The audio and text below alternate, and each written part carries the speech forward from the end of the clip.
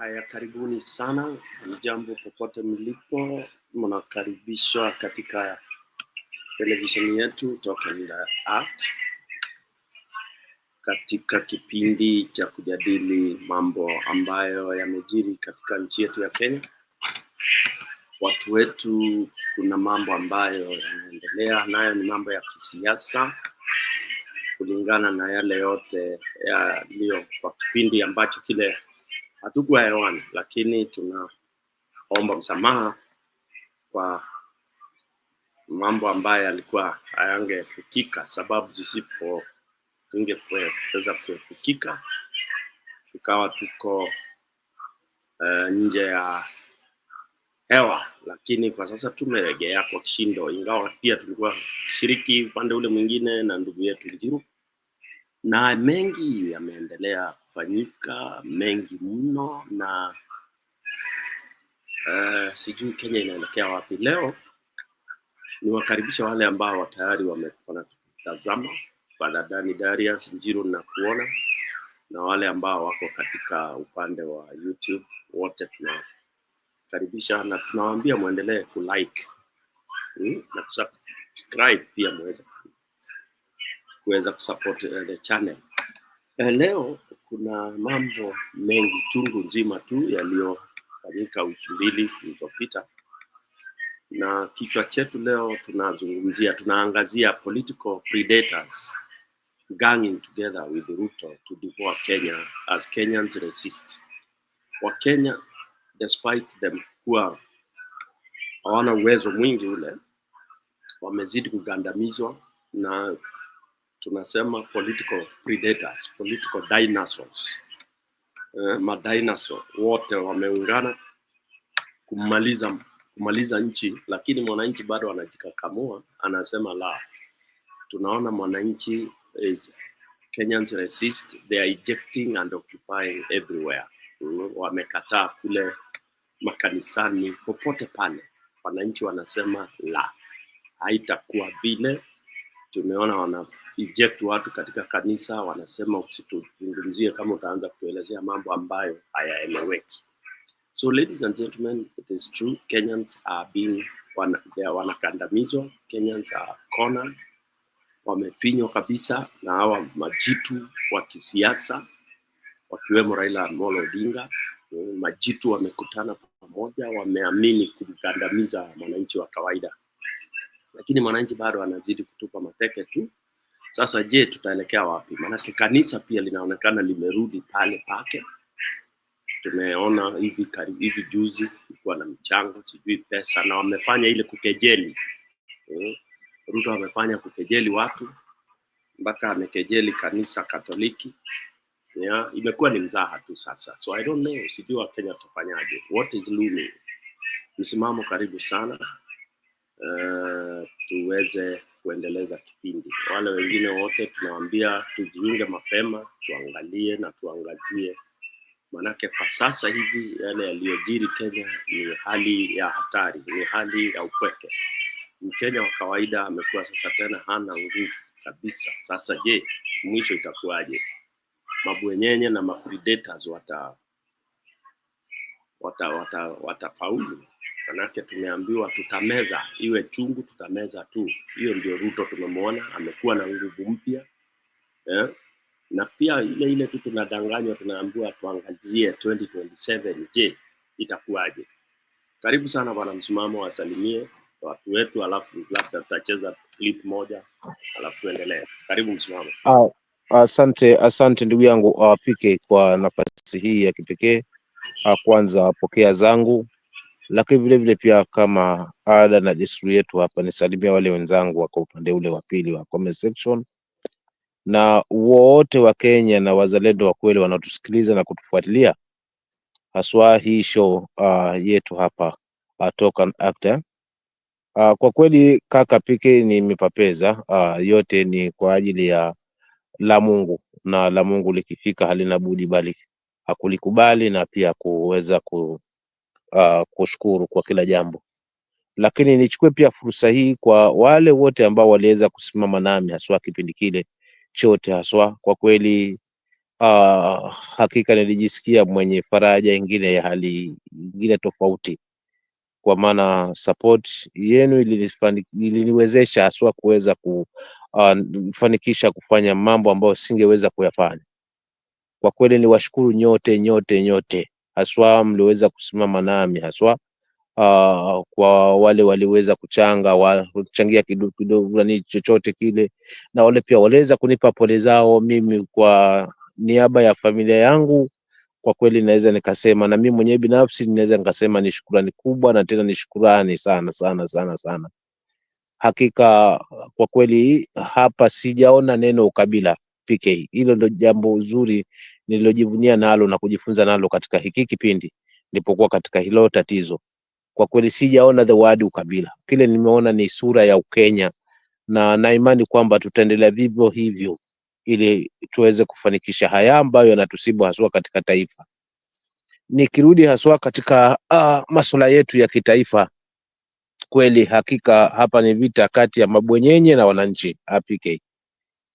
Yaani siku hizi nadhani sheria si lolote, kwa maana hii masuala na michango kwa makanisa ni koti ndio likataa, but it seems kuna mmoja ambaye yeye yuko above the law na anajipiga kifua, anasema mimi ndio amiri jeshi mkuu. Hili linaniweka na wasiwasi mimi kama msimamo kwamba kama taifa hatutaweza kujali sheria, ama sheria zitakuwa ni za wachache ama ni za wachache na wengine wako juu ya sheria, sijui kama tunaelekea wapi. Kwa kweli hili jambo ni dogo, sawa, nawezaona halitumizi haswa, lakini kisha mwisho wa siku likaja likatuathiri zaidi.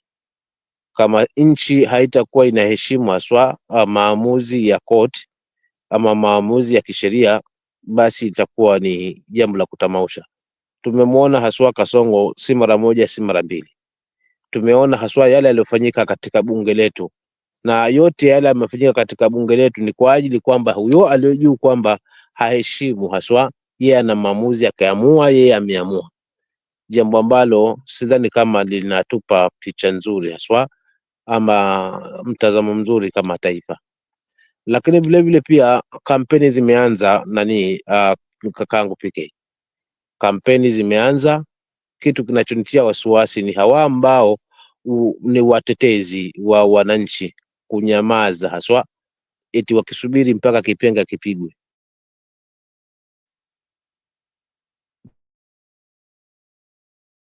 Tukumbuke moja PK hapa, huwa najifunza nao na nimejifunza nao kwamba kosa la leo basi ni marekebisho ya kesho, ama likupigalo limekufunza. Tuliona haswa the year between 2017 2022 kampeni zilivyokuwa zimenoga wakati ule, lakini hatukuwa na muhimu kwa sababu tuliamua tu kwamba baba na watu, lakini mwisho wa siku milioni takriban 4 zilikatika shindo na zikaunga uongo mkono, haswa zikiongozwa na Rigiji na wengine wale. So nao tunashuhudia vivyo hivyo, tunashuhudia makanisa yakianza kupewa pesa, tena si pesa, ni pesa haswa ya uhakika. So jambo hili linanikumbusha pale wakati ule pesa zikimwagwa makanisani, na si kwamba labda ni pesa za watu hizi kwamba ni zao haswa, kwa sababu ukiangalia hii 20 million na it's not 20 million, it's 120 million yenye alikuwa aidha ameahidi ama alitoa pale. Lakini tuseme mfano alitoa 120 million. Hii pesa hata ukipiga hesabu yake ya mshahara wake within 2.5 years haijafikia hii pesa. Huu mshahara tunamlipa huyu kiongozi anayemwaga 120 million kwa church. So lazima tujiulize, hizi housing levy na masuala mengine ndio hii pesa ambayo inaregeshwa tena kwetu, alafu tunalazimishwa tupige makofi na kuishabikia kwa sababu imeletwa tena kwetu, tukijisahau kwamba ni pesa yetu ambayo hii ndio ambayo inatunyima nafasi ya kuweza kupata huduma haswa katika hospitali. Hii milioni 120 ndio inayotunyima nafasi ya kuweza kuwafundisha watoto shule na kuweza kulipa madaktari na walimu. Hii milioni 120 ndio ambayo inatunyima haswa miundombinu na miundo msingi haswa katika na masuala mazima na majengo ambayo yanatija katika taifa. Tutambulia tu barabara zinazojengwa juu ya hewa kwa kila siku. Kama ni masuala lazima tujiulize Wakenya, na nashukuru kwa kweli PK, Wakenya bado hawajakubali kuingia box, ingawaje hawa mabwenyenye wako mbioni kuweza kuwalazimisha. Wachache wetu ndo bado wanaamini vyama na watu, lakini kama tutaondokana na hilo, basi tutakuwa hawa jamaa hawana nafasi haswa, hawana nafasi kabisa, kwa sababu kilichobaki sasa hivi, vita vilivyobaki hapo ni kati ya mabwenyenye wa kisiasa alafu dhidi ya wananchi. So kwa kweli PK, yale amefanyika leo kule kwenye mazishi yamenifurahisha kwa kiasi kikubwa. Nilianza kufuatilia pale Malala alipoondoka na umma ule na kuacha Wetangula na Mudavadi wakishangaa, lakini vile vile la leo haswa kwamba SHA haingii kabisa kwa mwananchi kabisa, ngaje ilikuwa imepangwa haswa.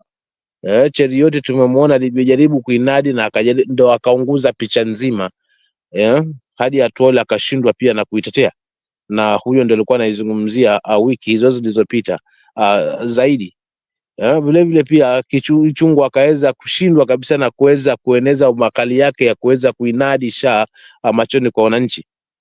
So kwa kweli mwananchi sasa hivi kwa kweli anahitaji kiongozi ambaye atazungumza na kuonyesha na kupingana na kujamaa bila uoga. Wakati si mwingine, wakati ni sasa kusema tuanze kutulia kwanza. Kumbukeni kwamba subira mwisho wa siku, mtu akichoka kusubiri basi huwa kuna madhara yake, maana hukubali chochote kinachokuja ili mradi tu jambo lake lifanyike ama haja ya moyo wake itimilike.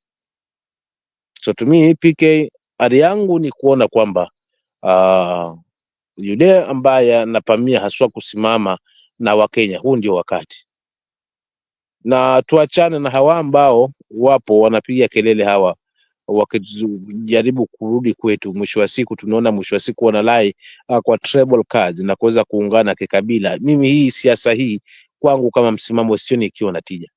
So tunahitaji kiongozi kama Matiang'i yuko willing atoke, kama ni Maraga, ni Nanetembea, ni nani, whoever feels anataka kukomboa hii taifa kwa sababu amechokana na huu uongozi, basi ajitokeze ili wananchi waweze kumpa full support, Gen Z waweze kumpa full support. Mimi huo ndio utangulizi wangu kaka, lakini pia nikimalizia ni wakaribishe ndugu zangu haswa kwenye show popote walipo, tuweze kujiunga pamoja haswa kuweza kujadili haswa masuala mazima na ufungamana na taifa letu. Kwa hivyo tuweze kulike na vile vile tuweze kusubscribe, maana huo ndio uti wa mgongo wa hiki kipindi. Asante kakangu PK kwa ufunguzi wangu.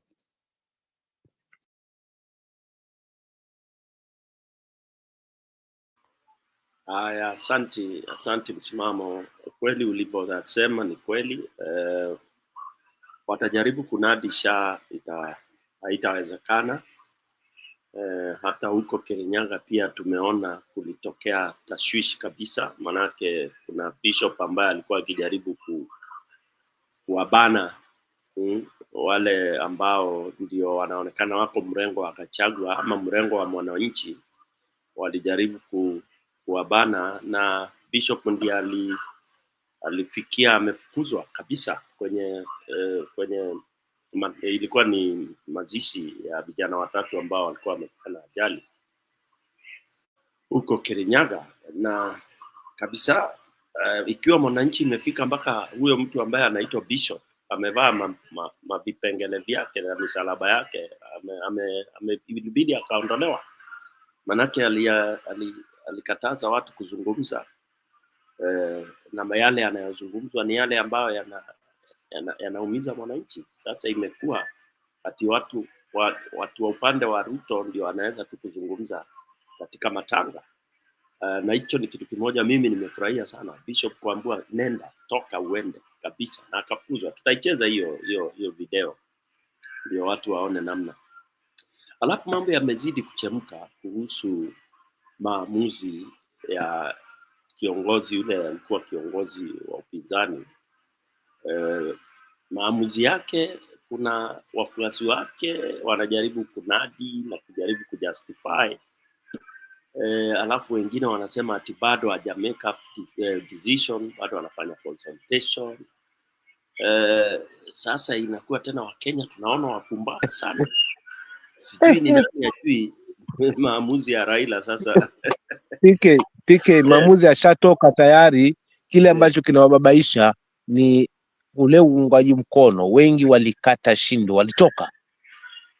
Si pale zamani baba alikuwa na wafuasi. Hili tulizungumzia kama dhiaka, lakini sasa hivi huu ndio kweli ulivyo. Si ati maamuzi ati wanasubiri watatoa maamuzi wanafanya mazungumzo.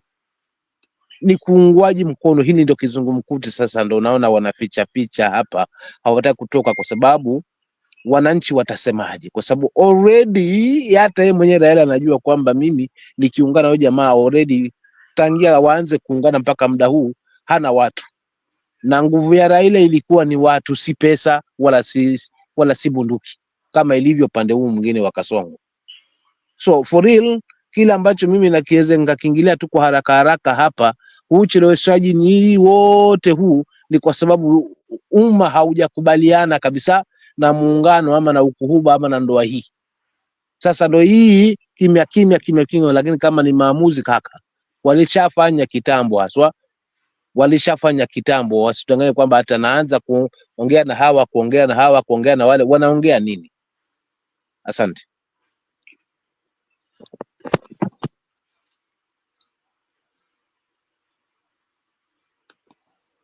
Umenipata kaka PK?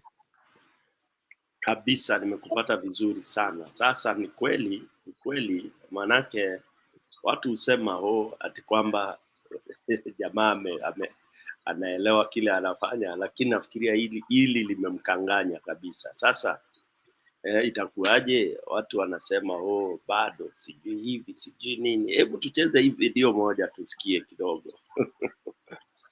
Wallahi billahi, hii dunia ina mambo.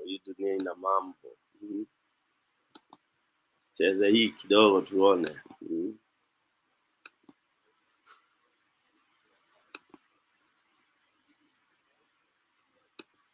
Where do we start? Jesus winner. Huh? Jesus winner. Oh, 20 million deposit. Yeah. 20 million deposit and 100 million coming. Yes. And military land. Yes. This the president was on national TVs last year, promising that no more will there be harambes. He actually mandated the AG to craft a law to ban harambes or to look at the ways of doing harambes or doing public michangos. Yeah. But now here, a few months later, the president now says, natolea Mungu. There's nowhere in the Bible where it says that mtu akitolea Mungu bishop anarudisha. I think it's just that we are gullible. Ningekuwa huyo bishop anaitwa nani? Huyo wa witness. Mwai. At least pia angechukua 20 na aseme president ilichukua tu rudi nayo. Tuone venye how it, but because ajua Jeff kama uko na njaa ukipewa kidogo huwezi kataa. Alafu some of our churches, they trade in money, not in spirit. Kazi yao ni kupata hiyo pesa kidogo amepata basi. They develop and then they enrich themselves. By the way, does 20 million fit into a rucksack kama hii ama a duffel bag? That is the highest level of opulence. The one thing that got onto the Gen Z's nerves, opulence. For the president, he doesn't need to buy an expensive belt or that expensive shoe for you to know that he's displaying the opulence. He just needs to donate and dish out these monies in churches and all those harambes, and that is getting onto Kenyans' nerves. Correct. Because you keep coming back with the narrative that there's no money. People are on the streets protesting. People are hustling left, right, and center. And then on one Sunday, you want to let go 20M just like that. Someone said that is a deposit. That is the March award in the devolved units. Award gets 20 billion. Yeah, that finances an award for one whole financial year. For the first time, I saw a PhD holder, Dr. William Samoei Ruto, met with a BA holder, where a BA is born again as the highest level of qualification. And he's always said that his highest level of qualification is born again, so he's BA. And they were discussing, for me, what pains me. And I am moving to court, by the way, Jeff. I have already spoken to my advocates. We are moving to court. You cannot allocate 20 acres of public land against the wishes of KDF. I'm looking at today's standard, and that is captured here very well. 20 acres in Nairobi of our land. Upatie Pastor moja juu amekusifu. By the way, why didn't he give it to Pastor Lai? Because Pastor Lai told him he's corrupt. So when you are a pastor and you qualify because you have a cheering squad, Pastor Moi has mastered the art of Nairobi politics. He just meets his people early before the president comes and he whips them. And he turns the whole church into a cheering squad. And the more they cheer, the more the president gives. The more they cheer, the more they... That cheering squad there, by the Kenyans are planning to go and worship there on Sunday. We have made it very clear that they want to go and visit Pastor Moi. They want to go and worship in his church as well. And just understand why you would turn the whole church into a cheering squad. So it has become that if you want to become the president's friend, all you need to do is to come and cheer him and to preach in a way that makes him happy, because Pastor Moi was preaching in a way that was making William Ruto happy. But on the issue of public land, be assured that maybe before I even move to court, someone else would have moved to court. But on this one, we are challenging. You can do anything else with 20 million, 100 million. We know it's our money. We have seen what's happening to schools in Baringo, by the way. You saw children are sitting on stones, others are sitting outside, and the head of state is donating a deposit of 20 million, and then he's promising another 100 million. So let it be very clear to everybody out there that Kenyans are not happy. And personally, I am moving to court because of the land issue. And what are you going to do? What are you going to do? We are going to challenge it. You cannot just come and give out public land like that, like it's biscuits. But Pastor Moi needs to understand that corruption, it takes two to be corrupt. If this public land had been given to a bar holder, or if this public land had been given to somebody who was going to run an entertainment spot, everybody would have come up in arms. Why is it okay that public land can be given to church? And why that church? I wish it was a school. Because if you turn it into a school or a college, then we are okay. It serves the public. But you cannot turn it into a private entity of a church. Unajua kanisa za siku hizi ni kama success card, inekangwa picha ya bwana na bibi hapo, ni kama success card zile za kitambo. No, we're not going to allow. This one we are moving to court. Bizarre week by any standards, and it was in clear contrast of what he had said in the aftermath of the revolt by Kenya's Gen Zs when he disbanded his cabinet on the 5th of July 2024.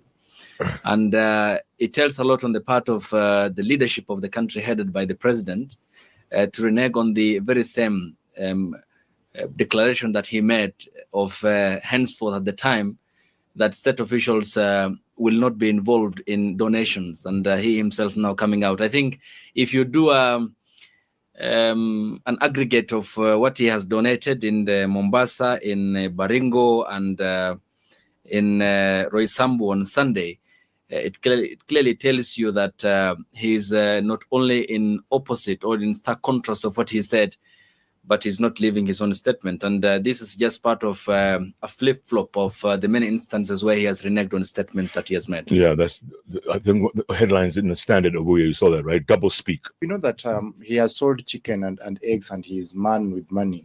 But if you try, like Ayub says, if you aggregate what he has donated for in a weekend, 120. Baringo he donated, I don't know, 20 million. In Mombasa he donated, I don't know how many millions. You ask yourself, where are you getting this money? Yeah. Because even if you are one of the richest presidents in the world, you can't be donating, you can't be dishing out money that much and making everybody else look like he's a very mean. Unajua kutoa. Yeah. You and Sudi. It can't be. It doesn't work. It doesn't work. And it doesn't add up. It doesn't add up. And Jeff, a president, President Ruto wants to operate as if he's President Moi, where he could come and say, "Hii shamba," or President Kenyatta, "Hii shamba nimepatia Jeff." The constitution clearly says there's a clear path of transferring public land to a private hands. The president is not anywhere near that process, and so you must go through the NLC for you to transfer public land to become private land. Correct. So this one, even if Fanyamambo goes to court, I think this is one of the easiest ones that will be overturned, because there's a clear path. There's a law that prescribes how to change land from public land to private land, and the president is nowhere near that process. Katiba has significantly downgraded the powers of the presidency, yet he yields or remains with partly a good component or portion of power, including the state of emergencies as the commander-in-chief. But power has been devolved. Therefore, there are some issues, leave alone the process of land registration, which involves the National Land Commission, a constitutional commission. The president, for example, cannot arrest you. For example, he has no prosecutorial powers. That tells you that the state therefore bears the responsibility of being accountable to the people. And the Kenyan people must understand that power is not absolute in the current constitutional dispensation. Absolutely. Okay, next topic. Sha, she, sho, sha, shu. The Auditor General herself has said, yeah, 2.5% is going into the pockets of individuals. Who? That's what she said. Yeah. So this is what she said. And it affects your salary. Yes, of course. 2.5% of our contribution plus 5% of the healthcare facilities that they do pay, and 1.5% of track and trace solutions. All that money goes to an escrow account. Okay. That's a total of 9%. Yes. Tuendele? All right. So Dr. Gadhungu says that in 10 years, that will amount to 111 billion Kenya shillings. All right, okay.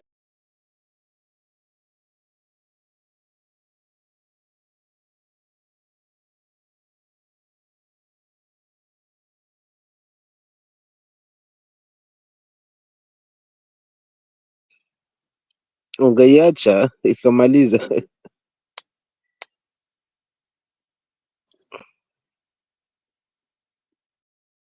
Unataka kuimaliza? Imebeba uhondo. Kabisa, imebeba ujumbe mzito sana. Ungeacha ikamaliza kaka, naomba haswa.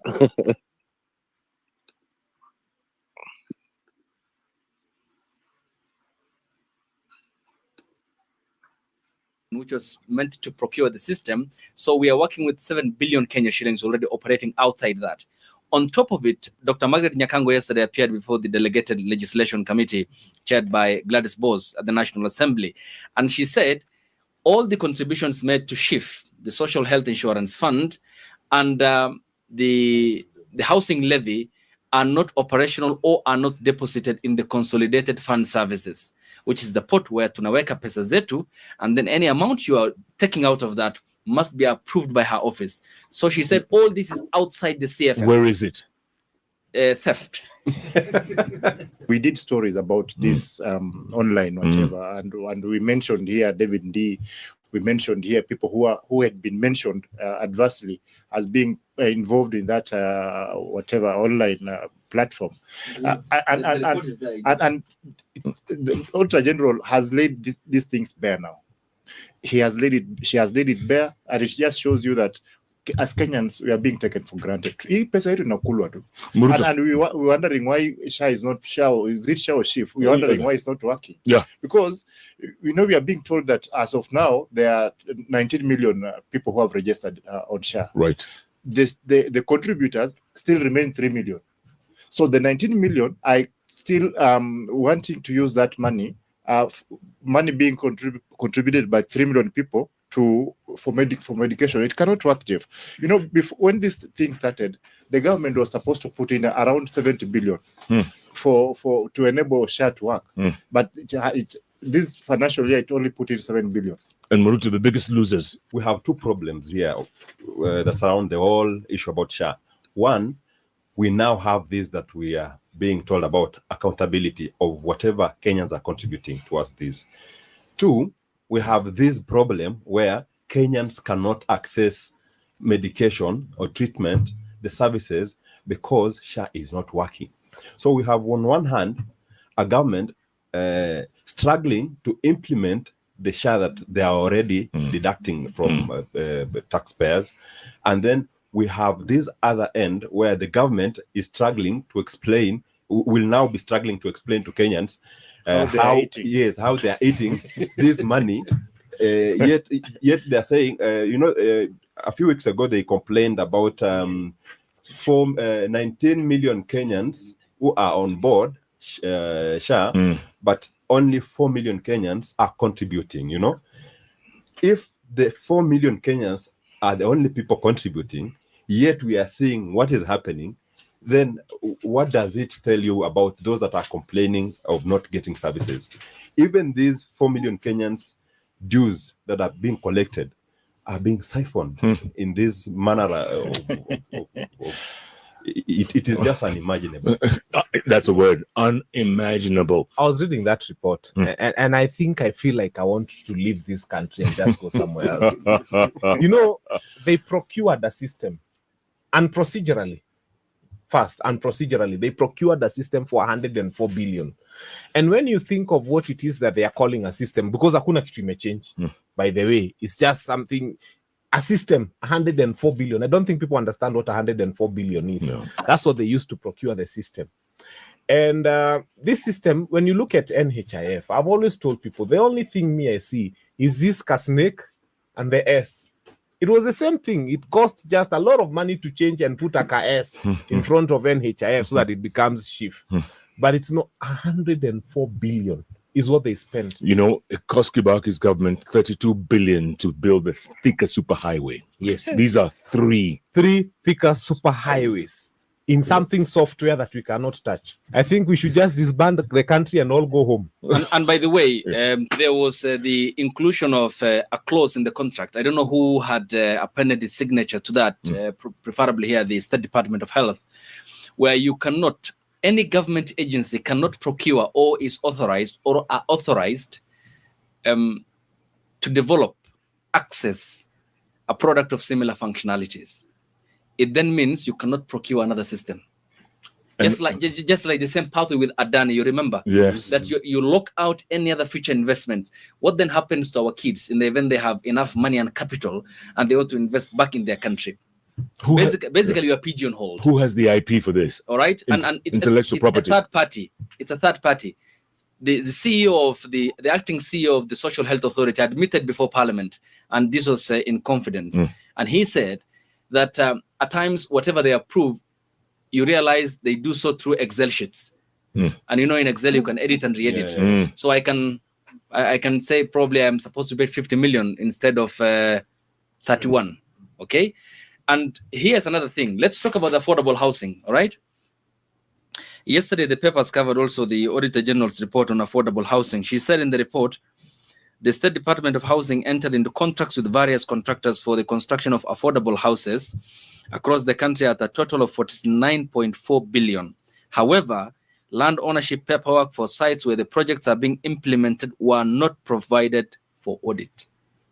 So hiyo nyumba hata ukinunua, you're not sure because the mother title is not provided for. So who is undertaking these projects? And the money is not ending up in the consolidated fund services for the approval of the control of budget.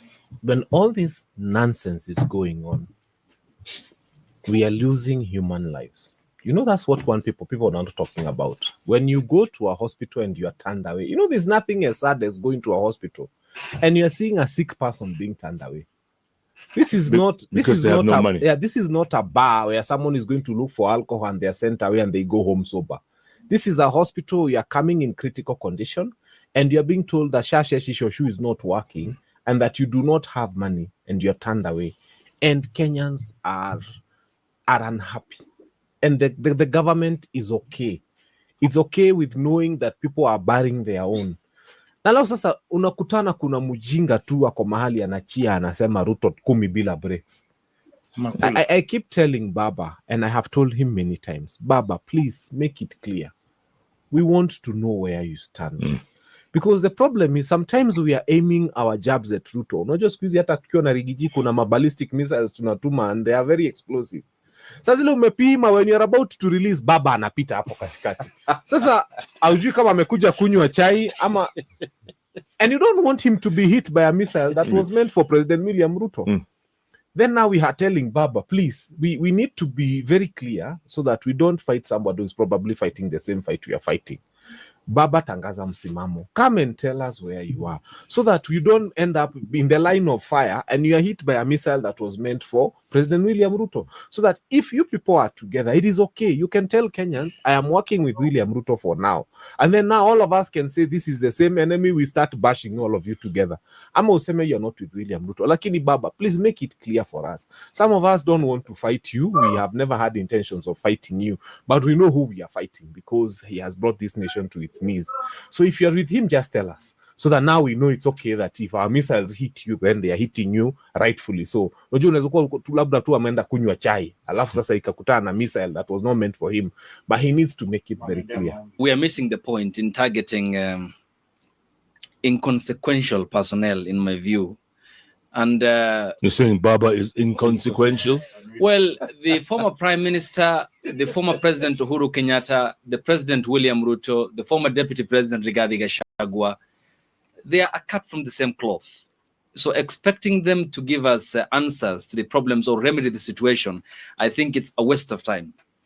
That's why my argument is based here, that even as the politicians are regrouping, perhaps now to target the next elections, the payslip fight that Rigathi Gachagua is now fighting for, I mean, clearly you can see the double speak, because the very same person who said that Kenya is a shareholding entity, who had hand on heart defended why the Kenya Revenue Authority had employed a majority members from two communities, 700 out of 1,400, who came from the central of the Rift Valley regions. The point is I'm making, Jeff, is these are all sinners in the same pot who feed from the same trough and they have common interests.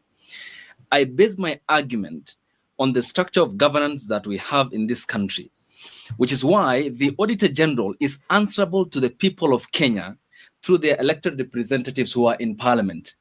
And the gross failure is on the part of the House, where members of Parliament are either unable to comprehend these reports, they don't understand, or to them this is a non-issue, because her report directly goes to Parliament. Parliament has been granted the powers, Jeff, to even impeach a sitting president. And all these issues you have pointed out here today, Fanyamambo is moving to court, all right? I think that's far-fetched. We have an immediate solution. It blows my mind that only 13% of Americans have applied for this. My mother recently passed away unexpectedly. It destroyed my family. Thankfully, she was able.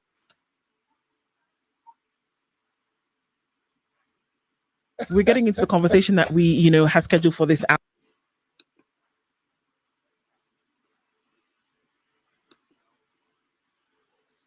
Haya, msimamo sasa, unaonaje bana? Wacha tuwakaribisha akina Ani. Umesikia huo hayo mambo bana? Yale ambayo tunazungumzia hapa, unajua hapa litoka na hapa jina limeingia kwao. Tunazungumzia vile vitu vipo. Na ndio maana leo kulikuwa na ugomvi sana, kisingizio kwamba msifuate media,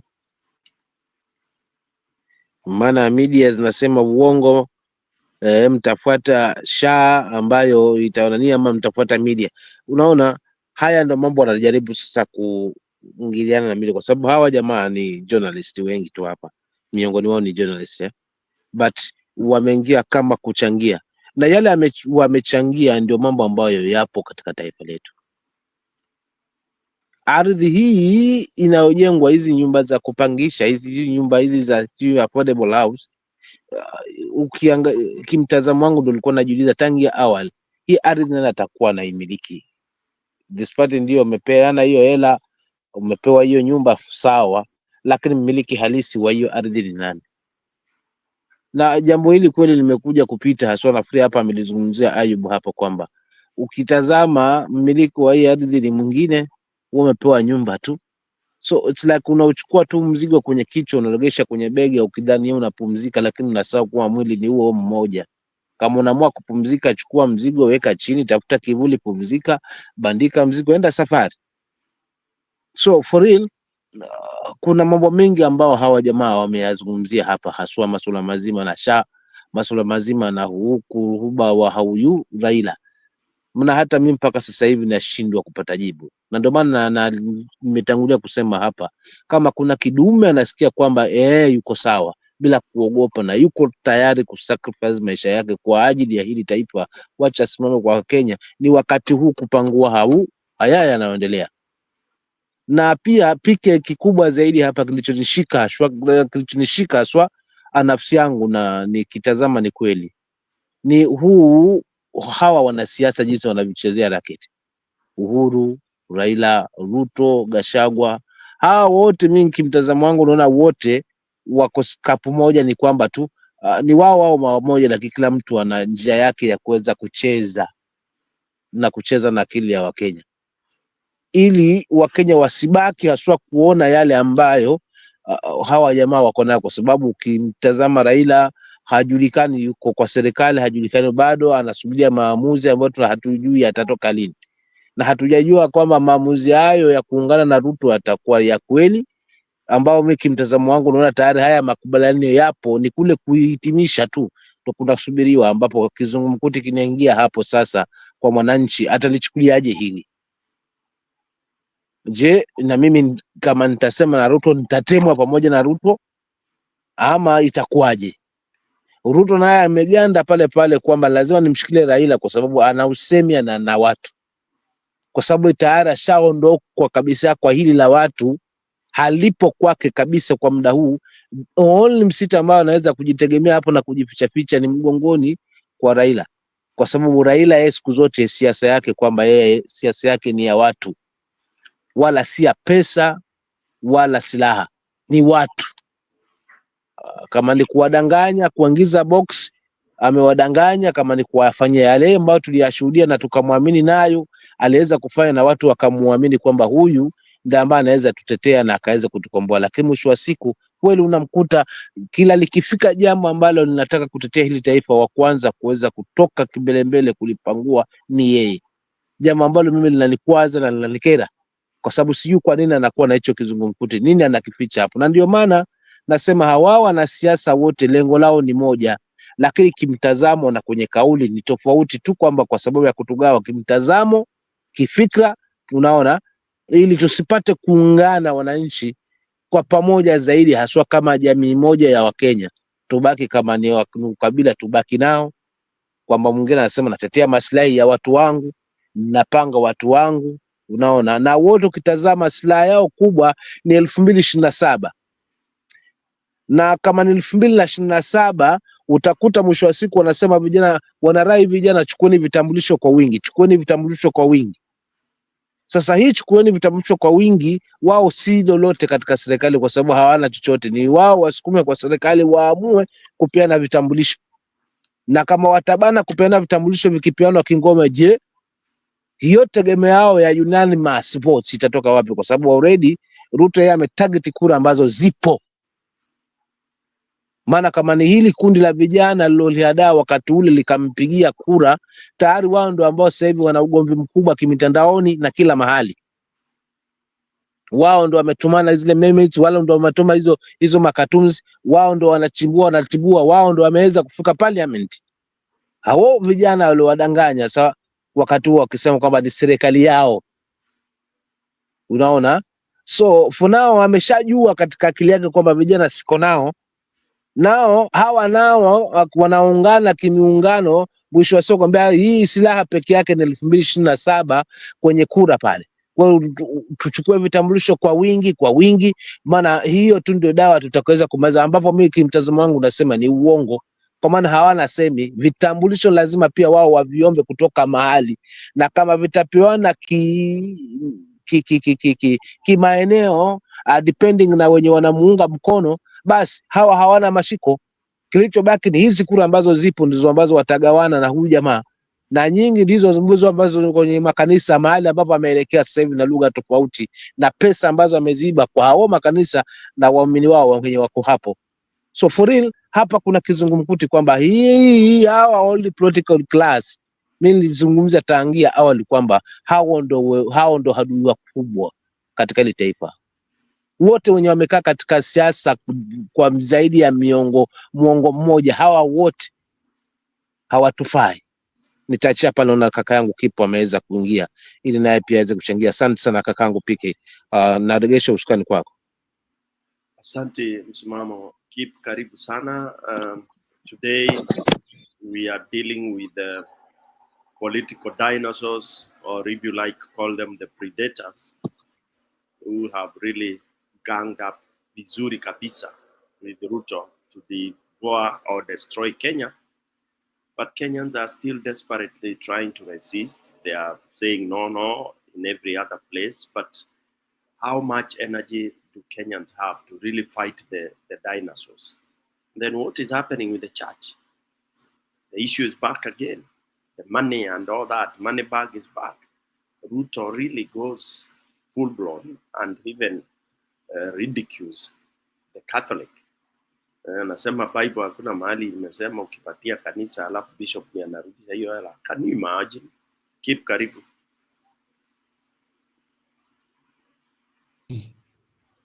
Najua, today I was waiting for Raila to alisema anamaliza consultation leo ama only postponed Stone PK. I don't know because he's in wameonekana Malindi. Ilikuwa juzi. Kama baridi imeshika umeshikwa na baridi kidogo, nje anaenda kuongea na Uhuru to see what to do. You know sometimes kuna ile kitu, kuna ile hesabu unajaribu sana lakini haingiani, like you try as much as possible lakini imekataa, like that's what he doesn't get. Let me tell you what has happened. Kuna, I use very derogative words to these idiots. Kuna mjinga anaitwa Mbadi. Mbadi alikuwa one of the experts in from ODM. And Stone, what I believe has happened is Mbadi has been withdrawing money on behalf of Ruto. Na akamwambia Raila, boss, pana wezi achilia hii. Kuna hii pesa inatokanga bana, lazima ugawiwe bana. Uwezi achilia tu hivyo. You cannot let go of that money. And that is what the greed, ile tumbo ya Raila inamkataza kufuata wananchi. That is the problem. That is what I think is happening at the moment. Raila is caught between a rock and a hard place now, Stone. Anawezi, hiyo kitu imemkataa kabisa, haezi achilia. Do you know what I mean, brother? Hiyo kitu imemsumbua kichwa, haiwezekani. He's called, father is saying he's called Mr. Skunk because he said that in parliament. I wish you can find that clip, Stone, when he was Mr. Righteous, when he was in parliament, and says, he was complaining about Ruto bringing skunk CSs and being pushed skunk. Akasema, we will approve all the skunk and you can stay with all the skunk. So it looks like Mbadi amekuwa kwa hizo skunk, the skunk movie, the skunk movement. So there is a very large sum of money that these so-called experts and ODM cannot resist. They cannot resist it. Kabisa, wezi achilia, and it's all about money. Nothing else. It's all about ODM is dead.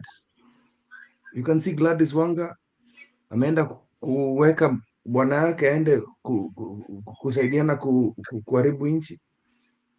And the more they do this thing, they just realize the more Kenyans resist. Hatutaki ujinga. So he can postpone this as long as he wants. We don't care. Hata imefika hiyo point tu tunamwachilia sasa. You don't have to announce mzee. You've already made your decision.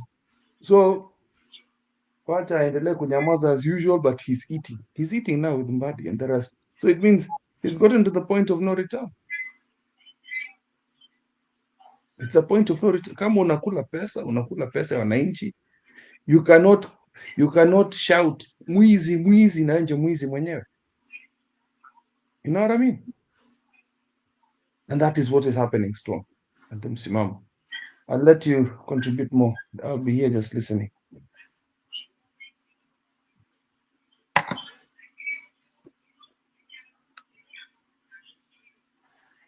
Yeah, you know, why mimi in my own eyes, I mean in my own view, naona Kenya tumefika mwisho upande wa ile inaitwa desperation.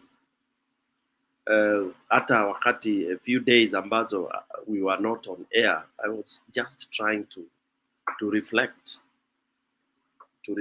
on what has been going on. Tumekuwa tukizungumza nini na tumekuwa tukiona nini, na hii journey, for those of us who are very keen, ukiangalia vizuri kwa makini kabisa, unaweza kuwa desperate. Ni kama unapigana na mtu alafu unakuwa umetoa tactics zako zote, kisha unaona wewe umemaliza zako, na huyu ambaye anazidi kukupiga ana namna ambayo wewe hauna. Kwa mwananchi amewezwa, hiyo nitasema mwananchi amewezwa kabisa, na amewezwa kifedha na kiuhasama.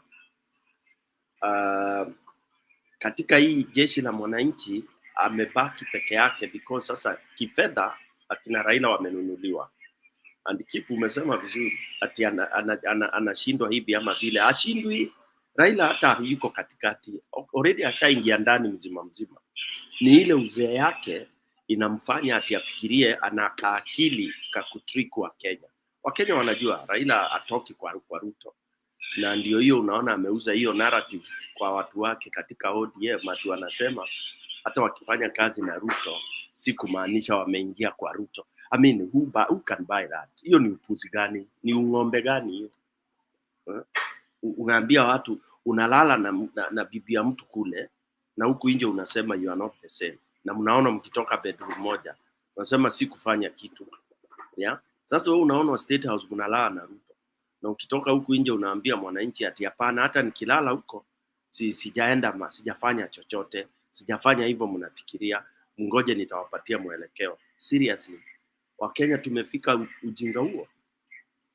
Yaani Wakenya wanasiasa wametuona sisi hapo ndio tumefikisha. Na ni kwa nini wanatuona hivyo? Ni ile unaambiwa juu sasa wewe una do utadu. Unaona? Keep na msimamo. Kuna msemo wa Kiswahili ule unasemaga asiye na nguvu sijui, kuna kitu inasema it's a desperate proverb, ambayo inaonyesha how desperate a person can be. Kwa sababu mwenye nguvu mpishe. Yeah, mwenye nguvu mpishe. Unaona? Manake sasa hivi nguvu hata si ya kinguvu, ni nguvu ya pesa. Na Ruto ndio unaona Ruto anavyosimama ni kwa sababu anajua amekomesha kila kitu. Amekomesha kila kitu. Ametia Gen Z uoga. Na hivi tulivyo Gen Z hakuna chochote Gen Z anaweza kufanya sasa. Hakuna. Manake hii unaambiwa maneno ya 2027, hakuna lolote litatokea pale. Hamna. Na msimamo uligusia. Unaambiwa mchukue ID. ID ukiuliza ni wangapi, ID zimetolewa ngapi? Mtapewa ID nyinyi nyote, lakini ID ndio itapiga kura. Haya, hata mkipewa kura na mnamwambie na siku ya kura mkose kupiga, mtaenda kotini, mtafanya sijui, I don't know. It is a very very very bad situation. Na hiyo ndio Ruto amedhibiti. Sasa labda muombe maombi mengine, wale ambao mnajua kuomba. Na nimesema hivyo for the last 3 years. Hapa ni shida kubwa mno. na hii shida imefanywa kubwa na si mwingine hali ni Raila Amolo Odinga. Watu wa ODM wanaweza wakanikashifu, wanaweza wakasema lolote lile, the complication. Na fanya mambo amesema kwa hiyo interview ya hapo mbele, ati unatoa ngumi unataka kwenda kutupa, Raila anapita katikati. Ati na unajua unamheshimu, utaki kutupa hiyo bullet, utaki. Sasa mpaka lini? Na mimi nauliza hii heshima Raila ambaye anapewa, watu wanasema wanampa ni ya nini? It's commensurate with what? Mtu kama ndio anaweza kuwa alikuwa baba yako miaka mingi alafu akakuwekea sumu, bado utazidi kumwado. Akakuwekea sumu, bahati mzuri ukainywa, ukafa au kufa, lakini ukadhoofika. You still going to respect him as your dad? I mean, it is terrible. Okay?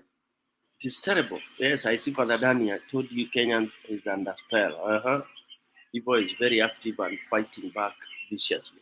Yeah, sasa Father Danny utaniambia, when a country is under spell, what happens? What are the sum total ni nini? Yeah, sum total ni nini? Tutafanya nini? Hiyo ndio swali mimi nataka tujibu. Because as of now, kila kitu in Kenya is rotten. Kila kitu. Yaani nchi, kila kitu kimeoza. Watu wangu. Umesikia, unaenda hospitali unaambiwa hakuna lolote, rudi nyumbani. Yaani rudi nyumbani ukafe. Nani ananiambia tuchome? Kabisa. Tuchome. Ni kweli. Wallahi. Because sasa hiyo imebaki hawa akina Ruto, hawa wachache, Ruto, Raila, labda hata akina Gachagua. But unajua Gachagua mimi ninampatia doubt kidogo. Unaona? Nampatia benefit of doubt kidogo. Anaweza kuwa is now genuine. Anaweza because amerepent, amesema ile makosa amefanya, lakini lazima tumpanel beat kidogo. Yeah. Lakini sasa iko shida. Hii nchi imechomeka. Imeoza. Imeoza. Lakini unaona Gachagua naye pia anaongea ati mambo ya 2027.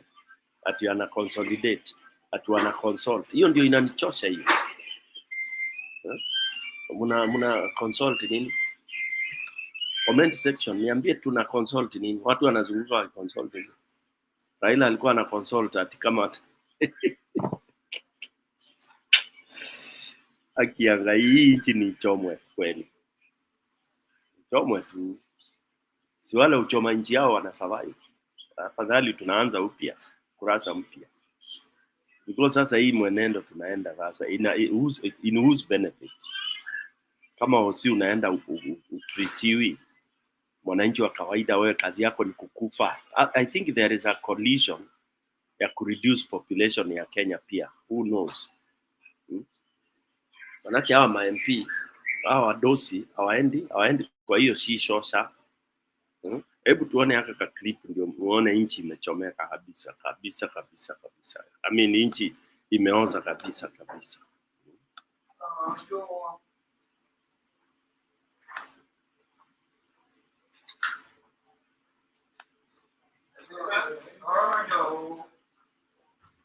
Hello. Hi.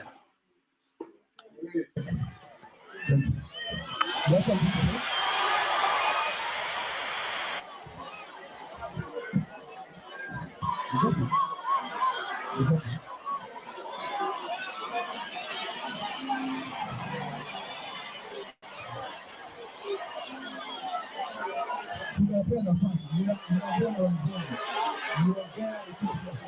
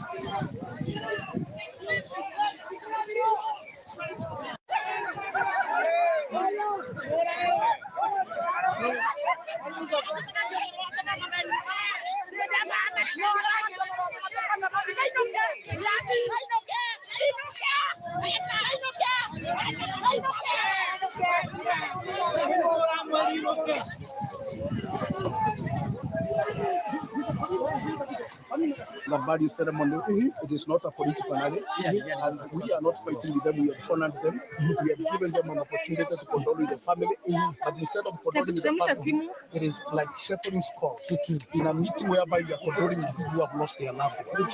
So this was not good, and it cannot have allowed. No, I'm not on the government side, because I have sat down with the area MP. I have also sat down and told also the CAC that he should not have done that, because that was not what we came here to do. Someone come here to preach the gospel. So how can you do when people are shouting? When they have hired groups, when they have come with the people who are shouting us?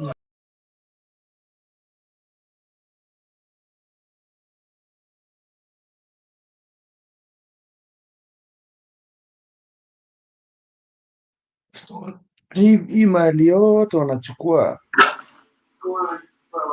where are they taking it to Stone? Wanaenda wapi na? Shetani. Yani si utakufa siku moja na I don't know where they're taking it.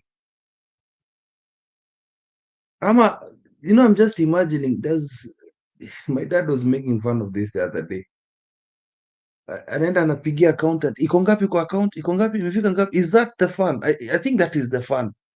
Imefika ngapi? Imefika ngapi kwa bank? Is that the fun? Is that what? Because I'm trying to figure out what excites them with the looting. Ni nini inawafurahisha kuloot?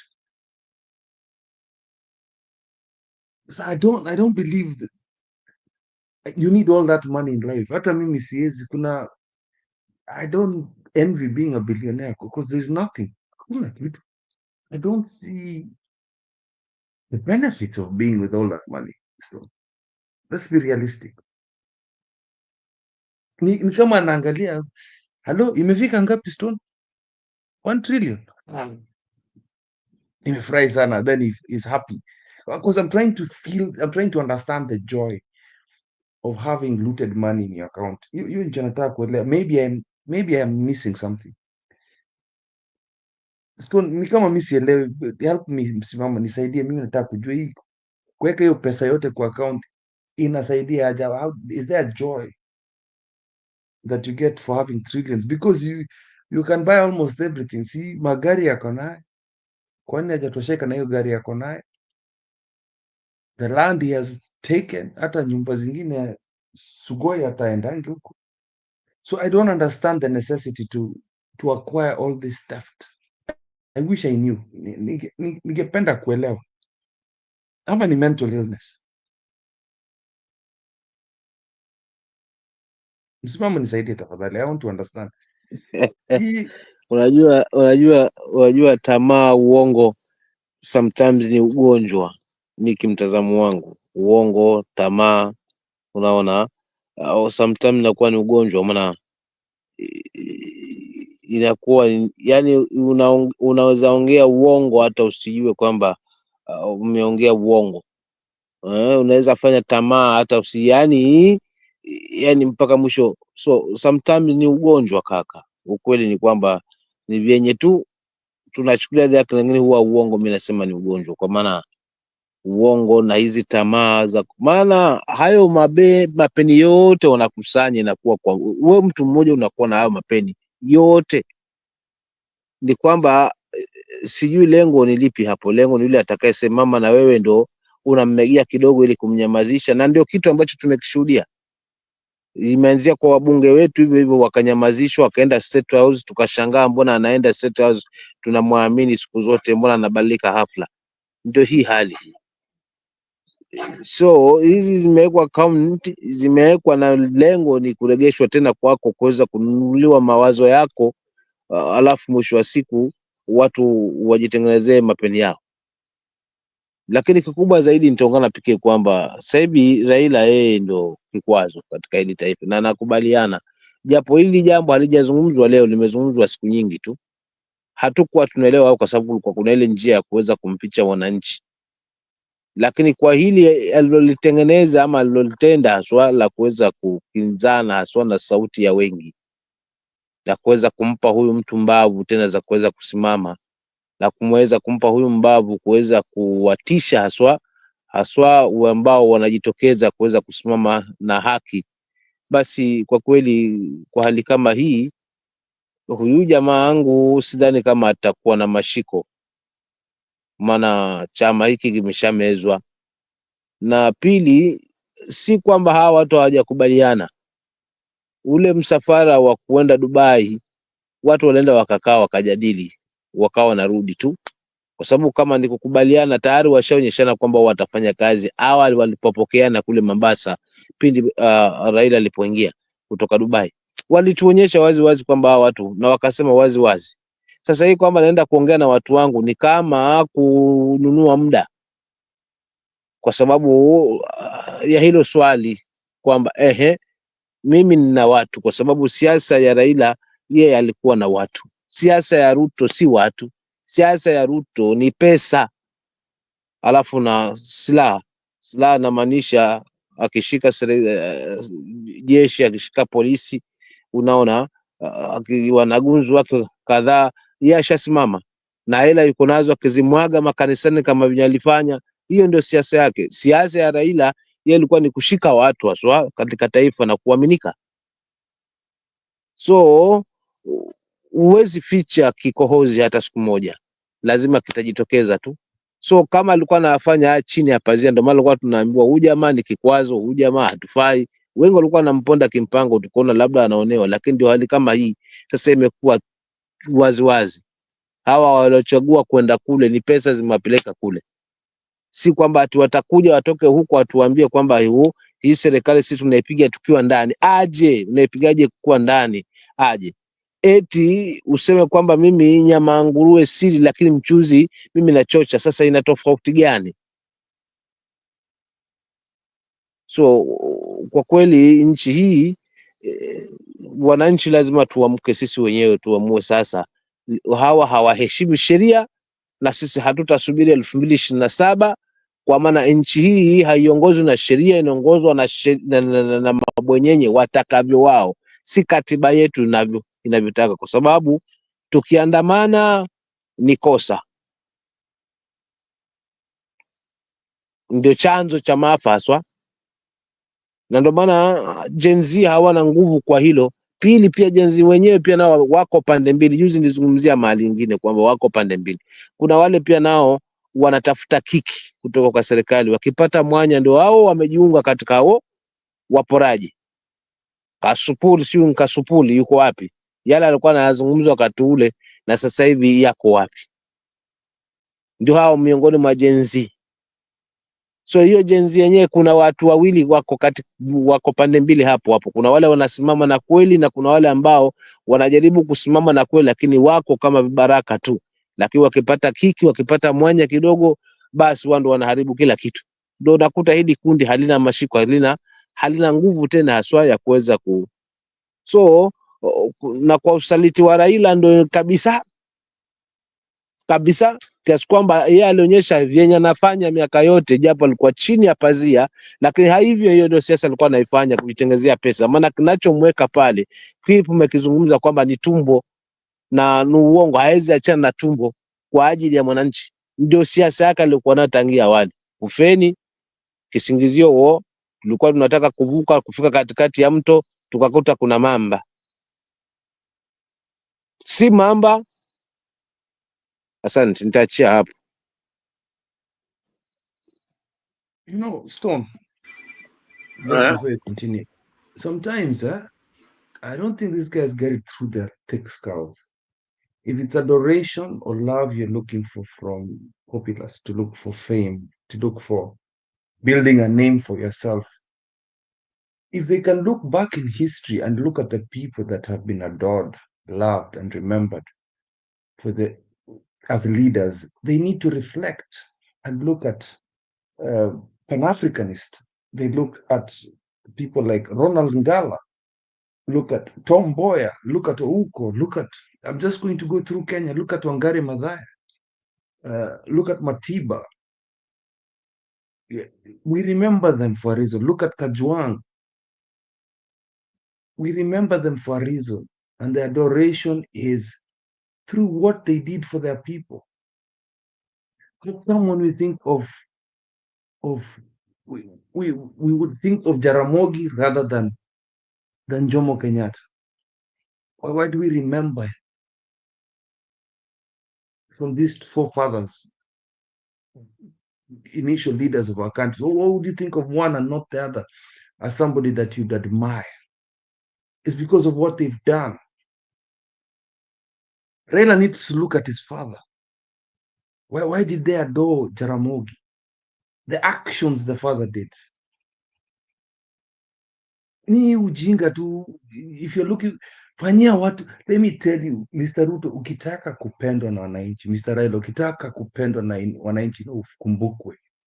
Do things that will make them remember you, not buying property, not self-gratification. Change the lives of the people, even if it's minimal. I'm not a big fan of Mandela, but people remember Mandela for small actions too. Vitu ndogo ndogo tu. And you'll be remembered for life. It's not that my children, when I'm gone, or my grandchildren when I'm gone, or when Ruto is gone, oh, nakumbuka Ruto na Raila alikuwa na this much property. Wow. Well, he was one of the richest presidents. No. Why would you remember Obama and not Bush? It's so weird.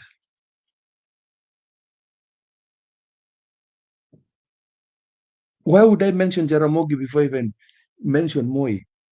Do you understand what I'm saying? Moi was another idiot that acquired wealth, built a university that nobody remembers about him. You don't even associate Moi University to him. You just think of Moi University. I don't even by the way, I've just thought about that. I don't associate that university with him. Because we've forgotten them. You have been forgotten in history as just greedy MFs. Thank you, Stone.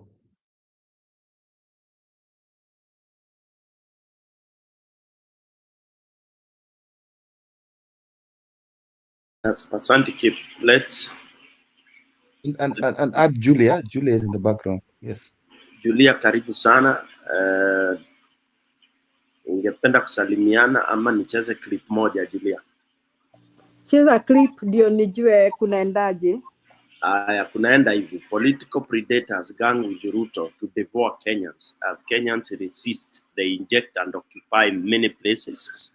Alafu the church is back again na mambo yao ya pesa. What is looming? Hiyo ndio kichwa chetu leo. Na tunaangazia hao ma predators, ma dinosaurs ambao wameungana. Ngoja nicheze hii clip. Alafu oya, sawa. Alafu pia tumeona kila mahali wa Kenya, ingawa wanaambiwa hawana nguvu, wanajikakamua maskini wa Mungu kuweza kujifungua hii minyororo, lakini nayo inaonekana ni kama inakuwa tight sana. Yeah.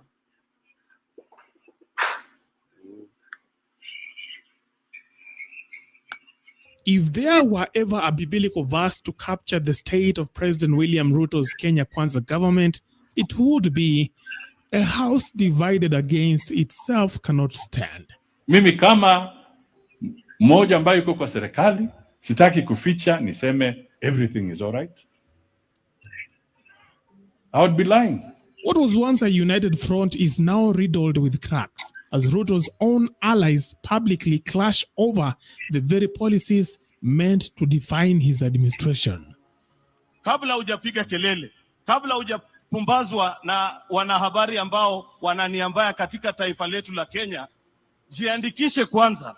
Wakati utagojeka uone kama utalipiwa ama hautalipiwa, ndiposa sasa ukuje kuongea mbele ya umati. Hilo Nowhere is this more evident than in the fiery debate over the Social Health Insurance Fund, SHA, which has turned into a political minefield rather than a healthcare revolution. The governance structure has problems, there is no risk management, and hence then we have all these issues happening under effectiveness and under the opinion matters fiscal. So my report is very clear on that. The setting was a somber one, a burial to honor the late Moses Inject. But for Ruto's battalion, the event doubled as a golden opportunity to sell the president's policies. Leading the judge was Senate Majority Leader Aaron Cheruiyot, who painted a utopian picture of Ruto's government, touting its triumphs in agriculture and other key sectors. But when he turned to the health sector, claiming that SHA was running smoothly, his speech was met with outright defiance. Sasa mimi najiuliza swali moja. Wewe hapa Kakamega unafuata vyombo vya habari, unafuata kwenye maredio, unapiga kelele kwa mazishi, unasema hii kitu sisi tulisikia haifanyi. Na kuna Mkenya amenyamaza mahali, yeye anaenda hospitali wakati amegojeka analipiwa bili. Mimi nataka kuwarai hivi, kabla hujaongea, kabla hujapiga kelele, kabla hujapumbazwa na wanahabari ambao wananiambia katika taifa letu la Kenya, jiandikishe kwanza. Wakati utagojeka uone kama utalipiwa ama hautalipiwa, ndiposa sasa ukuje kuongea mbele ya umati.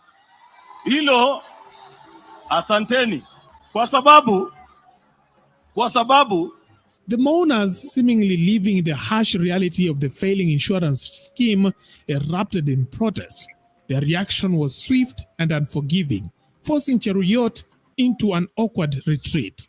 Sensing the hostility, he quickly passed the baton to Kakamega Governor Fernandez Barasa, who was left to defend the government contagious health policy. Hapa katika taifa letu la Kenya, imekuwa ni watu ambao mara mingi tunazungumza. Huyu mheshimiwa Baraza anajua kitu moja. County zetu, mimi ni mtetezi wa maneno ya county. County zetu zilikuwa zinangojea kulipiwa pesa na NHIF kwa zaidi ya mwaka moja. Huyu Baraza ni shahidi na anajua jambo hili, kwamba tunapozungumza siku ya leo, county zetu serikali zetu za county zimelipwa mpaka mwezi wa Januari, kutokana na wale wananchi wa kawaida wameenda kutibiwa katika hospitali zetu. Kama ni uongo, gavana wenu wako hapa, atasema kama ni kweli ama ni uongo ile nazungumza. Kwa hivyo,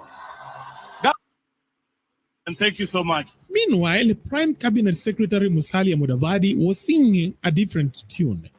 Breaking ranks with the administration, he openly admitted what many Kenyans already suspect, that the SHA is far from perfect. In a rare moment of candor, Mudavadi distanced himself from the government's rosy narrative, insisting he would not lie to Kenyans about the scheme's failings. Of all the children of Kenya. Nataka niingie kwa ya pili. There is unfinished business. Our people katika mambo ya hospitali, SHA is still not yet perfect. the social health arrangement is not perfect. Haijakuwa sambamba kabisa. Bado kuna matatizo. Mimi kama mmoja ambaye yuko kwa serikali, sitaki kuficha niseme everything is all right. I would be lying. Na watu wa Mamalava walinifunza hapa kwa soko, hata kama ni mbaya tuambie tu, lakini usitudanganye. Kwa hivyo kuna shida, matatizo hapa na pale kwa health sector,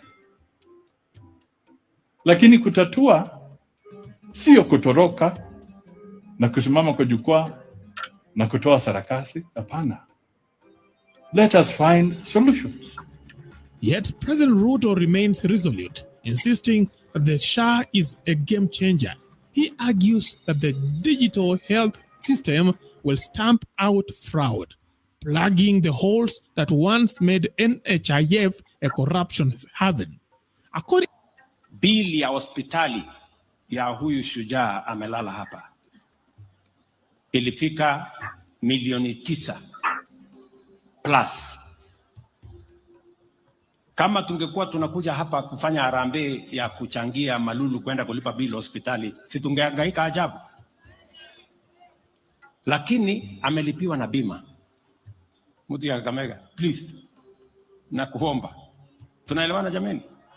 Mimi nataka kwanza Kakamega ipate kila mtu ajisajili, kwa sababu mpango yetu ni kwamba vile Malulu amelipiwa bili ya hospitali ya milioni 9 na bima ya afya, pia na wewe mwananchi wa kawaida, pia na wewe tunataka ukiwa mgonjwa siku moja, pia bima ya afya ya serikali ikulipie vile tumelipia Malulu Injendi. to him, the backlash against SHA is simply the outcry of those who once exploited NHIF for personal gain, pocketing up to 40% of the funds. Siku ya NHIF, these are brokers. Iko sijui, iko shida. Hata niliona juzi wakisema ati serikali itatumia bilioni 100 ati kwa system. Wale wanaona sisi ni watu wazimu. Hakuna senti ya serikali itatumiwa kulipa system yeyote. We have, because we want to sort out the problem of fraud of the past. Pesa nyingi ambayo ilikuwa inakusanywa na NHIF iliibiwa na matapeli na wakora ambao walikuwa wanajifanya wako na mahospitali. Fake claims, fraudulent claims consumed almost 40% of the money that was being raised by NHIF. Na hiyo haiwezi kufanyika mimi nikiwa rais tena. It will not happen. But if Ruto hoped his reassurances would put the matter to rest, a bombshell report from the Auditor General has only poured fuel on the fire. The 104 billion Kenyan shillings SHA system, supposedly built to serve Kenyans, is reportedly under private control, not the government's. The report claims that a consortium retains full ownership and intellectual property rights, raking in 11 billion Kenyan shillings annually while barring any competition. Our job would be to mete out punishment, to recommend administrative action, to recommend investigation and prosecution. The Auditor General has done the diagnosis. It is now time for Parliament to do the prescription. And that prescription is not about reopening the case, because it's the Auditor General that has done the case. The role of Parliament now is to prescribe, and to prescribe the stiffest punishment, even if it means discontinuation of the system. With this revelation, Kenyans are left asking, is SHA truly about healthcare, or has it become yet another cash cow for shadowy interests? I can't get hard, not even with the blue pills. Will the salt trick work?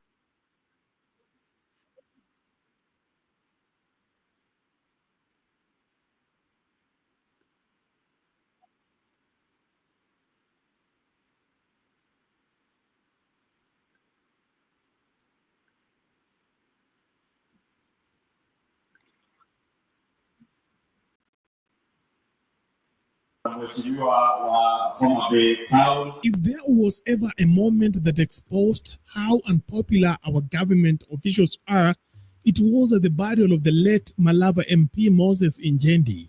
Siku ya leo, serikali zetu za county zimelipwa mpaka mwezi wa Januari kutokana na wale wananchi wa kawaida wameenda kutibiwa katika hospitali zetu. Kama ni uongo, gavana wenu wako hapa, atasema kama ni kweli ama ni uongo ile nazungumza. Kwa hivyo, gavana atasema hapa. What should have been a solemn event turned into an unexpected political litmus test, one that left many leaders re-evaluating their grassroots appeal. Mheshimiwa Rais, Mheshimiwa Chairman wa kaunti ya Kakamega ameniuliza kwa heshima niwatambue au viongozi kwa majina. Nafikiri nitawauliza tu msimame. Majority Leader Kimani Ichung'wah took the microphone. He followed the traditional script of introducing members of parliament present, particularly those from Kakamega County, Injendi's home turf, and other counties. Wale ambao walikuwa wameongea sitawajulisha, kutoka kona unaweza inua mkono. Tuko met with a chilling silence. The crowd, mostly locals who should have been familiar with these leaders, offered no applause, no murmurs of recognition, just a void of indifference. Tuko na Martins Owino, tuko na chairman wetu wa Western Caucus, Mheshimiwa Waluke, ambaye ndiye chairman wa Western Caucus, Mheshimiwa Kandui, Mheshimiwa Makali, tuko na Mheshimiwa wa Homa Bay Town, Mheshimiwa Kaluma, Omboko Milemba, Mheshimiwa wetu wa Vihiga County, Mheshimiwa Maungu ndiye yako hapo nyuma, sijui nani yako nyuma yako mfupi haonekani. Mheshimiwa Tandaza, Mheshimiwa mama wetu mama Janet CTNA wa Tarbo, Mheshimiwa Gimo Education pamoja na Mheshimiwa Malulu. Then came the moment that flipped the entire event on its head. When Ichung'wah mentioned Mumias East MP Peter Salasia, the mourning crowd suddenly transformed into a euphoric rally, erupting cheers that drowned out any semblance of grief. Mheshimiwa Timothy Toroitich, Mheshimiwa Gisairo Ernest, Mheshimiwa Dan Wanyama, Mheshimiwa Salasia Mumias East. Yule mweusi yako nyuma. Mheshimiwa. It was a standing ovation unlike anything witnessed that day. Salasia, ever the showman, stood up and waved, basking in the electrified atmosphere as though he had just won an election. Mheshimiwa Makali, tuko na Mheshimiwa wa Homa Bay Town, Mheshimiwa Kaluma, Omboko Milemba, Mheshimiwa wetu wa mama wetu wa mama. Or was there something more strategic at play? Or perhaps were they paid? After all, no other leader, government affiliated or opposition affiliated or otherwise, elicited such an enthusiastic response. Salasia never wanted to miss a chance to assert his rising influence, later took to social media to address the moment. In a post laced with bravado, he hinted that had he been given the microphone, he would have left no doubt about where Western Kenya's political future lies. It is true, ningepata hiyo microphone, hapo dunia ingepasuka. The good thing Chinali, the MP of Ikolomani, did was to make sure I don't step forward as one of Kakamega County MPs. The crowd could have demanded I deconstruct them in a manner they deserve. The future of Western Kenya is in safe hands, and we are coming out so strongly, he wrote. Watajipanga na alafu tutatoa rais wa Kenya ambaye atakuwa pale, kijana mmoja ambaye kama tunaona ule mbee ata address mambo ya serikali, mambo ya kuendesha, kuona job creation kwa vijana. Kama sitaona, mimi mwenyewe nitasimama rais wa Kenya, kwa sababu nataka ule rais ambaye anakuja address mambo ambayo inaongelea how to create job opportunities amongst the young people. Na kama tutakuwa na yeyote aongelee mambo ya manufacturing, aongee jinsi ya kumake Kenya ikuwe one of the biggest economy in East Africa, Central Africa, from the south of Limpopo to the north of wherever, akuwe president, mimi nitakuwa pale kusimama kura. So does this mean you are still aligning yourself with his election leadership ama you're not? Na nani? Na Raila. Mimi nataka aende atolee kisirani. Atolee kisirani. Tunataka tukienda pale hatutaki atakuja confuse. Na tutaki confusion yoyote. Kwani wana confuse? Ana confuse. Kwa sababu sasa kama unafika unasema ati walikuibia. Haya mnatuenda maandamano ya sufuria, wakisha kukupatia tena unaenda kando, wala unakuja na project. Alikuja na project ya BBI ikaflop. Tena amekuja na NADCO. Sasa amekuja na USC. Sasa tunamuombea hii ya AUC iende through. Ndio sasa isiletee kisirani. Okay, Mhesha, so far looking at what you've done in Mumias, ya kwamba kuna vitu ambazo zilifanyika zikuwe pale within 90 days. So we are waiting for those things, but again I'm going to engage because hiyo ni lazima tutoe ile act yote mzima. Na unaona hii bunge hii ni kama iko haitaki kusikiza mambo mengine hapa na pale. Sasa tuna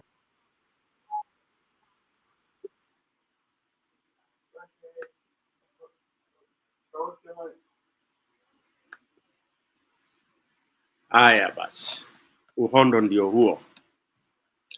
That's where we are. Chaos. Nchi imekulwa, imekwisha. Imebakisha uti wa mgongo, yani spinal cord. Left, right and center. Wananchi ndio hao. Nani atawaokoa? Stone, the sad thing is the vision of the Kenya we want. Mafisi hawataki hiyo. How would they protect all that they looted? So ndio nasikizaga hata tukiongea hapa kwa TV tuna mention majina wengine, mimi na nyamaza tu because hawa watu watafanya kile wanaweza to make sure that ni hao tu kuzungukana. Wanaitana usiku. Natafuta hii clip Uhuru wamekutana Malindi, ule anaye anitumia. Alafu sasa tunasikia watu wanageuza. What could they be doing in Malindi? Sijui Uhuru, sijui Gachagua, nani? Ule ana hiyo clip anipatie tafadhali. Anitumie. It was not a clip. It was pictures. So there must be something.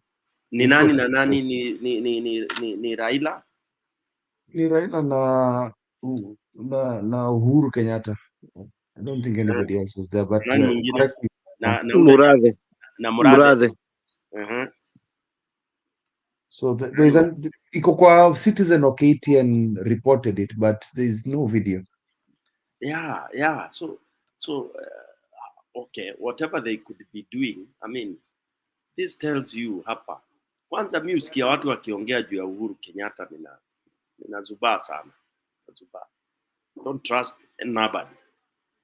Au ni waizi wanataka ku protect wizi ile wamefanya. They would never want a Gen Z to be there. Geoffrey ananiuliza, Stone, did you watch what happened in Kirinyaga during burial? Yeah, hiyo tumewatch hiyo clip, Geoffrey. Maybe you had not come.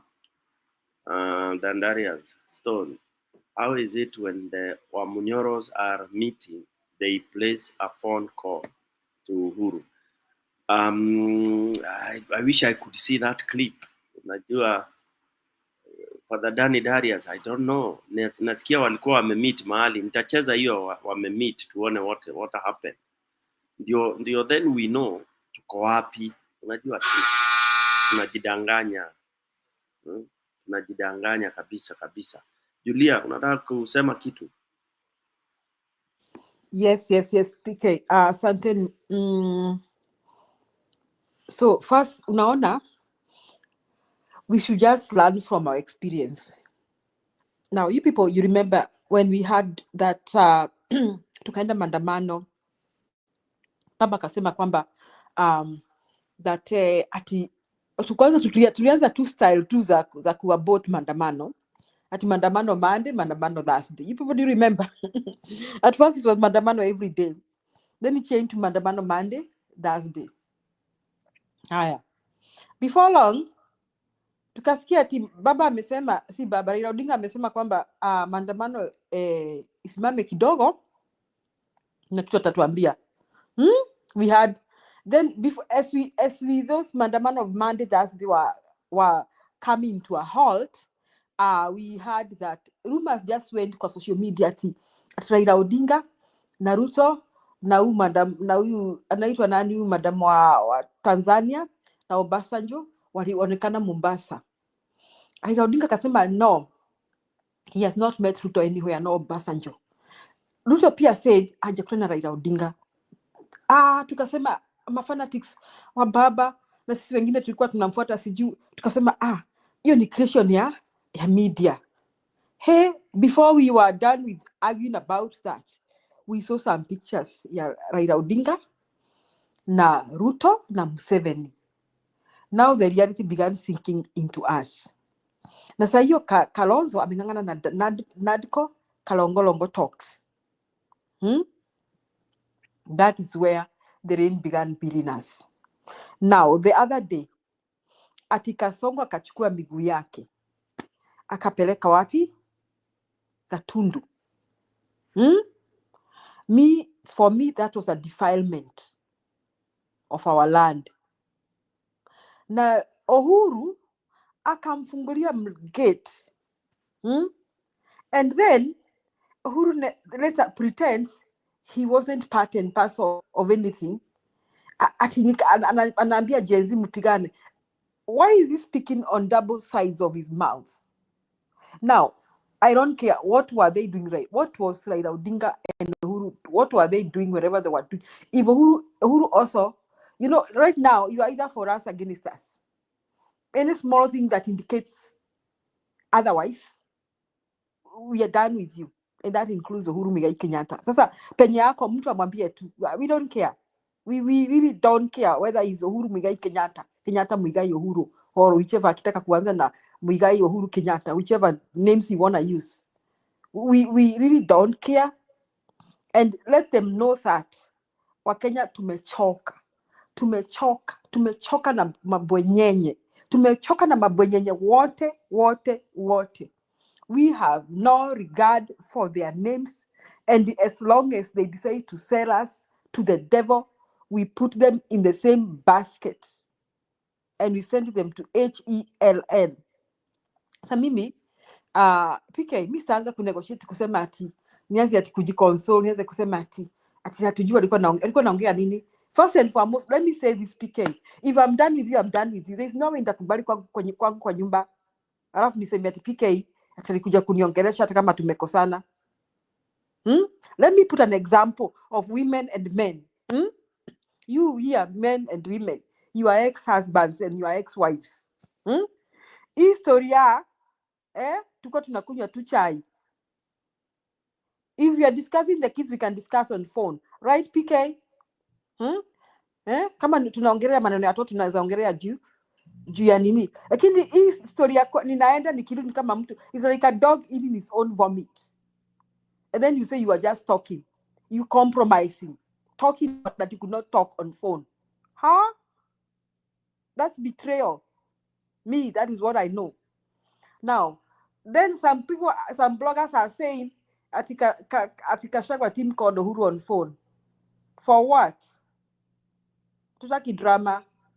You are either for us or against us. Period. Na mimi nimechoka kama Wakenya. Na mimi naona Wakenya vile wamechoka wananibamba. Wataki ujinga. I hear they are visiting some church on Sunday. Na kuna church ingine litembelewa pale Junja. Sijui ni Junja ama ni Thika ama ni wapi. Watu wanatembelewa PK. We are not playing. As Russia, we are not playing with anybody. So you are either for us or against us. So uwe Uhuru, uwe Raila Odinga. Let me say this. Those of you who have been dying with Raila Odinga here tukimshambulia and you cry, you say we are against you or we hate you. Me, if what Uhuru has stolen, I have never benefited. Mimi pika sijai lipwa na mtu yote school fee ya watoto wangu bure. I have never. I have had to struggle like any other Kenyan from Nyanza or Eastern or Coast. I've had to struggle like any other Kenyan. Even with all those three, are they three presidents ama ni wangapi from Mount Kenya region? I have had to struggle. So right now, if Uhuru is compromising Raila Odinga, we don't care. And Mimi, I am this kind of a person. Sirudingi nyuma. You are either for me or against me. Hii maneno ya kuwa in between staki. Asante PK. Nimekasirika sana. I know. It is very annoying, and especially when sasa tunaambiwa sijui tunafikiria huyu ati tunaambiwa huyu ndiye anakuja kusupport wananchi, then unasikia mfiringo wanazungukana, unasikia wamekutana. Nafikiria sasa wananchi tu ni wafanye vile yani alisema pale juu. I think so. Because sasa ni kudanganywa tu. Kudanganywa. Hawa nao wamekutana, unasikia wanapiga simu. For what? So ni ukweli kwamba Kenya ilikuwa captured zamani na matajiri. Kwa hivyo na ni kweli Kenya si ya wananchi. Hata hii kuandika ati power sijui chapter 1 hiyo ati the power belongs to the people. Nafikiria hiyo sasa hiyo tu ni for optics, not for literature. Constitution is a piece of paper, Stone PK. We've been saying that for a long time, very long time. So, Constitution is a piece of paper. Constitution is that bad. Wacha nimkaribishe Neutral. Neutral, karibu. Uwanja ni wako na Jodida nimewaona wote. I acknowledge your presence here. Karibuni. Asante sana ndugu yangu ambao wako hapa.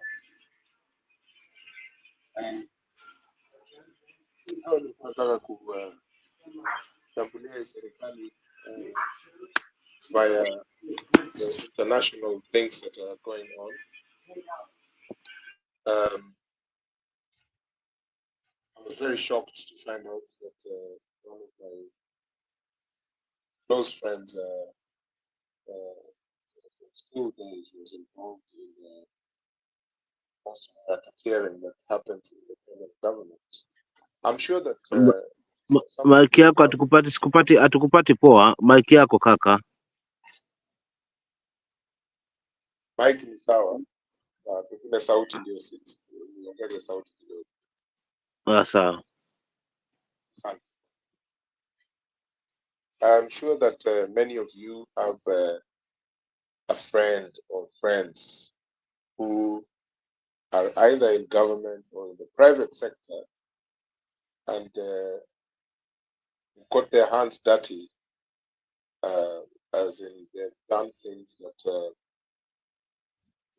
affect a friend. And it puts you in a very embarrassing situation. So the way I'm going to do this submission is by not being too direct, but because there could be a lawsuit and things like that, and I know that this platform is very safe compared to other platforms that I know that if I share this, then it's trouble. So this friend of mine was a schoolmate when I was in day school. So I think my first 4 years in school. And then moving on to boarding school. And he was a very good friend of mine. In fact, there was a time we decided to protest, because of the conditions of the school. We were only primary kids. Yeah, tukatoka shule tulitoroka for a couple of days, tulifikiri sisi ni wakora. Sasa huyu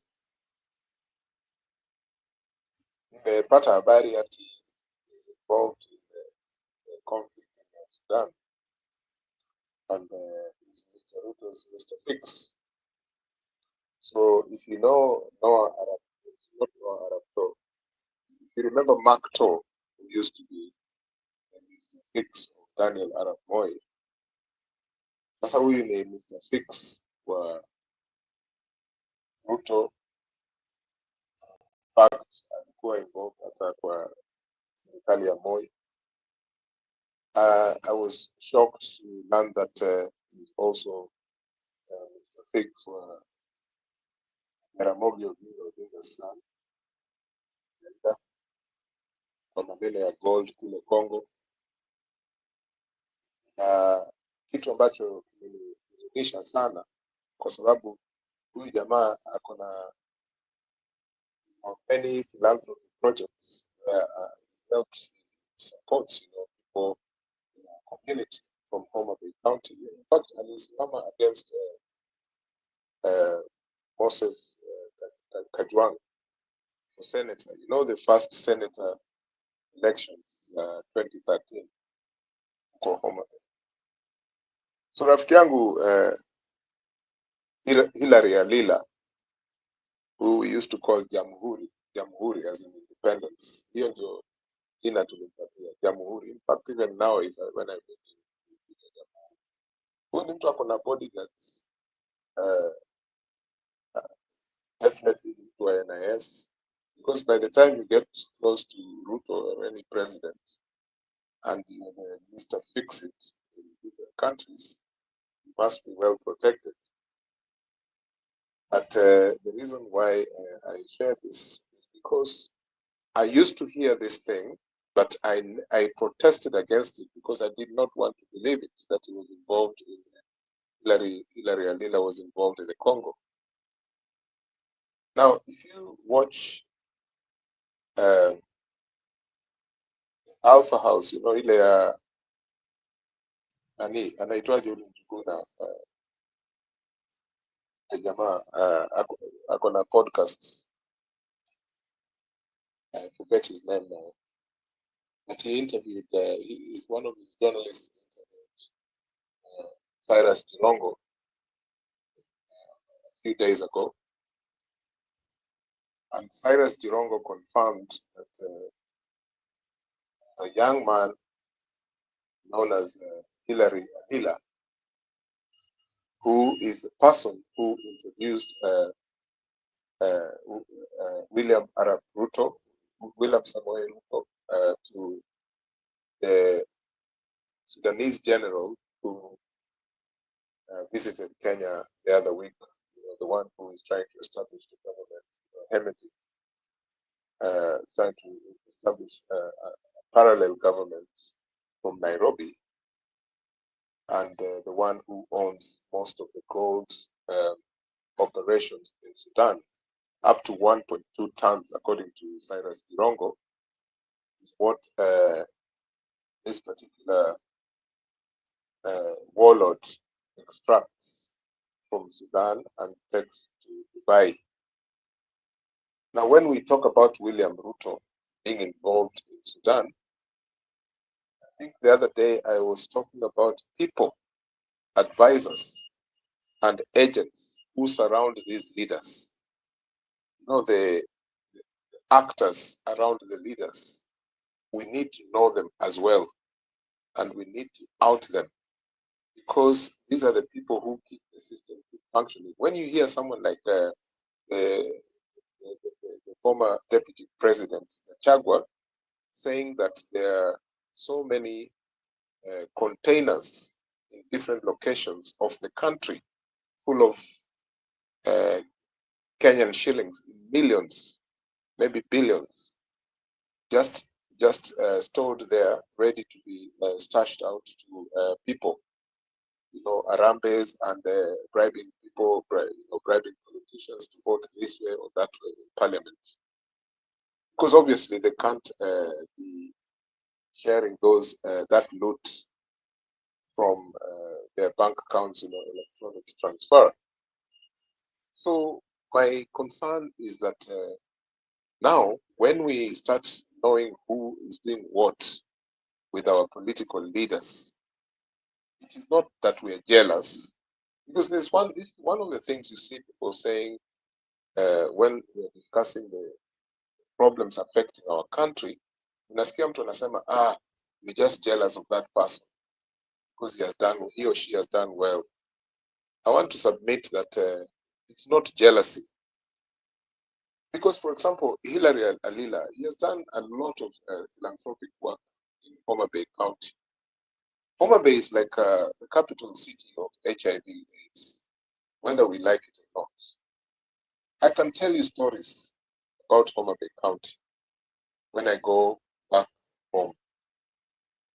And it is very, very disgraceful that in a county that big, there's only one referral hospital where people are sharing. You will find there that there are 3 people sharing a bed in the government hospital. And you see Gladys Wanga, twerking to the tune of Mr. Odinga. And then they gloss over what they call it development. They're painted around the hospital. When you get into it, it's disgusting. But there are these powerful people. This is what my submission is about. There are these powerful people, the likes of Makto, the late Makto, who used to really run the system in Kenya. And these powerful people, they have resurfaced now. And I think Kibaki didn't have that nonsense. I think Uhuru still had some people of that kind, especially within his family. But this particular person here, William Ruto, is trying to be like Moi, and he has a lot of this kind of unofficial envoys whose main aim is to try and make as much money in William Ruto's enterprise. So when we speak about William Ruto or these other people who are, buying apartments in Dubai, these politicians, they are people who are involved in that racketeering. I remember back in the 1990s, there were many Kenyans based in London and other cities of Europe whose main job was to pretend that they were students, but all along they were just there to money launder for Moi's financial infrastructure, open bank accounts and using their names and do business for Moi. So this kind of people, like when you hear that young people are going to occupy a church on Sunday, now this youth should also know that there are some people in the private sector that need to be occupied, because the private sector, as you know, when people say that it takes 2 to tango, the bribe is not, all the racketeering is not just the state officers. There are people in the private sector who are destroying the economy. So when you start looking at, for example, when you dig into the affairs of these people who, like Mr. Alila, you'll find that there is no print. Very, very little you can find on the internet, because these are security agents as well as being, state entrepreneurs. It's difficult to find out what else it is that they're doing. So I think it is our job to start flashing out such people who, like in our situation at the moment, we're in a very serious situation with Sudan. A war can start any time, because already there is a picture there where apparently in the northern part of Sudan, there's a possibility that a new nation state might be, launched, because the rest of this of the old Sudan will not accept this regime of the guy, the Ruto's friend, taking over. If you look at, for example, Egypt, according to Jirongo, and Jirongo is a very, very articulate, eloquent, very, very smart guy. I don't know how Jirongo ended up the way he did. But if you listen to Jirongo, honestly, if Jirongo didn't do the things he did in 1992, those horrible things that he did, and getting involved into big projects in Nairobi estates, that's after skimming off government funds, this guy would have been one of the best leaders in the country. He knows what he's talking about, and he's presenting it without fear. Mr. Ruto has never denied those things that Jirongo has ever accused him of. So my submission is that we need to now also look at an angle where people from the private sector who are ravaging the economy, the youth, or any Kenyan of goodwill should now attack them. You know, it could be online, occupy them, I don't know how, but they, you know, these guys are involved in huge amounts of gold coming from Sudan, going to Dubai. Dubai right now is the new West of Africa, because we used to accuse the West, which we still do. But Dubai thinks that, you know, those guys, UAE think that they can now, you know, walk around the continent and do what they like. Hao watu wanapenda dhahabu, by the way. Hiyo dhahabu, ukisema uko na dhahabu, kama wale watu wa Kakamega ama kule sijui hii border ya Isibania na Tanzania, they will come using conduits, you know, using agents like Mr. Alila. Now, I wanted to talk about Mr. Alila's time in prison, but that's none of my business. I think he reformed after he spent some time in prison. I think he was charged. The charge sheet was about an Indian billionaire in Kenya, and he spent some time in prison. I think it was about 2 years or something between Moi and Kibaki's government that time. But the last time I saw him was during Rosemary Odinga's wedding to the son of a diplomat from Western Kenya, when I didn't really have any connections to any of those people, but I was in Nairobi between 2003 and 2006, working in Nairobi, and I was invited by Hilary Alila because, you know, he was well connected with the Moi and Odinga families. And he said, Eli, there's this wedding, the function, you know, the ceremonial event will be at Karen, you know, I think there used to be a Kenya commercial, or one of the banks have a center there where they do government functions and things like that. And that's where the open event took place.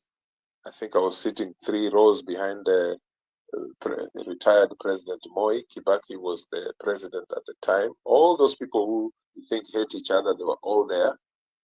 And Mr. Alila was, you know, a greatest charm of Raymond Moi, who was one of the people that were there. And that's, as far as I know, how powerful this young fellow was at the time. But I didn't know that his connections would be so international, that he is the person who represents William Ruto in Sudan. And I think, so what I'm saying is that it has reached a time where Kenyans are not afraid to expose what is going on. And I started by saying that I am sure you know someone, either a friend or a person in your family or a distant person, but you know them, who is involved in one or two things. And it is our duty to out these people. So that's my first submission. My second one is I listened to Wajakoya the other day, and Mr. Wajakoya said that his main aim is been very, very let down. According to him, he's very angry about the way the opposition politics have gone. And he says that for him, he is copying and pasting the track record of Sinn Féin. Now, if any one of you know who Sinn Féin are, where I'm based, Sinn Féin, the political party that runs Northern Ireland, this part of the four nations of the UK. But Sinn Féin believes, and rightly so, that the north of Ireland should be part of the south of Ireland, as in join the Republic. And the way they committed to that was by, fighting a guerrilla warfare. So in Northern Ireland, over 4,000 people died, during the 30-year conflict until 1998. So I was surprised to hear that Wajakoya was telling Spice FM very, very openly that this is what he prefers for Kenya, that he wants the opposing side to have an open revolution, including armed revolution. Now, knowing Wajakoya, a person who was himself an officer in the special branch that we know of until he took exile to the UK because of the Ouko affair.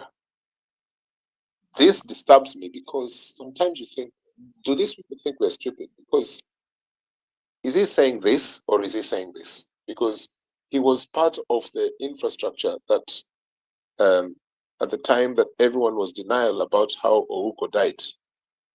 But this is a person who was in the system, but now he's telling Kenyans that he thinks that the best thing is to copy the Sinn Féin format in Ireland or Northern Ireland. It's a totally different situation compared to what is happening in Kenya. So I picked on those two items, and that's what I wanted to submit tonight. So thank you.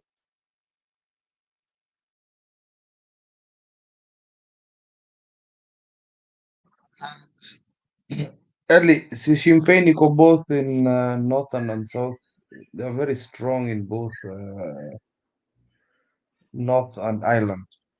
Okay. Northern Ireland and Ireland itself.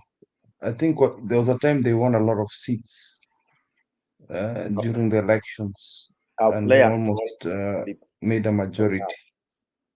I'll play something on that. Comfort, are you ready? Something karibu sana? Yeah, hi everybody. Hi, welcome. People are all over the world. Yes. Yeah, political predators are ganging up to devour Kenya. Ruto. I see Kip. Oh, hi Julia. Kip. I see you. Oh, hi everybody. How you doing? I'm good. I'm good. I was just I was a bit bothered about what's going on in Italy, and when you talk about also gold, it was around February, I think, beginning of February, the first week of February. That's when I think Joho went to Italy as a minister of mining, and he declared it the hub of gold for to be the headquarters for gold in Kenya. Italy, there's that big mall. It's called BB. I think BBI, big mall in Italy. It has about 12,000 people working there. The wholesalers and the retailers of gold are all there from all over the world. Somebody was asking why gold. All this paper money is gonna be useless. If you don't have Bitcoin, gold will be that it will go back to gold. That will be the thing that will carry weight. Gold. So now what's happening, of course, the RSF and all those people, all gold, even from Congo. There are flights that used to be, there's a time I think Kenya has been accused of using diplomatic flights or visas to fly between borders, but they were just shipping gold all over the place. So anyway, that gold from Sudan does come to Kenya. It is washed, sent to Dubai. Dubai is a new New York, or just the West headquarters of Africa.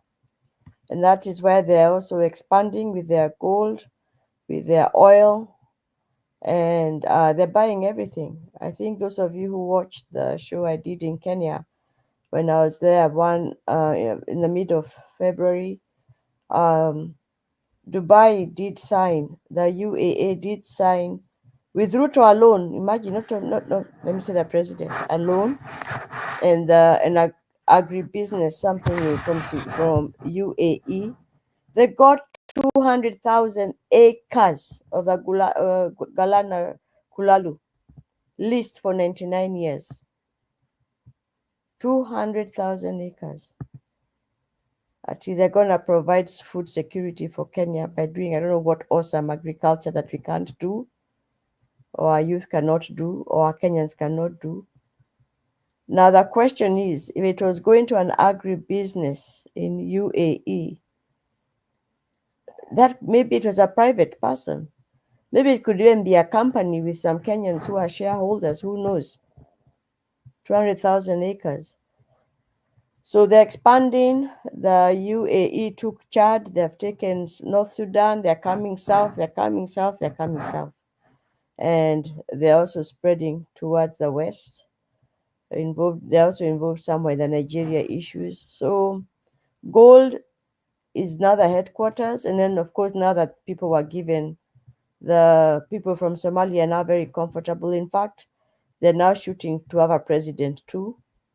Because and by the way, Isili, they cleared all the hawkers. Just around, I think, 2 o'clock, people shut down and pray or something like that.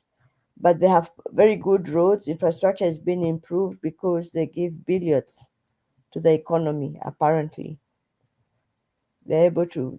So there's a lot of stuff moving on, a lot of stuff happening rather around gold. Because all this paper money with the dollar almost crashing and all that stuff, gold is king. I was just putting that as a comment. Thank you. Sorry, I'm tired. Long day.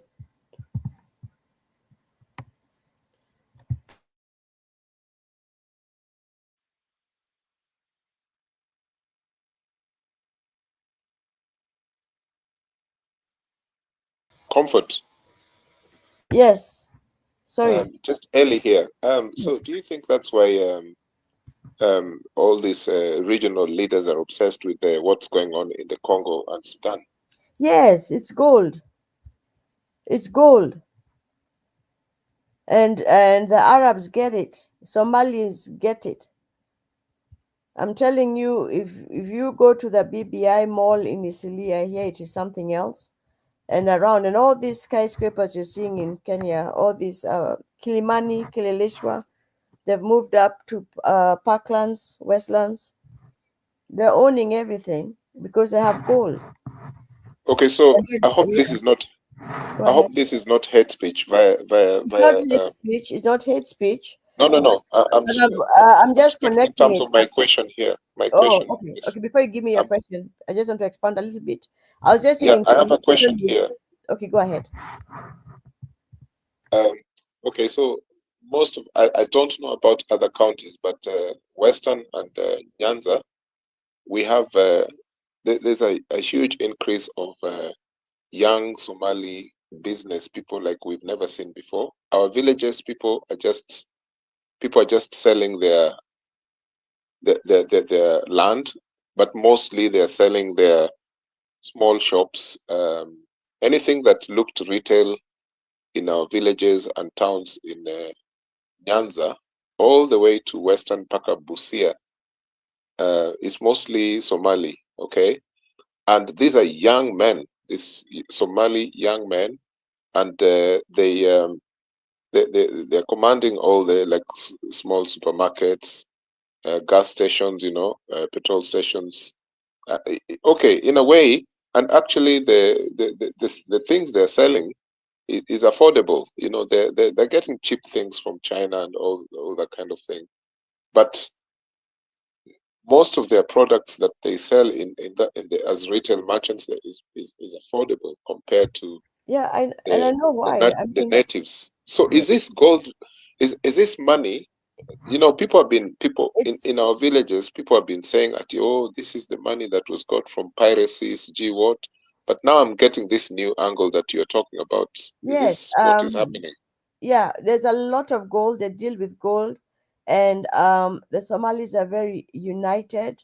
They do clean business. They don't take like big profits for themselves. They work in groups, and that's how they're able to replace other communities that were bringing things from China and from everywhere. Because other communities like us, the Kikuyu, we don't trust each other, so people are going there on their own, binafsi. You buy a few things, you come back, you're charged the loan, the taxes. Now, if you send one person or two people from Somali, they bring 10, 20 containers, and they still fairly give you your share. You're able to sell better, and of course, you're able to sell better and sell faster. Because if you get rid of your product for a lesser margin, I also used to have a wholesale shop. You can have a lesser margin, and then you're able to sell it all off. In the long run, you have more money. Now, and there are those people who are able to see money can come patiently. You see how an extra 5 shillings on a gallon of gas. You open a gas station, they have patience. They know maybe in 10 years they'll be able to have 1 billion like that. But if you are greedy, you are rushing, you're cutthroat, you can't be a long-term businessman. So what has happened is, what I noticed in my short stay there, many wholesale shops are Somali now, and they're all over the place, and that takes over from supermarkets. I actually went to a supermarket in Hurlingham. I was practically alone at that shopping center. There's a supermarket there. It was end of month, and there was nobody else. I think I was alone in the supermarket. It has shrunk. It used to have a basement part. It was closed, and all that. So then when I was driving off along that side road, there were about 3 wholesale shops. People in Nairobi probably know what I'm talking about. In Hurlingham, a side road there, wholesale shops. Because people now are buying wholesale. So supermarkets are shut. And the wholesale people are able to give the Somalis who are opening kiosks all over the place a better price. So you're kicked out. So that is what is happening, and it is countrywide. And because of the billions they have and how they are working, they're able to talk to a president who also, then allowed them others to come in with and can get an passport, an ID. And once you have an ID, then you are fully Kenyan. You can get a passport. So those Jirongo. and then if I just say one more thing, the Dabab, the refugee camp, if you Google, you'll find out, I think 3 years ago, Akina Duale, they pushed for them to be allowed to be integrated into Kenya. And one of the things was, of course, to get an ID and to be able to work in government. And so they've been integrated into government jobs, as simple as that. So there's a lot going on, and I'm not trying to be tribal or anything. I do have also probably, I think my grandmother could be Somali. I'm not being tribal or something like that, but that is how it is. We have a country that does not protect its citizens. We are out there. Anybody can come in from China. They open businesses. Can you imagine the Chinese have taken up the thing in Raqqa, the twin something in Raqqa, whatever it's called. That used to be, they've taken over. So what is happening there? You can get very good price for many things, like buying in China. And another big China mall in Thika on Thika Road, another China something. So all these hawkers have been wiped out. In fact, I think they were kicked out of Eastleigh. Kenyans can tell us 2 weeks or 3 weeks ago, there are no hawkers there. Nairobi, of course, they also cleared the hawkers there. There are no hawkers in Nairobi. You go now, it's clean. Nobody. And those were people who are selling a cable for a telephone, something like that, a few things. They're able to take some money home and buy some flour, some food, and make it for the day. All those people were pushed to a back street or something like that, where people who want to buy will not go there. Yet those things they are hawking, you can now go into a bigger shop owned by you know who, then they're able to buy it at a better price. So a lot of stuff is happening, if you watch from outside and see the difference, come in and out, I can see there's something going on. We don't have our borders are porous, airport is porous. You come in, you can stay. You've got money, you can overstay. You know, thank you. Thank you very much. Before I play one more clip, yeah, this has, you know, it didn't even start with Ruto in terms of some people coming, taking over because of lack of workmanship in business. Because we've lived in the history for a very long time, you know, thinking we are doing well. We even didn't embrace like what Comfort you said. You know, you open a shop and you bring in goods the shortest time possible to sell. You realize your money and go for another container. We still were in that tradition of you put a price and you peg there, and that's happened with fear. Yeah. Then it's true. It's the Somalis initially who came and you know, demobilized kila kitu. You know, things became like they were cheap. They were not cheap. I mean, they were not making loss. What they did is they were selling volumes. Yeah. Sisi na watu wa mlima wameng'ang'ana itanishoma au wakakuja kitu, mtu wa mlima anakuzia 100 bob, Somalia anakuzia 80 shillings na nauza zote zinaisha. That they came with the wholesale of things like watches and all that. So basically that was how it happened. And they give each other capital. I mean, Exactly. all those young people, Yeah. they also pass on. As you grow older, you make sure you have 2 or 3 of your children in that shop or business. You hand over, you let go. The next ones they come, and then so they have the patience of making the money and building the wealth. And so they're told, here's the money. Go to Busia, go to Kisumu, go to Thika, go to Mombasa, go to the border. To Tanzania, enter Tanzania. So before you know it, that's how it is, and that is yeah. So yeah. Yeah, they are PK. using the Indian model. Yes. Oh, just. Oh, sorry, you're playing something there. Let me play that. It's a very short one for those.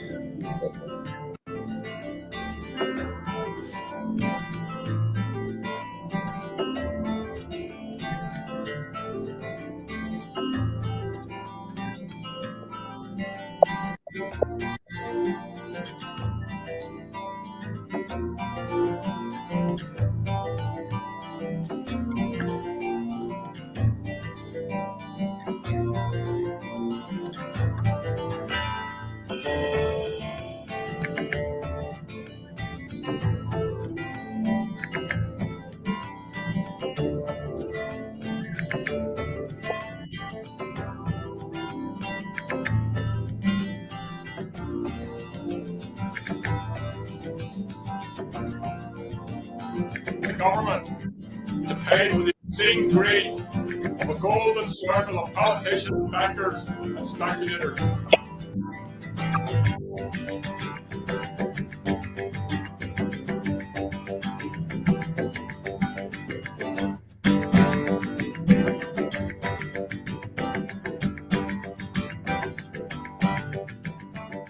And our philosophy perhaps is summed up in the notion of peace between orange and green.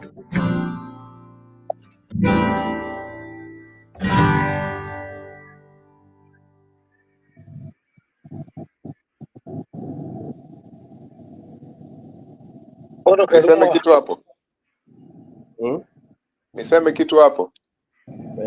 Feel free. Sasa, hey, I have to choose my words very carefully. Because I'm a registered member of the Social Democratic Labour Party, which is the third largest party here. And Sinn Féin, they see us as the watermelons of this place. Because even though we are pro-independence, full independence for Irish people, that the North should join the South and the British should be having nothing to do with us. But we're the only party which have MPs in the Parliament in London, in Westminster. Sinn Féin MPs wao wote, ukijaribu ati unaingia kwa parliament ya Westminster, hata unaweza shutiwa bwana. So they earn the money but they don't take a seat in parliament since the conflict started in the 1960s. So they get voted in as MPs, but because of their pro-independence, nationalism, republicanism, they don't go to parliament in London.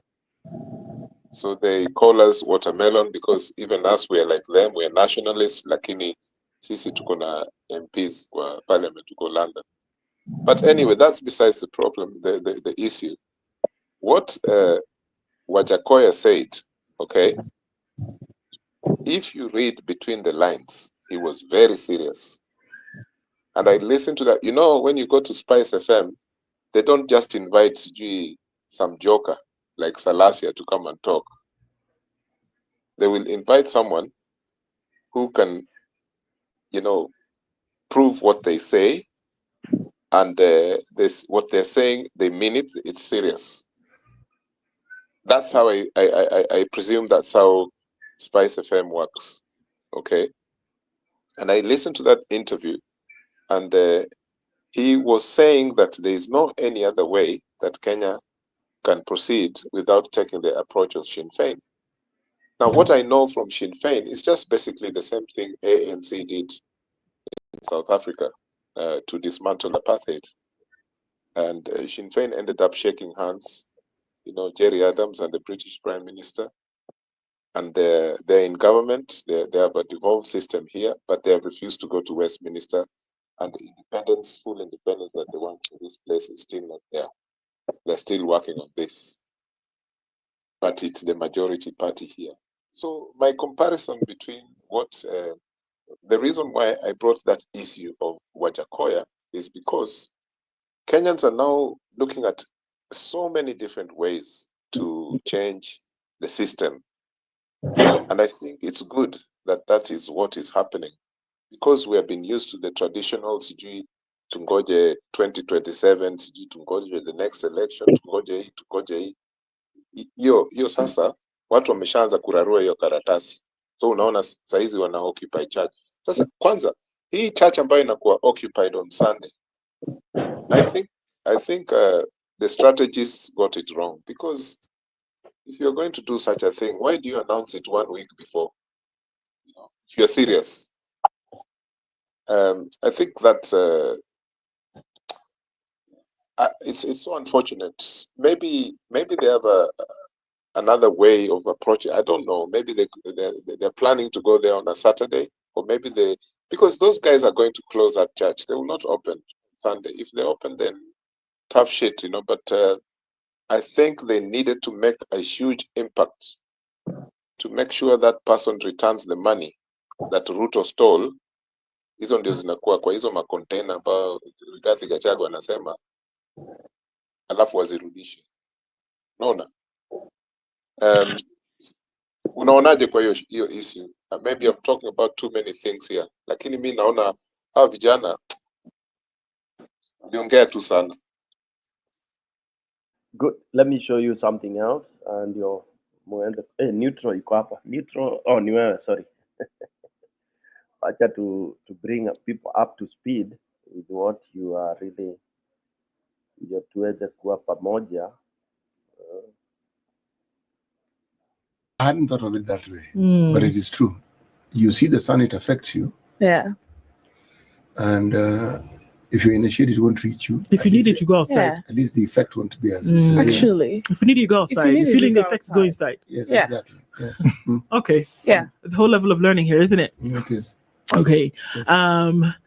But Prof, while you were away, or maybe even while you were here, certain things have been going on, and we're seeing the possible regrouping of certain things, especially along the political party lines. And usually this happens. We're not surprised that it's happening, in the run-up to an election. And it's crazy that we can say in the run-up to an election when we're 2.5 years out of an election. But that's where we are. It's political silly season, as I like to call it. Everything is already moving and shifting. And one would have to ask the question, why is everybody so nervous at this point for these regroupings to happen? Thank you very much for that question. I will answer it in 2 tiers. I have 2 tiers to answer it. Tier number 1, it makes Ruto's work very easy. Because at the end of the day, these people are going to disintegrate. Each of those who are grouping together now wants to be a president. Some are grouping so that they can get the benefit out of that. Benefit is financial or a political position. That's tier 1. Tier 2, it's not culturalized like the one we have in India, where culture dictates groupings, political groupings. If you are a Harijan, you'll be Harijan forever, the cult system, whereby you cannot cross the line to Brahmin. Or the caste system. Yes, so the groupings in India are cultural oriented, and nobody can come in and introduce another culture or political grouping. And finally, if you look at the US, for example, we have the Republicans, the Democrats, but then we also have the liberals. Liberals never carry the day, but they always spoil the vote. So in this case, in Kenya, it is actually money-oriented or political-oriented. I group with a certain tribe, I bring the numbers on the table, then I get a slice of bread for my people.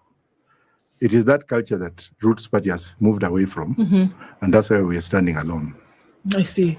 So all of these players right now, that everybody is in it for what can be for them personally. Yes. Where does the slice of pie, which 50 million Kenyans sit on, essentially come into play? That's why we are now bringing in the new diversity.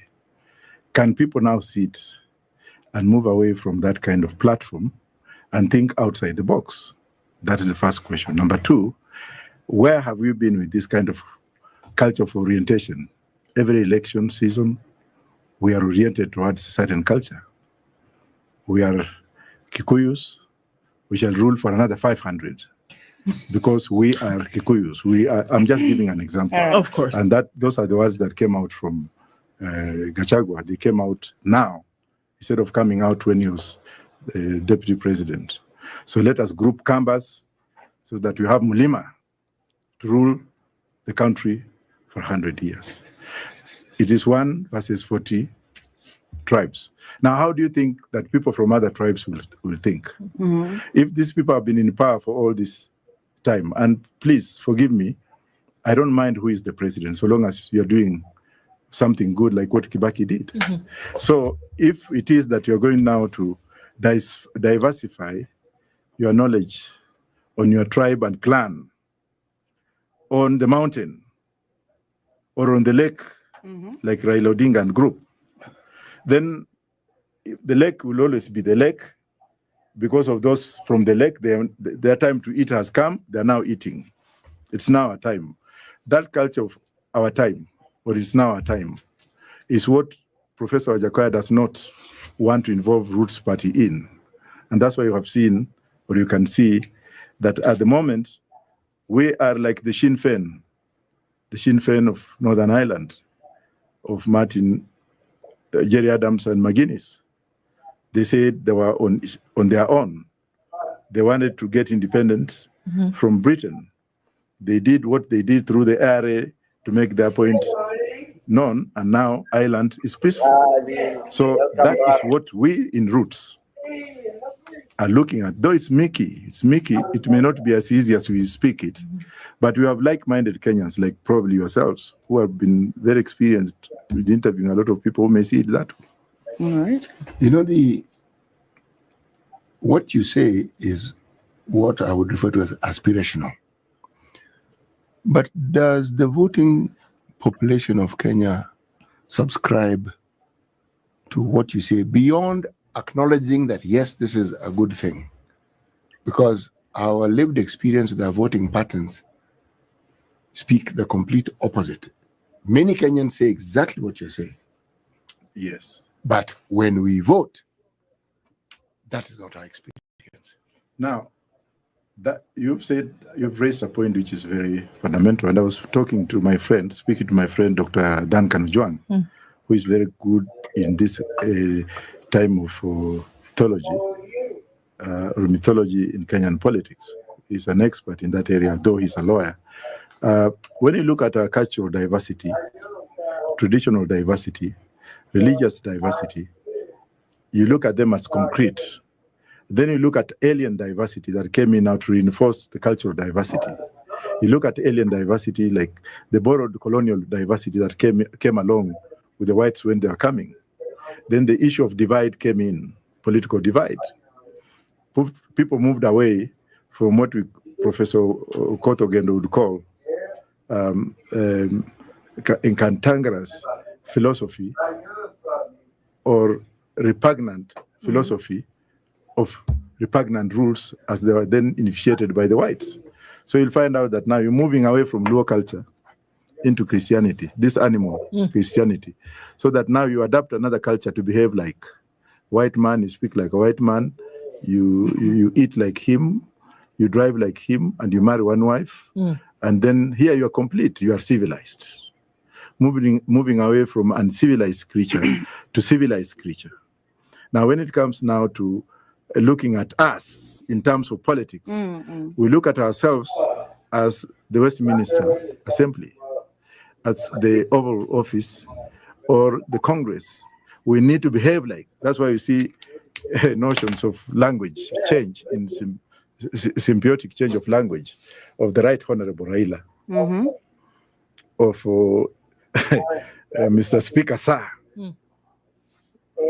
The diversification of that language is what brings in the divide. And because now we have been used to that kind of liturgy for the last 65 years without any breakings,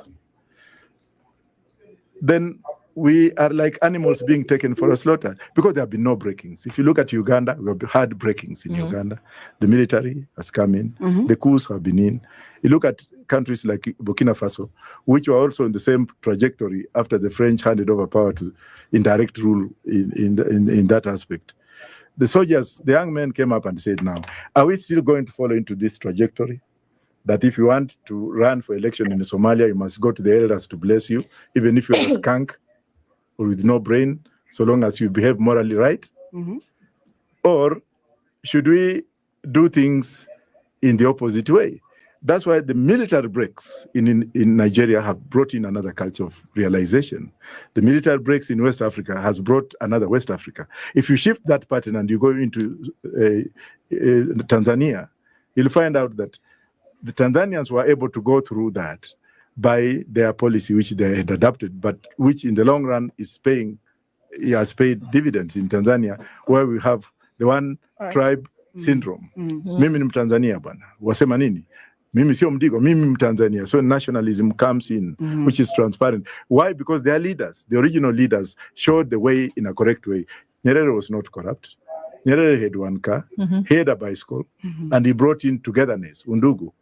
People, the capitalists on the other side in Kenya and other worlds, they used to abuse him. But look at how Tanzania is. Even though right now politically there are issues still pending, but when it comes now to cultural diversity, and now becoming back to your question, you find out the Tanzanian system is actually in a melt and has already melted from the pot. But in Kenya, if anything happened today, then the pot will melt. And that's why you see what happened recently with Gen Zs. They came up and they said, no more to this. We shall now advance ourselves even to correct our parents in whatever they have been doing. We are no longer going to follow this kind of methodology. And that's why you see these groups, political groupings coming in. The same people have been there, but they're just changing from one cloth to the other. In fact, I want to speak about the same people you're talking about. And I think in March 2024, let me jog your mind a bit. March 2024, you went to a funeral that Gachagua attended as well. At that time, I don't know if you said it jokingly, you thought he would slap you. And he actually told you he doesn't think you're a bad man, except for the bang conversation that you've been having. Now, this same Gachagua, you are saying, is coming out strongly to say, well, we need to realign the mountain in a certain way. Are the realignments in Kenyan politics, in as far as it is concerned, a matter of familiarity, selfish interests, vision, ideologies? Because it is true, same faces, now regrouping. On what basis? Very good question. Gachagua is a man who is living in a very uncouth environment. Not couth, very uncouth environment. What I mean by that is that when he was deputy president, we can see, and we still have evidence, probably you have evidence in your videos or what have you, where he came out as Shakespeare as Plato with the sword. You don't do this, or you mmelete share gani hapa. You never voted share yenu kidogo kidogo namna hiyo. A man of shares, man of very rhetoric language. Number two, he's a man who used to take the command of the country. The president would leave whenever we're going out for Mandamano, and he would come up on stage to say that sasa tumemaliza hii sasa imeisha. I remember sitting with Raila, Martha Karua, and of you when we were preparing for Mandamano. Yes. And I remember us sitting, looking at each other, and trying to ask God. Me, I said I had not written my will because I knew I was going to die. And then the rest were like, today, tumeisha. Kalonzo looked very pale. Martha Karua was very strong. Raila himself looked like, wow, today is our day. Mzee America Gear, because of the statements which had been issued by Gachagua the same day when really, he woke up. As a result of what he said? Yeah, because he said, today tutamaliza. Leo tunamaliza hii watu. Hakuna nini hamtasikia tena. Huyu mzee arudishwe Bondo kwa wheelbarrow, na vile tumeshindwa kumrudisha kwa wheelbarrow. Leo tumeisha. So we sat down and we were like, now, how do we go about it? Raila is a very brave man, trust me. Some of us were shaking in that political room. But Mzee said, hey, we are going, no matter what happens. That's one thing that I've copied from Raila, being tough and tough to the realization of him being a true leader in that particular aspect. I mean, that particular time. So you'll find that Gachagua, on that day, actually, Raila's vehicle was shot by 16 bullets, 16 live bullets. I and Eugene Wamalu and Oparanya were sitting in Eugene Wamalu's car. We had 4 bullets in our vehicle. I don't know why God did not want us to be sacrificed. A lot of young kids were killed. A lot of people were displaced. And then the police were shooting us with live bullets. Why has Gachagua not spoken about that particular episode and during that particular time? Why hasn't he apologized to Kenyans to say, Ata mimi nilihusika? That's why he's a ripe candidate, suspect in the ICC. That's number one. Number two, when I went to Bishop Gitahi's funeral in Nyandarua, I went there, me and a Samaritan who was driving me. And I was going to a place I've never been. And I'd been warned that Gachagua will be there. I said, it's fine. So what if he wants to? I've been in jail before. I was detained. I've been shot. I walk with a bullet in my system. So what, even if I'm shot? So when I went there, I sat and I could see people who were friendly to Gachagua, who did not even want to shake my hand. Me, I didn't care. So when I stood up to speak, you're sitting in front of me, and I just wanted to tell him that, you know what, I don't fear you. I'm here in Kikuyu land. You have been using threats on us, but I don't. So he depicted me as mtu wa bangi, mtu wa sufuria, asikuje mahali popote tuko. So if a man can look into you and judge you without knowing who you are, and then say, categorize you, come on, let Gachagua come out today, and I still insist, to apologize to Kenyans. Then he can invite Raila. I'm sure they have invited Raila. Sasa Raila ni mzuri kushinda Kalonzo. Why is he putting his stomach in front by talking for Kikuyus and not many of them? Kikuyus have fought for the liberation we have in this country. They don't need to fight another war. They have made us to reach where we are today. Could it be from a hangover? Could it be from a hangover that he was actually the second most powerful man in the country? Yes. And that, you know, impeachment notwithstanding, being removed from the presidency, that he still feels that hangover of power that could actually bring about the influence that you speak of. Could that not be where it comes from? Yes, you're right. And do you think that Wajakoya can go and sit with Gachagua under the circumstances to discuss vote for Kenyans? Well, you tell us. No, I am not. Unless he comes up and be man enough and apologize to the whole nation. Prof, we've seen some miraculous things happen where people who have sworn that things would never be under the sun, and not less than 3 months later, the same people are sitting in very close proximity to those people that they swore they would never have even a cup of tea. 10 years. I've been in this field for 10 years since I came back. Have I ever changed my color? Well, secondly, well, you can go ahead. No, I'm saying that it may not necessarily be you, but we cannot run away from the reality of the possibility. These things happen all the time. Yes. Somebody, for goodness sake, the president said just a few months ago that you should not take public donations you should not make donations. You should not, state officers should not do one or two things. A year has not passed and we've seen a turnaround of the same thing. What am I saying? That it's a theater of the absurd. Anything can happen politically, anything. If we're to take pronouncements that were made by the president and his deputy when they took power, with regards to one Raila Odinga. The back door, the traps that have been laid. Man of chaos. He will not. If we're to take all those things at face value, the situation we now find ourselves in, where on the one hand, the president seems to be, it's like a family member, the best of friends. A lost cousin who's come back after 15 years. Most beloved brother. On the other hand, one Mr. Gachagua, the immediate former the president, is saying pleasant. The rhetoric is nice, pleasant, welcoming. I mean, anyone listening to what was said before would be completely confused. You would think that you are unwell. In fact, I'd think, wait. Are they the same people saying this same thing, or are they different? It's the same people. Now, if we say that is our politics, then we have a problem with our politics. Because that is the ilk, unfortunately, that Kenyans have to choose from today. Surprisingly, out of every 1,000 men and women, there's always one who is astray. And that one is me. I'm astray from these people because I know them. That's why they can't entertain me. That's why they have been rubbishing me. But I should not personalize the issue. What I want to say is, yes, there's no possibility of people working together. Mandela worked with the whites, yet they put him in prison for a very long time. 7 years. But there is a principle. When somebody repents and comes out and says, yes, I was wrong, then reconciliation comes in. What I'm simply saying is, I'm here to hear Gachagua apologize to Kenyans. Indeed. That this happened, it was under my watch, I am sorry. The day he says that, I'll be the first one to call him for a cup of tea to discuss national issues. But since he has not said that, and most of his things is just talking about Ruto throughout. Ruto, Kasongo, Muongo. But he's not actually dwelling on issues affecting the country.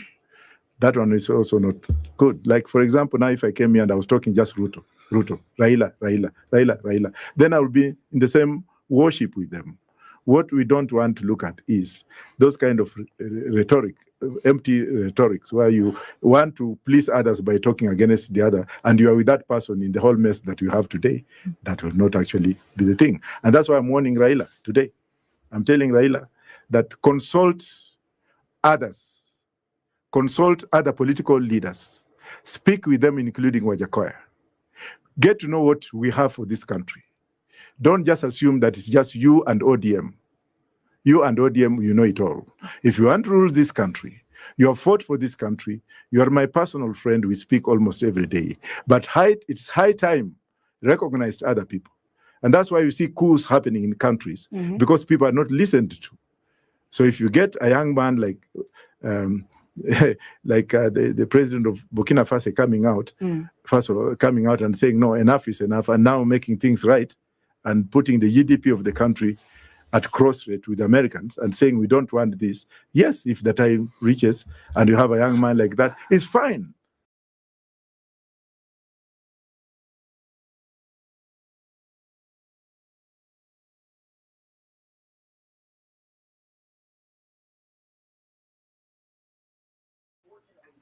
Hapo sasa. Jemo karibu. Nani mwingine? Na it is good. Asante. Unanikaribisha niongee ama unanikaribisha tu kwa stage? Usalimie watu na uongee. Kitu tushaongea alafu kitoka. Okay, sawa. Nasalimia watu, nasalimia everybody. Tuko wengi hapa leo. I've been listening from the backstage. It's been interesting stuff, you know.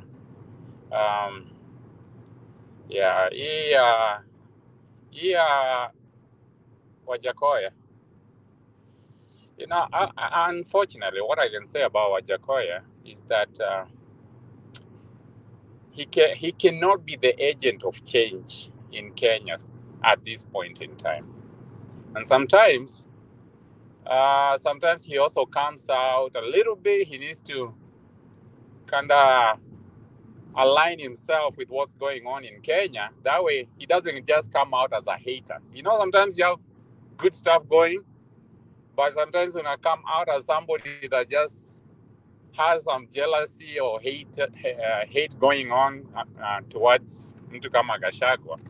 For that matter, he's saying the day Gachagua is going to come out and apologize to Kenyans, for a man of his caliber to skip and to have a problem with Gachagua calling out Ruto every day.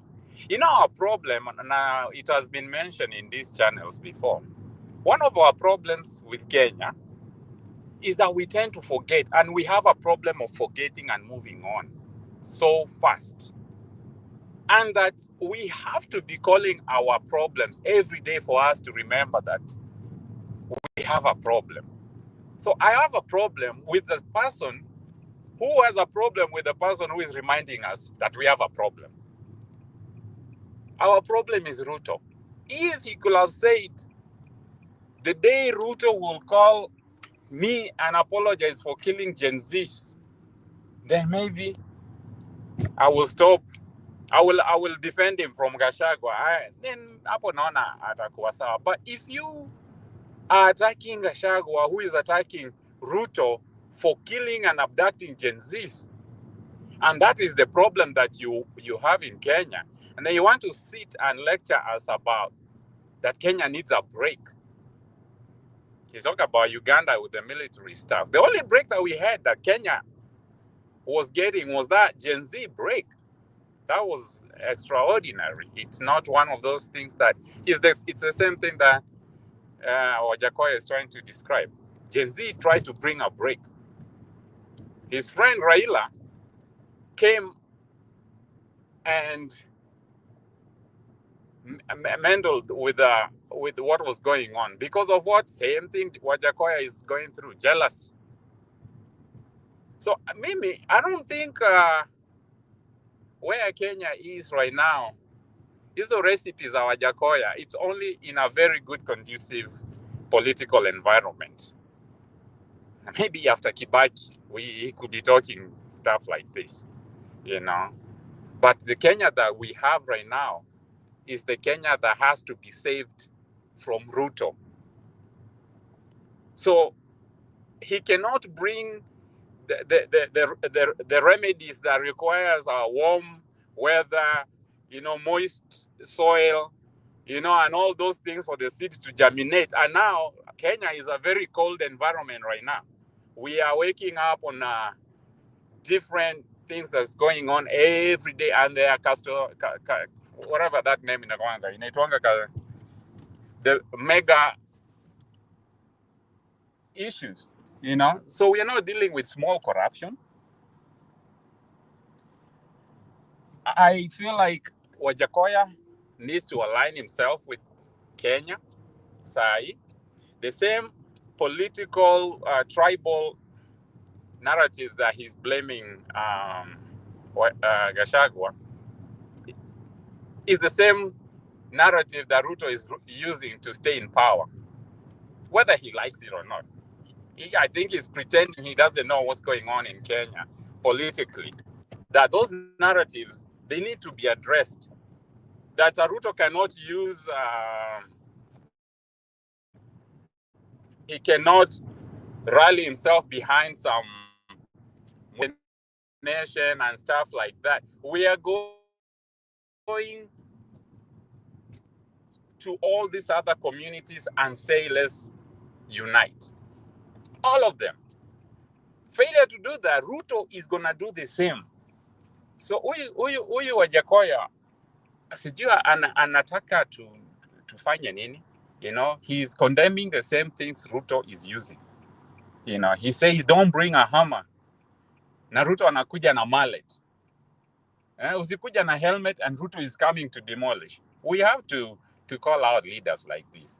These are not ordinary times. And he has to call out his friend Baba too. You know, for him to sit there and talk about all this nonsense that he seems to be talking about, just to act like he's making some points, but he's not calling out the real problems of Kenya, you know. Kenya haitaokolewa kirahisi. Right now, we have to take Kenya, save it from Ruto, reorganize the structures, And hata sijui nani amesema wa Kikuyu wote. Me, I haven't heard any Kikuyu saying Gachagua is just doing what Wajakoya is complaining about. He's beating Ruto every day. And I like that, and it seems to be working. But it has to be taken away from what seems to be working.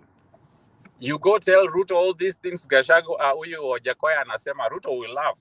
Ruto is going to sleep 16 hours a day and work the rest, because that's a peaceful place to be. It's a peaceful state of mind. We can play Ruto's game and expect to win. So I disagree with Wajakoya on that. Mambo ya kusema ati kupiga debe na masufuria, me I was against that initially, because Raila was defending his seat after court said that there's nothing there, like he lost the case in court. I was ready to move on with the country. I actually did not like that Ruto won, but it came to a point, just like how I feel with Trump, sometimes we have to move on. If he messes up, Mbele will address it. So me, I was ready, and I wasn't ready for this masufuria, because after that, we are not fighting for Kenya, we are fighting for Raila's title. So if Wajakoya has a problem with Gachagua for saying, we are masufuria, then me, I also had a problem with that at that time. So this is a different fight. We are not fighting for Raila, we are fighting for Kenya. We are not fighting an ordinary presidential candidate come 2027. He has stolen 1.3 trillion. We need to remind Kenyans, because after your 1.3 trillion, I bet Kenyans will forget about it. You see, I see Ruto running around huku kama leo akianza kuintroduce issues that 1 or 4 billion. You know what? We have gotten there that stealing 104 billion has now become a minor corruption scandal, because he is trying to fix that issue just to get on the good side of Kenyans, because kila kitu tulikuwa tunaongea Raila. So if he fixes a little bit of tutasahau 1.3 trillion. We need to remind Kenyans and remind Ruto every day that akipiga kona tuko na yeye, 104 billion tunataka, na accountability za 103 trillion. So I don't know where Wajakoya is coming. I think he lives in a better Kenya, ama pengine yako to Vision 2030 already. But sisi hapa hii 2025 mambo ni mbaya. He needs to live in the moment. Let's fix our issues today. Tukigawanyishwa, tukienda another formula yenye, mimi sijaona formula ingine other than wa Munyoro anasema. And if Wajakoya is also that intellectual, why doesn't he come up with a formula that seems to be convincing Kenyans that we can use to kick out Ruto? Hii yake anapiga hii tu ni inakaa tu ni theory. Big brains, but he's missing in the field. I disagree with them. Thank you, Jamo. He gave you a formula. Maybe you missed it. That's why I'm saying the formula is not working for me. It's maybe it could have worked after Uhuru, maybe, or after Kibaki, or maybe after we take over Ruto, and then he can come up with a formula of fixing Kenya. No, but if he wants has to it. be an expert. He has given you a formula that no one has given. Yeah, it sounds like a board must inakuwa worked, You've missed it. You missed it. Ukirudia ama ukiambiwa na comment section, amesema the only formula now that will work ni hiyo ya Wajakoya amepeana. Wacha tulete nani anaitwa nani? It's good. Alafu mkumbushe JMU hiyo formula Wajakoya ametoa. So I will not concentrate on Wajakoya, but I'll comment quickly. Son Pike na kusalimu na wengine. It's good, of course. Wajakoya, sorry. Let me put something straight here. You see the topic is wide. Akina Wajakoya, those are just feeling. I don't know why JMU picked all his time on Wajakoya. Maybe he found that clip on, but it's okay. It's okay. Go ahead. It's good. Yeah, but I'll comment quickly. I have listened to what Wajakoya was saying. I think the narrative he was following, I think it's the Wanjigi narrative that because the state right now, the state operatives in Kenya right now, they're not sleeping because the center is not holding. And I think the worst nightmare is the person they're banking on is not reliable. It's kind of shaky for him. But you should also know that we really do not like the person too. We don't want him because of his shakiness and his tumbocratic negotiation. So whether he's supporting them or not, we really do not care. But what if you listen to his narrative, he was not coming out boldly to say, but he's telling us that, and I think Elliot said it earlier, you look at how Northern Ireland in the finality of the Easter peace agreement, that prior to that, there was a military intervention. And he gave examples of Burkina Faso, he gave example of Uganda, he gave example of Senegal, and he's saying that politically looks like we don't have a solution. Tutachezewa tu, we will be auctioned. So on the issue of Gashagwa, and I think It's the good. It's good. reason, It's good. Allow me 1 second, please. While you are at it, I want you to sit in for me, like 10 minutes or 15. Is that okay? Ukimaliza ufuate hiyo msururu. Is that acceptable? yeah, but Julia, I'm at yuko work. karibu. I'm at work though, but we will try to tutajipanga tu. Yeah, mjipange tu. 10, 15 Yeah, minutes. Okay. niko karibu. So like what Wajakoya's narrative is if we bank on vile tunapangwa na Gashagwa about Kalonzo, about Raila, about this,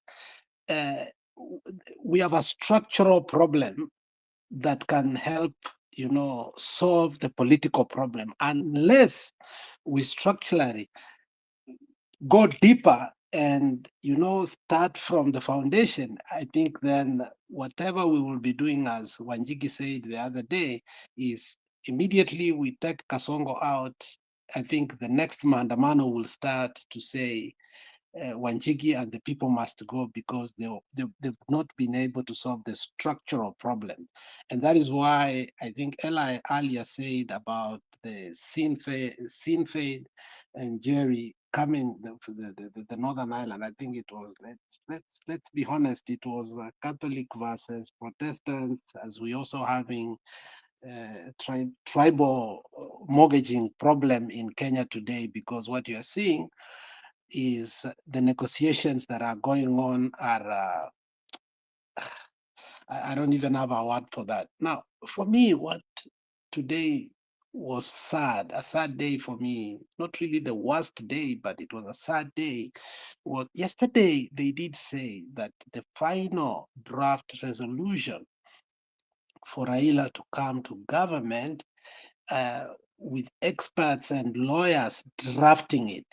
So I thought it was a joke, but today they send a young man to just say that what we want is Nutsumkati. And the young man is so bold to say that, yes, our young good man Mbadi is doing well in the treasury, and our good brother and our former leader Mwandani is doing very well. And now we don't want these seats about Joho and Oparanya have. Those do not have the power to feel like you're in government. Now we want internal security, we want agriculture, and we want health. I sat down asking myself, what was he doing in Busia then? Why is he playing people? You see, for us, we are not being played anymore, because I think we for instance, my departure completely was not even the NADCO report. It is where he told us during the matanga ya baba ya Opara Nyakua, hizi vitu kidogo kidogo nani anataka kupewa? We are not negotiating with anybody. Kasema Ruto must go. Not even Ruto peke yake. Watu wamesema even the MCAs, the members of parliament, the senators. If you can go look at that speech, he was very categorical that, look, we are not negotiating. Now, he's celebrating 20 years of ODM. People are celebrating Sifuna that is doing a good job, but the experts are drafting Nusumukati. Now, that's where now, to be honest, we are caught up in a surprise, because the only alternative again we will have, whether Wajakoya agrees or not, is to have somebody like Gachagua who will be able to speak while we fill the vacuum.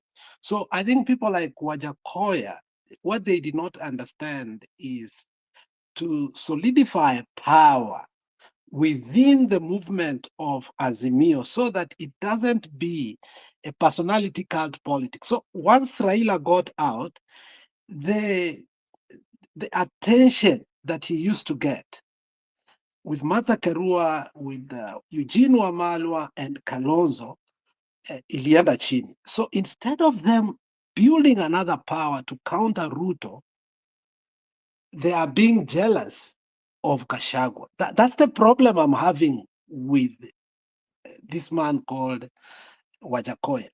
But overall, when you're looking at the political landscape in Kenya, I think people ought to agree that Kasongo and Raila formed the government long time ago. ODM is in that government. Manduku confirmed it today that what they want is to be in the government, not like other times, not like they feel that they are in the government. They want power within that government so that they can exercise that power. Now, if that is the scenario, let us look ahead from today and say, okay, these people have already formed, they are playing with our minds, and they have decided that's what they are going to do. And whatever that he was going around the country lying to people that we are consulting, there's no consultation. It is they're drafting their agreement. Now, what next? I think that is what is very important. We cannot leave the only bull that we have in the fold, which is Gachagua now, unfortunately, because Kalonzo hasn't shown that power. Eugene Wamalwa hasn't. Matiang'i is not around. We are just talking about somebody we are not even sure if he's alive or not, because even when Nani died, Chebukati died, Gachagua told us that, that it was a postponed message that Ruto was giving to this family, because Chebukati had died a long time ago. So we don't even know if Matiang'i is alive. Okay, so we cannot bank on them, but there is somebody who's constantly on the political space. Unfortunately, we may like him or not. So I think we as Kenyans must make a decision, because it looks like when Raila lost the seat, we had agreed that he's not going to recapture what he had taken. But the truth is, and I know many people will disagree with that, there are people who still believe in Raila. So much that the last few days, they've been building trust. And that is your political right to exercise that. But the question is now, if he's going now to go to Nusu Mkate the way they have said, now what next? Are we waiting for 2027? Are we going with Gachagua because he's the only one who seems to be hitting this man left and right and probably giving him sleepless nights? Or what are we going to do? That is the dilemma that we are going to remain with. But otherwise, if it was in like Papo, somebody rebranding Purple, so on and so forth. When Gachagua finally will unfold his chama, I may not like it, but it looks like it will overtake Martha Karua, it will overtake Kalonzo, but the only reason he's being with Kalonzo, he said it the other day while he was in Ukambani, that he has a formidable and reliable base that they can use, and he doesn't want Ruto to infiltrate there, and that is why anapenda kunyemelea Kalonzo sana. So where are we left now? I think we need to agree that ODM is in the government. There is no discussion about that. Then we realize how can we effectively use Gachagua while having an alternative, because even me, I fear the presidency or where Gachagua is going to be a power broker to the next government if it has to be. And I also know that finally, if the campaigns have to start and they start unleashing some of the videos and the carelessness of Gachagua prior from last election until when the Nyalenda massacre and all that, and his comments on and so forth, I think will be in a very bad position. I don't know, but I think it's a sad day for me to look and watch that one of the youngest and brightest MPs from Kisii we've not seen him on the ground. Yesterday we were asking, where are these people? What are they doing? We thought they had gone out of ODM. We thought they are with Matiang'i. Probably they are speaking with Matiang'i, but it's a confirmation that, look, Matiang'i is alone. Matiang'i does not have a group. Maybe it's Onyonka only. But as he said, we as ODM, we want to be in the government. And these are the positions that we want. That was so sad for me. So that's what I wanted to give my thought on. So I don't know who was next, but we can continue. Alex. Because yes. Alex, just a question. Sure. Go ahead. This Daniel Manduku, is he the son of the late Hezron Manduku? Oh, no. This is okay. This is a young man who built himself. He's one of the best architects in Africa, and actually is the author of this housing bill that Ruto is enacting. Though he's in ODM, is the one who the blueprints of the housing controversy is the author of that. If you remember when it started, he used to go to Upper Mali Wajakoya Amanda, the spies, and he used to defend it seriously, if you remember that. So he's not related to Manduku, but he comes from the same constituency that Manduku represented.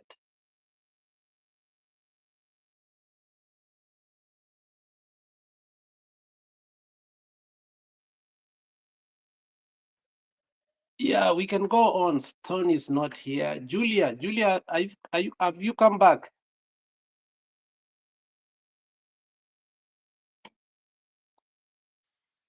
Another shocking news today was that report by the Auditor General. Is it from the Auditor General, the Controller of Budgets? Oh yeah, I saw that. Yeah, go ahead. I saw that. Was really shocking, And I think she did something that even Ouko, the former auditor, we thought that Ouko, in fact, that Ouko guy, when he was auditor during Uhuru's time, people were even suggesting that he could, stand for an elected position because Kenyans felt safe with him. But this particular auditor, she is something else. Something else. I think she should just continue with this speed. And she told Parliament today that they have the legislative authority to act on her report. Nobody else. She looked them in the face and said, "This is, it was a thing about Shisha. I personally, 2 months ago, came to one of the podcasts here and suggested that this new social welfare system, we should give it a try. Maybe it is the same thing that Raila and Karua were suggesting. in their campaigns. And I wasn't supporting this because it is William Ruto who is peddling this thing, but just because it's a universal thing, you know. And of course, we had this argument about whether NHIF and all this, and is this what is the problem here? Okay, but when I listened to that Auditor General today, hey, you know, Kenya is a big crime scene. If this is what we're being told by a state officer, can you imagine what we're not being told? That even the contracts and the subcontracts that is being given for receiving money, and there's a certain percentage, it is 2.5, is going to the people who own the operations. For even there's banks involved that are owned by politicians that are involved in this racket. There is 3 different things happening in the background, which is not state sponsored. You know, many countries that are seen as autocratic, someone will just face a firing squad, you know, for these kind of things that they've done. So in a way, when I listened to Wajakoya's last sentence, he said, "Now we've tried everything. It will just be the Burkina Faso way." But I am a bit worried about that. But that's just he's being realistic. I think it will reach a point where the military people, because they're citizens, the fact that they are not civilians doesn't mean that they're not citizens. They also have a heartbeat. So if things keep going wrong like this, and I'm sure that Mr. Ruto is now very, very well protected because of his regional comments about Sudan and Congo and the things he's involved in. He has to be super protected now because anything can happen to him. That gives advantage to any person now who is also fed up with him, who belongs to the military. So I think when people like Wajakoya are speaking about this, they know what is happening. But I am just worried about the person who was in the system, like Wajakoya before. Is he really genuinely saying these things, or what is he saying? So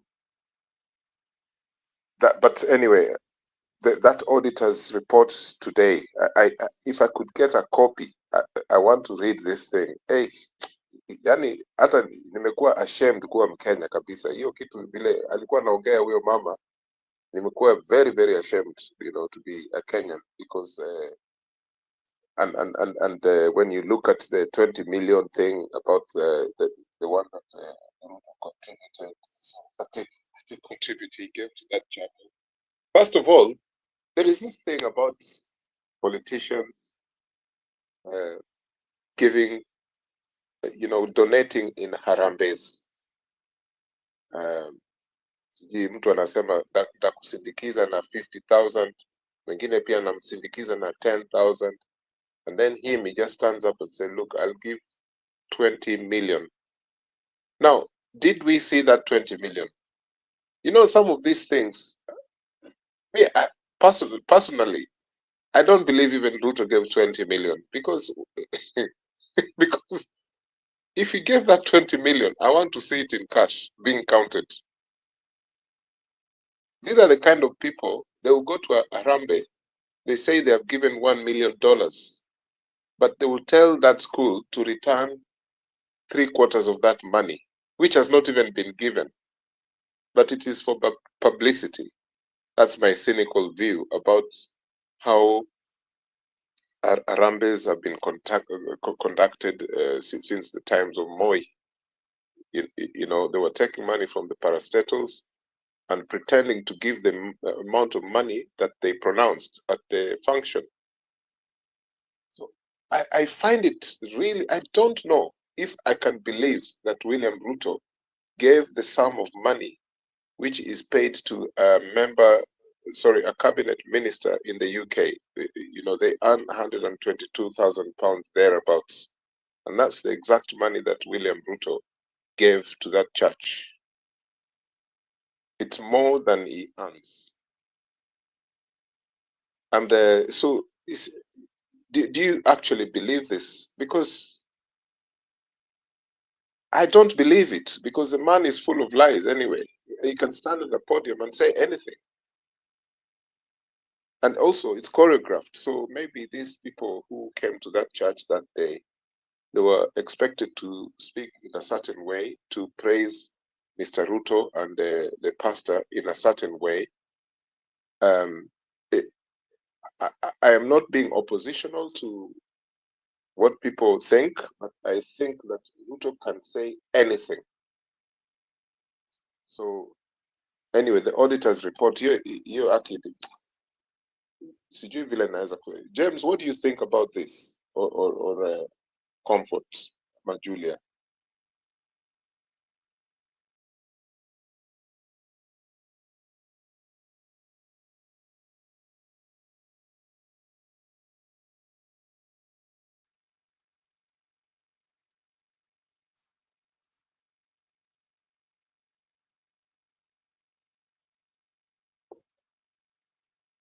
Hapa niko peke yangu hapa.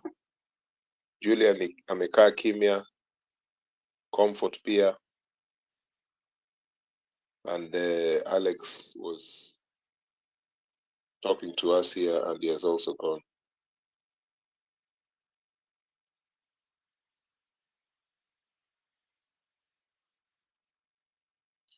Dario, I don't think the MPs will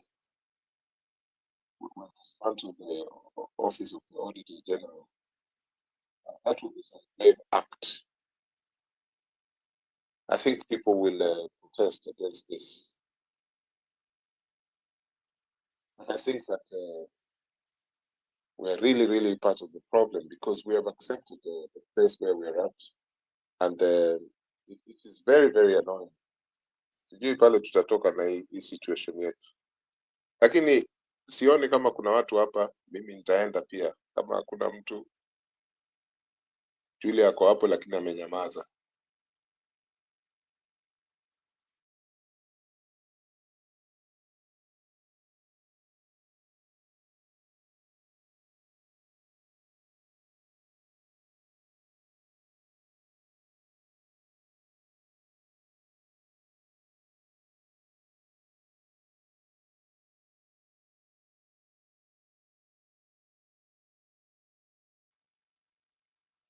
Hey, when the broadcast goes quiet like this, it's not good. So anyway, yeah, earlier on I was speaking about the way that Girongo has presented the things that are happening in Kenya, and that Kenyans now, they've reached a point where they're so fed up, and that they will exact some change. You guys should watch that interview on Fanya Mambo's podcast. It's called the Alpha House. It's very interesting, that interview. Thank you. So ela hii maneno ya pesa, unajua, this is my view on these donations. For the Uhuru government and the last administration to sit down and say we need to face off the currency that we were using, the notes that we were using, because of the magnanimity of corruption that was so it was so humongous.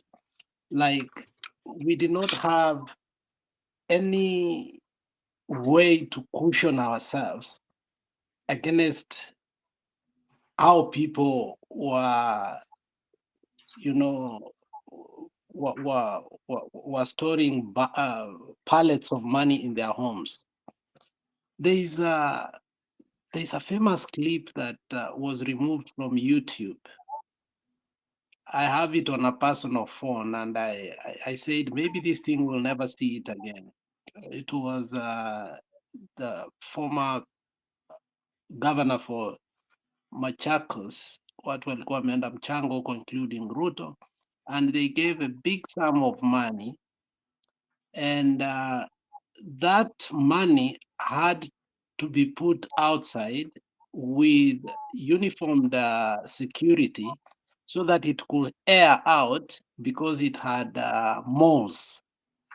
It had moles so that it could be taken to the bank. We've been told that there is money that these people keep that is in bales, in sacks, so on and so forth. I don't know if Gachagua was playing his political expediency last week, well, when he said the yes sir man in Karen has a container full of money. And when he was making comic out of it, that now people get paid 1,000 for 5 hours, people are tired. By the second hour, they say, tulipe hii uongo, hatuwezi listen for 5 hours, tulipe for 2 hours. But the most important thing he was trying to pass there is money in container that is being given to people who come to Karen to change this. They're spin doctoring the politics of the mountain to see if they can elevate Gachagua. Gachagua is a man who understands how the monies that were not taken to the bank last time found their way back to their campaigns. If you remember what they did, they used the church. So they could go and donate to the churches, and the churches will get a kickback, but they will take that money to the bank, and somehow they will find that money back again to their hands. And they did do that effectively, somehow, for a while, until Raila made a comment, and the church hit him so bad, because at least every major, these pastors who are known very well in our country, somehow money found their ways to their churches. And that's how he bought these people, because you see, Gachagua is part and parcel of the criminal syndicate that runs the churches in Kenya. And when you hear Ruto say that he's giving 20 million, probably Ruto now understands now he needs that again. He needs to start, sucking the amount of money that they have stolen from the government, because the figures are staggering. If you remember last week or 2 weeks ago, there was a figure of 67 billion.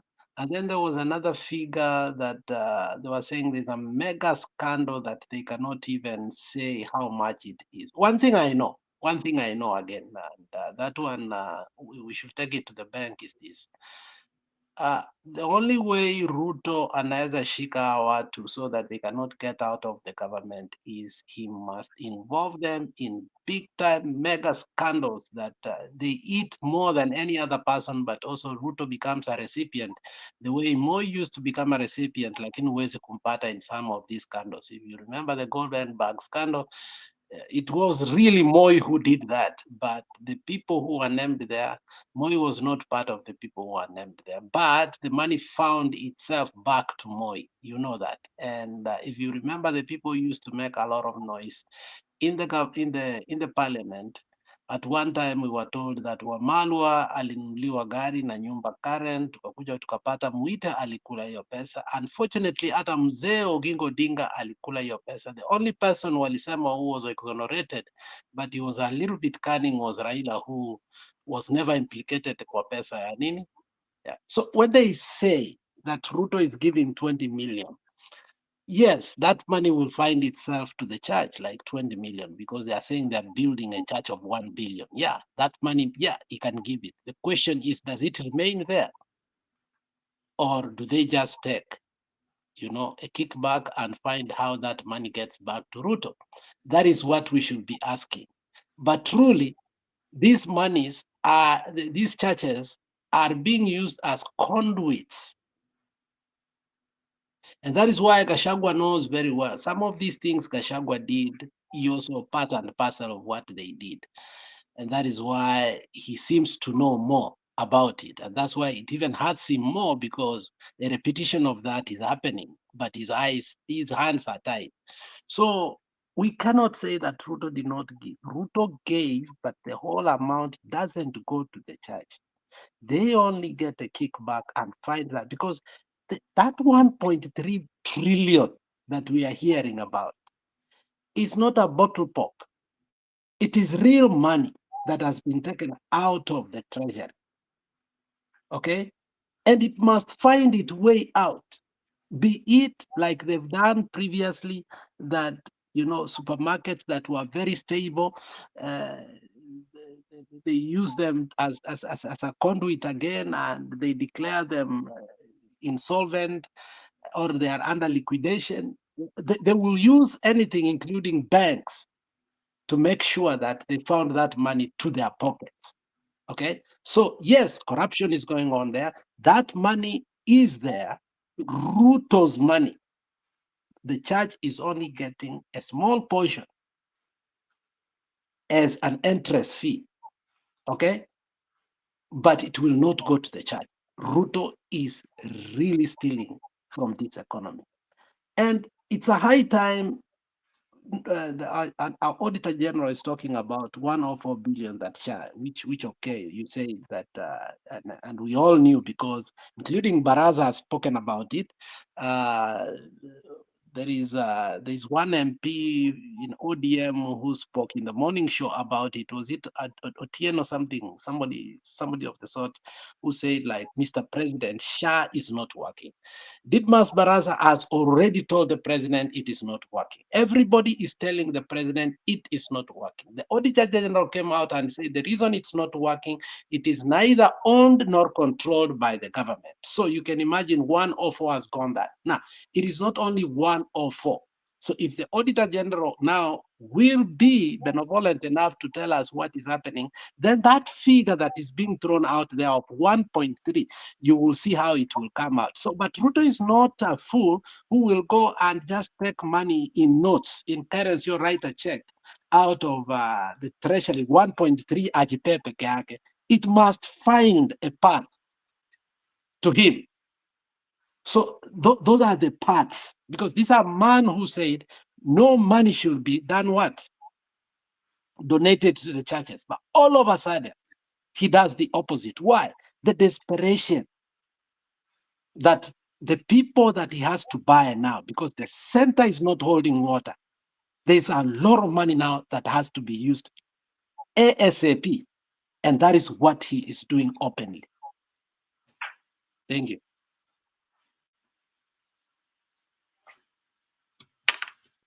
Good. Thank you. It's good for holding fort. Demo, you want to say something on top of that? Yeah, I was just trying to second. Is it Alex? About the money issue. I mean, let's look at, and this is, in my own opinion, this is the problem. The one issue I have with anybody that talks like Wajakoya. You know, Wajakoya is very good at mentioning and highlighting problems, but he doesn't want to be there. He wants to be an expert, just like us hapa tunaisema tu. But the thing about him, he has the platform, he has the access to these people. He can relay his expertise directly to whoever, even he has access to Raila. So anybody that comes out at this point in time, penye 1.3 imepotea, penye the Auditor General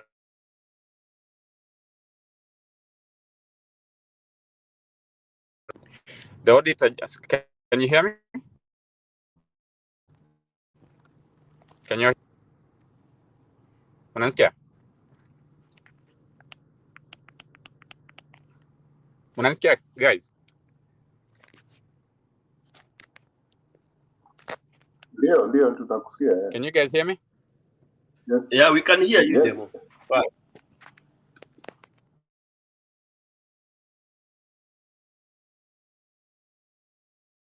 Aya, Demo anaonekana ako na kaissue.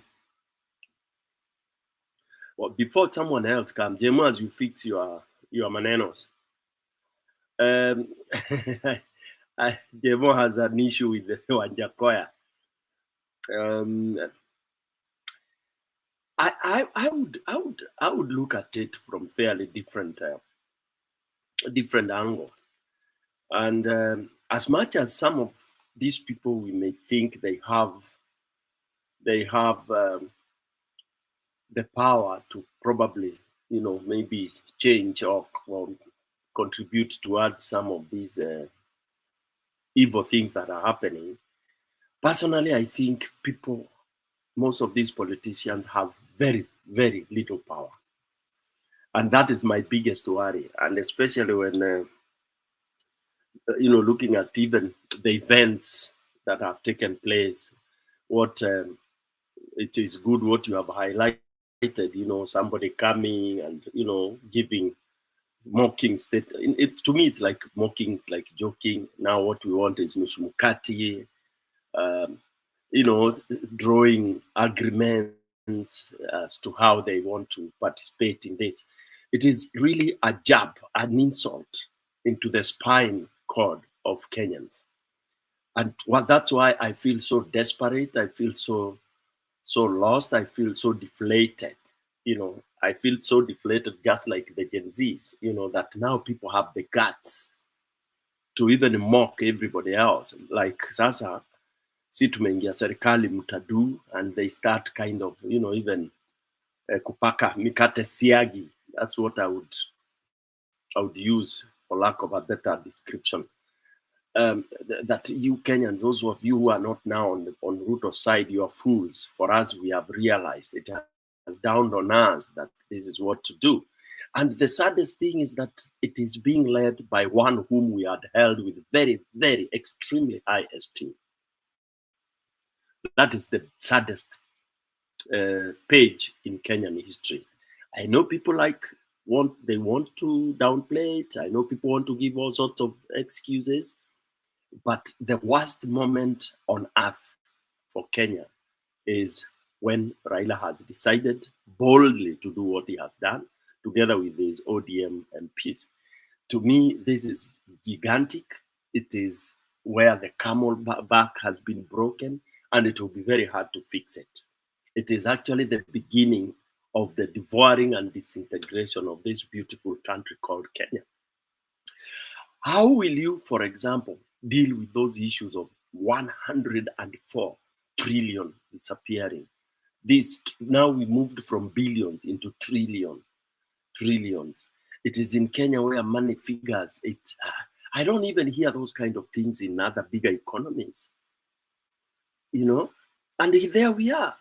People like Raila and his following have the guts to continue to join on the other side. So I think all this money that is disappearing is what they are going to get, and it's part of the deal. So part of where now I really support Wajakoya is when he says there could be, it reaches a time when you go looking for a young man or somebody or individuals to ape what has happened in some of those countries in West Africa or North Africa. Okay. As much as people say, it's not this, it's not that, I think it has reached such a point. I don't think we are looking forward to any other point. Yeah, because every other effort is dead, it's finished, it's done. You can't talk of, and even talk of what? Opposition, to oppose what? When even Auditor General faces the MPs directly and tells them, you are the ones to do, and then Kajwang talks and he talks as if he's going to take the responsibility, yet he's in ODM, and they're the ones who are saying it is time for them now to eat. How will he even play that? So it is the saddest moment for this country. It is terrible. For me, honestly, I would say on this channel, I think Kenya is doomed at the moment. Personally, I don't see any future. I see what I'm seeing is a dark future as we keep on hoping, but we have slid into very deep hole. Anybody even coming to talk, you hear the way we talk, we cannot even think of salvation or anybody solving us. Everyone to us is bad, you know. So I asked the other day, which angel is that will land here and then we shall all rally, or to him. So that's why I would go Wajakoya way. Let an individual come from wherever, whoever he is, and help the country. That is how I feel, and I think I'm correct. I've been here a little bit longer, and looking at the trajectory, that is what is gonna happen. Jemu, you are saying something before you are kicked out. Yeah, every time I try to talk, mtu ananicall hapa kitu hiyo na bo. But nilikuwa nasema, when it comes to the Auditor General saying that $104 billion Kenya shillings are missing and they are kept in private accounts, she was talking about nobody is doing the risk analysis hata za hizi accounts zenye tunatoa pesa Kenya. Nobody. Like, so that's why he's asking the Bunge, like, these are the things that should have been part of what the parliament, legislative, does, oversight. So, I fast forward, these are issues being brought up back to back in a week.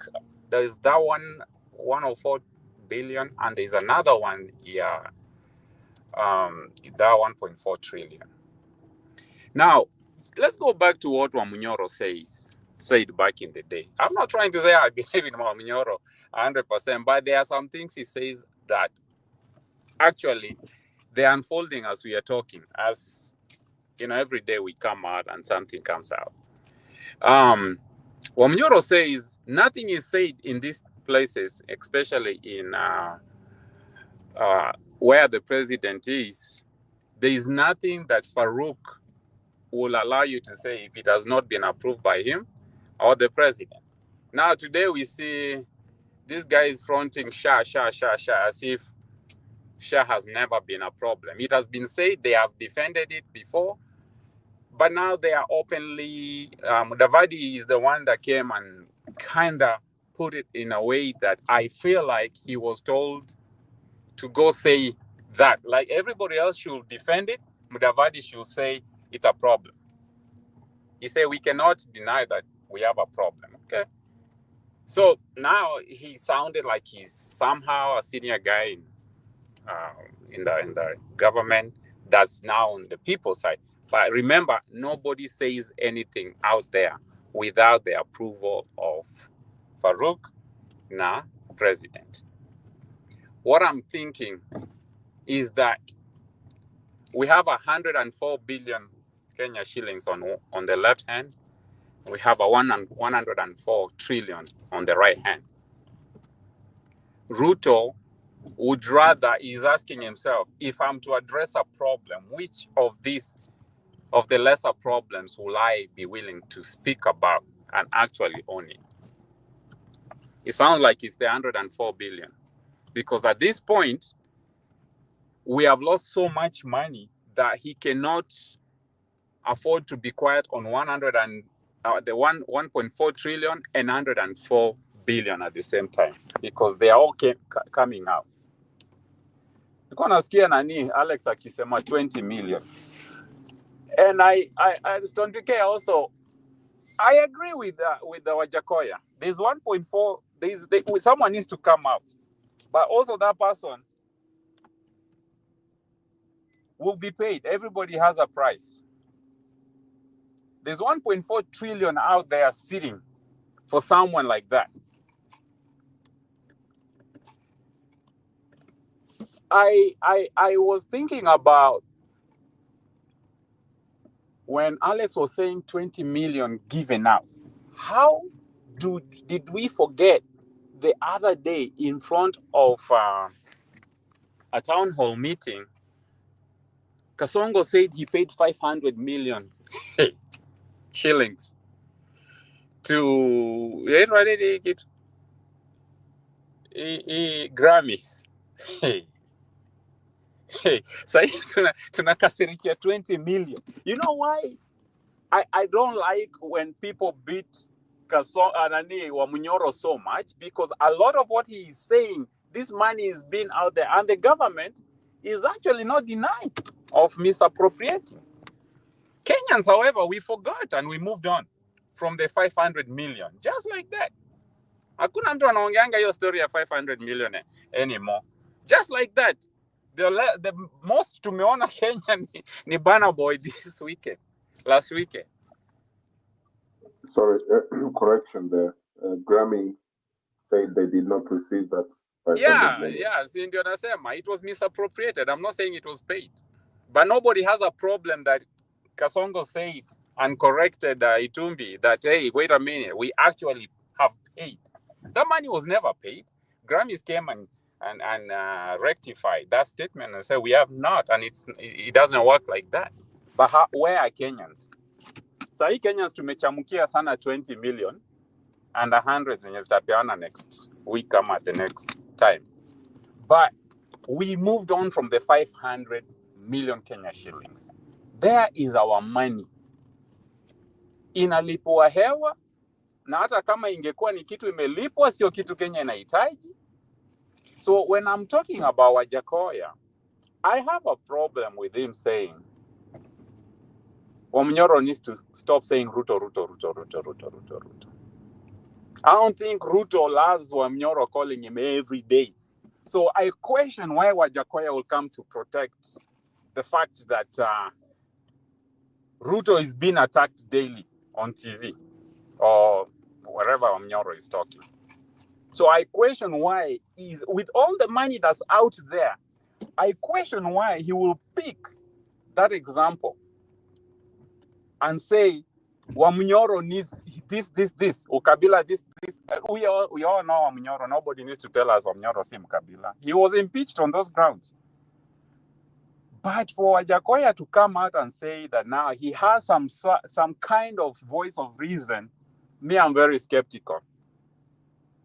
You cannot defend somebody that has 1.4 trillion and has chosen a smaller problem.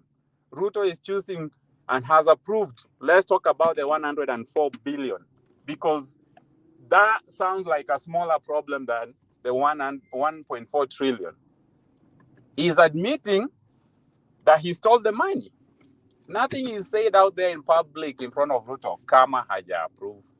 So I don't like the fact that Wajakoya is out here saying, why is Gachagua this approach and that approach? Ndio ninasema the recipe ya Kenya will be cleaning up Ruto first. The issue the soldiers coming out, there's a Raila factor, and Raila always try to play as the savior. He will come at the same time. So we need to clean out Raila and Ruto. Kenya with Raila, number one, tutapewa the same thing. Tunakwaga tukicircle back to the same old.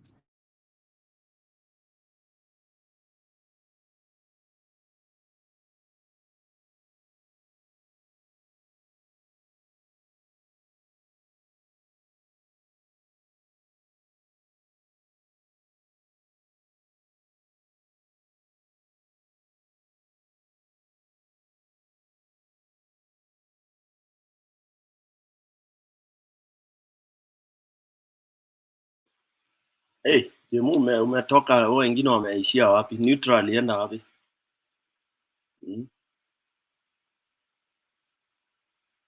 Jemu. Niko hapa, nilikuwa namsikia sana huyo Jemu. Ninauliza Jemu. Tupatie way forward because naona uko na issue na Wajakoya.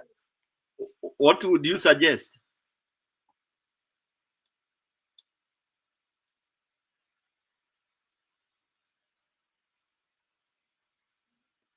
Jemu ameingia mitini. Anyway, kuna internet issue. Well, as much as we say, kila mtu ana opinion, but sometimes it's good to tunaangalia situation in various perspective. Wakenya ni hatutapata watu wengine to do whatever we want to do, and the reason why the people are doing what they are doing, they have the guts to steal and do all what they are doing so heavily, is because wamejua. And if you want to sample, just here on this TV, you both in comment section and also those who are here presenting, you get across country of our country, the people, you get the cowardice we have, those who are brave, the knowledge we have, and that is the capacity of Kenyans. Okay, Wakenya bwana asifiwe ndio mingi, tuvumilie, tuwe na hope.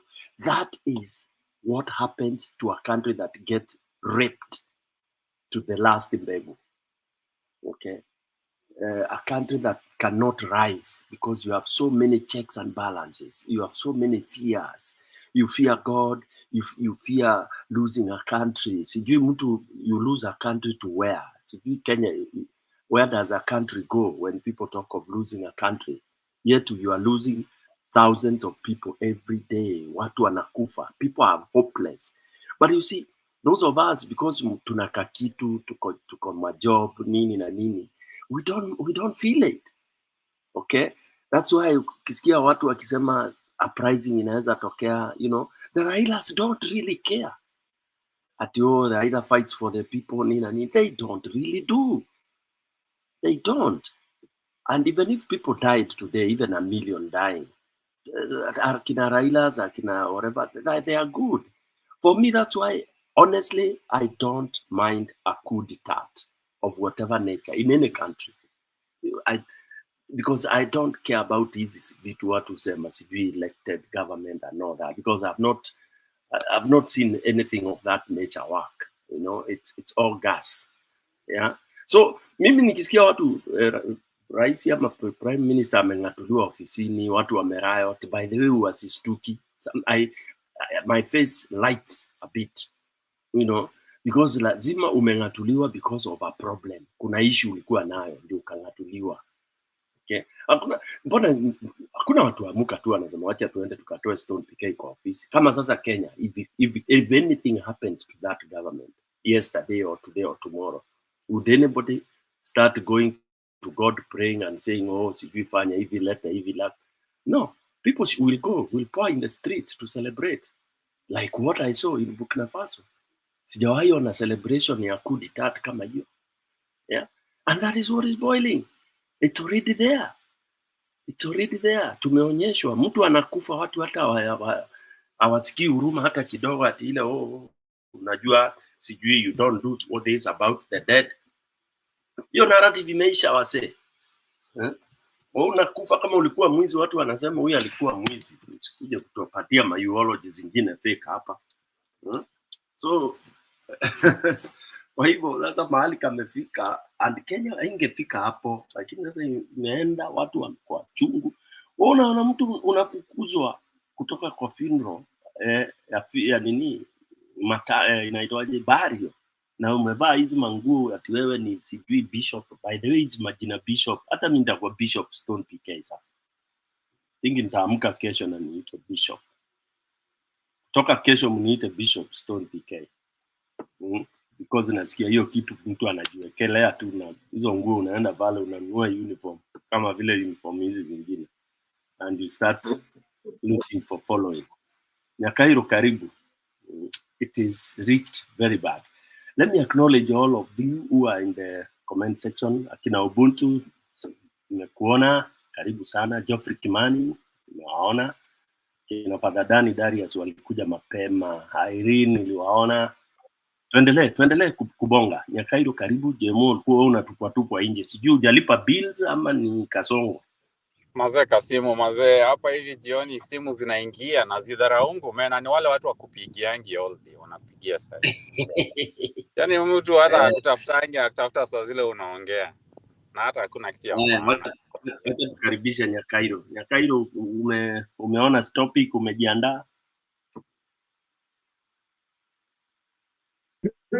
Ama umekwama?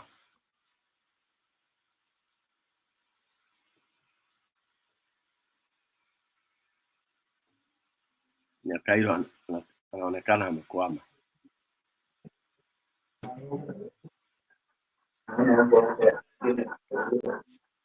Peter.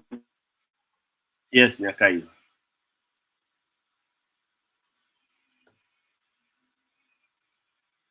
Are you saying something? You can't hear me? Now we can hear you. Yeah, I was telling you I just came in, sijajiandaa vizuri ndio niwe na maneno ya kusema na wasikiza alafu niandae mambo yangu. Sawa. Umeona topic ni political predators gang with Ruto to devour Kenya. Yeah. And Kenyans continue to resist. They continue to eject. They continue to occupy This everywhere. devouring of our country is sickness. It's sickening, I'm telling you. Nitaingia tu. Yeah. Yeah, so as ukijiandaa, wacha ni nani yuko anataka kutupa ka kitu ama niendelee kubonga? So, Stone, so that predating thing is what I'm suspecting Wajakoya might be doing. If I was to land, let me land that way. Because I've been trying to just kind of relate the scenarios that I see. The only place I can say that is that I'm taking two situations, like the major things are happening in Kenya. And this guy is choosing not to address that, but attacking the person that's calling the issues out. With the money being out there like that, and with him throwing things that actually I doubt that he'll be the one fronting it, I agree. He could be doing some political predating. You know, he's trying to speak something. That's why I gave you the issues za Mudavadi. Things that are being said out there that are kind of looking controversial to the president, but could be the game plan that the president wants. It's kind of more of a distraction. And knowing Wajakoya, how he was critical of these issues, but he's also a friend to Baba. For him to come out and just Kenya imemuza ni kuattack wa Munyoro. Na sisemi ati namtetea wa Munyoro. But I feel like him calling out the guy that's calling out issues kind of gave out the game. He's doing the political predating, according to me. And that's why I was saying I don't agree with him based on that. That it's the right thing to say, but the packaging, you know, the branding, Wajakoya has always had issues with branding. He wants to give us oranges, but he brings them packaged as lemons. Okay. Let me ask you, Gemo. Yeah. And it's good to appreciate people with their style. You know, Wajakoya, he will spill to anamwaga, apakagi mafuta. You know, he doesn't have maua. But let me ask you, what is it that you personally see, the value you've seen in Wamnyoro? You and many other people feel like Wamnyoro has been very valuable. And personally, I have not seen any value, and I've not seen anything new that Wamnyoro has come to tell us about Ruto and his government, you know, where he was the deputy. People have, and this is the beef I have with the Mulima and those who came in and started calling him Kitungati and all that. The challenge, the beef, and my fear is tulikuja tukadandia, and he's doing the obvious. You know, he has just come, ametoka kwa hiyo basi ambaye alikuwa ni konda ule sugu. Ule alikuwa hata anatupa watu gari kama inaenda. If you've been mtaani, you know what used to happen with very rude conductors. Madhiri hata ijasimama jamaa cha kutupa chini. Sasa kama uweze land vizuri unavunjika. Sometimes you are run over by the vehicle. You know, if you come from Nairobi, you know those kind of things. That is how I equated Wajakoya. So ruthless, you know. And then all of a sudden, anabadilisha mbao, anageuza from 23 inakuwa 26. Alafu sasa kai ilikuwa inaenda Orioba, sasa amechange inaenda Dago, na ni yeye tunajua ndiye alikuwa anaenda Orioba kinyonga watu akifanya kila kitu. Then now we are glorifying him and seeing like ati ameleta stories zingine. I remember from day one we were saying huyu ndiye atabonga, huyu ndiye atatoboa. Akija kuongea anaongea tu the same thing. Barabara kutoka hapa mpaka pale tunafanya Sasa for me, honestly, with all due respect to all those who have different opinion about Wamnyoro, I don't see any value addition that he has given. That, you know, it's more than what Kenyans walikuwa wamejua, what Gen Z ilikuwa imechosha, watu wakatoka kupindua, kufukuza Ruto tarehe 25. I don't see anything else ameongeza. In fact, yeye ndiye amepata value, amegeuza wa Kenya akili waone ati ni kama ni hero. You know, he has actually conned us. Amecon wale following wake. And by the way, he is not going to take anybody anywhere. In my own opinion, I don't see him taking anybody anywhere. Kabisa hakuna mahali atakupeleka, because anakupeleka wapi? Ati 2027. Hope, wait and we tujipange. Anybody who comes with the formula of Kenya today ati kuunganisha, who are you unganisha in? Consultation. Oh, what are you consulting about? It's nonsense. It's tired. It's rubbish. And that's why I think I would just go Wajakoya way. Somebody get tired, come and, you know, pindua hizi vitu wainamishe juu chini, wengine wangatue waende, and we fix our country. Other this nonsense of ati vijana wachukue kura sijui kuta. It's all the game of the predators.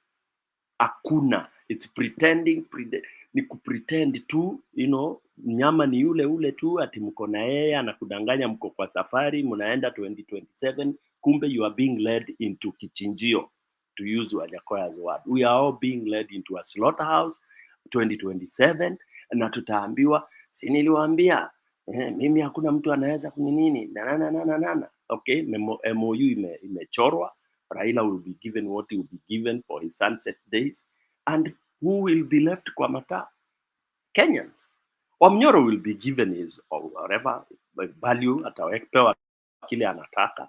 And that's why you hear even akina Uhuru, they are meeting, hidden meetings and all that. What are they strategizing? It's all betrayal to the common mwananchi. Betrayal to the common mwananchi. For me now, Kenyans should be tired. 60+ years and we are being zungushwad. Yeah. So to just to conclude, I don't see anything that I would rate as A with Wamunyoro's stories and narratives. Yeah. Thanks to him, he did some literature, so he's able to repeat those things and put some flowers on those phrases. But basically, he's telling us nothing. And no wonder Ruto is laughing. The thing I'm saying, I really don't care about. That's why nimesema mara kadhaa. The problem I have with Wajakoya is this: when we have major things to talk about, he chooses to address things that nobody cares about right now. So we can handle Wamunyoro later. We can actually play Wamunyoro. And we have addressed this issue of Wamunyoro here this week, especially extensively about the issue. Even Matiang'i needs to come out. We have addressed it extensively to where we don't need to build Wamunyoro, but we need people to step up. And that's another topic for another day. But listening to Wajakoya, I'm trying to listen to him with try to find an inner meaning of his micro-messaging something. He has been given an opportunity, and we're all given opportunities, and we are doing a very good job, even addressing the Wamunyoro as a factor that we can be played. But this guy, when he's given, there's a mountain to address in the country, he chooses to go address the hill that nobody cares. Money is being lost left, right, and center. Mimi mtu kama huyo mwenye atakuja, you know, Raila dining with Ruto and Wajakoya attacking the person that's attacking Ruto. Anybody that makes Ruto uncomfortable, say, and we applaud all of them. Wamnyoro being part of it. We can figure it later. But if mtu yote anakuja it's more like, I'm just saying, he was, in a short, he was defending Ruto. We might not want to say that's what he was doing, but that's what I saw. I had defending Ruto, but then throwing a solution, an alternative solution that looks so controversial that nobody will buy. Actually, nobody really took him that serious. That's why I say his branding is a little bit off, because now he's selling lemon. But Jemo, who would buy an idea of planning a coup on a national TV? Who would buy that idea? Who would applaud you? And that's where we have a problem. If I was him, I will address this issue at 1.4 trillion, and I will say those factors on the table right now. Ruto better not raise taxes even for 1 shilling in Kenya, because the 1.4 trillion and all this 104 billion is out there being misused. Then, so as the mother of all, the day Ruto is going home is this finance bill 2025, because any shilling over, anything in a heighter balance is his ticket home. I can take it and let it use the money being. One example, you have a auditor general backing up those facts, on almost real time. He has the bonga points Zako, Chapa, the exit ya Ruto. Then you are throwing something that we really need to go find that Kagai mwenye atakuja atuongoze militarily. That is more like, hata Ruto anacheka. If I was to ask Ruto if I need to go out there and front that, si atasema endelea na hiyo kwa sababu hakuna mtu atanunua hiyo. Hiyo tu tunaona utatoka tu hapo na iko kicheko na wasahau. It's a ridiculous. So if he's really serious about it, he needs to use what has been placed on his on the table, Jemo, and as factual. And Jemo, let me ask you, how would you know what he's planning? I mean, right now we don't go by what we like. Guarantee where Kenya is right now. That's why tulikuwa tunasema Stone. Hii mambo ya Matiang'i hatujui atakuja when. Unakumbuka ile juzi ule jamaa wetu huyu wa Omanyala alifly up at the day of race, So people are like, he's coming, he's prepared. And then he came in and lost. And it was an embarrassment for the country. We don't know if you're not on the table saying the right things and you're saying things that are just looking like, we need to just go joke about it and forget about it, like how we forgot the 500 million Kenya shillings. Those statements are the statements that will be forgotten by the next 2 days. We need strategies like, kuna 1.4 trillion imepotea. Huyu mtu asikuja akatupandishia hata shilingi moja. That is a way ya kick out Ruto. Almost like militarily, but kijenzi way. The mothers of all. Demonstration. With all these facts, why would you use the coup where, we need to go find that person? We can even find where Matiang'i is. Where we can get this other person? Jemo, do you still believe Kenya is capable of kufanya maandamano? You still believe that?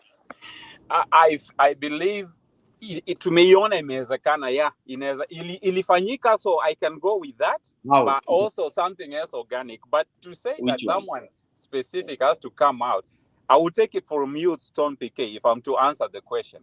I'll take that statement from you. I will not take from Wajakoya. I don't think he means it. After making that statement, he said that he's attacking the person. He was defending Ruto. Let me just say he's not attacking Wamunyoro. But by attacking Wamunyoro Sai, you are more like you're defending Ruto. It's a strategy behind it. So I will take it from you. I will not take it from Wajakoya. With all the money that's out there. Hey, that's a good strategy ya kutufanya tufikirie, na ni kweli lakini mtapata wapi hiyo mtu unless ni sisi tunamfront. So unaona already amecross wakiwa na kina Raila.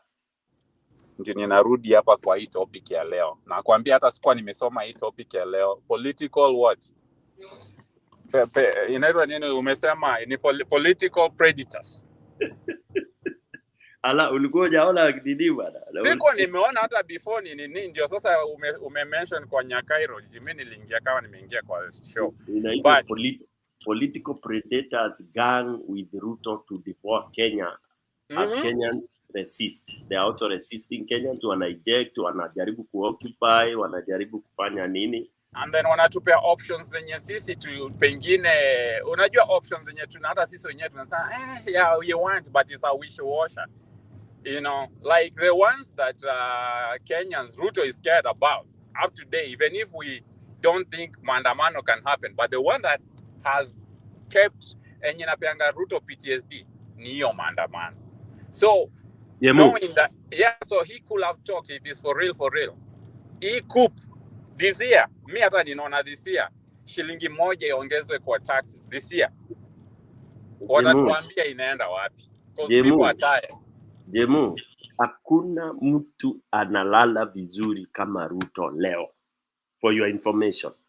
Ruto ile shida alikuwa nayo ya Kenya imemtoka. Hata umeona body imechange. He knows we can do nothing, which is true. Hakuna maandamano utaona. Ruto ataendelea vizuri hivyo tu akiwa na kina Rao na nini kugandamiza. Hata hiyo budget unasikia. The budget itakuja hivyo tu na ataongeza tax tu. Ni story tu mtaongea kwa ma TV na nini. Ruto unless sitamalizia. Otherwise Ruto ako fit. In fact nothing is worrying Ruto today. Hiyo hata niliambiwa na one of the insiders. Hakuna kitu inastua Ruto ati sijui ati Munyoro sijui nini. Hakuna hata kidogo. You look at his body and demeanor. Angalia. If you know how to read body language. I saw when he gave the 20 million. Yes. Alikuwa na defiance. Alikuwa rebelling the people and defiance to what when he stated that he has read the Bible, he was telling you guys, you ain't gonna do shit. You know, like today I have chosen to go against the entire country. Put all the 99 pastors. I only needed one out of 100. Everybody else that's against me, sawa. Nimekubali, nimepata moja hapa, and I'll show you a good example of what defiance is. Shika hii 20 na 100 inakam. So he is like right now, he is doubling down on everything. Hata ile vitu yote alisema ati no politicians should give money nini everything ilisemwa. Hata mwenyewe alisema alipeana hata hiyo order. The state house yenyewe walisema hii mambo ya renovations and what not, everything imefanywa, everything Gen Z waliandamana against. It's working right now. Bibi ya Oparanya, hiyo 1.4 trillion. She was given 50 something million the other day I had to come to US for some training. I don't know why we are training her. And she didn't show up. So like 500 million, that money is gone. So Ruto, and guarantee you, I've always said, my problem actually, Ruto kwangu is dead. Ni casket tu ni msumari. Mtu mwenye anajaribu kumfufua, ndio niko na shida naye. Na ni Rao. Huyu ndio anafanya Ruto alale. Ni Rao. Ndio anafanya Ruto alale. Anaekelea, hiyo miti tulikausha, yeye ndio anaimwagilianga maji, anaekelea, anaifanyia grafting na anaongezea mbolea. So sometimes I know and I accept that we have a problem, but we are not addressing where the problem is. Huyu Raila hata tukileta hiyo coup, Raila atakuja na schemes zake za kusema tena another whatever. Unless Raila tumemtoa na kwa kaburi pia la sao. Waingiange huko wakiwa pamoja. Na kuna mtu alikuwa anasema ati politics ni like monkeys, just misitu ndio tofauti. Nimesema hizi monkey mbili tuko nazo, tuzipige kengele, tuzingishe kwa msitu fulani. Alizi kipiga kengele huko tunajuanga penye zinaenda. But Raila na Ruto needs to have kengele. Waingiange kwa hiyo msitu, because anything we do, Raila will always He's a predator, political predator too. He takes advantage of the situation. He's an opportunist in a way. So we have a problem, Ruto. But who is now resuscitating Ruto? Is Raila. I mean, I have a problem. I've been saying I have a problem with anybody that's supporting Raila. Hata mimi sitakange kusikia how it comes out of your mouth nowadays. And that's the same thing nasema, if you have an opportunity to talk about the issues that are facing Kenya, including corruption, and the one thing you choose at that day ni kusema Wamunyoro anaita Ruto. So every day Ruto. So are you defending Ruto? Mumeshikania mali hiyo jina ikiitwa wewe pia unasikia kujikuna. That means you are defending in a way that is not really open, but you're just telling people that he needs to stop calling Ruto. That is what Ruto wants. Even if he's sleeping, he will add 2 more hours to that sleep. That's why I have a problem na hii approach ya Wajakoya. Ruto tuseme tu alisema am I mad? Sasa hii tunajua is mad. We just need to know how bad is it. We know you are mad, but we didn't know you are this mad. Wacha nicheze ka clip kamoja.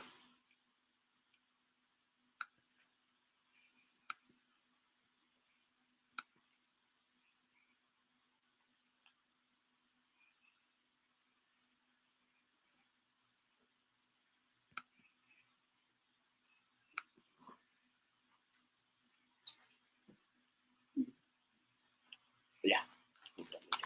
Thanks.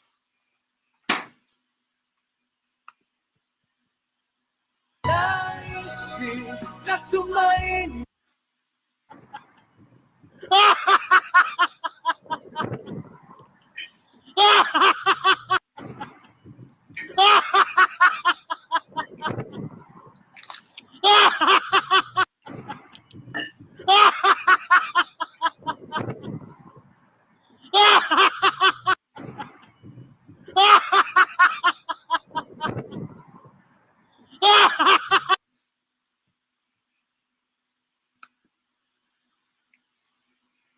Umesikia hiyo kicheko Jemo? Yeah, naisikia. Umeona hiyo picha alafu mtu anacheka tu. Eh? So picha nimeiona. So kucheka, the meaning adui ni moja, lazima aende 2027.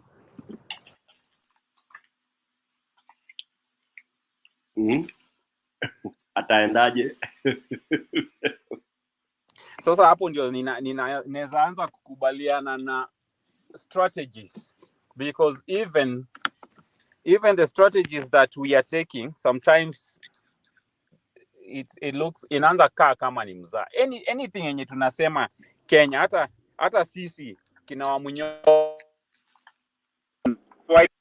swapping Kasongo na Wamunyoro. That's so there is confusion, and that's why we are saying we also have a problem with mtu kama hii strategy yetu ya kusema Matiang'i atakuja. Na kuna mtu amesema hapa, Alex amesema hata hatujui kama ni jamaa ako hai. He has Twitter, he doesn't tweet. He doesn't like all the problems zenye sisi tunaona yeye wanangi, I guess. But huyo ndio tunataka tumpe presidency. What kind of strategy is that?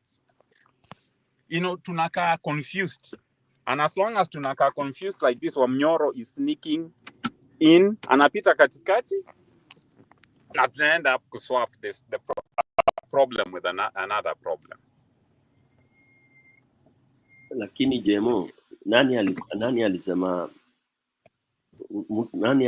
kuna mtu alisikia Matiang'i akisema hiyo kitu na mdomo yake? Unajua Wakenya pia tuko idle sana. We are idle thinkers. Stone. Huyu jamaa, huyu senator anaitwa nini? The top senator from Kisii. Onyonka alienda mazishi wakamuuliza, "Uko sure ni Matiang'i amekutuma hizo salamu?" Same thing. Imagine hata salamu hajui kama ni yeye alitumana. So presidency nayo. Like we are even they're even doubting the greetings by not being formatted. Niko na clip. The closest ilikuja ni Matiang'i alikuwa amekuja sijui ni funeral ama nini. Watu wakaongea the only word alisema tu ni I've heard you. Hiyo ni nini? Nimewasikia. Nimesikia vile mnaongea. Yes. Nimesikia juu na masikio, si ndio? Sasa hiyo strategy ndio mimi usema na I've been saying hii strategy he's coming bwana. Hata sisi tuliambiwa ni wangapi waliambiwa Yesu anarudi mpaka saa hii, hata walienda kumkuta huko. You know, like na Matiang'i hakusema nimewasikia ni Jesus is coming bwana. Sikia. Matiang'i hakusema nimewasikia naenda kufikiria nothing. He didn't say nothing. He just said I hear you. Bas. And ukiona hata Ruto hana shida na hiyo issue sana. You know, he knows something. They know something. So me, I am against Matiang'i. Someone that's not coming, even if they are showing up. I use this Omanyala trip in alikuja hapa Oregon, and then he landed the night before the race. He lost bad. You know, he was asked, he said, oh, jet lag, vindushi, the athlete? Anga sijui, anga visa. Na akiambua, should you blame the Kenyan for lack of preparation? No, you know, Kenya is my country. I can. It's a ujinga and you're like, we don't want excuses. Coming too late sometimes, failure to plan is planning to fail. So hatuwezi taka hiyo upuzi. So hapo hivyo mimi nakubaliana, we need to have a better strategy.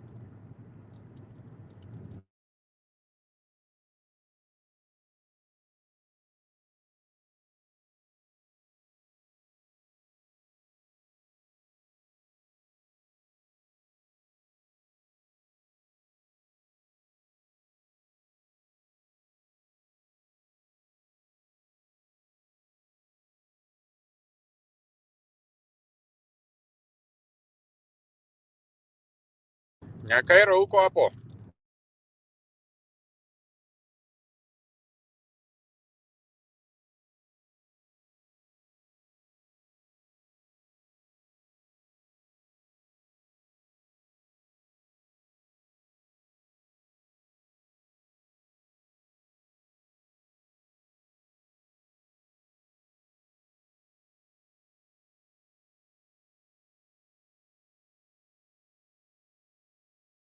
Find out the legality and challenges that are likely to occur. That's number one. Number two, the constitutional implications of that kind of appointment.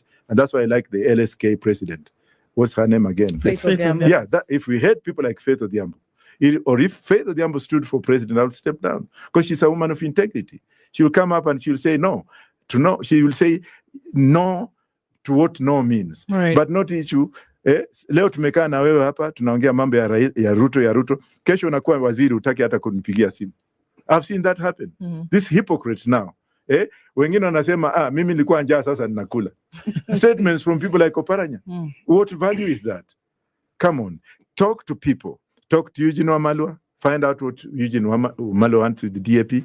Talk to Kalonzo, find out what Kalonzo stands for. Talk to Ajakoya, find out what Roots Party stands for, and then let us sit and compare notes and then come up with a conclusion. With the best solution, but Professor, essentially. You know, we're talking about politics, and it's like somebody going for a dance. When people go to dance, at least in the days when I was a younger man and we went for dances, you dressed up. You wore clothes that would make you stand out. You went and had a haircut. You trimmed your beard. You put on some smell good. You know, and you made sure that when you're dancing, you kept up to the beat. You know, you didn't dance the next song or the previous song. You danced the song that was playing. Now, part of the reason as a young man was because there were young women there. And the dressing up was so that I would be noticed. Yes, I wasn't just... Political parties are not any different. you have a value and you know it, but other people have to see it, even if you have to push it into their face for them to see it. But to sit back and expect they will see it, our politics is so self-centered. There is no way they will see it unless they realize that there's some benefit that can be derived. So my question to you is, what is it that Roots Party is doing so that they can be relevant, so that people can look and say, I want to dance with this guy. Let's talk to the professor on this particular matter. Thank you very much again. I don't want to superimpose myself into talking about myself. That will not be a very good thing. But the only challenge I would like to say is, when we finish this studio today, follow me with the cameras to the city center, which I've not been for a long time. Or let's just go around cities in the country, and then probably we'll make our own judgment. Because right now, I cannot say that we are doing this different. I will be like others. There will be no difference. But let us go to the streets, and let's see how mwananchi will welcome me, whether they will stone me or whether they will speak with me. Right. You will not be stoned. You will have very many people wanting to come to say to you. And the reason is because if I look at the campaign you had, it was a completely different campaign. And people liked the difference. Again, back to my question.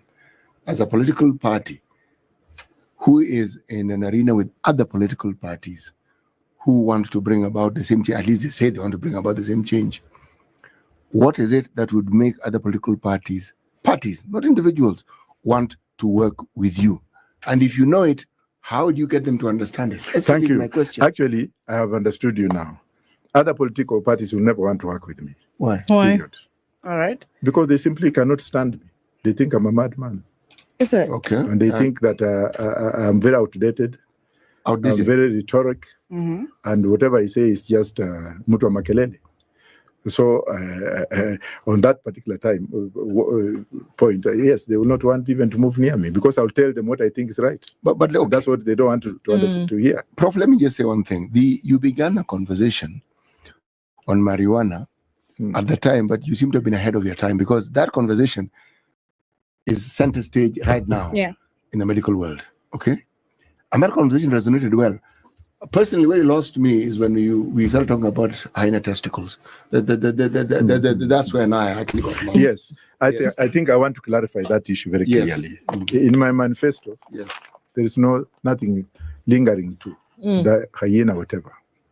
But what I said, nobody wanted me to clarify. Okay. What I meant by hyena and hyena testicles were the people who had looted this country and were going to chop off their the knee, not in an open market. Oh, this was symbolism. It was symbolism. Yes. Okay. Yes. And this is clarified that today. And speaking of which, those rich people who have become rich would say, climb the tree, let us find out. Then we take you to the tribunal, and then it's like we are chopping off, holding you by to tell us. But the short and curly, yes. Okay. I hear a lot of things, Prof. I hear people talking broad-based. We had a conversation with Suba North MP, whom you met when you were coming in. And we hear broad-based, we hear inclusive government, we hear, all sorts of things. What we rarely hear is where the place of the Kenyan who has their interests that need to be met. And I heard something profound this morning from another lady who works in grassroots, at the grassroots level. And she said, you know what?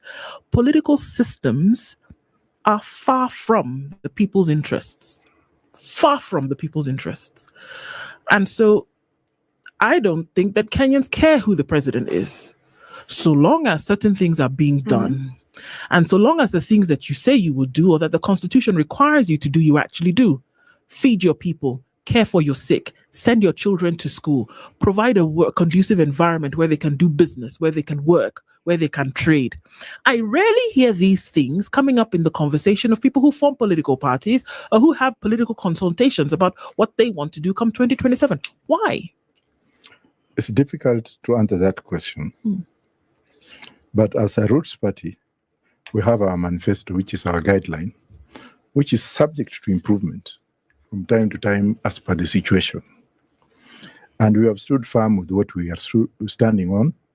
And I'm glad that our friend here mentioned about the weed economy, which has now become the new world economic order today, where countries like Taiwan have moved away from cement construction or heavy duty construction industry into light duty fiber oriented industry with various aspects of manufacturing that create jobs.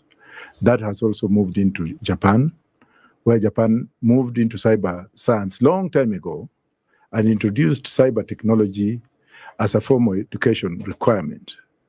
We have also looked at South Korea, which by 1966, after it just became independent, has moved to a world economic order by changing patterns without being influenced by foreign agitators like the World Bank, Bretton Woods institutions, or the IMF, down to the throat of Kenyans who have remained traditional, who have refused to liberalize their mind, who are actually working under the dominant prevailer in terms of mind setting as far as the economic agenda is concerned, and not looking into issues of sustainability or sustainable rhetoric. So when it comes now to the so-called mindset we have, which needs absolute change, Kenya has a Kenyan politicians have hereditary mindset. I inherited from a white man. I want to better myself by making my son, replacing myself with my son or my relative. So the same lineage of political mindset is there. For example, now if you find me, Wajakoya, I'll be grooming my son to take over. You can see honorable friends like Kalonzo taking his son to East Africa. Raila Odinga taking his daughter to East Africa, and Mturi's son being abducted for whatever reasons. So that kind of mindset needs to be broken, and be broken by force, because we do not have to have software of talking. The time for talking in my government will end. You also said something to the effect that if you did become president, that one of the things that you would do was jail anybody without question. Not without question. No, as in without question who was involved in corruption. That there would be no gray lines. It was clear that this person was involved in corruption. You face the full I don't force want of the law. Idi Amin, and that trajectory is not what I said. I said that we shall establish tribunals. Those tribunals will have a jury. Civilians will be involved, members of the armed forces will be involved, as well as the police, who will actually follow whatever constitution it will be, the guidelines of the constitution, because there's nothing wrong with forming a tribunal to try these people so that they can exercise their legal rights up to the appeal level. All right. And if they are found guilty, we shall introduce the death penalty by hanging or by choice. You can either accept to be hanged, or you can accept injection. You don't accept to be hanged. So what you're saying essentially is that people who've been found guilty should actually die. Be hanged, and not to be taken to jail. Professor. Okay, so that was it's a little bit more. I want to bring in a certain point. You're a professor of law. Yeah. Yes. And I just want to give a bit of the background. You have studied law in the United Kingdom. You have your US law as well. University of Warwick, I believe, 1998. You have taught law, economics, human rights, and cooperative constitutional international law at the US and Kenyan universities. Now, I'm coming to your style of justice, the justice system. Even as we're speaking today, there's a concern around, what is happening with the judiciary. There's always been that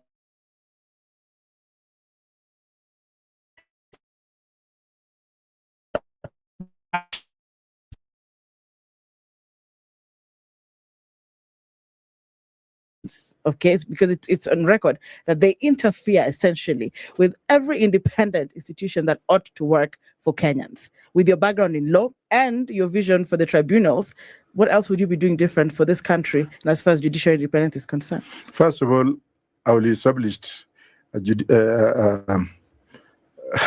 look at the constitution, or I'll ask Kenyans to look into the constitution and ask themselves why certain cases take forever to maturity. That's number one, especially corruption cases. Number two, we shall have tribunals to try corrupt cases. We shall introduce the death penalty being a lawyer does not subrogate me from adheration to justice. If you look at Afghanistan, for example, because I'm talking from where we have had examples, let me not go to Afghanistan. Let's go to Greater Somalia today.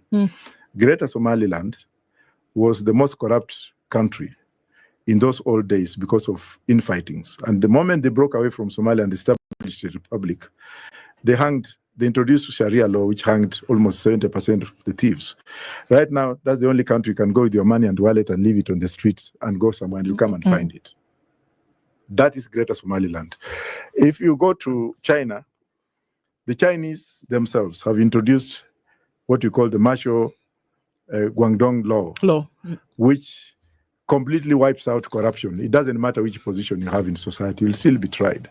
Now, if the Chinese are doing that and they come here and they come here to thrive in corruption without knowing that when they go back, they will be tried, why not us? By coming to your question, matters judiciary are very, very fundamental.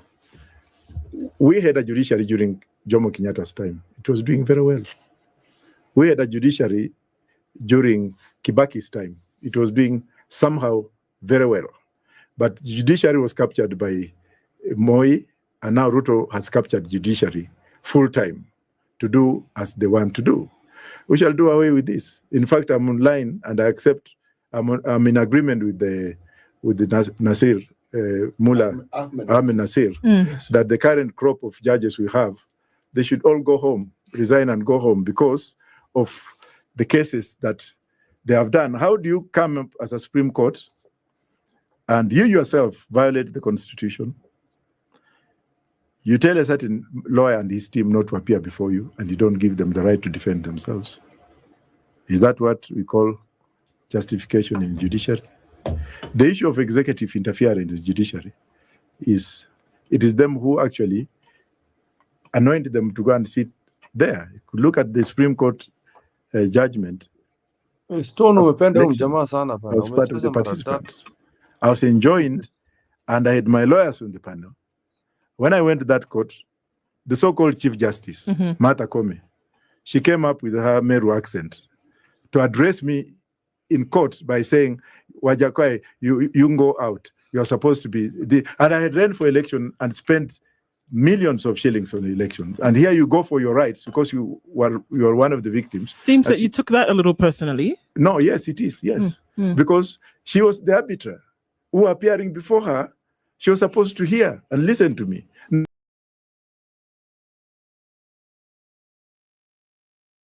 So Num to know banky, but I don't understand why you like him. First of all, he doesn't even know.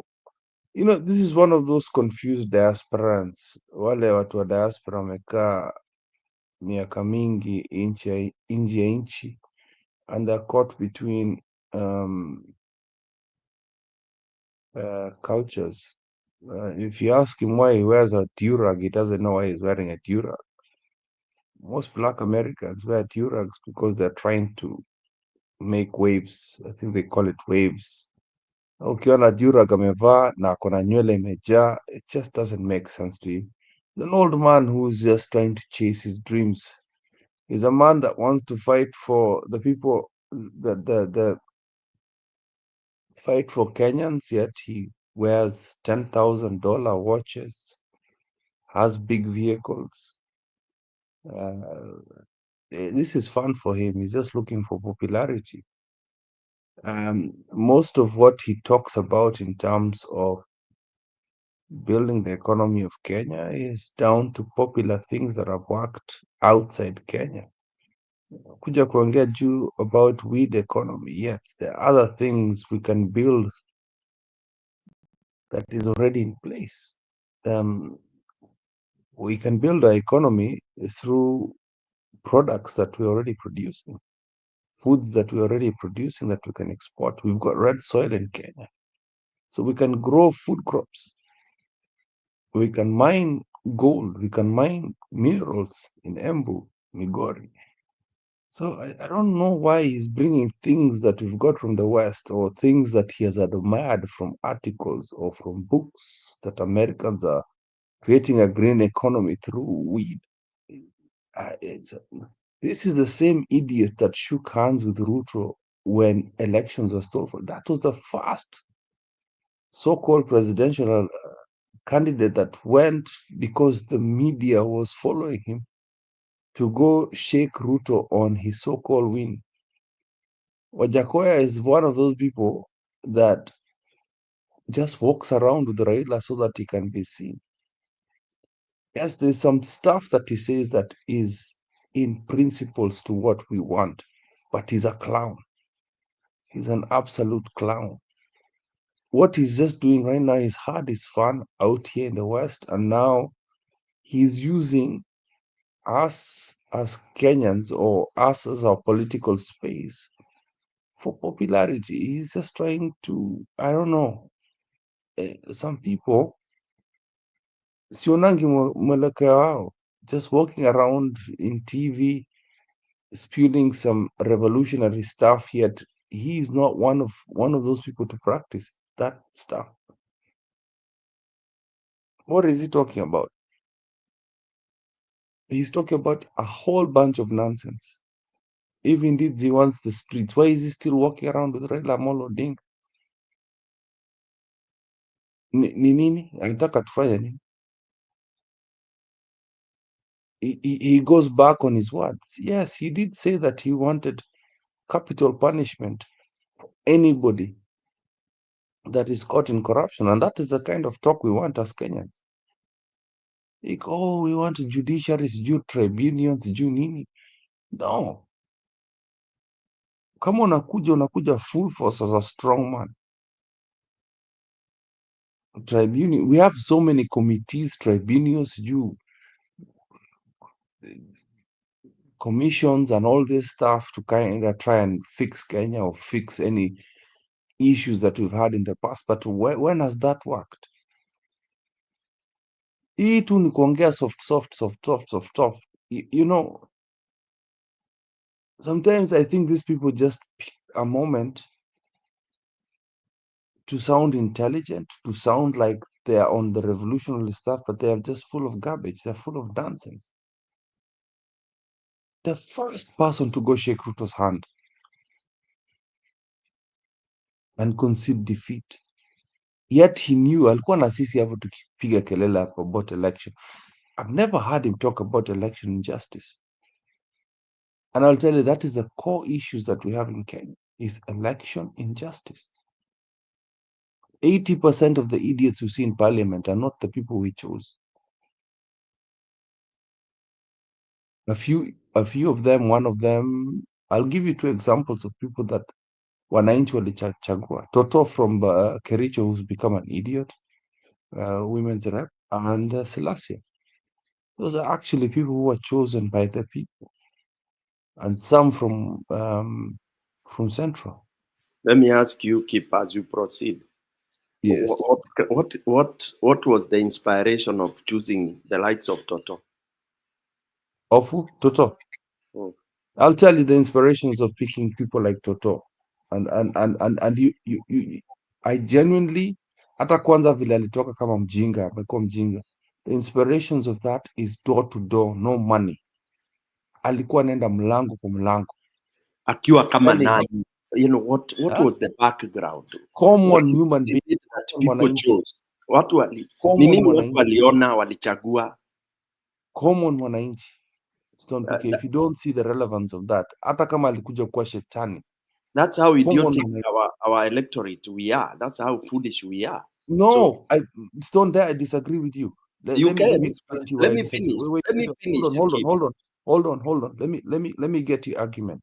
That is why I disagree. You're not getting it. Let me finish. This is the person. Okay, sawa, endelea basi basi. Let me finish. Hapa tume-disagree. Continue. It's okay. I have no problem with that. But why I'm saying we have been a serious problem. Because what is it that you look for in leadership? For example, member of parliament. Selling. What are you looking for? What is selling? No, wait. Okay, I think we're in an impasse here. Let me explain to you, yeah? For many years, we've had people buying political seats. This is a graduation towards the utopia you want, Stone by I'm just telling you. Toto is an absolute idiot. But what I liked about her being elected, forget about Ruto coming to discover her and whatever it is the fact that she did not use money. She did not use money to sell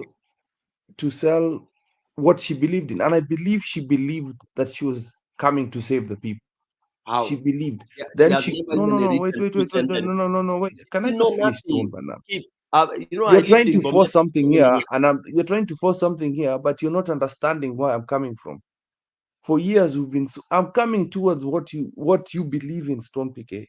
For years we've been sold that you have to be in a political party to be elected, or you have to pay money to be elected.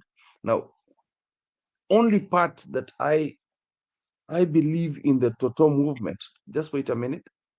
I believe in the Toto movement is not the fact that she came to be corrupted by money. It's the fact that somebody came out of nowhere without a party to be elected by the people. She duped the people. That's the problem. That's the actual disease that we have. That is what you're about to talk about. The disease is how many other Totos did you ignore before you picked this idiot here? So from these two youths, Selassie and Toto, one of them learned to listen to the people and move towards the people, move towards what the people needed. And another person who's moved door to door is another person called Omtata, without using money and being independent.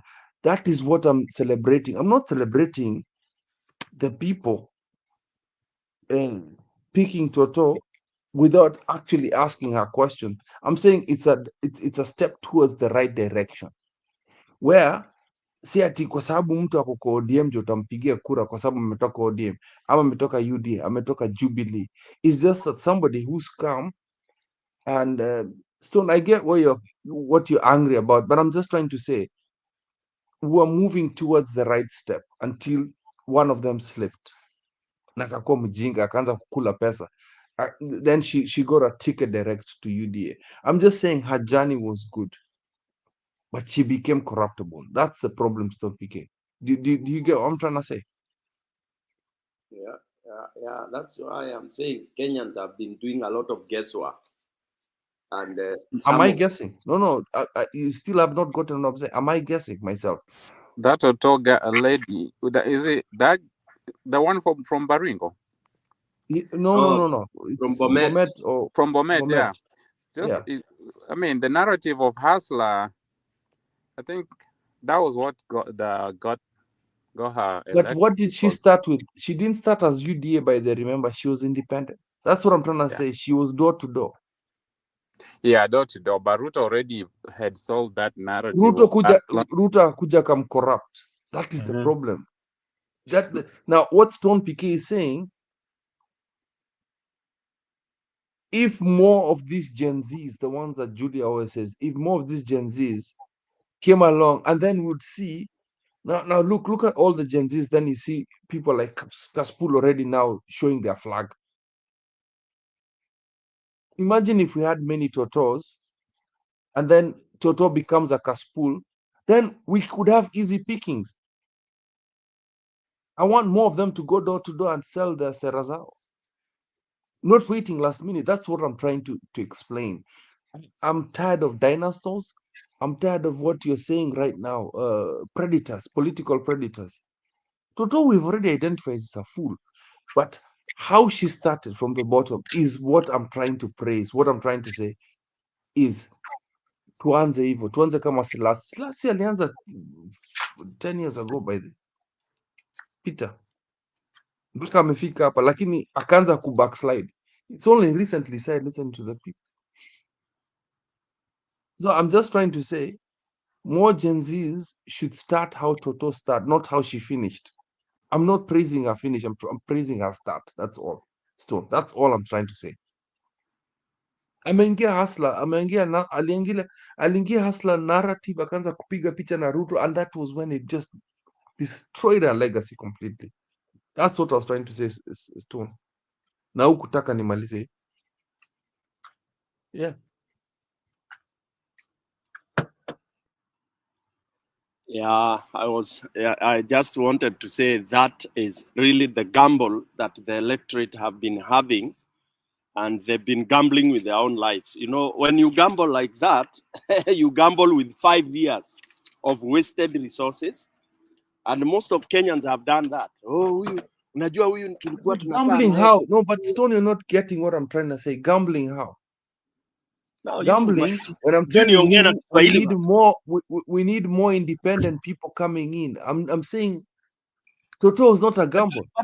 But Who keep else could have listening when come I say, in? We needed more. We needed more. let me explain to you what Yeah. I mean by gambling. Yeah. When Stone Pike akikuja na kudanganya na hii unamuelect, you've gambled. We've gambled and wasted your 5 years. Sahi watu wa Bomet wanalia hiyo miaka 5 because they were looped by that small thing you saw. Ati alikuja ni humble, ameenda door to door kama Mwirigi wa Meru. Yeah, they didn't think of anything beyond that, and that is why they are where they are 5 years down the line. So what I'm trying to say is that people should not be moved by Stone Pike amekuja na campaign na mguu, Stone Pike amekuja anaenda na baiskeli, Stone Pike amekuwa akienda kwa watoto wetu anawanunulia geometrical set. That is, you should go beyond that. Go beyond that. Look at your candidates. You know, that's what I'm trying to say. Yeah, like now, euphoria should not come. Just Ruto must go. No, it is Ruto must go. But who removes Ruto, and what is the history? What's the background? Who are we giving to take over after Ruto, for example? Okay, are you going to tell us, oh, Raila? Right now, people will say they want Raila, but will they expect changes with Raila? He has already proved who he is. For those who are in denial about Raila, he came himself and confirmed, this is who I am now. Wale wengi tulikuwa tunajificha, we buried our heads in the sand, tunasema baba atatuokoa. He came himself and said, oh, my friends, niko hivi. All right, those of us who are in denial. So can you now stand somewhere on top of a building and say Raila can save this country? Just an example. It's not possible. It's true. It's a gamble. Yeah, it's a gamble. A serious gamble. So now, like we have, because we still have to deal with those cards we have. We have those cards. There were Munyoro, Kalonzo, Martha, Morara, Omtata. Those are the cards we have, brothers and sisters. So with those cards, you have to really be careful to spoke. You don't just go poking holes. Oh, Omtata was caught one day akifanya Ahmad Stone. We just get serious and see who has a doa that can really be erased, you know, or a doa, a dent that he tried to panel beat genuinely. Because we will not have angels coming, bro. Our tu ndio tuko now, you know. So we have to be that, and then we go all the way down to the MCAs.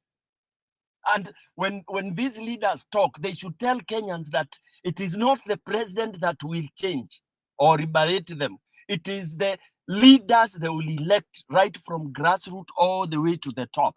Because if you get very good MPs, they can come and impeach a rogue president. Kwa haraka haraka. Okay? If you get very good MCAs, they can come and impeach a rogue governor quickly. If you elect very good MCAs and watu wameelevuka, they can impeach and recall a member of parliament very quickly. That's the kind of empowerment that we are supposed now to be trying to sell to the people, as much as we are looking for a way to remove Kasongo. Yeah, because people have to be fully empowered, like the way the Gen Zs are. I like the Gen Z. 2020, tungoe. Like if you look at what is happening in the churches, and that's why nilioleta kwa hii topic. Yani watu wanakusikiza hivi within 3 minutes. They can see where you are going. Unaambiwa wewe toka uende. Some people are saying that's rude, but for me that's wonderful. Why should I listen to you when you are giving me 1 hour? Why don't we have the Gen Zs coming out now? Mbona wanajificha wanasema leaderless? I need them to stop that nonsense of leaderless. They can't. Niliongea kwa show nikasema they have been deflated. Don't expect them to come out. but they'll do it in small ways. Huko unaona church, kama church bishop anafukuzwa, politician akiongea ushita anatolewa. That's what they'll be doing in their small way. Mutaenda kuwapatia bulls huko.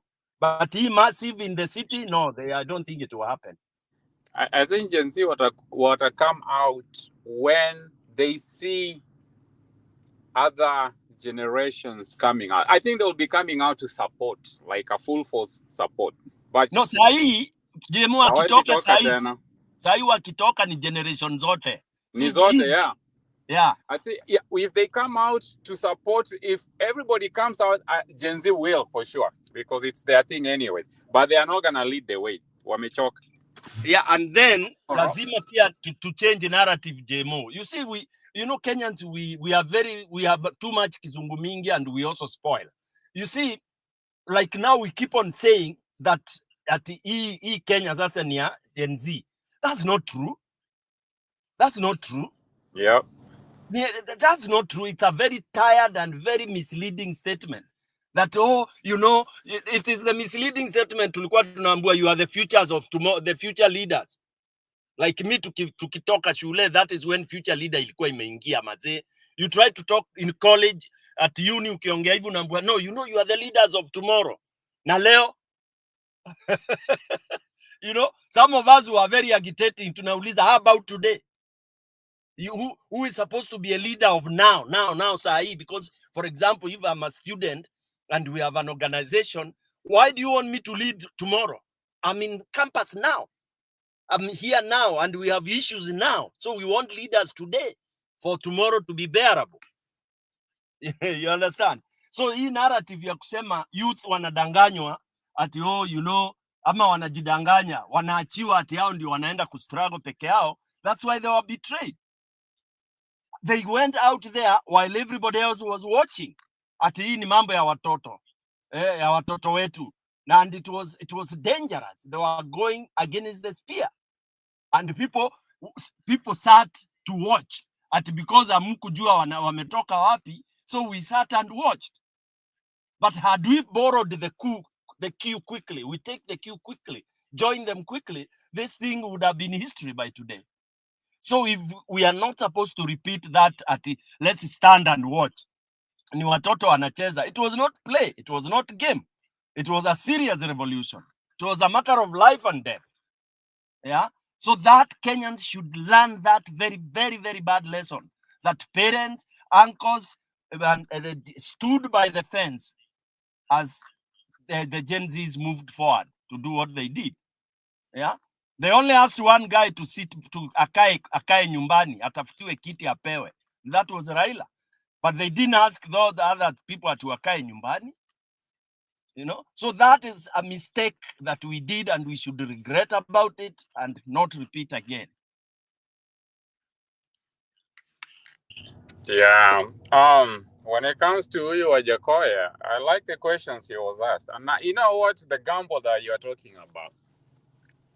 We gamble with a lot. Hata huyu wa huku alielectiwa. These people gambled with him, thinking that everything will be rosy. But politics is a gamble, by the way. So if you look at Salasia versus Uyo Toto, people will have rather gambled and have a Salasia than the Toto. So that's why I say politics is a gamble. Penye utapata hata Salasia sio mzuri lakini ni better than Uyo Toto. But tunajua sasa Wajakoya ameulizwa, and that's why I agree with Kip. He just comes out. Number one, he stands out as the one guy that wants to know everything. And in an environment like Kenya, that does not work. You can't just come out there and dictate that is exactly what's failing Ruto. Mr. Know All. Yeye ndio minister. Yani amwekanga tu huko tu kwa advice na ndio president. So when he's asked about why don't you work with other people, but they are not going to listen to me. Like, you have to compromise. You bring what you know. Tunaweka kila kitu kwa meza, tunasema we'll pick what's best for Kenya right now. You know, some of what you know and your visions might not be, ready. Kenyans might not be ready for it today, but hey, that's why we are here. Transformation does not happen in a day. So I think him, when he was asked, what would you do for the people? And they really led him to that question, because they said politics in Kenya is not for the people. And they kind of defined it for him, and they were preparing him for him to answer the next question. So you, as a person, as Wajakoya, with the Roots Party, now that you know politics is not for the people, what would you do for the people? Oh, what did he say? He said nothing. To refer to a manifesto. And some of these manifestos, Stone, is like hizo vitu zenye tunaambiwa leaders are for tomorrow. Some of those manifestos are not for today, my friend. Political and economical needs of a country usually changes almost 5 years, like that. Even 2 years is a lot. 5 years a lot too. So if you're asked and wanatupea manifesto ya 2022, jamani, sio ni kama kutuambia your manifesto is for the future. It's not. I mean, you have to adjust. And I feel like he does not compromise with people, with the other leaders, and that's not what we need in Kenya right now. You have to compromise, you have to be flexible, and pretty much be a person that will be able to review what the country needs, and bring the solution of the day. So just don't think kama nini spika zako ama microphone inapiga kelele kidogo. Na sasa imewacha. Yeah, so I feel like for him, in as much as he wants to rebuke and condemn other people, and then other things like he was asked about Koome, he says, so they can really call him out. Same thing Kip is saying. They're calling him out. I mean, so he says they caught him acting on issues of judiciary, as some of them he's taking it personal. Kip is right, he said.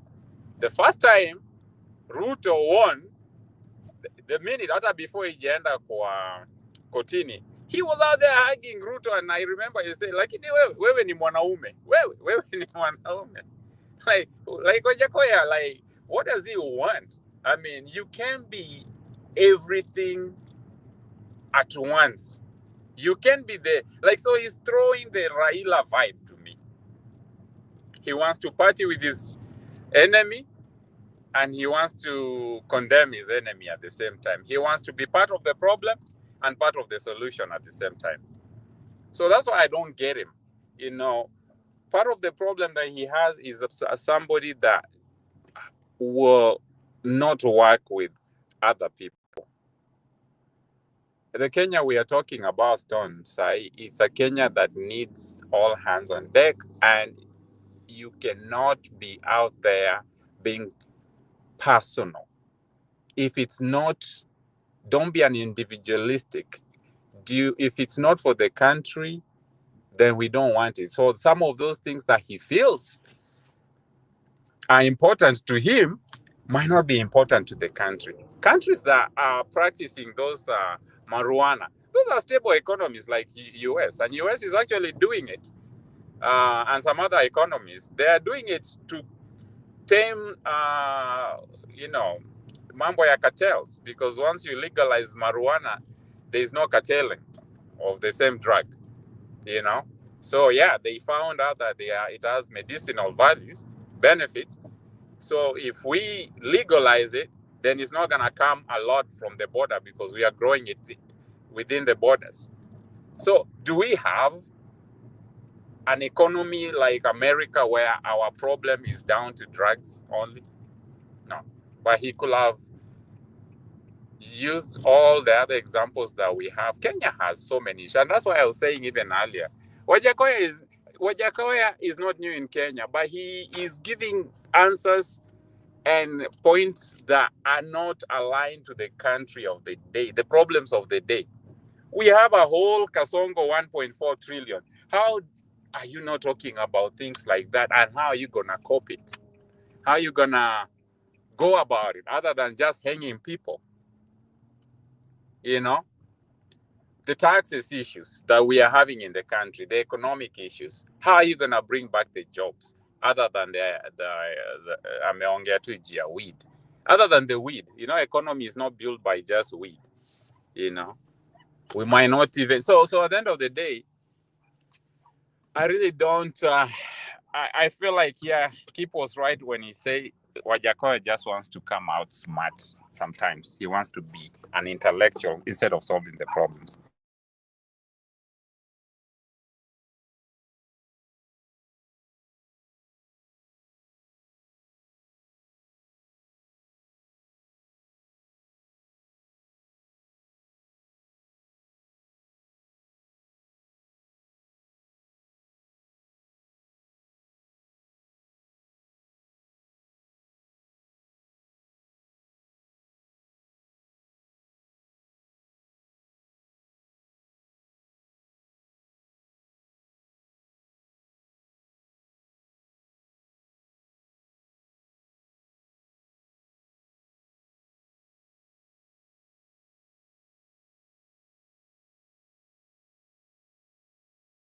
So, umenyamaza nini? Ama ni mimi sikusikia?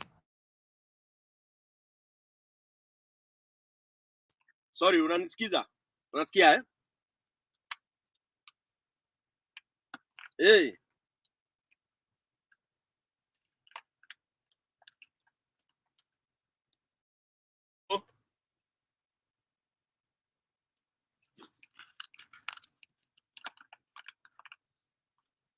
Unasikika? Yeah, unasikika sasa. Nasikika. Okay. Yeah, nilikuwa nasema anyway, tuongee tukimalizia, I think in the next 10 minutes. But before maybe I give ni sisi ni mimi na wewe tusione Julia anyway, labda okay. Na wale wako kwa comment section tuta acknowledge. But I'm just saying of all these leaders in this round, hii round ya saa hii hakuna ule amekuja aka-articulate vile atasolve problems. I mean, hakuna mtu amesema anataka kuwa ndio to solve what problem. They have not. They are just narrating what is wrong, what is going wrong. Okay? What is going wrong. They are not addressing how they will be able, how that should be solved. If I gave you leadership today, I swear you in. Yani, what is it that you'll do in your first 100 days? Unaona? Those are the kind of, you know, like, that's why I think someone like, I only heard from Morara, for example. Morara said in his first 100 days, he articulated a few things. Like, you know, when you talk of executive order, sema executive order kama 5 ama 4, zile utaingia immediately ufanye hiyo drastic surgery to save this sinking or this patient that is at the verge of death, because Kenya is in a dead sahi. It requires mtu aingie na within 100 days amepiga executive order kama 4-5. For example, kukuja kucancel hizo masha rubbish, kukuja useme students wote university wapewe pesa mara moja. Hiyo ujinga ilikuwa imeanzwa nini? NHIF irudi. Those are the at least 5, 6, 7 executive orders that will save those who will have survived by the time you are going into the office. Okay? And one of the Wajakoya executive order is hiyo ya marijuana. Immediately kuja una sign, una legalize, watu waanze kulima. Within 6 months they start getting money. Now we'll put in place ianze kununuliwa. There's nothing wrong with that, among other things. Okay? You must as a leader say, even if it's MCA, because unaingia uende ukute there is a previous budget, for example.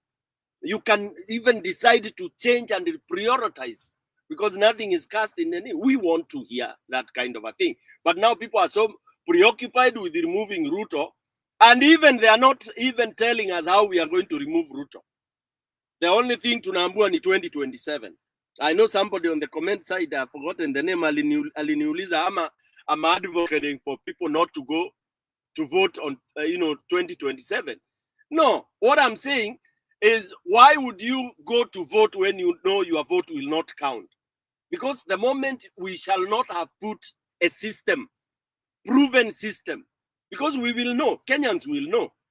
For example, saa hii tukiambiwa tu twende to vote na ile old system, wale mambuyu sijui ni retired teachers ndio returning officers wa Somali huko ndio wamewekwa kila mahali, knowing what the plan is. Do you expect that result that election to go well?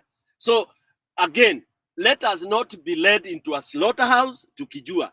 Like the way Raila used to go into elections, he laments, anasema mambo refaria badilisho nini na nini, and then quietly anaenda anatuambia twende tupige kura.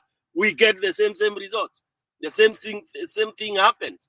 So for me, I would say, if it will not work, let Ruto, wacha Ruto akae milele. Why would we waste these billions wamesema za IBC? That's a lot of money. If I can't remember the figure. It's so huge amount. Was it 16 billion or what was it? I think it was 60 something. Was it 60 something? Yeah, I think 61 or something billion. Can you imagine? Na watu wananyamaza. Hiyo ni pesa wanaenda kukula tena. Ati tunaenda election.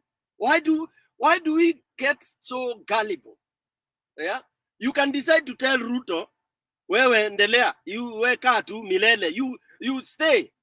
Kenyans can even agree, wamwambia okay, you are president for life. Aachiwe tu, akue. Then tuone ataenda mpaka lini, other than being used as rubber stamp. Pesa hizo zinaibiwa, nobody is asking. Mpaka auditor general ndiye anaprovoke na anaambia nini, empty shell called parliament. With akina Kajwang there talking in kizungu mingi ya ujinga tu, nothing is there. They are all saying they are in government now. You know what I hate is that pretense. Munajipiga ati masuti hapo na makizungu, pretending to be doing things seriously, and there's nothing you are doing there. It's vipindi tu, drama, acting actually, fooling Kenyans. That's why I will agree with Annie. Choma kitu. That parliament should be blown off. It's mockery to us Kenyans. That's my final word. Jemut, you can say yours, and then I'll be able to thank everybody, and then we tukatinge. Supervisor iko shida na network. Yeah, niko mahali ambapo inakaa ikirukaruka, but I've been listening, and I really concur with what you're saying. There is no way you can be talking on the ati sasa huu auditor general ndio anakuja kutuambia what we have always been suspecting, that this guy is self-centered and the interest, and the people listening pretending as if they are going to do something very major in the following day. It is actually very sad. I don't know, Tuko, we support, and personally, tunajua tuko ground.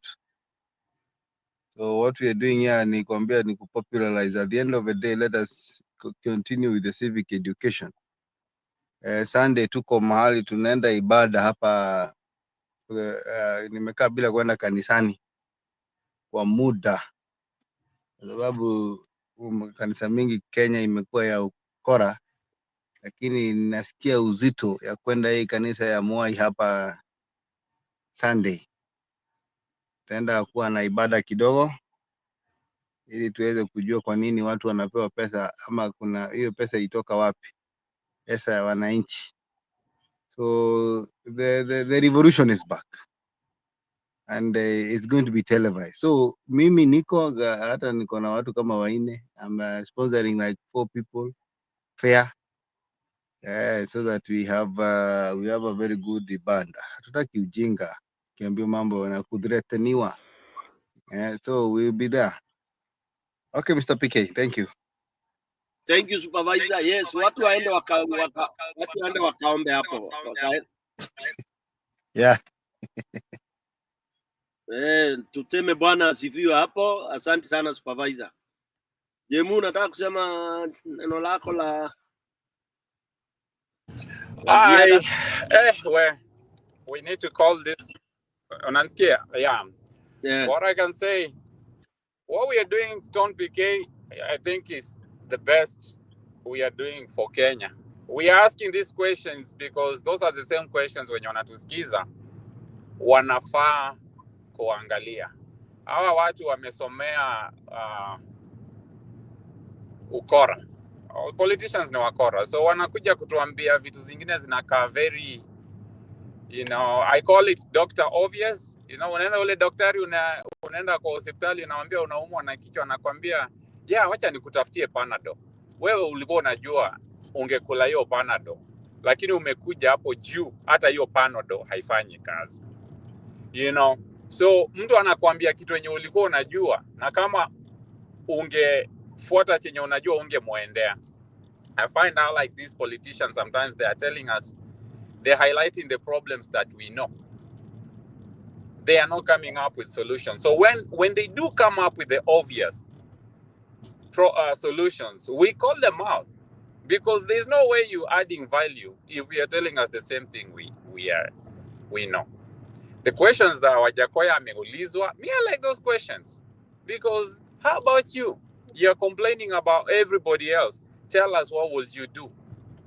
And then that's when he starts choking, because whatever he has been fronting is just obvious everyday things that he said. I'm not against your issue ya weed, but that's something he has already talked about. We need something new based on the problems we have today. We need to continue calling them out, because some of their games sometimes they are getting, as much as we are getting better at calling them out, they are getting better at playing the game. We need to continue calling them, because if we don't, they will continue with their games, and we'll end up doing, it's just gonna be a roller coaster. Ripple effect yake itakuwa ni tunarushiwa watu wengine wenye ni same all. Issue ya Auditor General, man, anybody that's paid by the government to come out here and tell us numbers, sometimes I want to take those numbers and I want to say they are serious. But if she's getting paid, right now I'm just taking everything with a pinch of salt, because we might be having a bigger problem than the 1.4 trillion. I will say the next move we need to do in Kenya is complete audit of what Ruto did with our money. I think we need to start there and recover as much as we can, and then go to kina Uhuru and what they did with their money.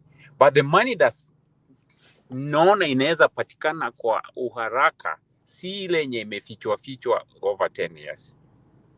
Ni pesa yenye iko tu within maybe Kenya, the fresh transactions that cannot be accounted, and they are supposed to be accounted. They are reflected in our books. We need to do a complete audit of Ruto. Complete thorough audit of Ruto and the Kenyan government finances, to see if we have to recover the money, and actually if our debts are actually the debts. We need to, part of what was happening last year with the finance bill, appropriation of the budget, they don't tell us our income. Stone, mi naona pengine hata tunaweza kuwa tunaingisha dau mingi kuliko yenye wanaitisha. We could be financing our own economy, and they are taking debts. So they are, I don't know how someone can go take 1.3 trillion if there's nothing more in it. Umeenda tu umeharisha account. There must be money in our account. We are making so much money that they can afford to steal that much. We need to audit our income. The financial statement ya Kenya inafaa ijulikane na itangazwe. Now going forward in Kenya, we just need to, if we are appropriating a finance bill, we need to say, this is how much we are collecting, this is how much we are spending, and this is how much we need to borrow. Tunaweza kuwa tunalipanga madeni zetu 100% na tunawaokotea deni ya mifuko zao. So we just need to continue pushing these people. And I know if we do that the way we've been doing it, for whoever that are listening, itakuwa ngumu wase kutudanganya. Other than that, I appreciate the platform. Now it's been good debating and talking about our country's affair.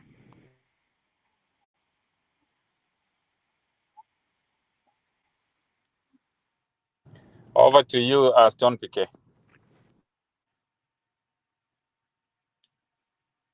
Poa Jemu. Thank you for your submission. Sijui nikuonyeshe one of the future presidents of this country. Si tumesema tuone watu wale wanaweza kuwa ma president. Weka tuone. Peleka nyumbani asubuhi. Nipale tu kama I don't need a lot of money. Bado una mtu. Saa hii ndio napanga, lakini nimeambia constituency yangu wakati ninapoanza kuoa waniruhusu nioe bibi zangu watatu. Mtawa amapolike basmani. Did you listen to the hot breakfast this morning? Here's what you missed. If it's Wednesday, you know we're talking about some decision makers. Decision makers in the house. Correct. And today, this one is controversial. Hii ni Western. Na huyu kijana. Huyu ni Western. Huyu akikuja watu walikuwa wanasema huyu ni joka. Na ana nguvu sana. Anaendelea. Ana energy. The other day he stood up to the president. Your design. He stood up kabisa. Akasema, akaambia bana wewe hivi tu yako ifanye kazi bana. Wewe wacha. Ishawa chanayo. Akaulizwa sasa wewe badala ya uko na miaka 3 kwa siasa. Utatuambia nini? Your design. Joining us live in the studios is the man who never combs his hair. Peter Selassie. Your design. I think alikuwa inspired na Haile Selassie because of Selassie. Karibu sana mheshimiwa. Asante. How you doing? I'm very fine. Hiyo nywele kuna nini? Hakuna kichana. Yaani sasa imekuwa trademark. Venye niliingia bunge mara ya kwanza, speaker alikwambia no, wakati niliingia kwa bunge kwanza nilikutana na Sergeant at Arms kwa mlango. Wewe kijana. Hiyo nywele ukirudi hapa kesho kama hujanyoa utakiona. Ukaingiza njeve. Nikaingiza njeve. Ana mimi naonaga wewe Sergeant at Arms. Na mwangalia siku hizi. Ilibidi niende nisome kitu inaitwa after orientation. There's something called standing orders that talks about how members should look like. But there was no clear talk about like mambo ya nywele. So leave my hair alone. Waliongelea nguo na lugha na mambo mengine hapa na pale, lakini mambo hawakukuzia hiyo maneno. Was it difficult kuwa a first time member of parliament and then unaingia kwa bunge unakutana na watu ambao wamekuwa kwa siasa miaka 30, miaka 20, wengine more than 30 years. Na wewe umekuja hapa young, energetic. Wengine wanasema hujasoma sana kama wao, uko na maprofesa, uko na maloya, uko na walimu na nini. How difficult or challenging was it? Yeah, even up to now, the first time as MP they still go through intimidation. You make any small mistake, the speaker will tell you, you know, it's a first time MP.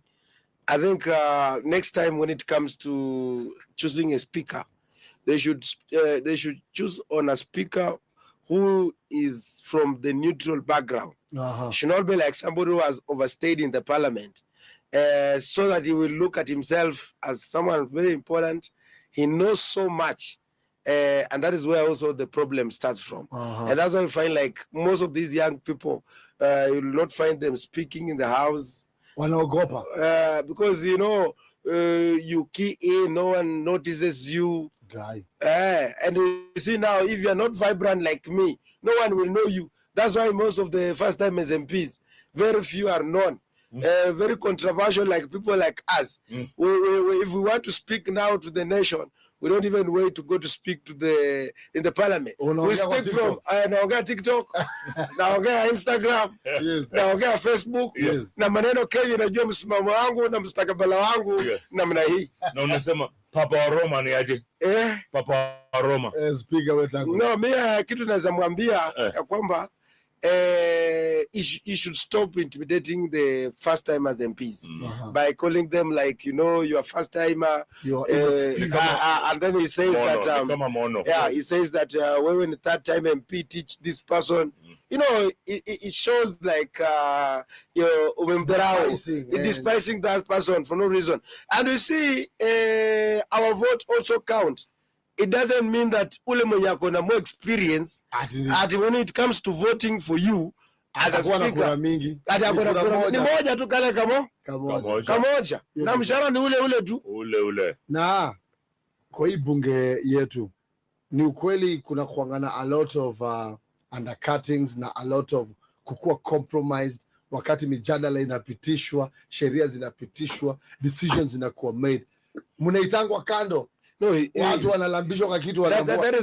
is obvious. You saw what happened even during that time of finance bill, and people are like, they want to listen from the ground, but now this position that they are working on, they are telling them that you have to show loyalty. This is the time to pledge the loyalty. To whom? To the president. And even during that time, Yakashagwa, you have to show the loyalty test.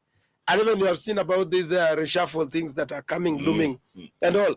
And this one, all these things revolves around from all the way from maybe the finance bill position that you took, maybe the position of the DP.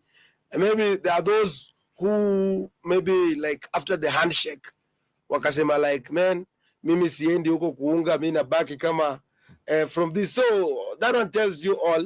And I think what the parliament, we need to change the way the parliament works. If we want the parliament to be vibrant, we must make sure that the parliament is free from the political parties. Mheshimiwa, there's no opposition.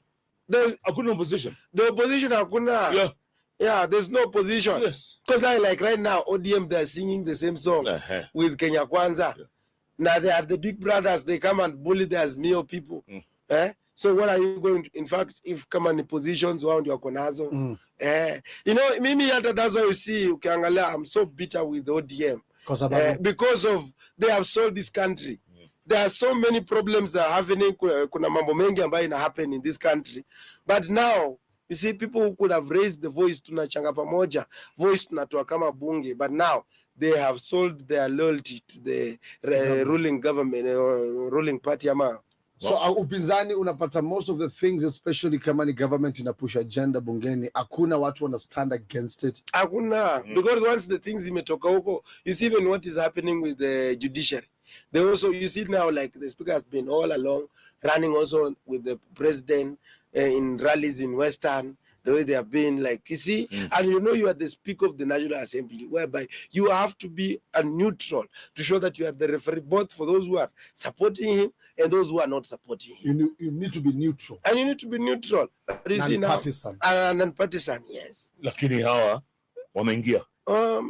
Wameuzwa. So the man controls executive. The man wants to control judiciary. The man wants to control executive. How will you? And that's why you see that things are just running bad. But now no one can tell the truth. Hii mambo ya healthcare iko namna gani? Isha inasha ama ina Isha ina because now you see, mimi nakumbuka hata wakati rais alikuja huko nikamwambia Isha just a scam, haifanyi kazi. Nilimwambia hivyo. Nilimwambia live. But for now, mimi naambianga wabunge, mnaambia watu kuregister. If I know that this is something in a work, mimi naweza travel all the way from mpaka hata kama ni ofisi ni moja, I will not need anyone to tell me go and register. Kwani tuna register pyramid scheme ama tuna register nini? Unaelewa? Pyramid. Yeah, because you see, like when I told these people about this thing, nikawaambia saa hii unaona like private hospitals they have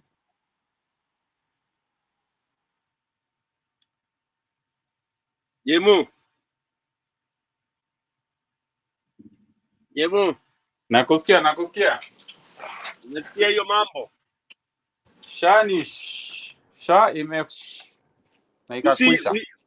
you know why I play hiyo nini, and I also have I look at Peter Salasya from very many angles.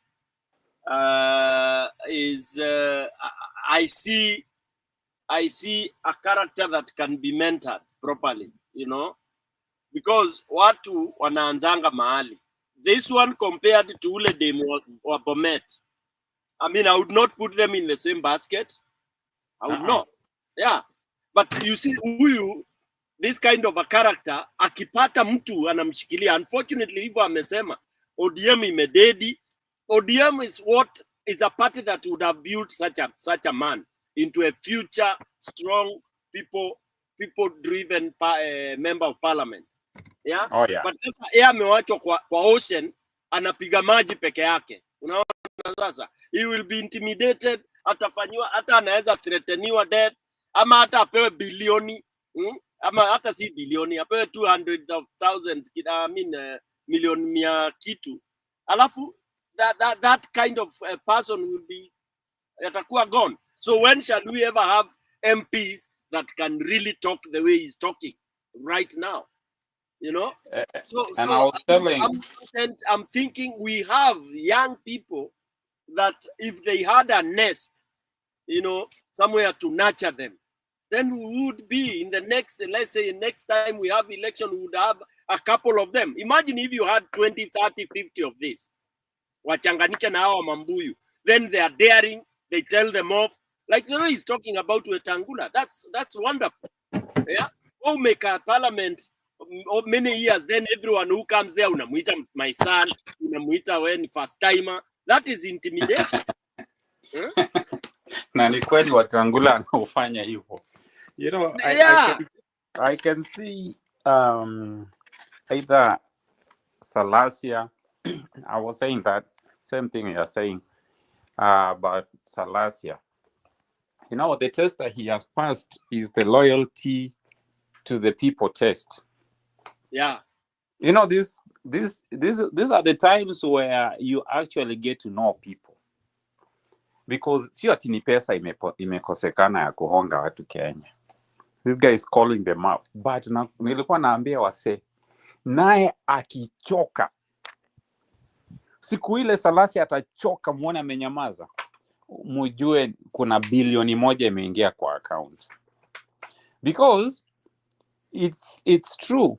He cannot be the only person who is pushing back the entire, you know, system, because he is now fighting with the system. Remember, he was actually telling off Nani Atuoli. Wewe ukienda ambia baba unasikiza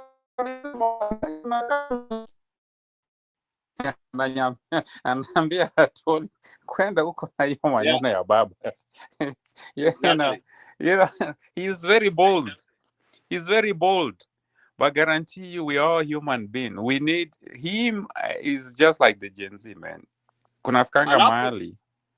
Yeah, if the price is right. Cut you short. Unaona mtu kama why mimi ile beef niko nayo na Gachagua. Gachagua is in the right position.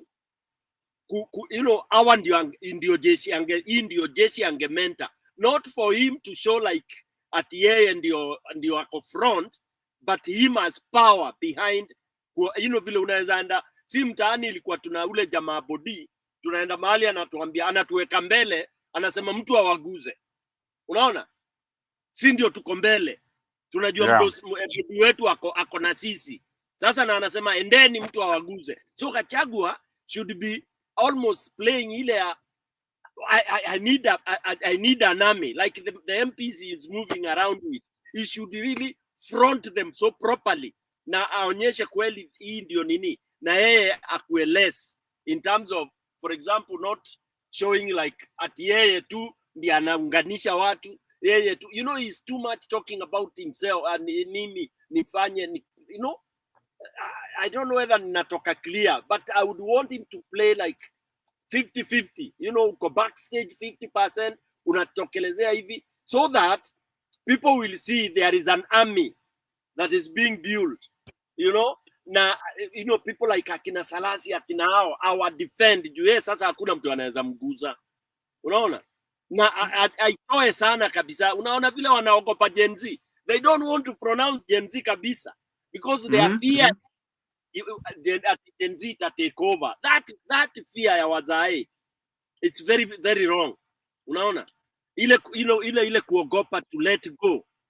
I would want, you know, ile unaonyesha mtoi wangu ametosha, akitaka kwenda anaweza enda.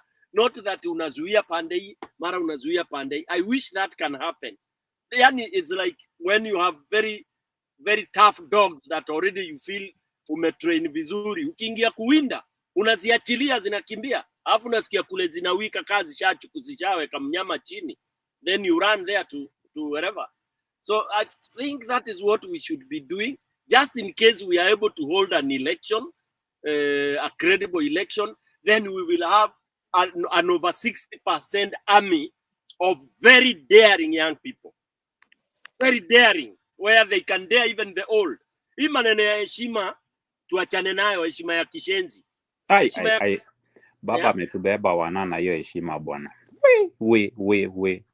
Baba ametubeba wanana hiyo heshima. Jana nakwambia, ukijaribu kuambia baba is wrong, unasikia mtu anasema utapigwa na radi. Even when he's wrong, hata baba kinyamba mahali tu watu wanafaa tu accept. Inanuka kama marashi. Like really? And you know, hii issue ya Salasia na issue ya Wamnyoro, you know what, John, I see it the same way you are describing, but I see it as two people that need to say it's okay to work with each other. Because, you know, I'm also thinking, in as much as sometimes tunafikiria Gachagua is playing a major role, but also let him do it by himself sometimes. We are all human beings. People get fatigued. And it's okay to say, Wamnyoro na Salasia, you guys can work. You know, hizo vitu za nilikuwa nasema na Wajakoya, mom, you have to compromise. Don't come out here saying that it's my way or highway. You know, that's what Wajakoya alikuwa anasema, watanisikiza. That's a my way or highway mentality. It's okay to compromise on things that will move Kenya forward, and the rest that Salasia hakubaliani na Wamunyoro, it's okay. Now Wamunyoro hakubaliani na Salasia, it's okay, but that part of mentoring can be there, and also the team aspect can be there, because now you see also Salasia is doing a very good job and it's effective. You saw the way he's responding to Raila in real time. Wacha tukague hii, analyze historia, Raila akisema hii na anarudilia wewe hakuna, you know, that type is a new type of politics approach in Kenya. That's a Salasia way. Wamunyoro way is ile ya kitambo, you know. Salasia yake ni ya digital, and you respond to statements and speeches made in real time. As soon as it's made, you counter that nonsense. Yeah, Baba. Back in the day, Baba will say something and people expected to sit back and let it simmer. Ulandu ukaribishe CK hapo. Naona CK na msimamo. CK na msimamo, karibuni hapa. Tulikuwa tunachapa the finals nene, but kama umekuja itakuwa sawa. Yeah, CK, so that's what I see. CK, karibuni sana. Greetings. How are you guys? Long time. Greetings to you. We are doing pretty good. I really missed this stream because I really tried first time I could not get through. So thank you very much. Though the pictures of those guys in participation, I could not see them, but I could hear the voices. Thank you very much. And for what is on the floor, that I haven't got it well, but I'm reading it from the lower part here. Anyway, I can't say anything now, but please, if any of you are closing, I'm only saying hi to everybody. Thank you. Msimamo, karibu bwana. Welcome. Asante, nimekaribia. Unajua, nimewapata mkiendelea na utamu hapa na uhondo, lakini mimi pale nitaongezea haswa kwa Gashago. Ni kwa Salasa anafanya kazi poa, maana kwanza hii amedigitize haya mapigo haya, anajibu kimpango wake, yani kimfumo wake. Lakini Gashago asikataliani naye yale anafanya, lakini kuna mle ambapo mna mapungufu kuonyesha kwamba yeye bado yupo pale pale alipokuwa, kwamba ni kwa sababu tu ya huu kuhuba wake na Ruto, kitumbua kilikuja kikaingia mchanga, lakini bado akili yake iko pale pale kwa ngome, naweza nikasema ngome zaidi.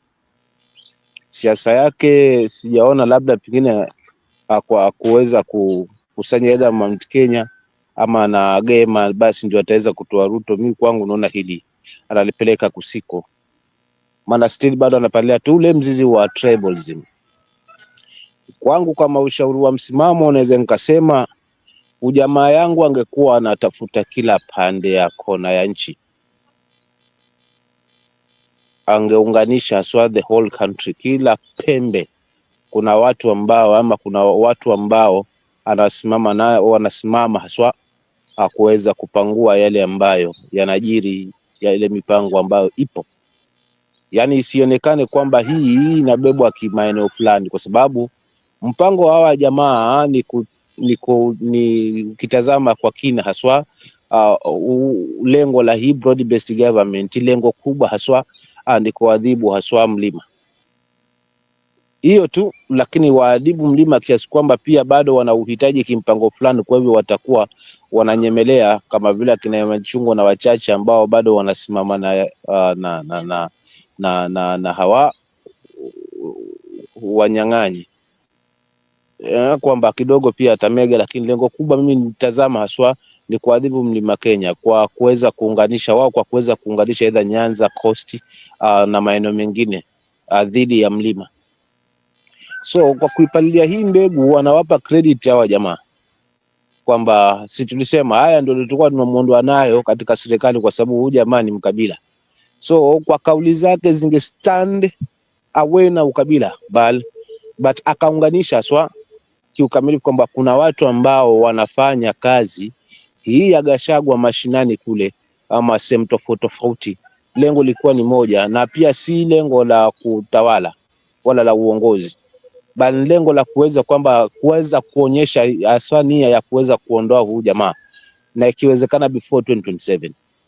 But to me kwamba wanaunganishana, wanapanga mipango ni kumuondoa 2027 kwa kuweza, hii kwangu hainiingii kichwani, kwa sababu kila unavyopanga mwenzako pia anapanga zaidi, na pia unavyoonyesha mipango yako hadharani, pia mtu naye pingine anangojea ile mapungufu utakaokuwa nayo aweze kupita nayo. Na mara nyingi Ruto yeye na vijisababu vidogo vidogo ndio vinamweka mahali. Yani mambo si kwamba ana mitego ya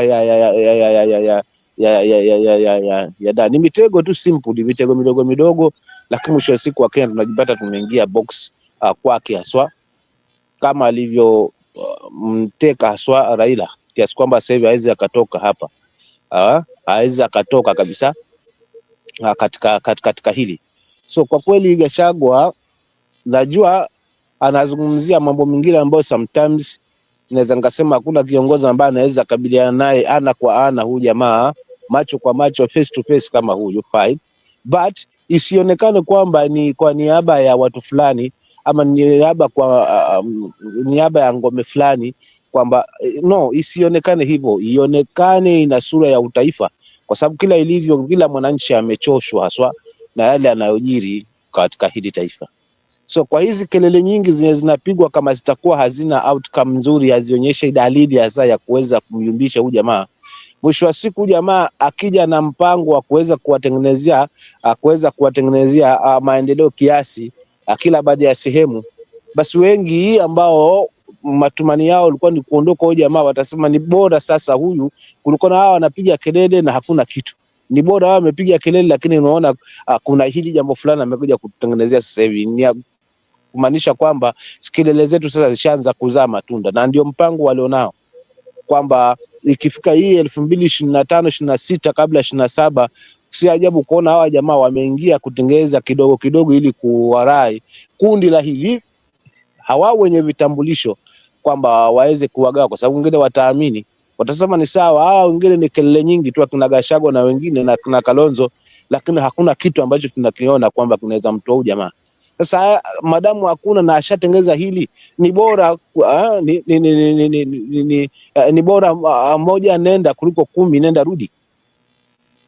Kwa hiyo mimi kimtazamo wangu Gachagua anazidi mno kiasi kwamba bado anapalia ile mbegu yake ya ambayo alikuwa nayo tangia awali.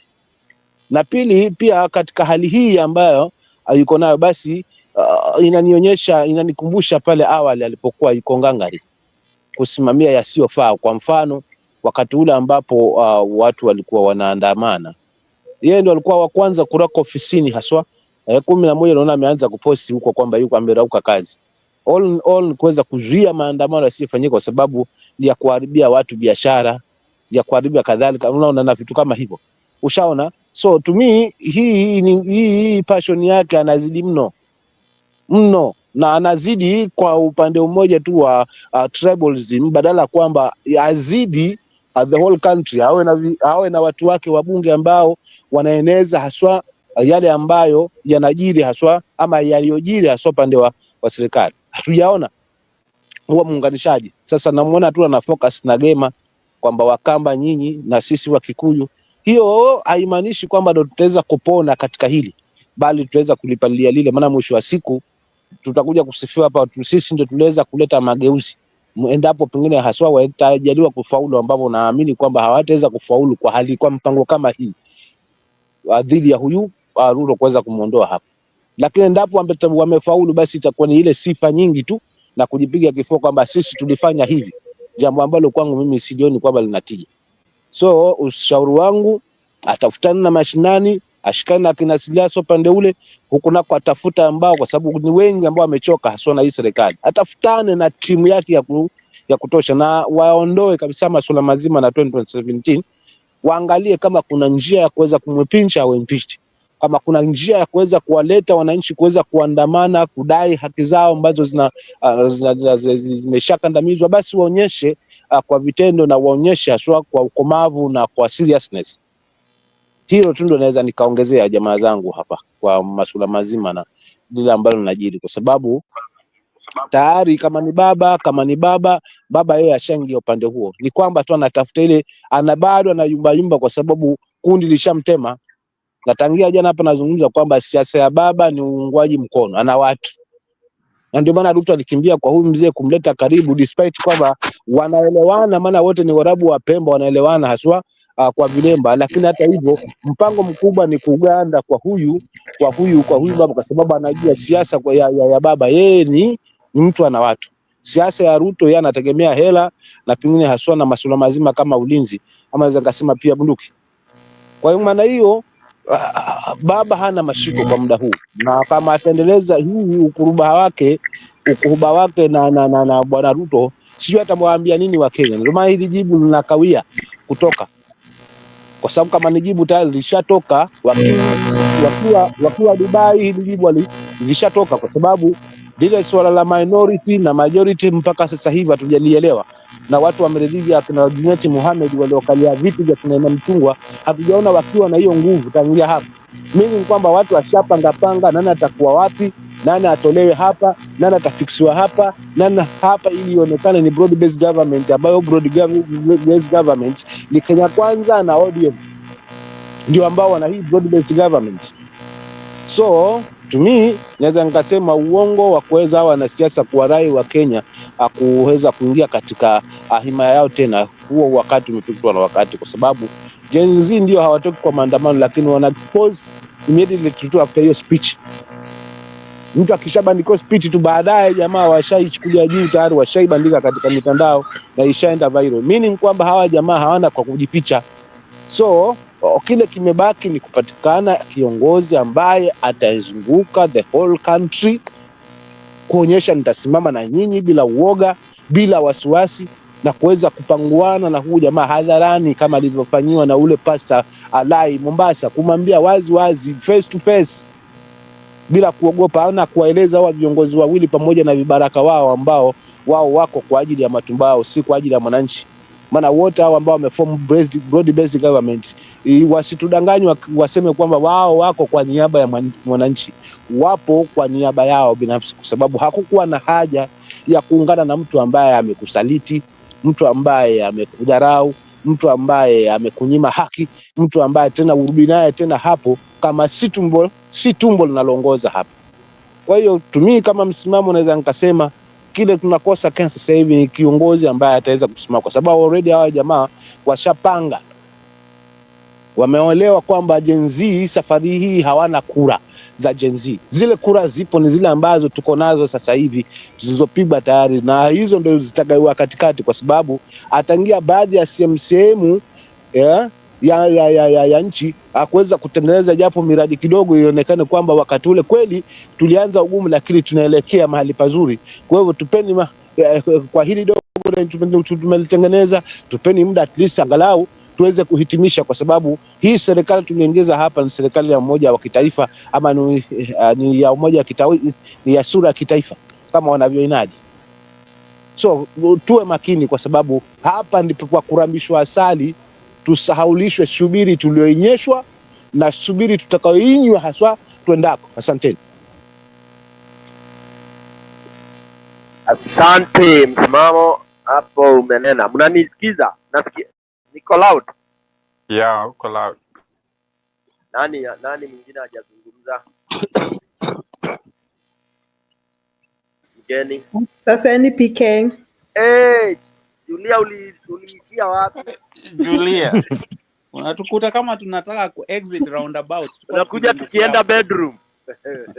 Mnaenda kulala? Ni sawa, karibu, lakini nikukaribisha na hii swali nauliza akina Jemu na msimamo na akina TK hapo.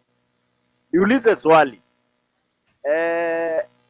Kuna mtu amesikia Wamnyoro akizungumza kuhusu mambo ya kumng'atua Ruto, na kama akileta kuwe na maandamano?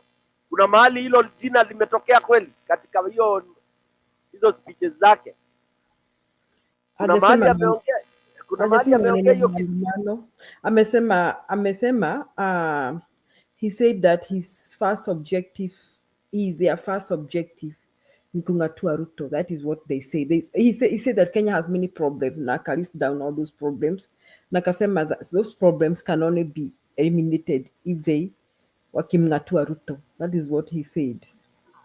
Sasa njia hii ya kumng'atua Ruto ndio aiweke wazi ni njia gani? Ni 2027 kwa kura, ama pengine ni kwa kuweza kuzuka na kuandamana, ama kwa kuweza kufanya impeachment, kwa sababu hatujajua yani plani yake ya Gachagua ya kumng'atua Ruto zaidi ya 2027. Gachagua is basing his argument, if I listen to him, on 2027 election. Alisema that is the only legal way available. That is what he said. Yeah, so hapo mnaelewa basi huyu jamaa ako kwa option, because that will not be possible. Let me ask you people, what is the other way according to you people nyote mko hapa? Bangladesh way. Now, Bangladesh way, Gen Z tried and they were killed. What else? Yeah. Mimi pia naweza nikasema ni maandamano.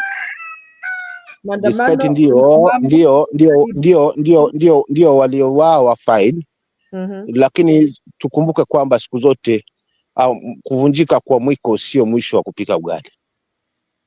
Kitu ambacho kinaogofya hawa vijana ni hapa katikati, kwamba sasa hivi agency yenyewe tukitazama kwa kina, kimtazamo wangu mimi kama msimamo, naona iko na pande mbili. Kuna wale ambao ni vibaraka tu wanatafuta kiki, lakini mwisho wa siku wanaingia tu kwa hawa, yani ni vibaraka vya hawa jamaa, yani walifaulisha kulipata hilo.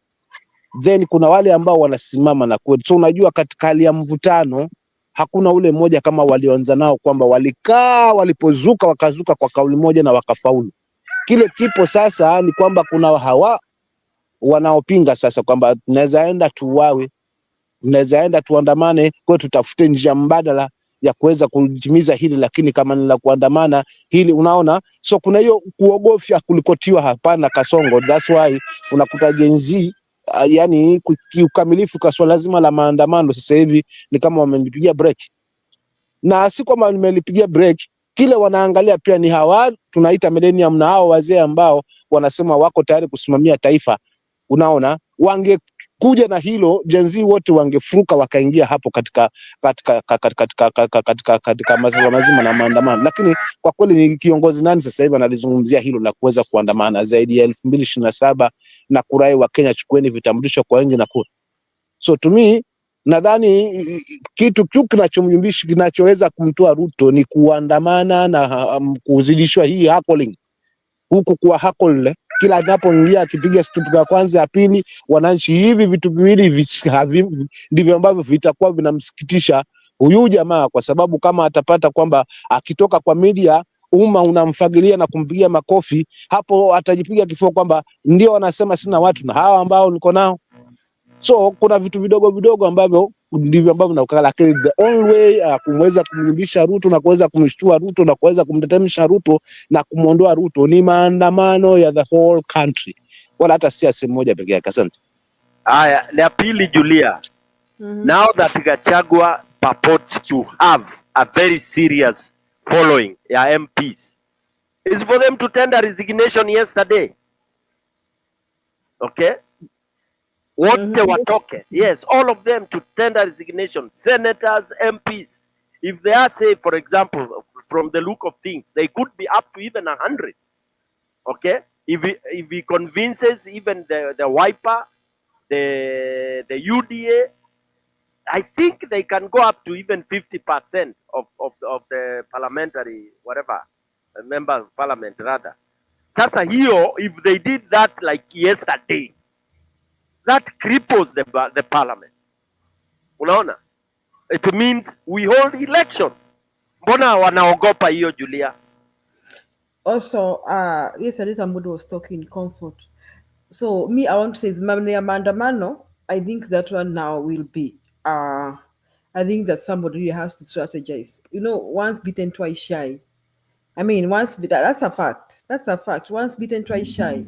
I watch protests. I don't know recently in I don't know Western Africa country.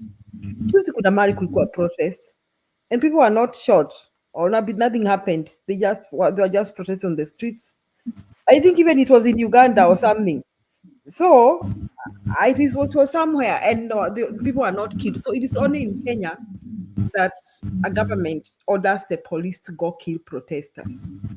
So with that kind of experience, I think once bitten, twice shy. So hiyo maneno ya maandamano will be an uphill task.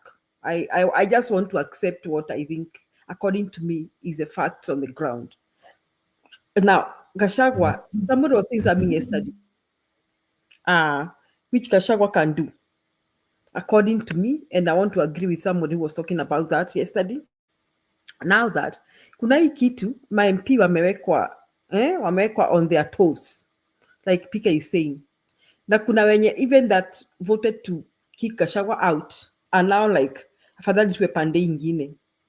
Tena kuna ka confusion tu kako tu area where Raila Odinga is, where exactly Raila Odinga is. There's some confusion, and where is exactly his MPs are.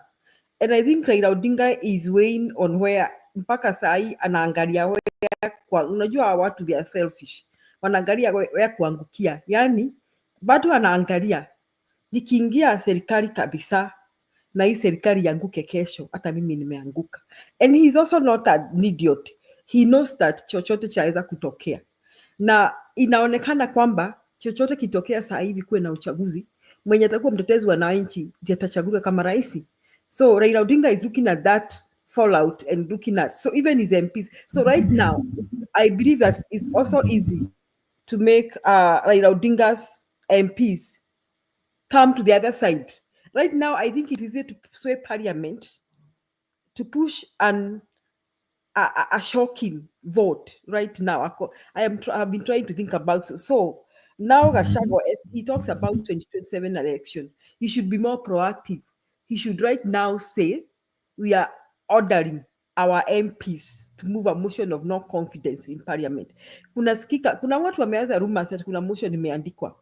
And you know, Wetata yeye, Gachagua knows how to play this politics, this dirty politics.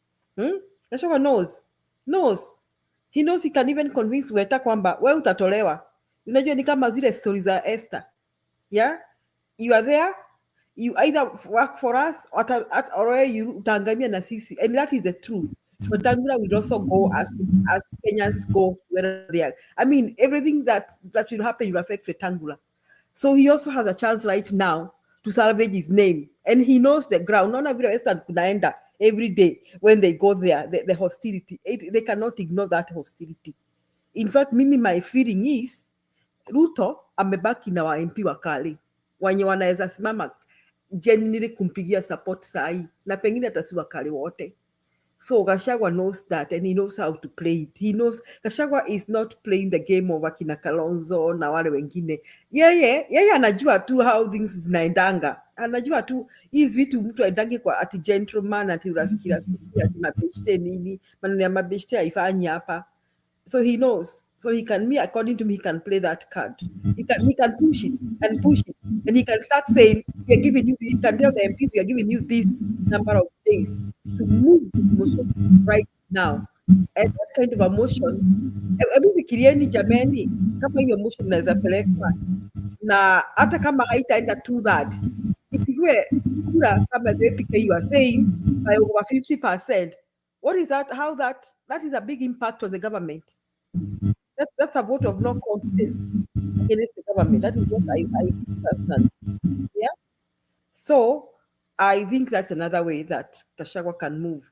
Now, leo nimeona mkutano ya Gachagua na Kalonzo, Martha, kuna MP Mkisii, kuna anaitwa nani Mkisii? Anaitwa nani PK? No, not MP, Senator Onyonka. Nimeona Wamalwa. And there was a group of people, even saw Murara there. First, I want to say I was happy to see Murara there. I was very pleased to see Murara there. You know, people have been Gen Z, wamekuwa wakipita Murara. Lakini hiyo kijana, unaeko, sijui kama ni kwa PK. Huyo kijana amejikakamua. Imagine that young man is below 30 and he's sitting with men who have been there. I mean, he's men and women. Na Mother Carol was also there.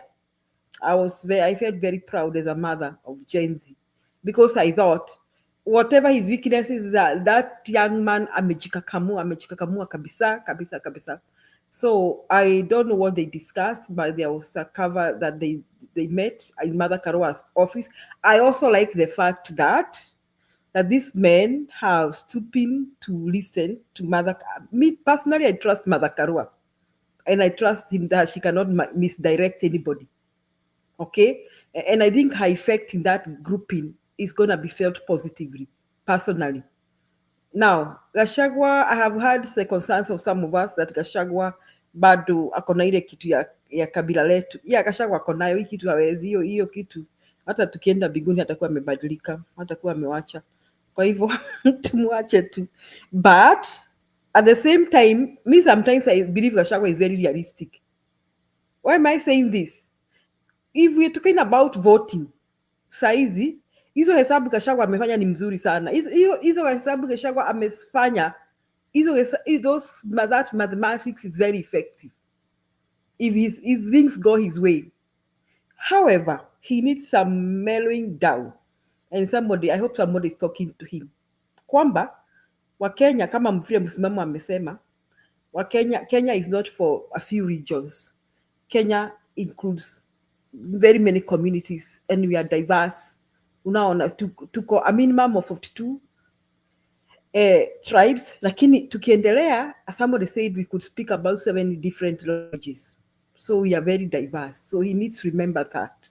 And he needs to remember that now it is high time they start looking at Kenya from a national perspective.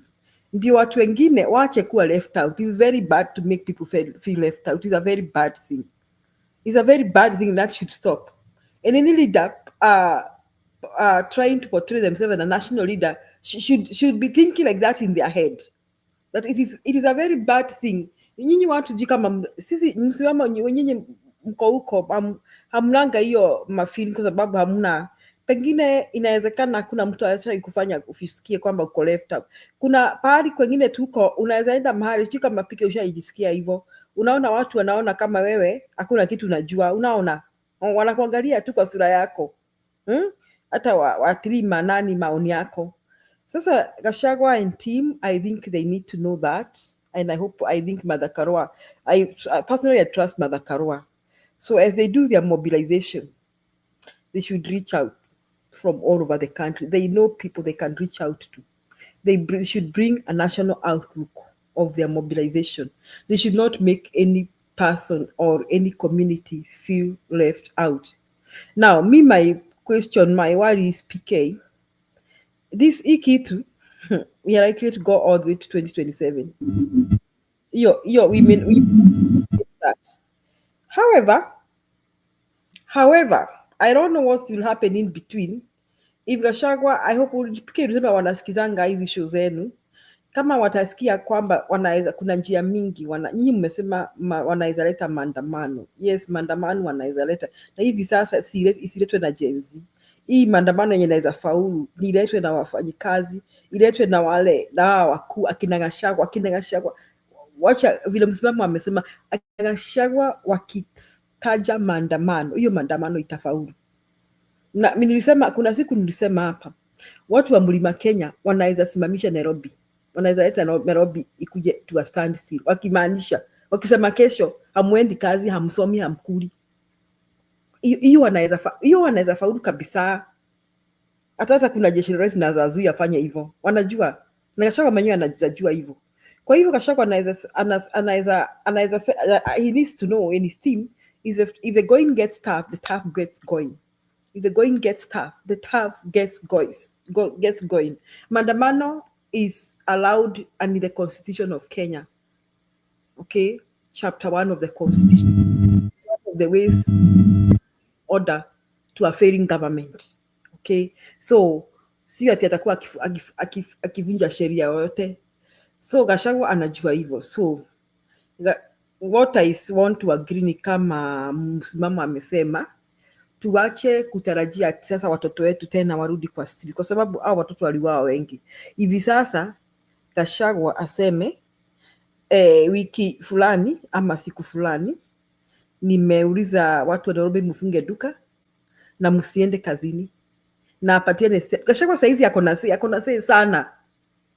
Na mimi nasema, mimi vile nimemwangalia, nimeona tu anaweza fika hapo akitaka. Na hivi sasa ni ngumu sana hata kumshika, hata kumpeleka kotini. Yani akona ile protection ya mob, ya masses. Akona hiyo.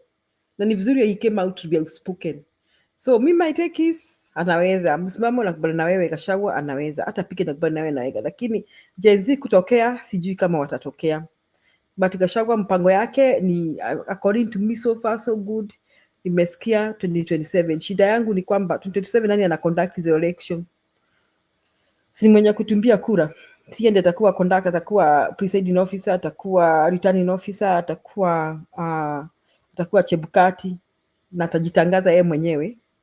Na msisahau leo nimeona nyinyi watu, sijui vile nilikuwa nimeenda, sijui kama mliongelea maneno ya mkutano ya Uhuru na Raila Odinga, kwa sababu hiyo kitu iliniudhi sana, na niongelea hivyo kama mlisemaje. Wacha nifikishe hapo piki. Asante.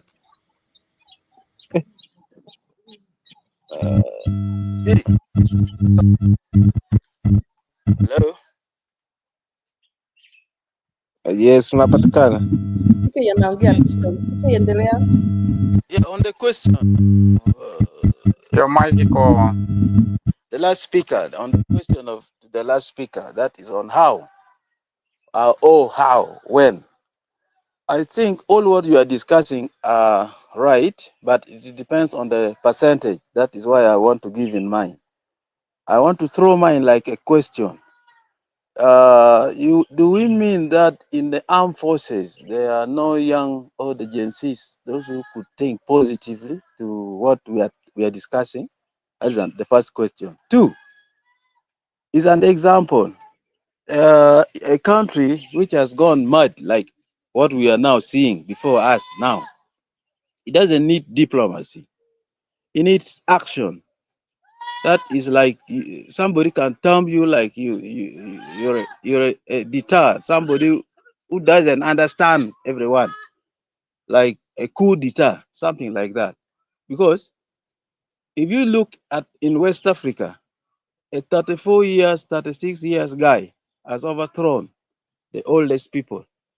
And within 2 years, now this guy, people claim he has made a big progress in that country.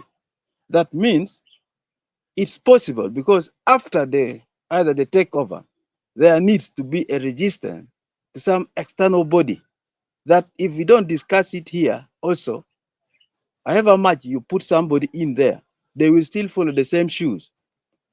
Someone needs to be there like holding an arm, like PLO say, Lumumba say. I think Africa should go the nuke way. That is a nuclear side. Why? It is because that is what the Western understand. This is from my perspective view that we also need to discuss and share here, that what are all these? Because even if you take it over, somebody there will overshadow you. What is our take? So to me, the Gen Zs, maandamano, those are the way forward, but the cost-effective one are the guns. If we could have somebody in the armed forces that people could talk to, the young guys, say, let's try this way. I've never heard Kenya through guns or coup like other countries. Why not to try that? But that person should be from our vision, that what we are thinking. That if we want this thing to be cost effective, we have to go through that. Thank you very much. Thank you. Thank you CK. Personally, I would naanza jibu hayo. Sisi unaona kama okay, that is me, according to me. Tuko kwa national TV and I like discussing constitutional things. Sipendi kuongelea chochote chenye nafikiria chaweza kuvunja sheria. That is me. I'm sorry if anybody has a different view. Mimi naweza sema that hiyo ni maoni yangu. Danderas nimeona your statement. I'm back from a brief night out. Na msimamo sijui uko na neno. I'm not taking over the show. I was just answering CK. Msimamo, I think you have something then unaweza karibisha Innocent alikuwa anasema kitu pale. Alikuwa anasema CK Innocent unaweza endeleza hizo stories zako umesema na ile story ya referendum impeachment mnaionaje? Can we remove through this method? Okay, so me personally, I engage all methods that I believe are constitutional are allowed by the Constitution of Kenya. I will not engage other methods that I feel are anti-constitutional. That is my take. Msimamo endeleza na unaweza karibisha Innocent alafu unaweza. Asante. Before ni mudai tu kakangu Innocent kidogo tu niongezee kitu hapo ambapo Julia na huyu kaka wameachia. Hili la gani mimi sijajua, sidhani kwamba limefika wakati wake. Pili, hili la gani si jeshi kama liko control ni ngumu kwa kiasi fulani. So kile kimebaki ni hili ambalo watu walizungumzia hapa la wabunge. Wale wanahisi wana haja ya kumuondoa Ruto, basi waachane masuala mazima na mishahara, waondoke kwenye kazi. Na wakishaondoka haswa warudi mashinani kwa watu wao, wazunguke kila nchi, kila pembe ya nchi, huku ndo tutamweza huyu jamaa. Wengi wakishatimka wa wabunge na waingie mashinani kuweza kuonyesha waziwazi kwamba mambo si mazuri haswa. Kwa kweli na imani kwamba Gachagua atakiita maandamano, watu watatoka tena kikamilifu, kwa sababu nyoyo zimechoka, unaona. Lakini hili la kukaa kimya kimya, watu wamenyamaza, huyu jamaa anapiga kampeni yake, anazunguka kila mahali, mambo yametulia. Hii ndio linalonitia wasiwasi wangu mimi, kwa sababu nilishuhudia 2017 jamaa yuko juu ya magari kwa miaka yote ile, lakini mwisho wa siku kipenga kilikopigwa, baba alikuwa na wakati mgumu haswa katika kampeni zake, kama tunakumbuka. Laiti kama si maarufu wala baba kwa kweli ukitazama kampeni aliyoichapa Ruto na Odinga ni tofauti, na yake ilikuwa na mashiko zaidi, kwa sababu uongo ulikuwa baadhi ya wengi walikuwa hawajauelewa uongo huu, wakadhania ni kweli. Hata Gachagua mwenyewe alijipata yuko hapo katikati ya huo uongo. So hawa jamaa wameanza mapema, na ndio stakes zao na kila mbinu. Na kura, kama nilivyotangulia kueleza kwamba kura iliyopo sasa hivi ni ile ambayo ipo tayari wenye wamepiga, na wale wachache watapewa kule Dadaab, ndio upande ule wa Isiolo, Mandera, na kule kwa kina Fara na kwa kina Adan Duale wenye wataongezewa haswa, ili kuongeza hilo kapu na baadhi ya usemo ambazo zitaweza kuunga mkono hii serikali. Lakini kwa swala zima la vitambulisho, wachukueni vitambulisho, tuwe na kura zingine mpya. Kura ni hizi tuko nazo tayari, ambazo kila mtu, hawa pande zote mbili wanazikodolea macho jinsi gani watazigawa hizi kura katikati. So hapa tuna kizungumkuti. So akina Gachagua, mtazamo wa msimamo, waungane, waachane na siasa hii ya kitotototo ya kuonyeshana vidole, huyu akizungumza kwa madhabahu, yule anaenda anazungumza kwa mazishi, yule akizungumza kwa mazishi, yule anaenda kuzungumza kwa kulonchi barabara. Tusiwasijibiane tu, but haya majibu yaendane na vitendo. Na Gachagua na wengine na timu yake na timu wana nafasi nzuri, kwa sababu wale ambao wanakatwa SHA ni wenye payslip ambao naamini kwamba ni madaktari, walimu na wafanyikazi wa serikali. So hao ndio wangekuwa mstari wa kwanza haswa kuweza kugoma, kuweza kuita maandamano, waunganishane. Hawa vijana sasa waje juu kwamba kuna watu ambao pia viongozi wanaonyesha interest, sio kila kitu kusukumwa Gen Z kwamba wao ndio watamaliza kila kitu. Mimi nitaachia pale, nimkaribishe Innocent. Innocent, kama unanipata. How are you? Habari zenu? I believe you are doing well. Stone PK, kama uko huko, kuna ka clip nimekutumia hapo, kama unaweza niwekea nikiendelea kuongea, ama Julia nimeituma kwa group ndio tuone how far guys wamekasirika. So let me start from what CK is saying about military. Military pia wameguzwa, ama mapolisi wameguzwa. Kuna mahali Kasongo aliwaguza kidogo, so they can also do it. Si ati ni ngumu, it's just a trigger kidogo yenye inaweza fanywa, and they are able to do it. They can do it. Kuna askari wengine, sio kila askari amesikia vizuri na hii regime ya Ruto. Gachagua pia ako na marafiki zake huko ndani, that's why he can also get some information ama some intelligence from there. Thank you.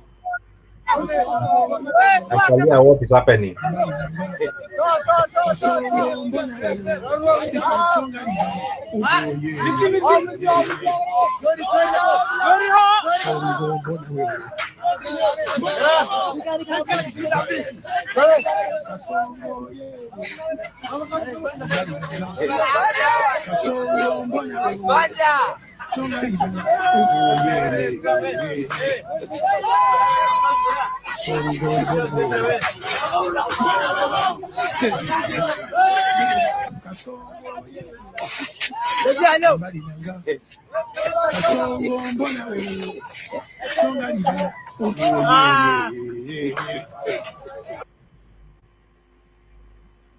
Thank you.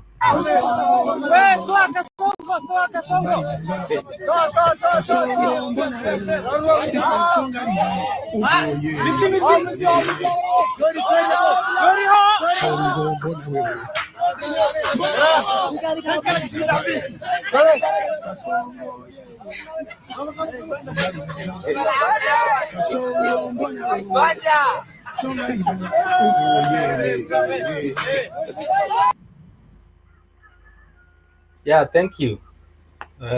Either Julia ama Hao watu wako innocent, ni wale watu wa Mandera, si nilisikia watu walichukua kura ndio wapigie Kasongo kura, kwani kumeendaje tena? ndio nakwambia, watu wanafikiria watu wamekasirika na Ruto ni Wakikuyu. That's why I wanted to put mweke hiyo ndio mjue sio Wakikuyu ndio wamekasirika na Ruto, ni Wakenya. So tutoe hiyo maneno ati Gachagua sijui ameguzwa, mlima imeguzwa. Mlima iliguzwa, na ikiguzwa unajua ikianza kuanguka inaanguka mpaka inaangukia watu wengine huko chini, and that's how far Kenyans wamekasirika. Niliona ile mazishi ilikuwa Western ya penye Silasia, anaitwa Silasia, mamna pronounce jina yake aje? Silasia. He was cheered so much, na walikuwa na buu yule MP mwenye ni sema ni MP alikuwa anawaambia matope ya na sha ni senator. Yani, Kenyans are hungry and they are so angry kwa Kenya wote. So vile mnasema saizi is a prime time kama watu wanaweza ongozwa kwa maandamano. Hiyo maandamano inaweza hata iwezi simamishwa. Hiyo maandamano iwezi simama kama inaweza tu anza saa hii ama ripuka saa hii. So I hope viongozi wetu wanatusikizanga na wana borrow a leaf and they know what to do to save Kenya from this government from hell. So innocent, bado ulikuwa unaongea. Thank you, I agree with you. The only person who can call maandamano ama aitane maandamano Kenya isimama ama all day ikuwe ni Raila, but imefika mahali sasa what you are saying Julia, the other person to sasa imefika mahali that Gachagua can also call maandamano na Kenya isimame. Mahali tumefika saizi Gachagua tu aseme kitu because he has dared the president. Amemwambia hebu toa huyo Martha Koome na uone kama utakanyaga Mount Kenya. And unaona siku mbili, yani wiki moja mbili ndio hizo zinaendelea, na bado Koome ile kitu walikuwa wanapangia ilikuwa ati next week wanapangia hivi na imeisha. You see hiyo kudea is what we wanted. Na ndio nilikuwa naambia watu msimamo, usikasirike huyu jamaa akiongea ukabila. Mimi mahali imefika ukabila saa zingine ni mzuri because ukikuwa na base yako yenye wanaweza simama na wewe, then at least una ground ya kusimama. Kenya saizi mahali imefika ukabila ndio mzuri juu nimeanza kuona though kuna mahali anaguza vibaya, but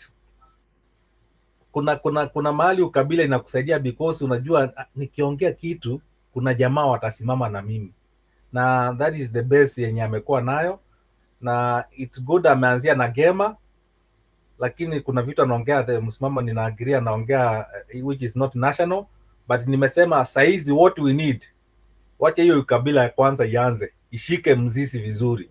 Ikishika vizuri now you can go national, because hii politics wanasema politics is local, na kama politics is local then hebu shika watu wako waweke mfuko. Ukishawaweka mfuko na uongee, and that's why he could dare the president na story ya Koome. Na unaona hiyo story ya Koome ni kama imekwa na intelligence waliambiwa hebu enda mshike huyu jamaa ameongea vibaya juu ya president, ni kama ametishia president kifo ama kitu kama hiyo, and nobody has ever dared the president. So ndio nimesema the next person who can call maandamano na holiday ikue saizi ni Gachagua. Raila hawezi call maandamano saizi ifanyike the way Gachagua can do it. So Julia, I agree with you. We have another person who can call maandamano na ifanyike. So why did I play that clip? How many people wamekasirika na huyu mtu? There are so many. That's why even they don't want to see even a billboard. Sio ati Kasongo ameenda huko, a billboard. So Julia, mlikuwa mnasema ni ways gani tunaweza kutoa huyu mtu ama tunaweza kumbring down. That is also one way. Sio lazima uende ama uende maandamano njiani. Anything yenye inaongea ama inaonyesha Kasongo ako karibu na wewe, mnaanza kuitoa. And that's why these guys are able to bring down the banner because hawataki kuona sura ya Kasongo, sio kukuja peke yake. And it's just recently alikuwa Mandera, alikuwa huko. I don't know kama mmeona hiyo clip ingine ya how do you call it, refugee camp. Walikuwa wanaambiwa wachukue kura, and those days have refused. Wanasema, why do you want to remove our birthright? Mbona unataka kutufanya tukue wa Kenya? Ukitupatia ID tukue wa Kenya ama tumekaa hapa tukue wa Kenya, it means then we lose our origin. Na hivi we lose our origin. Alikuwa na educate watu vizuri. Hiyo clip sijui kama mmeiona, akawaambia if tukichukua kura means hatutapata hata msaada.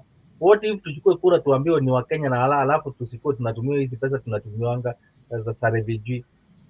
What if tuambiwe ni tumekuwa wa Kenya na tutolewe kwa camp? So even those refugees they know their rights, and that's why we need that civic education yenye inaenda paka kwa camps. Watu waanze kujua, tunataka kupatiwa hizi cards, ID cards ndio tupigie kura. After kura what happens? And ushakuwa Mkenya, then you are not supposed to live in an ID camp. Wengine wameanza kuwa educated, wanaambiwa okay, you are giving us ID cards. Have you given us land? Mimi ni Mkenya, kwetu ni wapi? You know, they're asking the government those hard questions, and that's why we need kitu kama hiyo. Inatakana inakuja inawekwa hata kwa TikTok, ndio inaendelea mbele. The way PK was playing ile story ya Silasia, na Silasia akasema sometimes sisi amejulikana, sio lazima aende aongee kitu parliament, anaweka kwa TikTok na TikTok inasambaza, ina trend. And those are some of the things nasema saizi, get some clips tuweke kama ni TikTok, wacha it trend. And those are also some ways that we can remove Ruto from power yenye anayo. Julia, for me, I'm very happy that Ruto and not Ruto, Raila and Uhuru met. Why? Because saizi Ruto najua alikuwa amefikiri ameweka baba kwa mfuko, but akiona Uhuru na Ruto na Raila wamemeet, wanaendelea kufikiria mara mbili. That's why umeona watu wengine some sections, I don't know Julia kama umeona, wameanza kusema okay, huyu jamaa mmesema mmemlete kwa broad based, but huyu jamaa ni kama anakuja kuharibu hii kitu. So wameanza kusema I wish tunge remain na Wakikuyu. Huyu jamaa mnasema ako ndani yetu, but ndio yule na meet na Uhuru. Uhuru ndio a person mwenye amesema Gen Z, hii country ni yenu, please endelea fight for your country. So for me Julia, I'm very happy that they met, but at least najua imeshatupa some tantrums kwa KK government yenyewe innocent. Nikuulize kitu sasa. Unaona hiyo story ya kwanza ati alafu baadaye ati Uhuru akapiga simu kwa kina Gachagua in that meeting. Yes. So hizo story, whether it is blogger created, okay, let's assume one thing, that maybe ni hizo story imekuwa created na bloggers wa UDA. Hizo story will counter them instead. Unaona sasa, tuseme wewe ni mtu mfuasi wa Kasongo, unasikia ati Uhuru na Ruto walikuwa pamoja, Uhuru na Raila Odinga walikuwa pamoja, wanampangia nini tena? Alafu usikie story zile zikitokea ati hata Uhuru alipigia kina Martha Karua simu. Yani huwezi ka trust hiyo kitu. Unaweza trust kuna nia mbaya hapa. Okay, well, it is annoying us because some of us are far left wing, you know. Yeah. Sisi ni wale far left wing, kwamba usiongee na yeye, usikule na yeye, usimsalimie, usimpigie simu. You know, we belong to that school of thought. So as it is annoying us, those of us who believe that there should be nothing between those who are pro Kasongo and us, I think it's also annoying watu wa Kasongo so much. Na mimi ninaanza kufikiria pia on my second thought. Raila Odinga atakuja kuangusha hii serikali. On my second thought. Raila Odinga will also be the source of the downfall. These people hawatakaa chini wakubaliane on anything. And let me say this, Raila Odinga is not a deputy president material. Raila Odinga si mtu wa kuplay second fiddle. Ati mwambiange fanya hii ama fanya hivyo. Yes. He does not belong to that school of thought. Even saizi sidhani anaweza kaa chini aambiwe na Kasongo, sasa wewe ni msaidizi wangu ama ufanyange hivi. Tena kuna watu wa Kasongo yenyewe, unaona kuna ile mtu anasema serikali bado ni yetu na serikali iko na wenyewe na UDA iko na wenyewe. Kuna watu bado wanasema hivyo, lakini saa hizi hawana nguvu vile. Nimeona leo Kimani Ichung'wah ameenda kuropoka huko Western kwa ile mazishi, na yani Kimani Ichung'wah amepunguzwa madharau, amezimwa kabisa. Wananchi wamezima Kimani Ichung'wah, yani huyu jamaa amezimwa kabisa. So kuna wenye tu hata saizi wamezimwa na hiyo blood based government imewazima, wenye walikuanga tu kiherehere. Hata Osoro wetu amezimwa, hajaiongea, alikuwa parliament afuatani hao watu. Yes, JMO. Mimi naona mambo mawili, mambo ya mlima. Unasikia mimi sikusikii vizuri, sijui kama ni mimi. Jemo, connection yako ni poor. Your connection is poor. No, your connection is poor. You are cracking, una crack. Okay, right now? Yeah, that's okay. Unasikia sahi? Ungetoka tafu karudi tena basi kama pengine na kuangori. So Julia, unasikia my side of thought. Mimi nataka watu wa meet and that's why you could see even Malala alipokuwa matanga before yesterday aliambia Waluya hati unajua huyu Raila ati anataka kwa hii broadcast anataka kupatiwa prime minister, na prime minister hii kiti ni ya Musalia Mudavadi, na Musalia Mudavadi aliposimama kuongea akasema ati hatutaki kwa matanga mtuletee kitu, sisi tunajua kitu tunafanya, na akaanza kutetea Raila. Watu walikasirika, that's how watu walikasirika, wakatoka kwa mkutano na Malala wakaenda. Wanasema prime minister ama prime kiti ya prime inatakikana kuwa ya prime minister, inatakikana kuwa ya Mudavadi. Sasa na huyu ameongea ukweli, alafu Musalia Mudavadi akisimama na Wetangula akisimama anasema ati hatutaki watu wanaleta hapa ama nitwaje, yaani unaongea vitu zenye si kama sinataka kuharibu broad based. Unajua watu wamefikisha mwisho, and you can see the way sasa Musalia Mudavadi ndiye anatetea Ruto na Wetangula ndiye anatetea Ruto. Watu walikasirika wakatoka kwa matanga na Malala wakaenda. To me anything that can bring down hii regime I support it. Whether Uhuru meets Raila, whether there is a call, kama ni bloggers waliandika hiyo kitu ikafanya, it has brought something people are talking about. So kwa hivyo Gachagua ameongea, you know Gachagua also is very smart. Unaweza kuwa hata kupigiwa simu, but also bloggers maybe wa Gachagua ndio wameandika hii kitu ama waka counter. Unaona ile kitu ya Raila Odinga walikuwa na Uhuru, kukakuwa na mtu ametokea na story kwamba hata Uhuru alipigia kina Gachagua simu. So Gachagua is very smart also. Ndio nawaambia hii kitu the way it's playing, me I like it, and that's why I said this. Nilisema hii kitu kitambo, nilisema Raila akienda AU Kenya politics will change. Akirudi Kenya politics will change. Number 2, Julia, I don't know, what if tomorrow hii kesi ya Gachagua iende iambiwe Gachagua at whatever was done the impeachment vile ilifanyia haikufanywa vizuri. That means Gachagua will be on the ballot 2027. I don't know whether you guys are also thinking about that. That's why also hiyo kesi ni lini by the way? walisongesha, ilikuwa sijui ni January wakaenda February. I don't know what happened. February sijui walisongesha mpaka lini. So also Gachagua is playing his part well. Anajua in case hii kesi yangu iende vizuri, what if also he pays the majudges na kesi yake itupiliwe mbali. That means Gachagua will be on the ballot 2027. So mimi ndio nasema hii kitu naendelea kuplay vizuri. Thank you.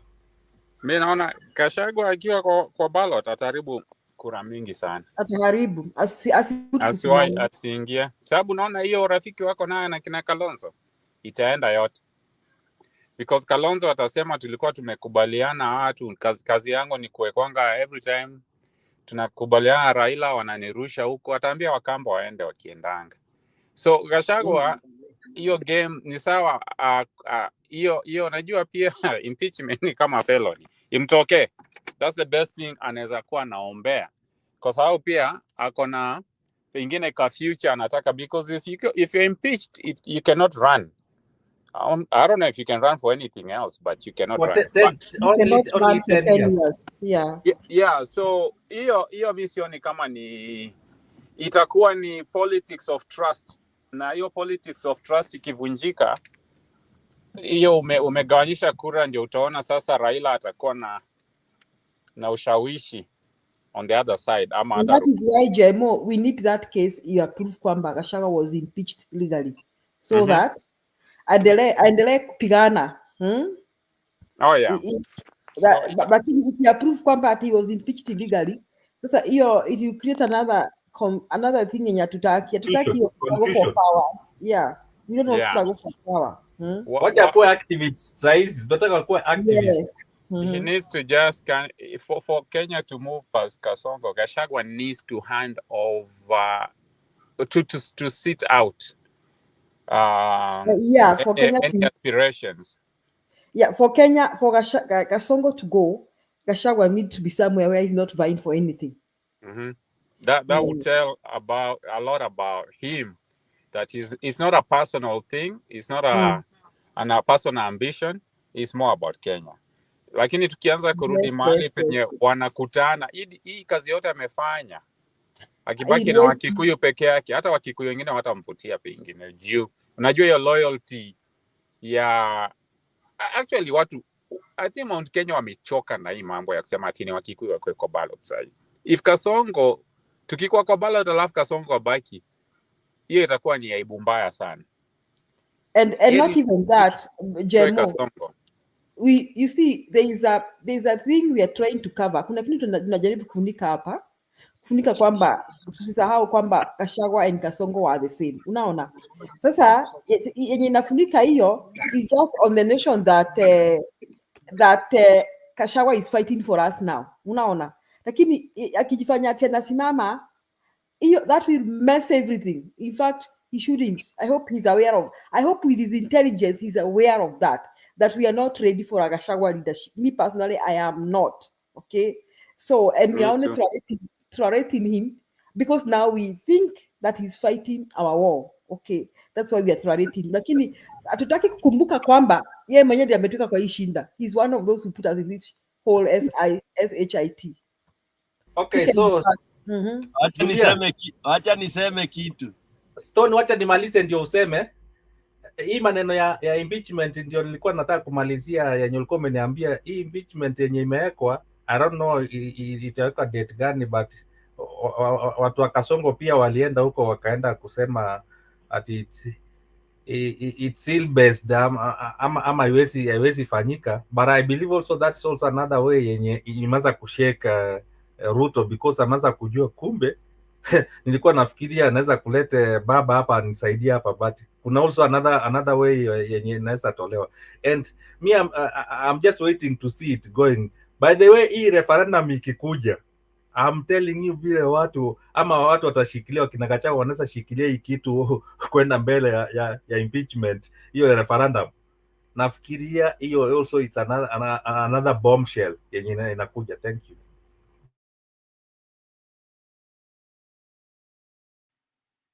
Julia, wacha niseme kitu. Thank you, Innocent. Sasa nitaanza na hii let me begin with the low hanging fruit. Gachagua impeachment, hiyo ni kadi ya Ruto. And I don't need to elaborate. That is Ruto's card, is Ruto's joker.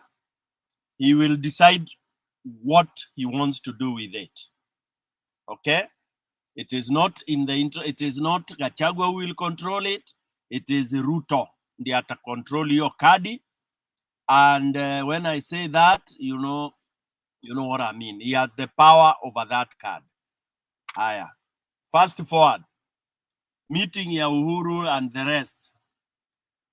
Nimesikia Innocent na wengine mnasema mmefurahi and all that. Now, in my opinion, whether they met or they didn't meet, I take the worst case scenario that they met, according to me.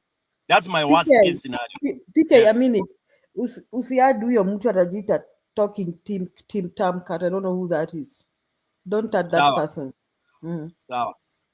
So in my opinion,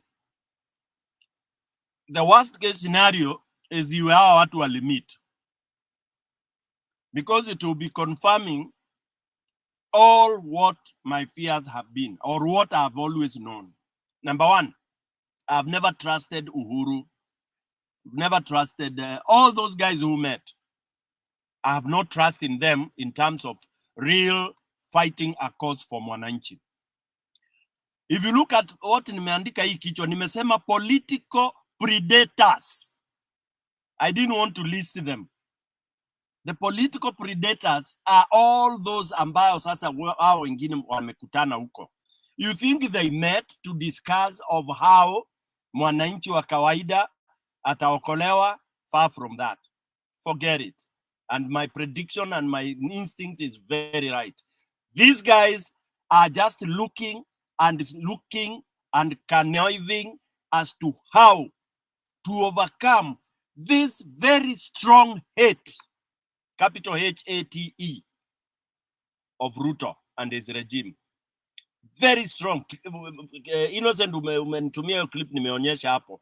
What does that tell you? That, and mbeleni nimeonyesha clips kwa church, yani mpaka bishop anafukuzwa juu amekataza, amekubalisha mtu aongee matope ya shisha, alafu akakataza mtu pande hii yetu aongee, because they knew huyu wa pande yetu atadisapprove, atasema vile hiyo mambo ya watu wa UDA wamesema, yani it was going to be murky. Okay? Because the bad thing or the coincidence was that mtu wa Ruto aliongea kwanza kupaka shish mafuta, then mtu wa Ninindi alikuwa akuje. And who was coming? One of the leading opponent, this young lady who is a senator in Kirinyaga, Kacheri, all right? Moto ya kuotea mbali. Kacheri alipokatazwa, bishop, huyo mtu anajiita bishop, unajua siku hizi hiyo jina bishop in Tom, Dick and Harry can use it. Alifukuzwa kama burukenge, hata alionewa tu huruma. All right? So what am I saying? That the meeting of these bwenyenyes, name them, whoever they are, that meeting huko, wanaenda huko, wherever they are, it was not in the interest of the people. It was in their interest. Remember that all these people are in the same club, including Ruto, Gachagua, and all that. All right? Gachagua could be looking like a kombali kidogo, anacheza mbali, ana add value, ana play hard to get, but they know where they will corner him. Okay? They will know where they will corner him. And the worst case scenario is that walimit wakapiga simu kwa mkutano kwa Gachagua wakiwa na hawa. The thing is, if they did that, what is the optic here? Ati Uhuru alipiga simu saa zile akina madha wamemeet nini na nini na nini. That is a disaster. It is disaster.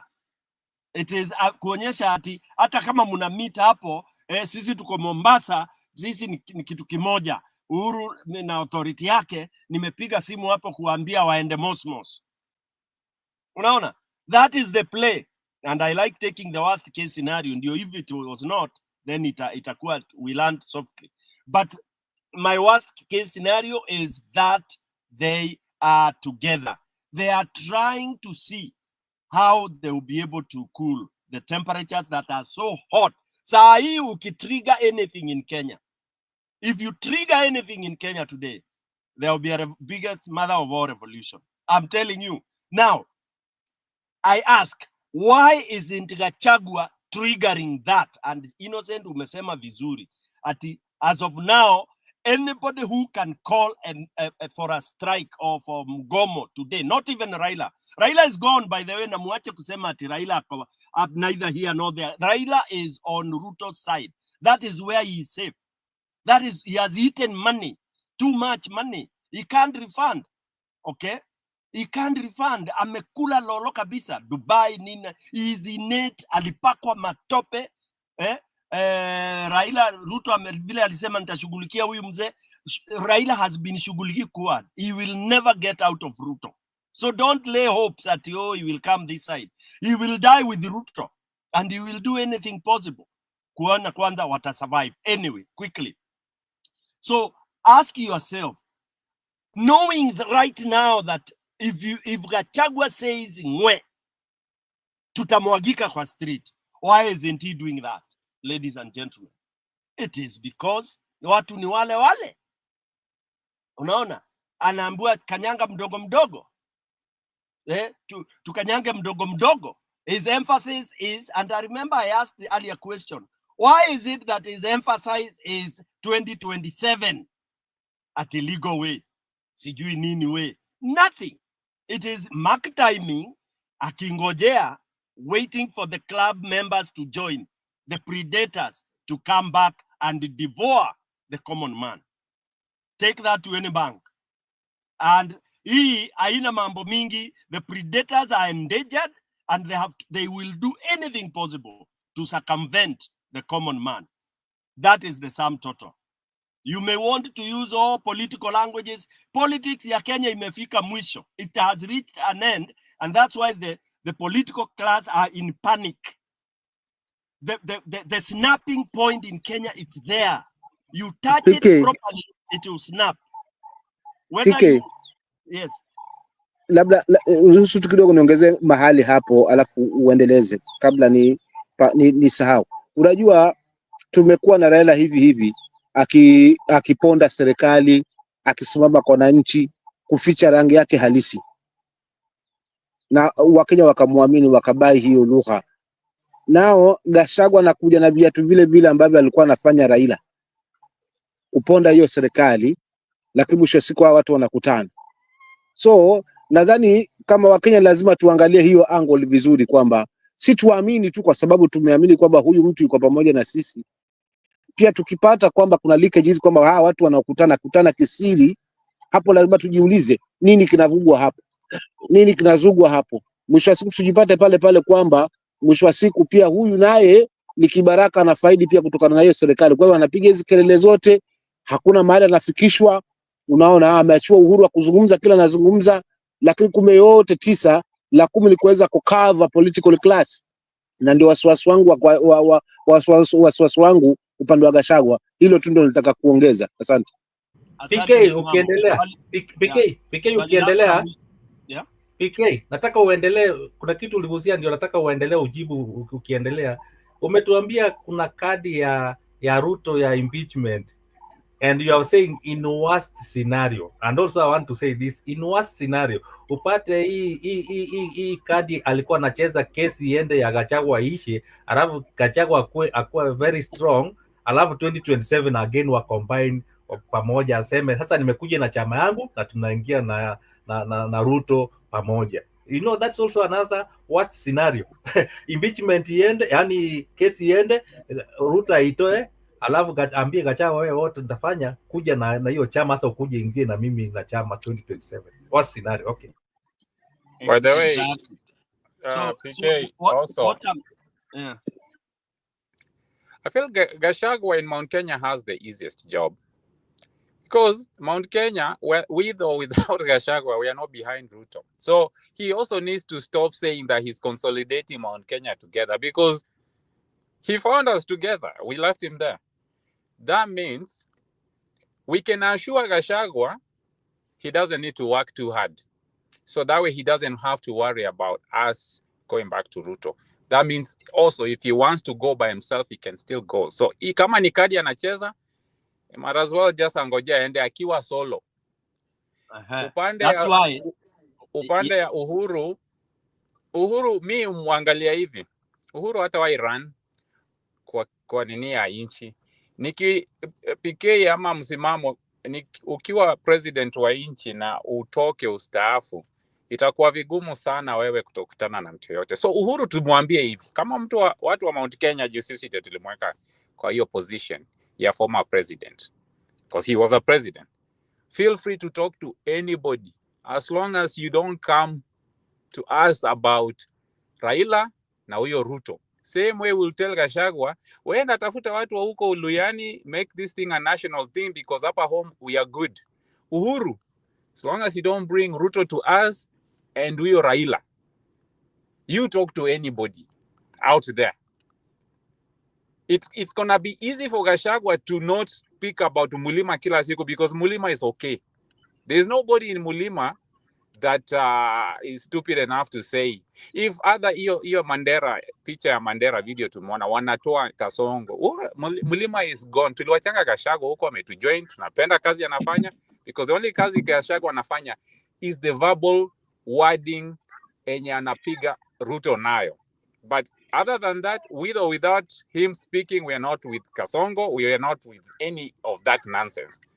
So I don't think even the Uhuru part makes any difference because sio lazima akuja atuambie ati ameongea na Raila. Raila can consult, siyasema anafanya consultation. And akafanya consultation na Uhuru is a former president. He does not tell us anything. That's how I see Uhuru. And he's free to do whatever. Na tusisahau kuwa hawa ni wanasiasa. Hakuna mtu anatoka katika viatu vya uporaji hapa. Hakuna mtu ambaye hajafaidika na hela ya Mkenya kinyume na sheria. Wote hawa wanazungumza wote, hakuna mtu ambaye anaweza sazwa kwa hili. Mfano itokee tu kwamba wacha tufanye auditing, tufuatilia hawa jamaa mapato yao, hawa viongozi Raila, hawa Gachagua, Ruto na wengine hawa ambao wakongwe, hata hawa kina Kalonzo, hakuna mtu anaweza toka kwa hili. Na kwa maana hiyo kimtazamo wangu nasema hawa wote mimi naweza sema tu ni wale, lakini wanakuja kwa rangi tofauti. Unaona, kimtazamo tofauti lakini lengo ni moja. Maana mwisho wa siku hawa tena watakuja kuungana baada hii jaziba imeshapungua, hii munkari kwa wananchi imepungua. Mwisho wa siku hawa tena watarudi tena kusameana na kupeana mbuzi. Tukiona mwisho wa siku watafanya kazi kwa pamoja, maana hakuna mtu ambaye anatoka kwa hili swala la corruption. Na ndio maana Raila amekwama, hajui atasongea wapi, kwa sababu already tayari ana hiyo damu ya si damu bali ana hayo mapungufu ya kutumia haswa kuweza kuuza ushindi wake kwa hadaa watu. Mtazamo wangu kama msimamo. So hawa wacha wafanye kazi yao, lakini kama ni wa kweli, haswa Gachagua ni mkweli, basi wangekuwa washatoa wote, haswa wabunge wote, na washamobilize wabunge wengine sehemu tofauti, wameondoka kabisa katika bunge limebaki tu na wabunge 40 wenye wanasupport Ruto, alafu tungekuwa tushamaliza mchezo pale, kwa sababu hakuna haja kutumia njia ndefu wakati njia fupi ipo. Mobilize hawa wabunge watoke, kwa sababu tumeona kwamba hii serikali haimsaidii Mkenya na wameamua sasa kuweza kusimama na wananchi. Basi uonyeshe kwa vitendo, si kutudanganya ati tutaondoa huyu 2027 wakati atakuwa ameweza hatamu yake ya uongozi. Wale wako kwa based government wamelipwa mishahara ya pesa ya Wakenya na wanalipwa mpaka leo. So sioni hapa, mimi naona ni kufuta sufuri na kuandika zero, na hali ni hiyo moja tu. Asanteni. Mmefanya mpaka nimepoteza point yangu ya mwisho, ile ilikuwa mzuri. Anyway, ni mzuri mmechangia hapo. So what I was saying is challenge hata Gachagua kama ananisikiza na followers wa Gachagua, hii ati kutuzungusha hiyo, kama yeye ni mwanaume ana makengele mbili, kama yeye ni mtu wa mtoto wa Maumau, amalize hii draft sasa hivi. Amalize sasa hivi, badala ya kutumia hiyo njia ndefu tutumie hii fupi. amobilize watu wake. Ingine ni kusema hivi, kama hawezi call for a revolution, I mean for maandamano, for resignation, ili kusimamisha hii serikali, asituelezee ati kwamba ati ni sheria anafuata, because hata kuresign ni kufuata sheria. So definitely hii inatuambia mwishowe huyu atakuwa ako pande ile ingine.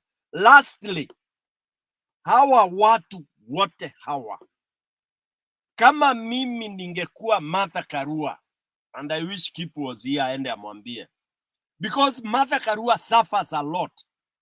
Anaumia sana, manake anaona upumbavu, anaona ujinga na hawa watu wanaitwa principals, lakini anashindwa kutoka, manake akitoka Wakenya wanakuwa very quick to judge negatively, kusema ati anasaliti wengine.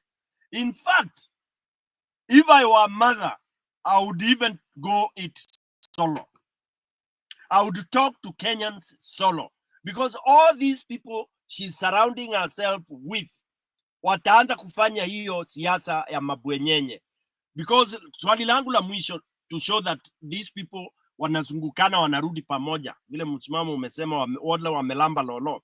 Swali langu ni, je, wakati kuna change of governance, kama sasa any abrupt change of governance, nani atakuwa victim wa kwanza?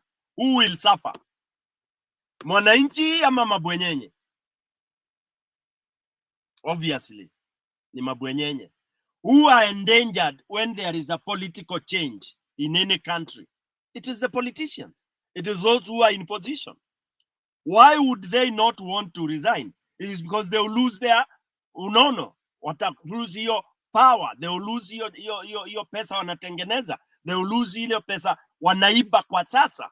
So all these are not people to even trust. Atu watu wanasema wanangoja tu they will all come to join. And Gachagua says that publicly. Atu wanangoja tu kidogo, wote watakuja.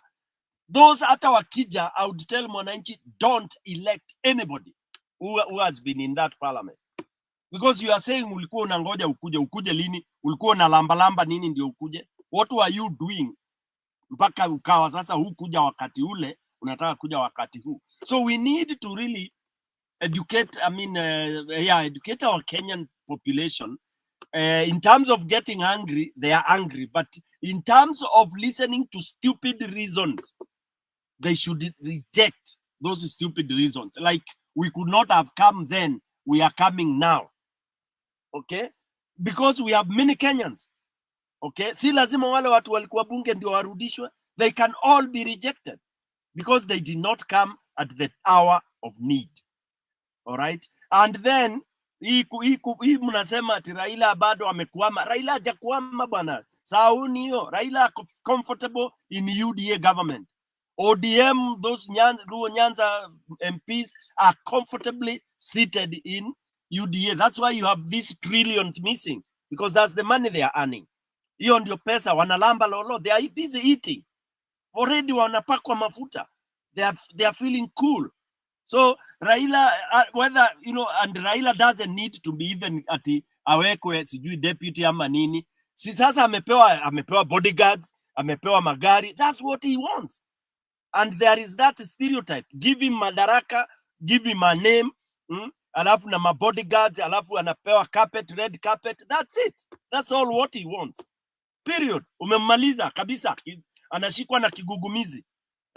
Hawezi ongea, anaenjoy tu. Haya, hivyo. Anaingia Nyanza, people are bowing on him. That's it. That's it. And it has been finalized. Memorandum of understanding imeandikwa. Lawyers wamemsaidia, wamesign. Kile atapewa, what you be getting every month, privileges, national days, anatritiwa ni kama yeye ndio deputy, ndio nini. That is all what Raila wants. Raila has never wanted to be president, ile ati responsibilities ziko kwake 100% to make decisions. Yeah? So he wants to be president, but by proxy, and enjoy the uhondo wa madaraka, which is terrible, terrible, terrible thing. Wacha nikome hapo. So the worst scenario is Raila Odinga na Uhuru walikuwa wanapiga hizi story kwamba ni kubaya, hao watu hawezi nikubali. Mzee, mzee unaweza nisaidia aje? That's the worst. Hata si ati anaweza saidiwa aje, tunaweza gang up ndio hao wananchi wasichukue. Okay, tusaidie Ruto, serikali ishikane. Uhuru is in it. Uhuru wako upande wa Ruto. Watu wanasema ati aliongea juu ya Gen Z. He was acting. He's also a comedian. Ile tu kusema na mdomo, alafu akirudi back tena anasema wachana na hiyo tu. That is how they are. Wanasimama nitaongea hivi kwa stage. Hiyo achana. They know. Okay? Ati wewe fanya hivi, wewe fanya hivi. They just know. Jana nani NCIC wameambiwa ati waone Gachagua, because you see people have been complaining on these channels and everywhere. Well, how come Gachagua is saying all these sort of things and nobody is talking? Nini NCIC wakaambiwa, huyo Mumeru wakaambiwa ati aone Gachagua. I think I should play that thing here. Ati sasa ndio wanatoa statement. When did Gachagua start talking? Hiyo miezi yote NCIC hawako wanasikia hiyo mawazo. And the one backfired. You see what I'm saying, PK? This thing is on the one scenario, that is exactly what you are saying. These politicians are birds of the same feathers. But on the other scenario is that people are just playing cards. Like mukisema hivi, tunasema hivi. Mukitoa information, tunatoa bloggers wetu wanatoa hii. So it is working both sides, like balancing both sides. So, but my take is whether they sat and discussed what to do with Kenya, sahi haita make. Wakenya wamechoka. Hata siku zenye Ruto alienda Gatundu, Wakenya walisema hata afufue Kenyatta mwenyewe, tusikie tu leo Kenyatta mzee amefufuka na ameingia UDA. We are not boarding. Hata kuna mtu wa Inoro ile wenye alikuwa anapigia Uhuru simu, ni Inoro man wa station gani to celebrate his birthday, alimpigia simu alisema kwa Inoro, brother mtu wetu wanamuita Fafa itu baba yetu Uhuru, we are not boarding. Alimwambia live kwa radio, we are not boarding. So that was very clear. So in other words, I'm saying that hakuna vile watasaidika. PK train imeshatoka. In fact jana tulikonkuru na keep tuko wa Munyoro Express, kila mtu ameingia wa Munyoro Express. The destination is Ruto must go. After that we shall sort out who becomes what. So huyo Irene Njeri ni ule ama ni nani? Nimemwambia anini amnionyeshe video kwa sababu a short while ago, let me tell you what happened, PK, when I was telling you not to add that person.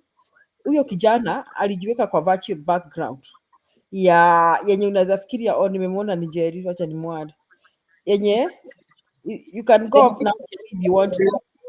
You can go off the video. So alijiweka kwa virtual background, then I resisted from adding him, and before long akaanza kuweka pornography hapo chini. So that is what they are doing. So if you're coming in, be aware that they are using your names too. They'll use your names. These also people from here who are on the internet, and then they come in under your name, and then they just say do other things on the studio. Asante, situkaribisha Njeri PK, because I think she's the one who has not spoken. Njeri, karibu sana.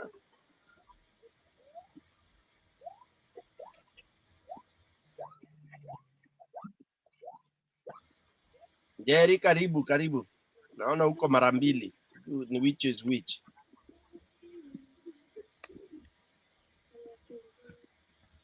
Njeri, can you hear us?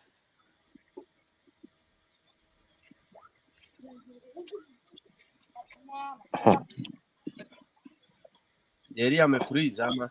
We had the other one. Then we remove this one. Then have to go now. Aya, Njeri, karibu.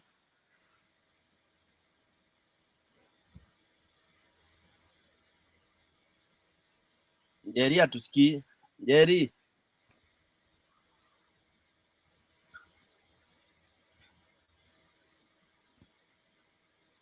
Njeri atusikii. Ukiwa tayari Njeri utatuambia. PK,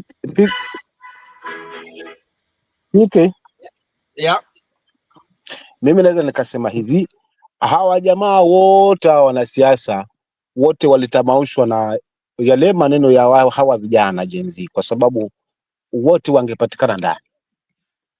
So kila mtu alishtuka, haswa kila kiongozi, hasa wao wanasiasa wakongwe wote walishtuka sana, na hii akili ilikuja na hawa vijana, kwa sababu wote wangepatikana ndani.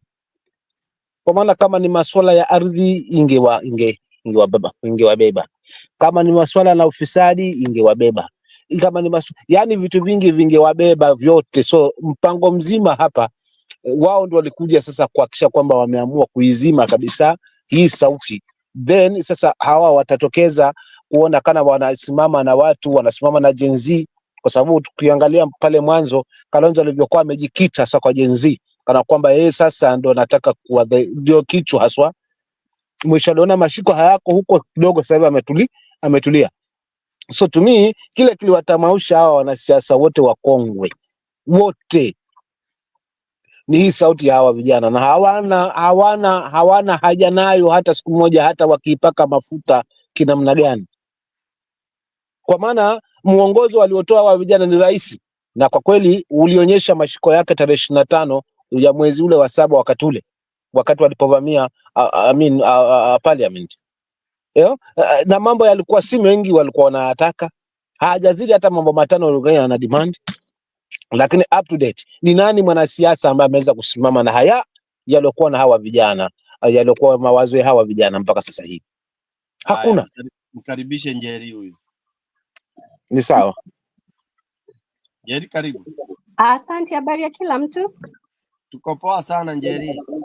Okay, sasa yes, mambo imekuwa mingi Kenya in the last few days.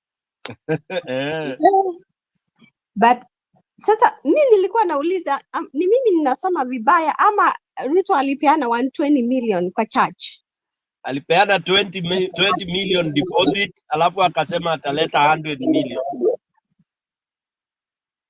Oh, okay. Anyway, hata kama alipeana milioni moja, hiyo milioni moja inaweza saidia mtu ako hosi amefungiwa, mtu mgonjwa ako hosi. So I'm very well, siwezi sema niko disappointed na yeye juu sasa he has nothing better to prove, but mi niko bado disappointed na watu wa kanisa. Alafu sasa mi nasema hata sisi wafuasi wenye walikuwa wanapewa pesa hiyo siku they cheered him up. You know, I just don't understand what is wrong with sisi wote wanahongwa na pesa kwa kanisa na bado wanamshangilia. It is very disappointing, na kama watu wataenda kusalimia huyo Pastor Sunday, hiyo inaweza kuwa poa sana, kwa sababu hiyo pesa arudishe iwekwe kwa SHA, ama watu hiyo pesa inaweza lipia 10 people wenye wamechajua kama over millions of shillings kwa hosi, you know. The other thing nimesikia nimepata mkiongea juu this old folks wenye walichukua idea ya Gen Z and now they are running with it and they are not helping us. Mimi nilisema juzi hapa, anybody attached to those people, we should not even think about them as becoming leaders, because wote ni viazi in the same gunia na wote wameoza. We cannot trust any one of them. Now they took the Gen Z idea, they act like they're the ones who came up with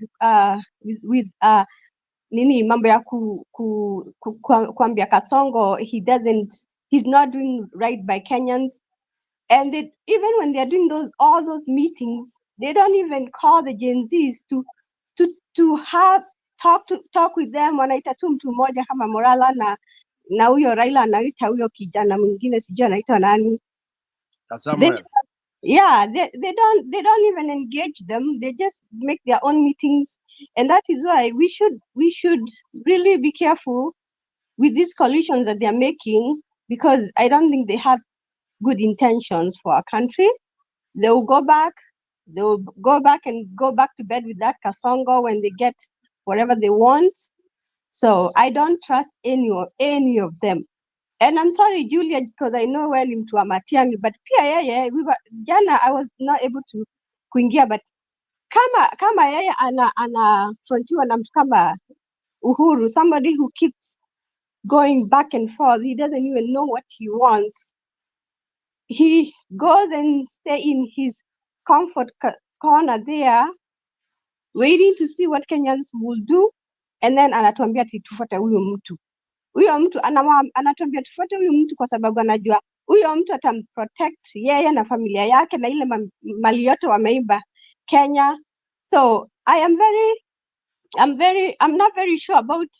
I like Matiang'i as a person and the way he conduct himself, but if Uhuru is gonna be behind him, I am not for him at all. Alafu hiyo kunyamaza yake ananyamaza. Si akuja aseme mimi niko side ya majenzi kwa sababu jenzis wanamsupport. Akuja aseme I am not for this and that. Ndio tujue amesimama wapi. Sasa yeye ni kusimama anakaa hapo anangojea watu wapambane, vijana wauliwe, watu sijui wapelekwe jela, na yeye tu amekaa in his comfort zone anangojea the last minute akuje ati achaguliwe. So that is what I'm gonna say for now. I am a little bit disappointed by this kina Kasongo na akina Omugora na Kalonzo. Hiyo group yote, if we don't need them. And as I think ni nani alisema ni PK. Wanashinda wakipanga nini kama ni kutoa mtu tumtoe tu sahi. Hakuna haja kungojea ati 2027. The group that they have right now, if they came out without those hidden agendas, wakuja, if they want the goodness of Kenya, wanaweza kuja waambie MPs wenye wako huko wapange nini waekeshe bill, huyu mtu tu atolewe na anaweza tolewa. Juu sahi sasa pesa nyingi ameiba. Sasa oh my gosh, it's unbelievable, and we are just sitting there, sisi wote me included, waiting for him kumaliza Kenya iishe kabisa. You know, it's very frustrating and very annoying. Alafu hao watu wanakuja kusema ati wao wanakuja wanasaidia ati tungojee 2027 wajipange. In the meantime, we are losing a lot of money, people are dying, people are going hungry, you know. It's just annoying and disappointing. That's all I'm going to say for now.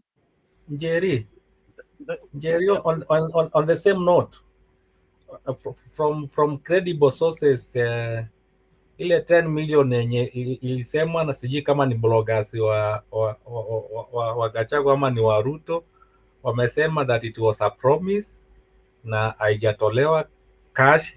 Aliongea tu na ni kama alikuwa anataka ku test the waters, aone vile watu wataongea. I think wamesema ni kama alikuwa kuna kitu there's something cooking na akaona Innocent. Give me a minute. Give me a minute. Ashley, if it is you, help us know that it is you. Ashley, behind the camera. If we get to know whether it's you, ni sawa too, so that we add you. We are trying not to add some people using other, not wanatumia majina wengine alafu wanaweka pornography. So kindly let us know it is you. Ndelea Innocent. Okay, thank you. Sasa wanasema ati it was a promise, ni kama there's a game is playing, there's something which needs to happen, watu waendelee kuongea, they have something to talk about, wasahau what is happening. What is happening is that shares billions zimepotea. Na ukiangalia kwa gazeti saizi utaona the share web, the way pesa zina. So kuna kitu imetobolewa and they want people to forget what is happening. Akaleta hiyo topic ndio watu waendelee kuongelea. So we will not forget the share web, it's going on, billions zimepotea kwa share, na those are the things they need to talk about. Number 2, watu wenye walikuwa nashangilia Ruto kwa church, those who are not members, some of the members wamekataa, wakasema they were also surprised to see people shangilia Ruto kwa kanisa, and they were not members. So nimesikia ati ni watu walikuwa wamelipwa wakaingia kwa church, ndiye akiongea akisema what he was going to say, ashangilie, and then that clip ndio iendelee. So let me finish. So that is what was happening. Watu walilipwa wakakuja kanisa washangilie, alafu hiyo kitu ita trend. Unajua is good in media, ionekana ati kumbe anapenda church, and that's why I wanted to attack the Catholic Church. So akaenda akatoa pesa akasema hivi na hivi ndio afumbaze watu tu kuonyesha what is happening. So people were paid, wakaingia kwa church wakaimba. So the members wa huko church wakasema hata some of those gays wenye walikuwa wanashangilia we don't even know them. Thank you. Haya, Father Dani, karibu.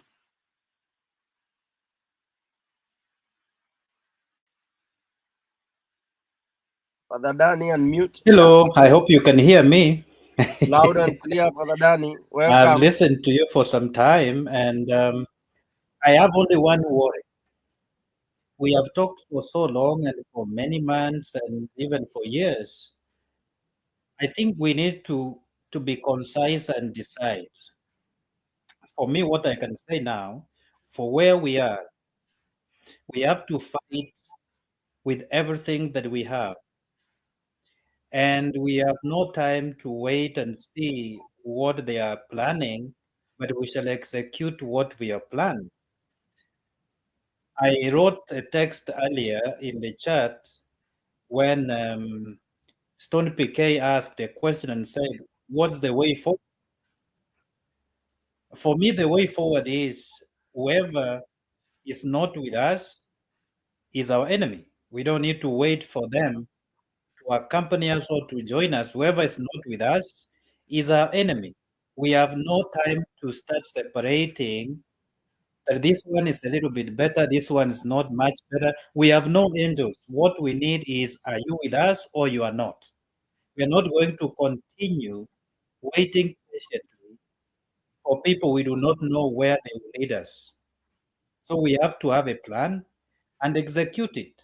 And for one thing I said when I heard Stone PK speak of the church and what's going on, for those who call themselves men of the cloth or the clergymen, those who are unbecoming clergymen wanyang'anywa hizo nguo and they receive a good teaching lesson in one way or another. I was happy when that man in Kirinyaga was told to leave when he behaved like a political hack.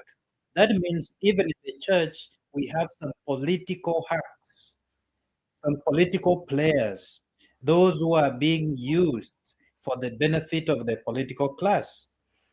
For that I know, previously we have had churches who are called personal churches who have been used in money laundering. It is not something that is out there. It is something that has happened and is still happening. It has happened before. It is happening today.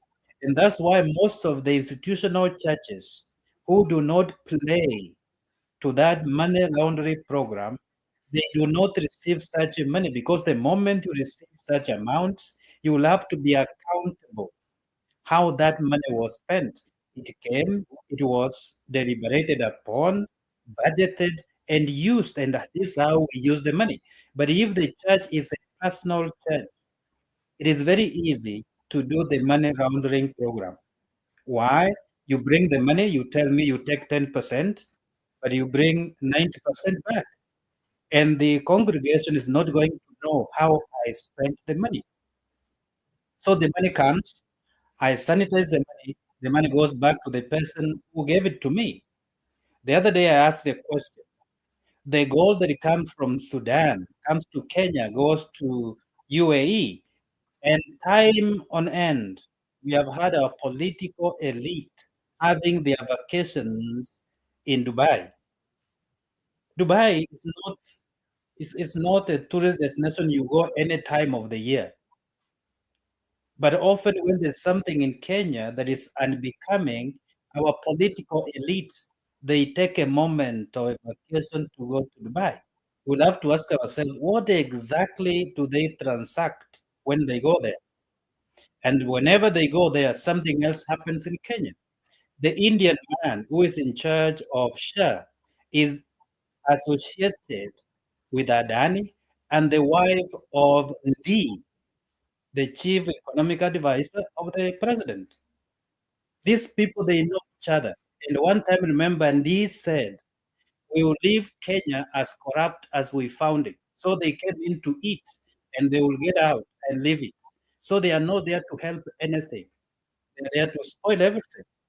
I listened to Wajakoya. Wajakoya is a radical fellow. Although I never understood why he was celebrating when William Ruto was declared the winner and they supported him, later we came to discover it was previously a plant to run for presidency to spoil the votes from the youth, to give advantage to a certain candidate. We have to be very cautious of those who are presenting themselves as candidates. We must find out, are you with us or you are not with us? And whoever is not with us, we dismiss and move on, as the young people are doing. And for those who are in support of having the church in Kenya, at least, let's say, pruned so that the bad actors are taken out of the ministry. We are supposed to do spiritual work. And if we are not doing the spiritual guidance of the masses and being the conscience of the society, we have no business of being in the ministry, because we are not helping. We are sinking the people in the name of the church. Sometimes some of us are ashamed to be referred as priests, as Catholic preachers, Catholic fathers. But when you look at the society, you feel sick that some of us are rotten. We are too evil. We are too sick. And we are not even supposed to be presented as spiritual leaders. So the society also must look at us from that perspective and understanding that these men are men and women prone to evil and they can sin anytime. We are not angels and we should be held to the standards that we claim to have. The moment we don't have such standards, we must be dismissed and be dealt with effectively and firmly. There's no hii kitu ya kusema sijui the man of God. Kwani hao wengine ni wakina nani? They are people of God too. All of us belong to God. Men of God of what purpose? If you are not functioning to become a person who connects people with their spirituality and God, and you are the one who is causing their pain, you are nothing. You should be dealt with as normally as anybody else. All of us belong to God. It's only we have been given responsibility. Don't touch the man of God. Man of God, Makachia. I'm sorry, but I just want to say hello. Long time. Thank you, Father Danny. That is very well put.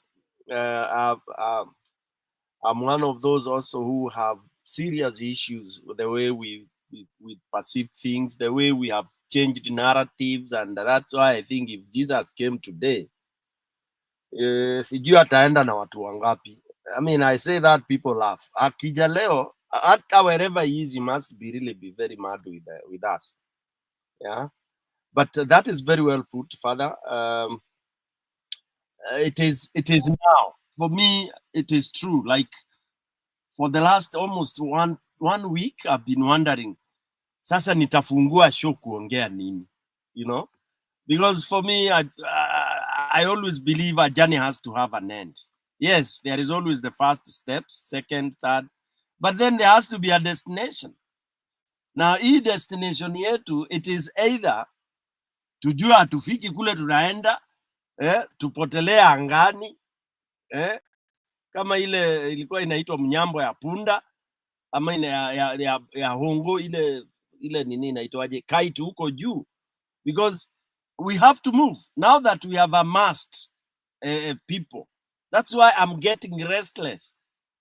Ukishajaza basi, si ni kutoka unatoka, unapiga marevu za nini? Tuko kwa stage, basi imejaa, konda yuko, kila mtu yuko nini. Sasa marevu ni za nini? Marevu mingi, zile zilikuwa zinapigwa na Malayland za zamani. What is it we are marking time about? At 2027, 2027. Sasa kama mnasema huyu mtu hafai, mbona mnataka kumpatia hiyo miaka 3 ama hiyo 2 na nini? I think they are playing us, as we have said here on the topic. These are the mongrels that are really making sure that hii nyama mark time kubembeleza watu, and that is Raila's script. That is Raila's script. Bangaisha watu tu fanya namna hii unazungumza namna hii. Ukiangalia hizo consultation, hizo consultation alikuwa anafanya Nyanza, sincerely speaking, that is a mockery. Ati ameenda Nyanza, ameenda hapa ati, na Wakenya tunangoja. I mean, really? Ati tunangoja baba atatuambia ati kama ati vile ataenda, na akiojiwa ati anasema ati hapana, unajua vile tulisema devolution it's not working, sijui nini. Saa hii ndio amenotice I work ati sasa wanataka ndio tu, badala ya kusema atoke tu Addis Ababa afike vile alifika Mombasa, alafu Chubuli aingie ndani State House waanze kufanya hiyo mambo yao huko State House. Hatuta story na yeye. So again, Gachagua huyu wetu pia aache hizo marking time consultation hizo, tumesema the end. Father Dan, you've said it well.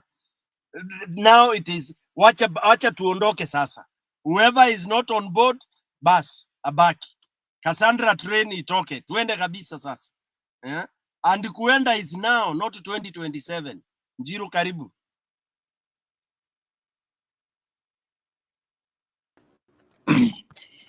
Yes, PK. Unanisikia? Tumefunga tukifungua bwana mpaka kuambia. Sijui kama mnataka kufunga. Kuja bwana utoe story. Last 2 hours tumekuwa tukifunga, studio ikajaa, watu wanao nini, unajua sasa hasira imepanda bwana. Okay, ni sawa. So kuna Ashley Stone Ashley amekuja before Njiri. Unajua Njiri atatusomea hapa mpaka unajua tu Njiri. Njiri ametoka kuona Trump akipeana state of the nation, huyu ataki zake. Haya, Ashley basi. Ashley karibu. Alafu Njiri akifuata. Oh, thank you so much. I actually don't have much to say. Wanted to talk about something I had Stone PK and Simamo talking about Gachagua. And I feel like we are losing focus because Gachagua just left the government and he's disgruntled. Hata ukisikia vile Julia alikuwa anasema anasema our MPs wanagojea wakuje. Those people have not been representing us. When we have told them we don't want the finance bill, they have ignored us. They have voted against for it. When we told them we don't want the housing levy, they ignored us. They voted for it. Kwa hivyo sasa hata wakiacha hiyo train saa hii, why would we elect them again? If you look like someone like Waigoro, she supported BBI even when the people who chose her were telling her they don't want it. Alafu last minute, she jumped ship. Akaenda UDA na tena akachaguliwa. At what point are we going to decide that we are not going to be the fools they think we are and act intelligently? Because we are being fooled. Sasa mimi nikiangalia Gachagua vile naona he actually says he admires Raila because he's able to change like a chameleon. And what I am seeing in him, he is trying to replicate Raila in himself, na ndio ana consolidate, ndio anaweza taka watu anataka kuunganisha wamsikize and act as one and say what he says. What he's trying to build is muscle, political muscle, so that kama Raila anaweza fika pahali anaweza on the table with Ruto and sit down and negotiate, na ndio anajipatia mpaka 2027 ndio aweke roots and consolidate these people. He's not a martyr. He's not somebody who is going to do that as we think or some people have suggested that afanye hivyo lakini ajua tutampatia any cheo. That is not in his character. So let us be real with ourselves that he expects to receive from what he is doing. in the form of a position, because what I foresee is that he will be allowed to run through the courts. He'll be removed, that impeachment will be removed from him. So he may be thinking of getting a position, even though he has said he will not. Even though he does not, he will expect to be chosen in this government. I just feel that we are losing focus because tuna depend na hawa. Kwani kwetu Kenya, is it like Indian system where there is a class system?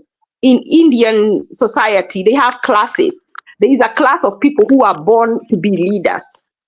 There is a class of people who are born to be slaves. There is a class of people who are born to do this kind of job. Kwani kwetu, must we be ruled by these specific people? Hakuna amongst us mtu anaweza rise that we can congregate around. Gachagua has done nothing that for me to listen to him and to follow his advice. Nikimsikiza, he has not talked about what to do for the people. He's only talking about how it is beneficial for them, those leaders, for them to have people on their side. Lakini nikimsikiza, sijasikia essence inasaidia mwananchi. Like now, I was helping someone with the SHA because they are sick, they are vulnerable, and I got involved in the process. So once you register, you are asked, when you're registering, you're asked, are you employed, self-employed? Hakuna ingine. I'm like, someone is unemployed. How can they write self-employed? How can a person who is not employed and is not self-employed, but there's no third option? So you're forced to choose self-employed. And then they say, okay, since we will address that issue in the means something, who knows the name? Whatever where you go to fill your information, how many cows do you have, how many, your house, is it built of grass, is it built of mud, is it built of stone? And it means testing. Upon you want to evaluate how much you're going to pay. So assuming I have a bungalow, are you going to charge me more because I have a bungalow? What are you telling me? To sell my house so that I can seek medical coverage? How many goats, how many cows do you have? That you have to fill that information in order for them to decide how much you're going to pay. This person is an orphan, he's vulnerable, and he was told to pay 500. And let me tell you guys, you pay an year in advance. You have to pay upfront. And some places are taking 3 months in advance, but you have to pay it upfront. So what we are experiencing in Kenya right now, I know we are talking politics, and a lot of people are poor. I was so shocked to learn these things, that if this person is asking me to help them, if I refuse, they will die because they need to be admitted. They're in critical condition. They don't even have food. Yet he goes to the hospital and pay 500 a year in advance, ndio akuwe treated in order to qualify for SHA. We have a big issue going on and no one is talking about it. So I'm wondering the sincerity of our leaders, these people who are fighting for political, like this thing, we should already be on the streets. So when we asked about the indigent and vulnerable persons, they say that, when I look online, it says that about contributions. I'm sorry to bring this up, but I had someone mention it. And that is one of the reasons I came today. Contributions. It says that there are 3 ways that someone can contribute to the program. Employer, through the employer, or self directly if you have self-employed, and then the indigent and vulnerable persons through subsidies from the government. I called SHA because I asked for their number. They told me those subsidies haven't started yet. So everyone is having to pay from their pockets. Guys, we have an issue bigger than what we are discussing right now.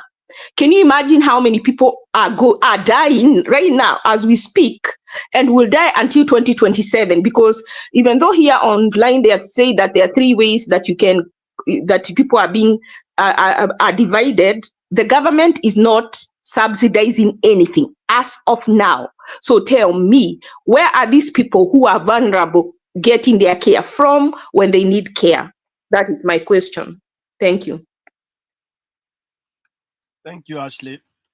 Thank you. Yeah. Big concerns here. Njiro.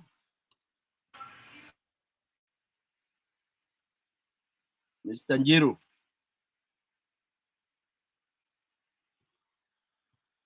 Njiru amekuwa kama wale civil servants wanawachanga koti kwa kiti. Si niliambianga Njiro atafute mtu wa kupikanga chai, alikataa. As Njiro comes, as Ashley has just said, yes, go ahead. For example, the demand they have for registering for SHA and SHIV is not a good thing, because right now, for example, my mother, I'm the one who upgraded my mother's house and made it look better. Now my mother looks as if she is the multimillionaire in the village.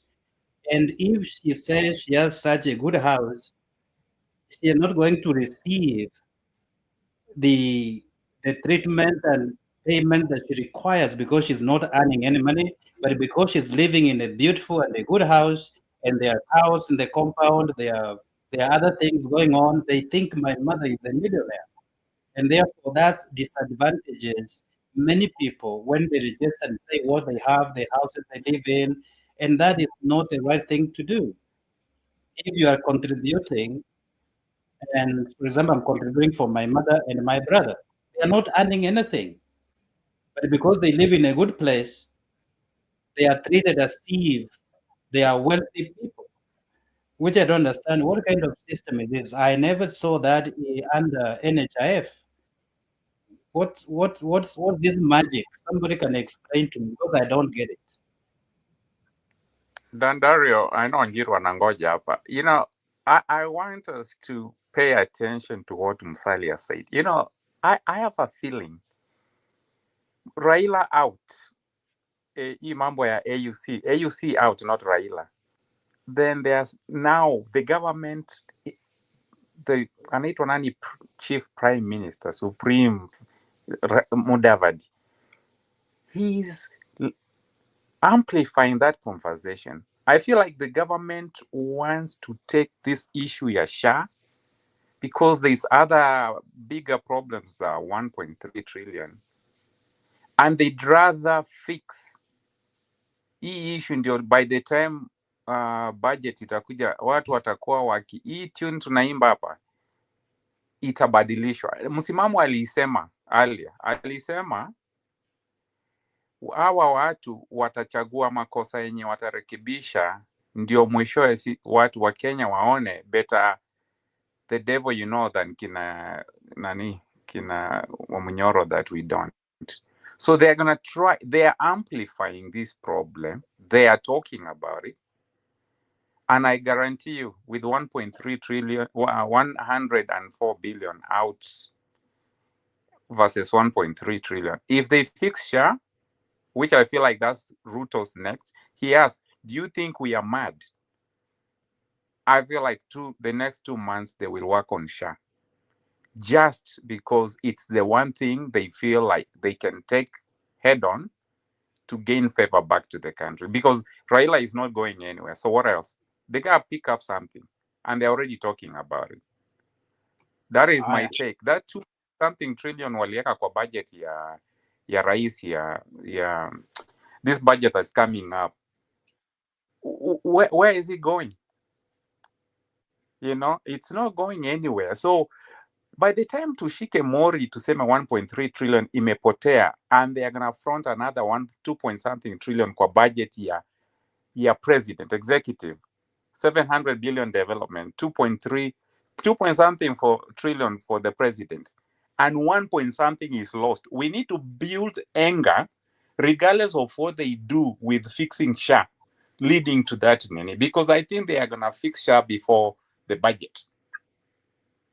Okay. Na tutasahau 1.3. We need to build our anger towards that thing, because we stand a chance to forget with all the problems they have. They will fix everything that we are mentioning here, based on what I see. let me quickly add on the fixing. Are they going to be able to revive the people who have been lost lives? Because let me tell you guys, I wish someone would call our demonstration with all the people who have been denied care and have actually had relatives die, and those who are almost dying because they haven't received care. A lot of people must have died since SHA was put in, because when someone is very ill and they are being told to pay a month in a whole year in advance in order to receive care, how many are not going to get that money and are going to die at home before they fix? Whether it's going to take 2 years, 2 weeks, or even tomorrow, already a lot of people have lost their lives. And that issue need to be addressed. I don't know why that issue is not in court as an emergency. Thank you. Thank you, Ashley. Jiro. Yes, Aroston PK, can you hear me? Loud and clear. Okay, thank you very much. I appreciate coming to your podcast in the evening. I really appreciate the amount of information which is being relayed in some of these places, because I know that the new awakening of Kenya is here. First of all, may I begin by greeting the panelists today, starting with Ashley, going to Father Dan Dario, who has been very active in the comment section, but rarely would come to the podcast, but nimemwona leo. Innocent, tulikuwa naye jana, Jemo, na wewe, na Julia. I want to first of all bring you into attention of the things which are happening in the grassroots with the name of trying to pick what is happening. Today in Kirinyaga, we saw a bishop in the name of Munene, the bishop of Full Gospel Churches. Alikataza kale kasichana kanaitangwa Gasheri kuongea kwa ile mazishi ya watoto watatu. I don't know what was the intention, and I think the bishop refused that woman to speak when that woman started speaking about problems in Kenya. So I pre-assumed that huyo bishop, hata kama alikuwa anasema kwa mazishi watu wasiongee maneno ya siasa, but I felt that maybe huyo bishop, he didn't want maybe somebody to castigate the government, maybe because probably he could be aligned to the government. Sijui kama Stony PK umeona hiyo maneno ya Gasheri. I was just bringing it into perspective. Number two, tulicheza hiyo clip. Yeah. So maybe nitataka kusikia opinion ya watu on that. I believe the bishop did not do right. There is something Stony PK I want people to understand about, but there is a reason why some of the issues which are affecting people, we talk about them in the barrios. Let's ask our questions. Where else do people meet? Where can we discuss the issues? Because that is why I disagree with the people who say that if we are in a barrio, we should not talk about our issues. Where else can we talk about changing our nation? Yes, we agree that people have been aggrieved, especially the family, but that one doesn't mean that we do not take into the prerequisite that there is a population there close to 2,000 people who are also partakers of the government, and that is a crowd which has not been mobilized using any money, and some information about the government can be said to them there. Sio lazima ati tujaze watu na marori. Unajua watu wa mazishi ni watu wa kujireta. In fact, it is usually an organic meeting which is very good to relay politics. So that's why I would like to really tell huyo bishop alifanya vibaya, and I think he destroyed a very good burial. Na huyo mama tu angeongea tu story ya SHA na hiyo story ishe. Because the truth of the matter is that SHA is not working. I think maybe bishop did not want his general to be known that he is not working. Number two, Bwana Stony PK, your friend yesterday received a very serious maybe hiyo video nikipatana nayo tena nitakuchezea ama nitakupea. Your friend received a very good reception in University of Embu, and I was really happy of what happened. I think there is some politics in University of Embu, and the MP for Manyata was there, and he really addressed those young people there. Na niliona venye the young people were embracing him. I think that is something in the positive direction. Number three, ni history ya Uhuru na Laila. tumesikia ni kama hao watu wamekutana. I hope politics will unfold into the right direction. I hope both Uhuru and Raila are not trying to work together so that they can thwart the whole revolution with an aim ya crafting maybe a deal of how they could work with Ruto. Because I still believe that kuna secrecy bado sijaelewa. And that's why I am claiming that both Uhuru and Raila, for now we have to take them as suspects. Remember that both of these men wamesalimia Zakayo in individual events. So, yes, but mimi kulingana na vile naona, ni maoni yangu tu, I feel Uhuru is not the right person to lead this revolution.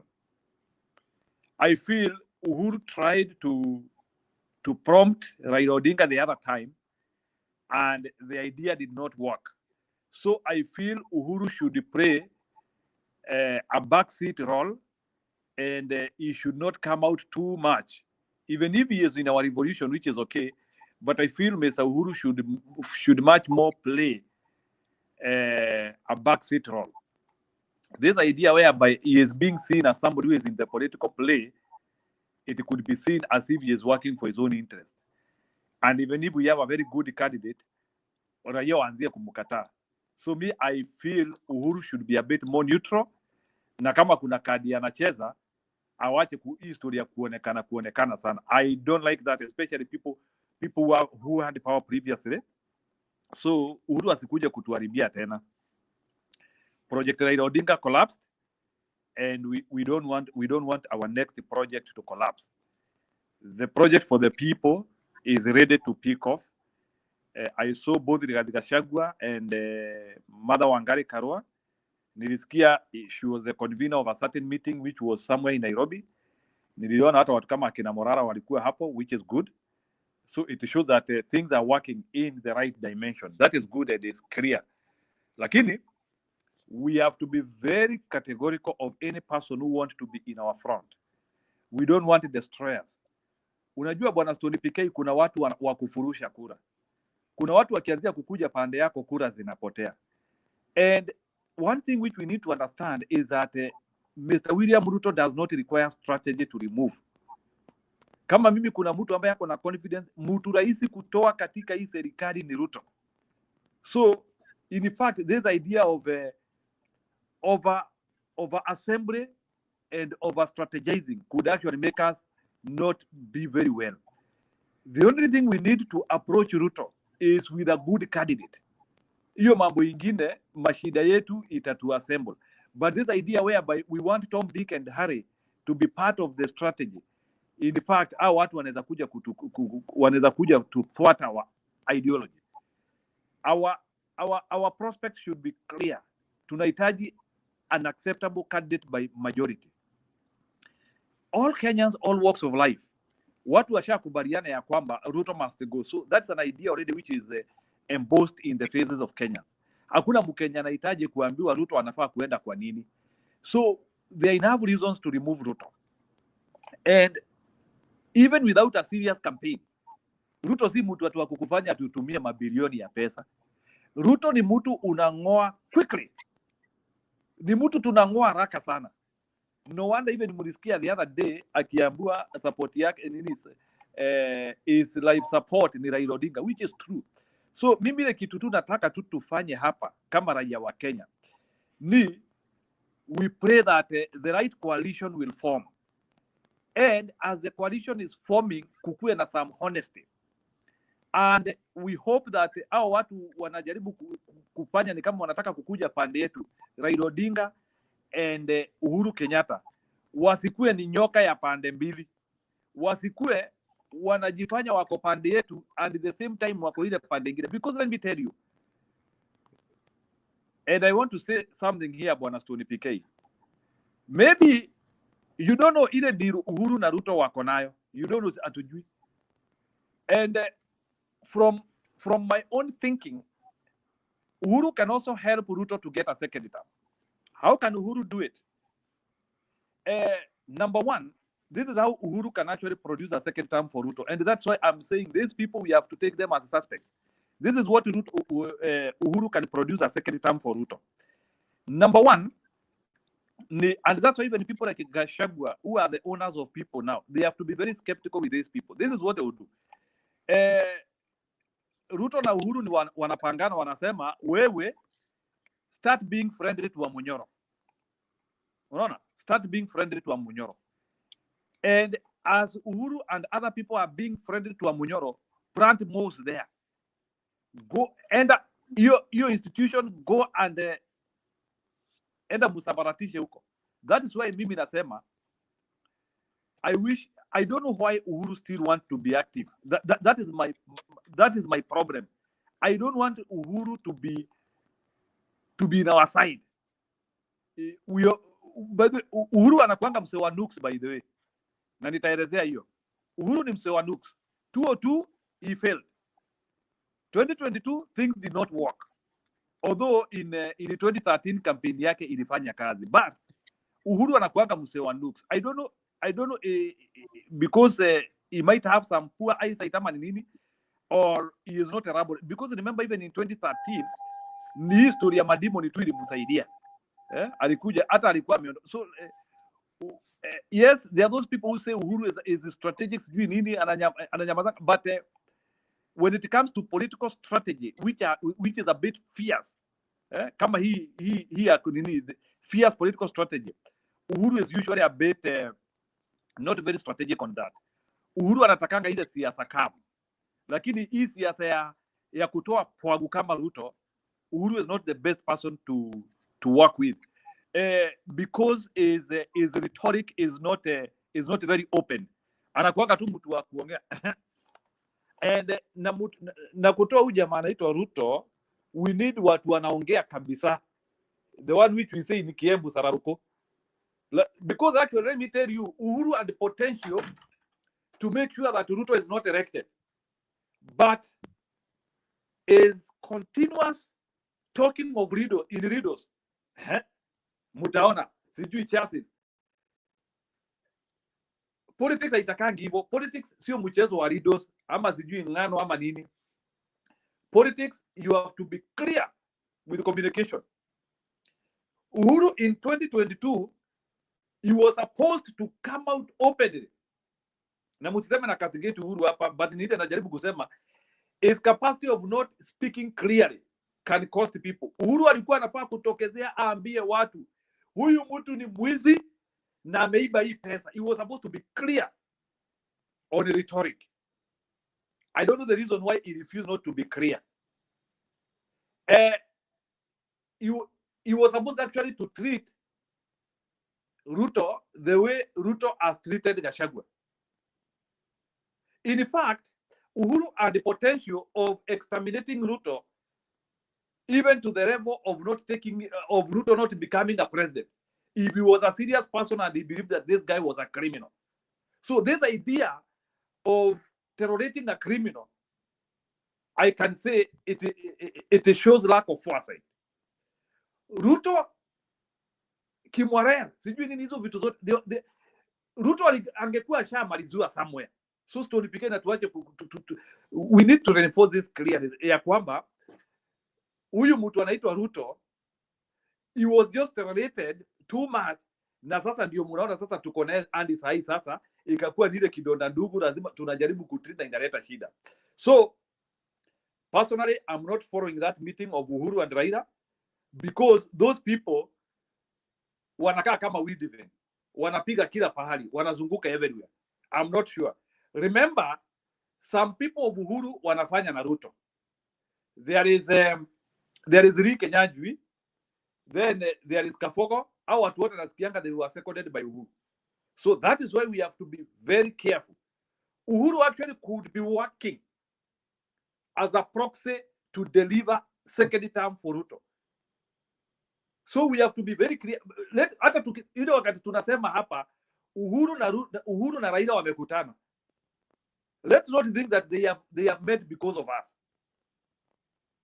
History ambayo sasa tunafikiria sasa ati hao watu wamekutana wakitupangia vile tutatoa Ruto, tuachane na hiyo story. We should also remember that Raila miguu yake yote mbili iko kwa Ruto. maybe hata sasa Raila ndiye anatumika kuenda kuvuta Uhuru. We should also take that thing in that level, that there is a possibility that there is a coalition which is being made between Ruto, Raila and Uhuru. So hii idea whereby inasikia Wakenya ni kama all the time tunasema wakati Raila na Uhuru wamekutana is about how we are going to become more resistive to Ruto. Hiyo tu lazima. In any case, our coalition is having more than enough members. With Wamunyoro train, with the people like Akina Matiangi kama watakuja, with the people like Akina Morara, with the people like there are so many people. Our coalition is more than ready. Madhakarua, our coalition is enough. So all what we now need is to package our rhetoric, is to package our coalition, is to show Kenyans what we want to do for them. Hiyo tu. Lakini tukianzia kusema sasa historia tunangojea kina Raila. In fact, Raila is not a determining force sahi, because Raila akikuwa kwa Ruto wanaisha pamoja. Raila akikuja pande yetu he decelerates that, anatu decelerate kidogo, because Kenyans have lost hope with him. So and we don't know Raila akikuja pande yetu kama atakuwa anataka kujisukumilia kuenda pale mbele. That one is also another theory bwana Dani we need to understand.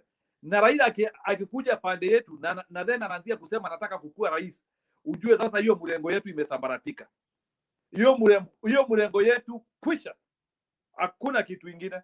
So we have to be very careful as we entertain Uhuru and Raila Odinga. We can only accommodate them as backbenchers ama watu wa Oimaru, watu wa kukuja kuongezea force. Lakini sio story ya wakuje pande yetu alafu sasa waanzie kukuja atu wanaanzia kusema hao ndio wanataka kukalia viti za mbele hapo. Our revolution will backfire. And story PK, you know this. Why? If today Raila Odinga becomes our candidate, these are the things which will happen. Number one, Raila has so many baggages with him. And then Raila is a very simple candidate to be beaten by Ruto, because maskando zake zinajulikana. Already washakula pesa na Ruto. So kitu ya kwanza, Raila akikuja pande yetu na asemekane ndiye candidate, ujue sasa hata maskando ataanzia kurushiwa hapo. Si mliona huyu mtu alikuja kwa serikali kuanzia kukula, si mnaona hata na alafu sasa the fact that he has been with the government na amepeleka watu kwa serikali, hiyo shida ni sisi tutarushiwa. Ataanzia kusema wale watu, si huyu mtu alituletea watu, kuna vitu walifanya, si hao watu walikuja kukula serikali. So the worst thing we can do in this revolution is to entertain Raila Odinga to become our candidate. In whatever we do, Raila Odinga should not be bargained to become our candidate. We can talk about any other person, not Raila Odinga. So kama Uhuru na Raila wanakutana, ni wakuje kusupply that finishing force. So Tony PK, I wanted to clarify that, sababu kuna vile nimeanzia kuona tuna lose traction when I'm hearing now people saying that, including Wamunyoro saying that, if Raila Odinga want to become a president, akuje kwetu. How? Let me tell you, this is what will happen.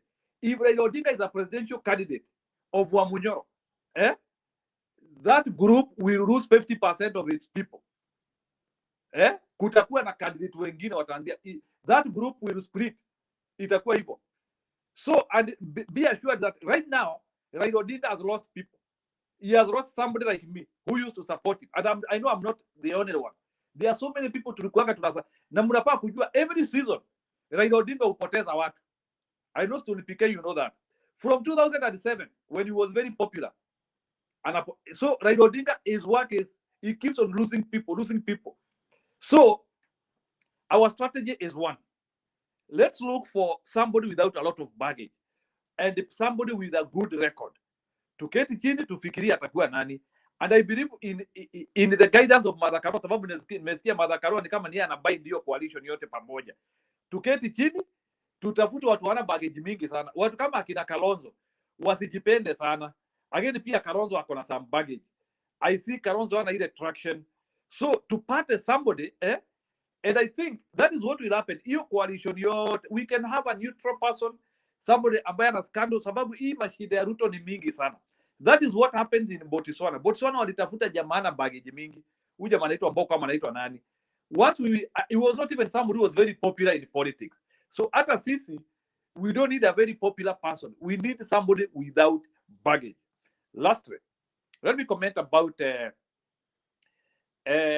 these issues ya venye Ruto ati alikuwa after Kadhongo. Kuna mama anaitwa Kadhongo, huyu wa sijui ni kama auditor general, nimesikia anaitwa auditor general. Auditor general amesema SHA ni wizi tupu inaendelea hapo. Then the idiotic Ruto anaenda kwa mazishi huko Western, anaambia watu ati SHA inafanya kazi. Remember, this auditor general is a government official who is overseeing issues, meaning that auditor general is right. So Ruto is trying to defend himself on this. In fact, from auditor general, we can conclude that Mr. Ruto needs to be taken to court and prosecuted and persecuted. So that is one thing now which even Kenyans or even our coalition should be able to explain to Kenyans that 104 billion has been stolen. 2.75% of every transaction is going to this group, and still Ruto want to eat more. Coupled with 1.3 trillion, ile ambayo Ruto aliiba.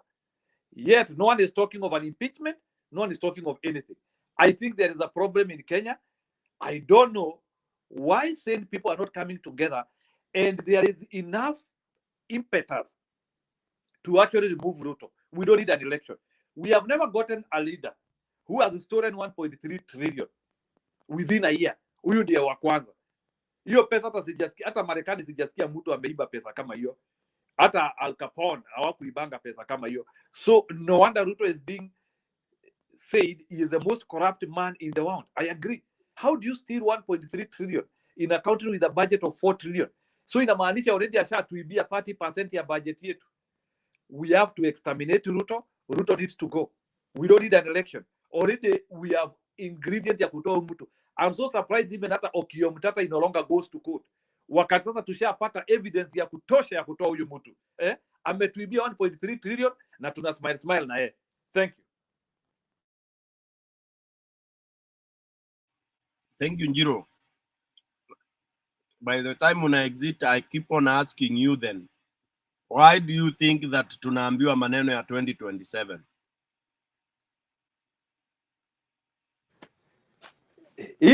Ili Ruto akuwa amepata strategy ya re-election. He knows that. So then he is buying time. Our water basi situafagilie tu. I mean, the people should now to take arms against them. What are we are hata huyo Gachagua mnaita Getungati. What is he tungating? I tend to think he's one of the most useless guys. They are together. They are the predators. You know, before you came, we really chambuad all these things, and we realized they are in the same game. It's wako pamoja wote, you know, because they are threatened by wamejua chuki, wamechukiwa Kenya mzima na wananchi wa kawaida, so they know they are endangered. That's why they have ganged up, meeting Uhuru here, Gachagua here, and I wish people like Mother who are fairly better could jump out, wakuje kwa wananchi waseme, you know, mtu kama Mother atoke tu. They don't have to be together. They are being together to do what? Wanakuja pamoja kufanya nini? Hiyo kuja pamoja ni nini? What is it? People here know. People here watokelezee waseme wa declare. Then we tell them weka chini, we toka. Then we pick one guy. We don't need to be told by them who will at least be flag bearer and all that. And then we don't want to wait 2027. Yeah, there are all grounds to chase this guy away, but they don't want to do that. So can we have, ndio tunauliza, situpate tu mutu. Sasa ukiuliza hivyo unaulizwa na wewe Njiro, na wewe Stone PK, na wewe Father Dan. Lakini I think sasa mtu achukue mbinu za kama West Africans, angalau seme enough is enough, atoe hao wote na ajipronounce, wananchi tutamconfirm ama tutamwambia apumzike. So army guys, if you are hearing us, we are asking any of you to volunteer. Remove them, overthrow the government, or do whatever you want to do, and then we will come either to affirm you or we tell you step aside we have a caretaker committee. That is not a bad language. Kenyans, the way they are today, the language they are talking about is they want to overthrow Ruto. When you're being removed from the seat by force, it is over, inaitwa ni overthrowing. Yani unatupwa nje. You are being thrown. People don't want you there. Wamefika wanararua picha zako. Wanafanya, you are already, they are done with you. They are done with you. Utasimama, una contradict the auditor general, unafanya hivi. Money is being stolen left, right, and center. I don't know what Kenyans want. By 2027, Kenya mutakuwa mmebakisha nini wa Kenya? You should all come out and come to the streets. Kama mnaogopa kupigwa risasi, don't go to work. Just come, kaa nje hapo kwa mlango yako, all of us. Mother Karua, come out, call people, tell people not to go to work for 2 weeks. I mean, day 1, day 2, day 3, not even 2 weeks. By day 3, nani atakuwa ameenda. Day 4, we march to State House. Jamaa aende. If not Mother Karua, Morara, mobilize people. Now we want hata kama ni paka itatu mobilize. Ama panya, we will follow. We just want somebody to say, sir, toka, tutokeleze. The ones we thought are pretending they are leaders, they are not. I wish Morara would take this advantage. Atoe hiyo pronouncement. Ndio hao wazae wajue hawajui. Yeah. He should gather guts. He should even come to press conference aseme, aulize wa Kenya, ni aje tutokeleze tusitokeleze. Bas, na tutokeleze. Kina Kalonzo watakuwa wakisema once upon a time ningekuwa president. Na kina Mother Karua. Hiyo dilly-dallying, it's because hawaumii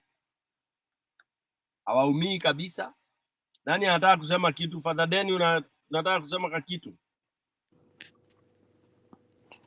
Stone, I feel like because Wamunyoro will.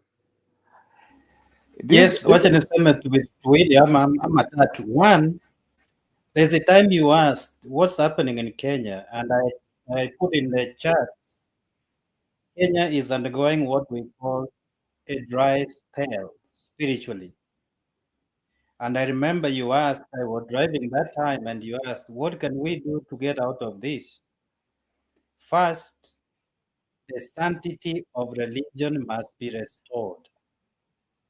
It has started in bits, but eventually it will be restored. The sanctity of religion. We have played with God for far too long. We have taken God as something, it's like a human being. We have used religion to cause evil. We have used religion to steal. We have used religion to kill. And all the time, we hide in religion. So first and foremost, we must restore the sanctity of religion by rooting out the quacks, those who are misleading, especially those who are hiding behind the church while they are the worst in this world. I've come to discover many who are good people in our country, majority don't relate to any religion. I've met several of them. They don't associate with any religion, but they are the best people I've ever met. With a human clean heart. And those who hide in religion, they are the most evil and sinful persons I've ever met. When I was growing up as a small boy, I revered religion. I revered church. I revered many things that go with spirituality and the spiritual world. I got into ministry. I discovered there is even more sin in religion and church than in the open society. That has to be said without blinking, without fear or favor. I speak like that, knowing well that I'm a priest and I serve as a Catholic priest. There is too much sinfulness, too much evil in religion, and it must be rooted out. And I'm happy some Kenyan young men are opening up their eyes and they're identifying some of us who are quacks,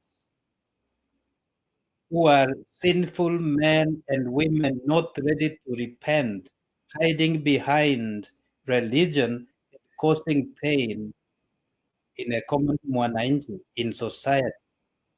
So the dry spell will be dealt with by first rooting out and restoring the sanctity of religion. Not fearing to tell me to my face, Father Danny, you are stupid. On that area, you are not right. Don't fear that I come to you and tell you the Lord be with you. I can come to tell you the Lord be with you, but I'm still an idiot. Religion does not take away idiocy. If you are an idiot, you will still remain an idiot even when you are serving in ministry. So we have to be truthful and say, yes, I respect you, you are serving in the church, but on this part, you are wrong, you are an idiot, you are a thief, you have cheated us. That has to be said without fear. So unless we are able to stand up to the men of the cloth and tell them when they go wrong, we are pretenders as followers of these people. We must be ready to tell them to their face. That's one. On the dry spell, we have to deal with it. And I can see the young people are doing it slowly by restoring the sanctity of religion in the church. Number two, I wrote earlier in the chat, nikauliza swali, kwani huyu Uhuru Kenyatta ni nduma kuwili? We had akina Murathe and the associates and his friends, they met with Raila in the coast. Whatever they discussed, people are saying they discussed so many things. And it's like they are implementing BBI in some way. And that's what they discussed. And then something happens. Mother Karua convenes a meeting in the headquarters of PNP, and they're in a meeting, and the Kalonzo places a phone call and speaks with Uhuru Kenyatta. And I understand I saw some two podcasters talking about it. And they talked about you must identify a candidate as early as now and popularize that candidate. And he said for him and his party, they have no problem having Matiang'i as their candidate. But they will have to identify a candidate as early as now. So my question was this.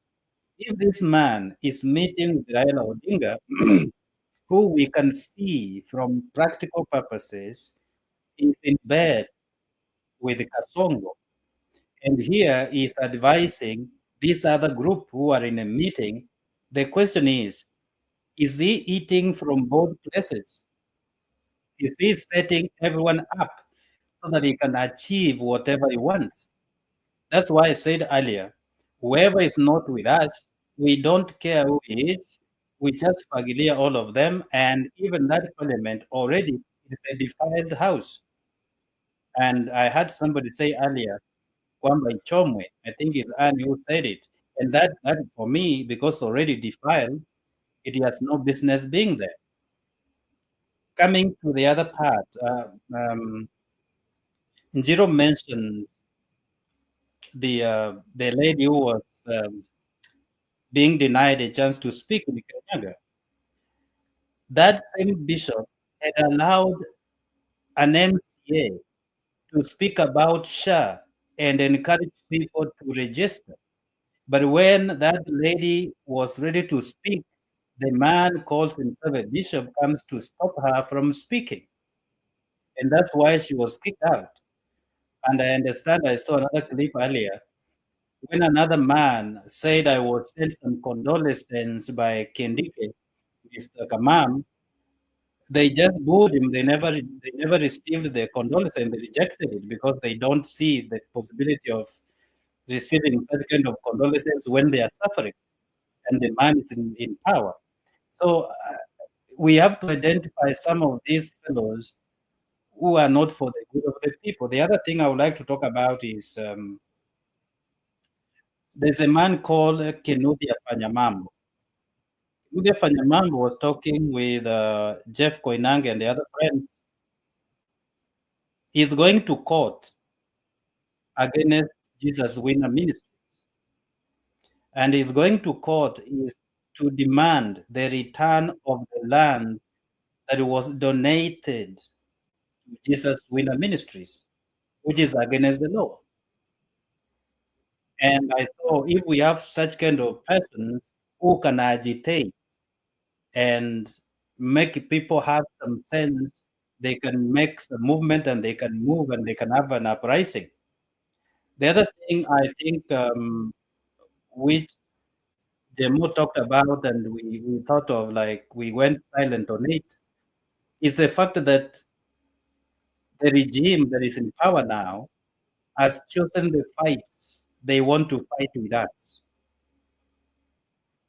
Because as at now, there is a bill in parliament that is aimed at clipping the powers of the Auditor General.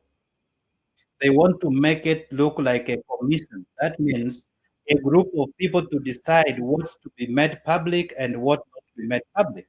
But now it's only under one person. They cannot control the person. The person decides and make public everything. If it's a commission or a group of persons, they will take a vote. What will come to public and what will not come to the public, because they are getting embarrassed and ashamed all the time. That's why this man goes to Western Kenya, where he's going for burial. He says SHA is working, while the Auditor General is saying we don't know the owner of the system, and 2.4% goes to the pockets of persons we don't know. And then I heard some men when they were discussing that podcast, it's up to 9%, which is lost in the SHA system to a pocket we don't know. And if anything happens, we lose everything and there's nobody who can be held accountable. So they have chosen a fight about SHA, which they can try to fix, while they want us to forget about the looting they have done of 1.3 trillion, which is a full 1 year budget for a country like Rwanda. So we have also to be keen that we do not bembeleza watu so much, because the more we bembeleza them, the more we are sinking. For me, there is a saying which was said, kama tungefagilia wote, it would be a good thing, but we have to be systematic on how to fagilia our water. So first, we have to take care. For me, I pray, if they started with the institution called the church, watu watashika sense. But if we let the church disappear, we lose it. But if we work on the sanctity of religion in Kenya, we shall have done a great deal for our country. Otherwise, that's what I had for now. But let us be watchful, and whoever is ready to lead this na tufagilie wote waondoke, I'll be happy. But once bitten, twice shy. Let us not be so comfortable with imaginations when they are regrouping to eat everything from us. They want to safeguard everything. That's why they want to be friendly with the Ruto group. They want to be friendly with the Mother Karua group.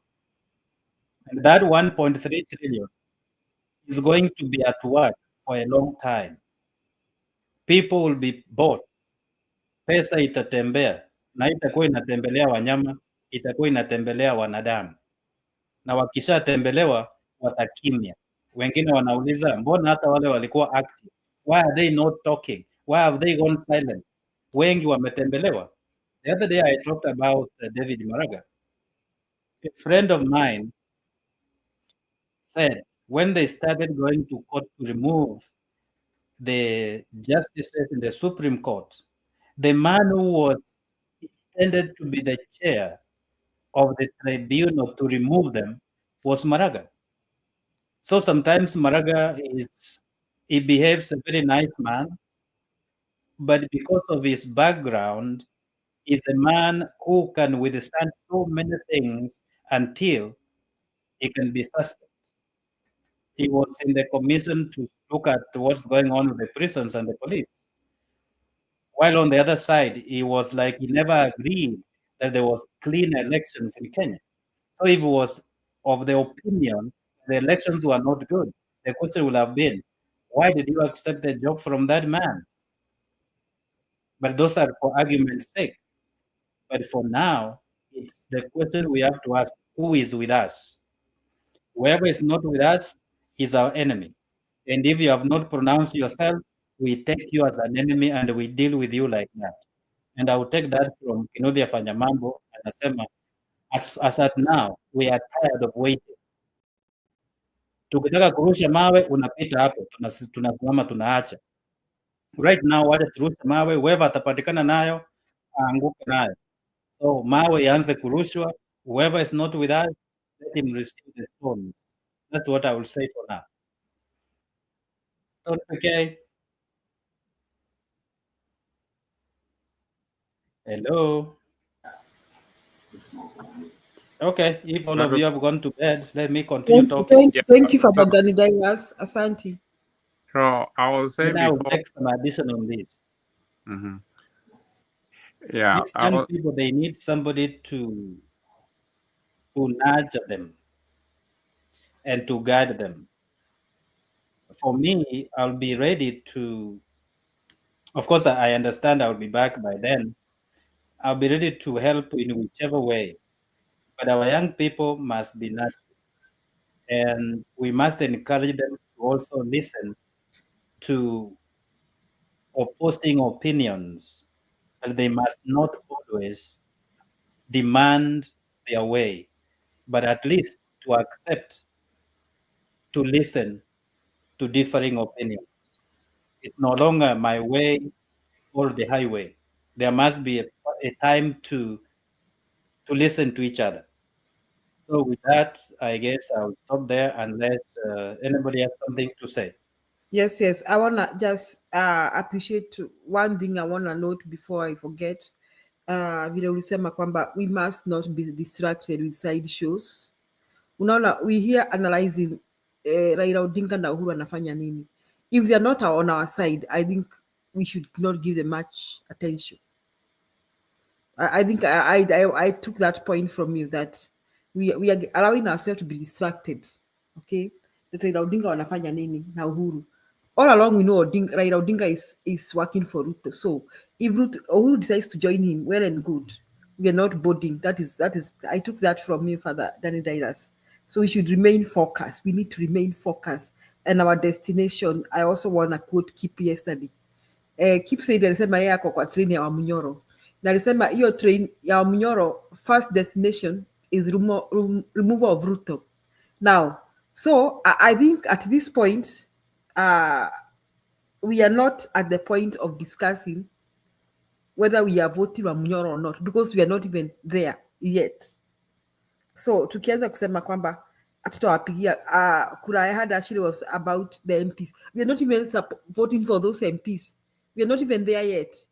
Time ikifika tutawatoa wote. So I guess we are getting distracted.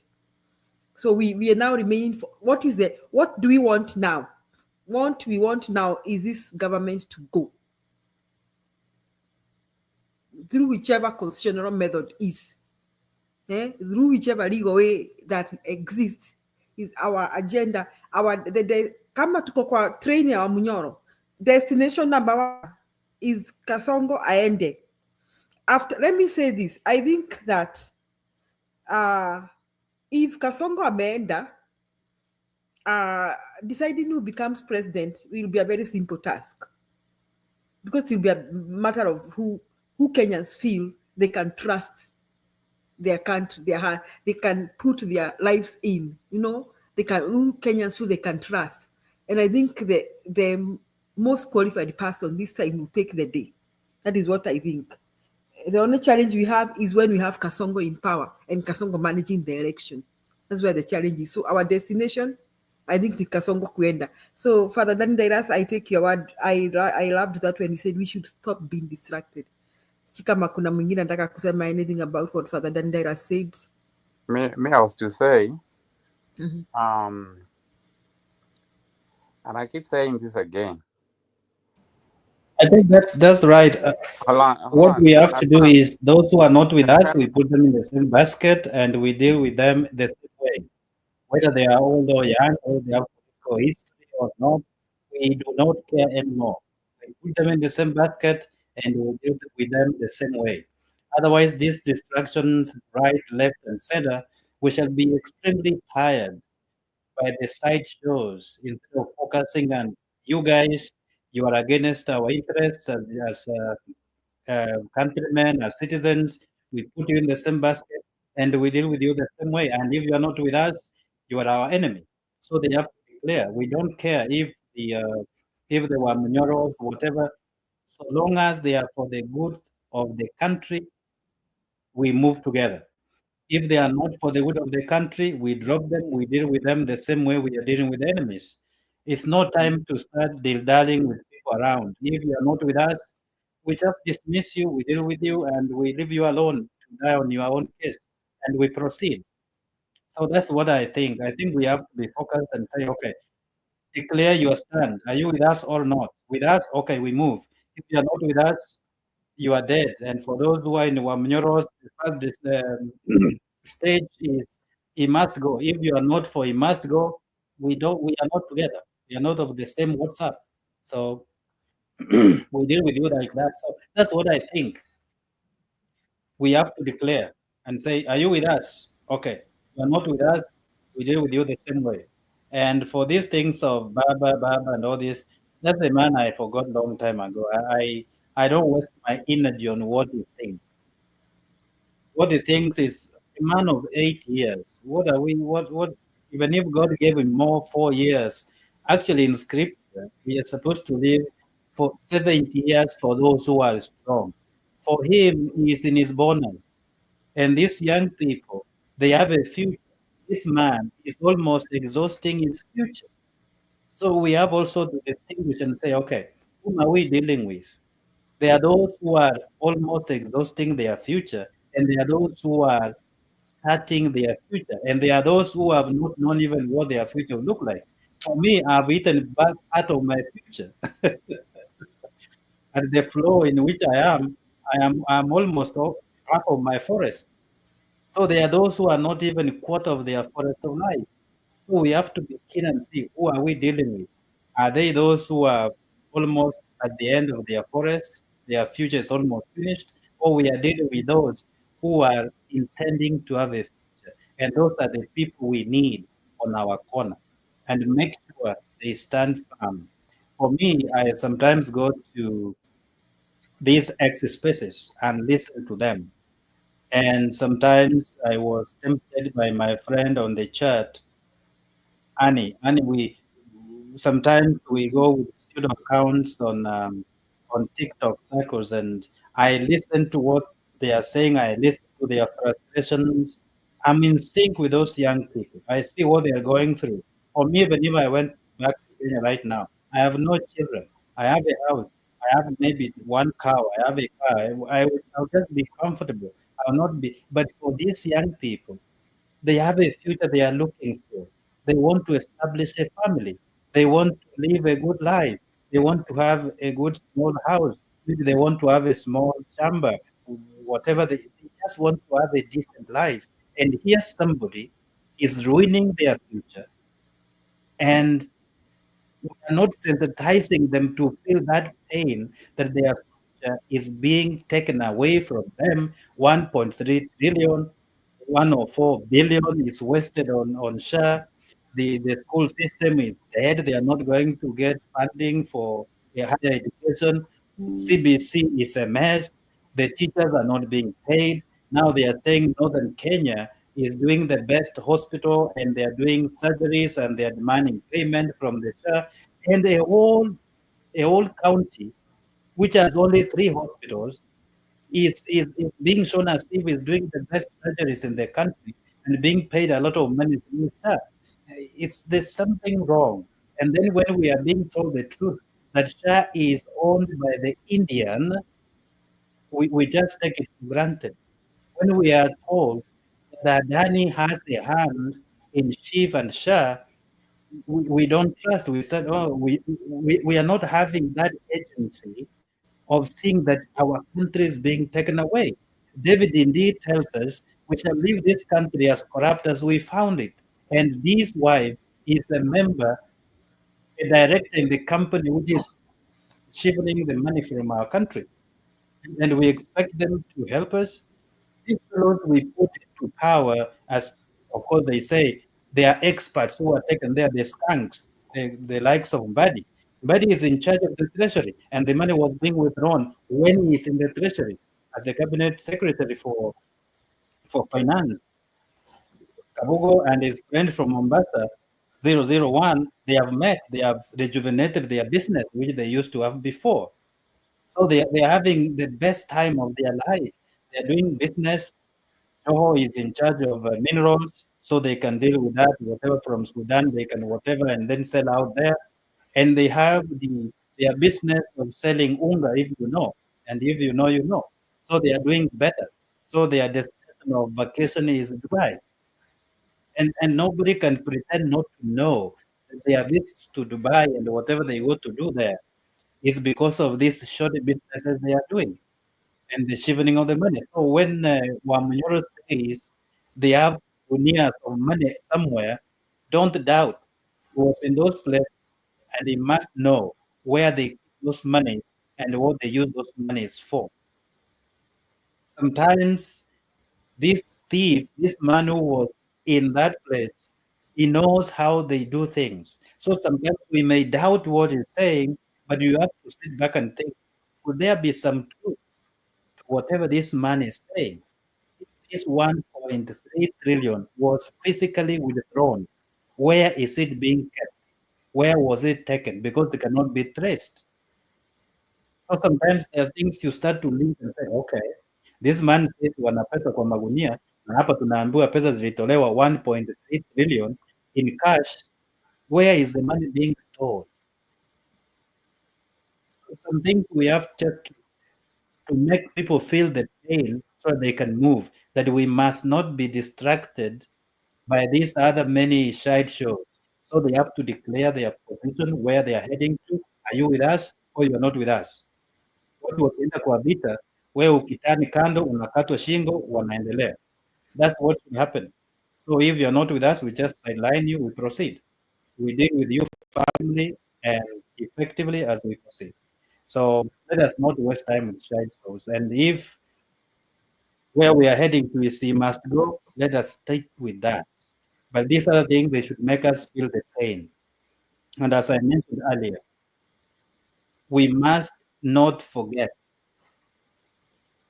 that the church can be used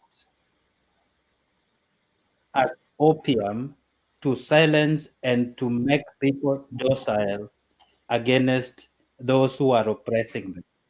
They will advocate for peace, for coexistence, for everything else.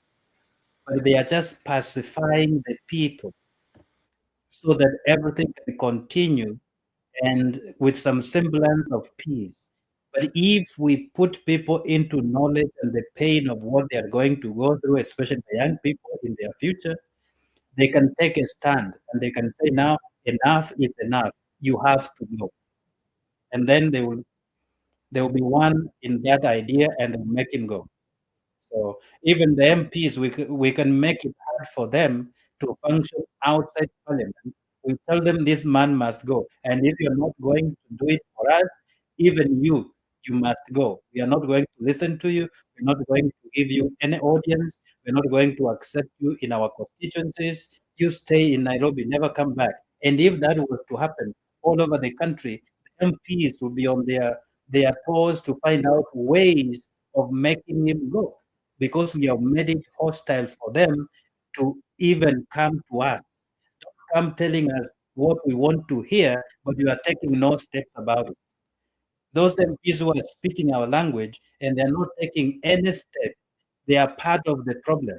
Because they know our problem, they are doing nothing. Therefore, they are part of our problem. Unless we agree and understand that way, we'll make our MPs take action instead of just narrating what we want to hear. We have heard, but what are you doing? You are telling us SHA is not working. And then your MPs, what are you doing in parliament? Why can't you do something? Oh, you are a senator, you are saying this shift, this what, this money. You are talking as we are talking. We have given you power as members of parliament, as the senators, what are you doing? Those are some of the questions we have to start asking even those who are speaking our language. Are you with us or you are not with us? And if you are with us, what are you doing? Because you have power. We have given you power. So if you are not going to use the power we have given you, then you too, you are a part of our problem. Unless we get to that point, we are wasting our time here. Thank you very much. Thank you, Father Daddy Dairas. Utasoma comment ya Erika Yanga hapo. But don't give him much attention. He's something else. Kuna mtu Stone na kina Innocent Ashley. Maybe Stone wants us to wind up. Hello, this is Ashley. I just wanted to comment on some things, and I'll start with Gasheri. I watched the clip and I saw that this bishop or father was asking everybody else to condone with the family and not to discuss anything outside of condoning with the family. And most of them obliged. They stopped when they were starting to go off. But Gasheri was combative. She didn't stop. She started saying, but. And at that point, the father or bishop asked for the mic to be turned off. And he had done that to another person who had started to talk, and he had said to turn off the mic, and that person didn't. So when that person finished speaking, that bishop or father said, when I ask you to turn off the mic, if someone is going off topic, you need to listen and do that. So the next person to come was Gasheri, and she did not do. When she was told to stay on topic, instead of staying on topic as the others who had been told to stay on topic had done, she was combative. I think when we are paying our last respect, especially to the lowly, watu wale hawana pesa, watu wale hawana say. In Kenya, there is a thing, our raia na ndio wengi, you are being trodden upon, even on your grave, even on your last day. When we say we pay our last respect, we pay our last respect to the dead. If they if they died because of lack of care, I can see someone coming to talk on SHA. That is applicable. If they died in an accident, you can come and talk about the roads. That's applicable. But when you start bringing politics that has nothing to do with the dead, it is disrespecting that person who died and their families that are mourning. There is a time and a season for everything under the sun. When it is time to mourn, let us mourn with the family. If we want to hold a crusade on a rally, we should do it elsewhere. We should not disrespect the dead. Because unless like someone like Wetangula, he found it okay for them to talk about politics in his mother's funeral. That is okay. But if the family member has not allowed you and you have come to condone with them, can we please do that? I think for me, I found that the bishop was in the right, and only a clip of what was done to Gasheri was taken. But in the whole concept of what I saw, she was in the wrong in this case. But that's my opinion. So I had also heard about Father Darius talking about how we need to go back to the church. Unfortunately, and this is kind of discouraging, is that we're in the last days. And if these are the last days, the Bible says that people will become more lawless. And in order for the Antichrist to come, he will be able to come when lawlessness has become the order of the day, when we cannot tell the truth from falsehood. You see easy pictures in a shop for Photoshopiwa that you're not even able to tell if when it is true and when it is right, when it is a true picture or when it is a fake one. That is conducive environment for the Antichrist to come. So as we near to the end, where the Antichrist will be revealed, lawlessness will continue to abound, and people will become more evil, and goodness will become less. So if we're in those last days, we just have to buckle up and know that the Bible in the 2 Thessalonians, it says, let no one deceive you, For that day will not come unless the rebellion comes first, and the lawless one is revealed, the one destined for destruction. And that is where we are heading, and that is why we are seeing the things that we are seeing in the churches, the things that we are seeing with our bishops, with our pastors, the defilement of the church. And as the church continues to become defiled, people lose hope in the church and they will stop going to church, and then they will become evil. And that is where that will be a ground ripe for the Antichrist. That is where we are heading to as we near the end of the world. That's what I think. I had a few notes, and I think I don't do notes, but I've written notes and I'm not able to follow them. But what I'm going to say is that I wish as we speak, we become more action oriented. Like our leaders, different YouTube channels have the owners, like there's Njiro, there's Tom PK, there are others, there are those ones on X. I hope that one time they will congregate, those ones of like mind, and come up with an action group, because there are some little actions that we can take. This thing of Sha needs to be in court. Let us see how far that goes. This thing of removing Ruto, we can do it through court, because a lot of things are wrong. If we can get a good attorneys to attempt to bring these things in court, if we can get good attorneys or people to try and take it to the UN, let us try all means necessary to see how we can get this person out by action. I think we have spoken and we will speak.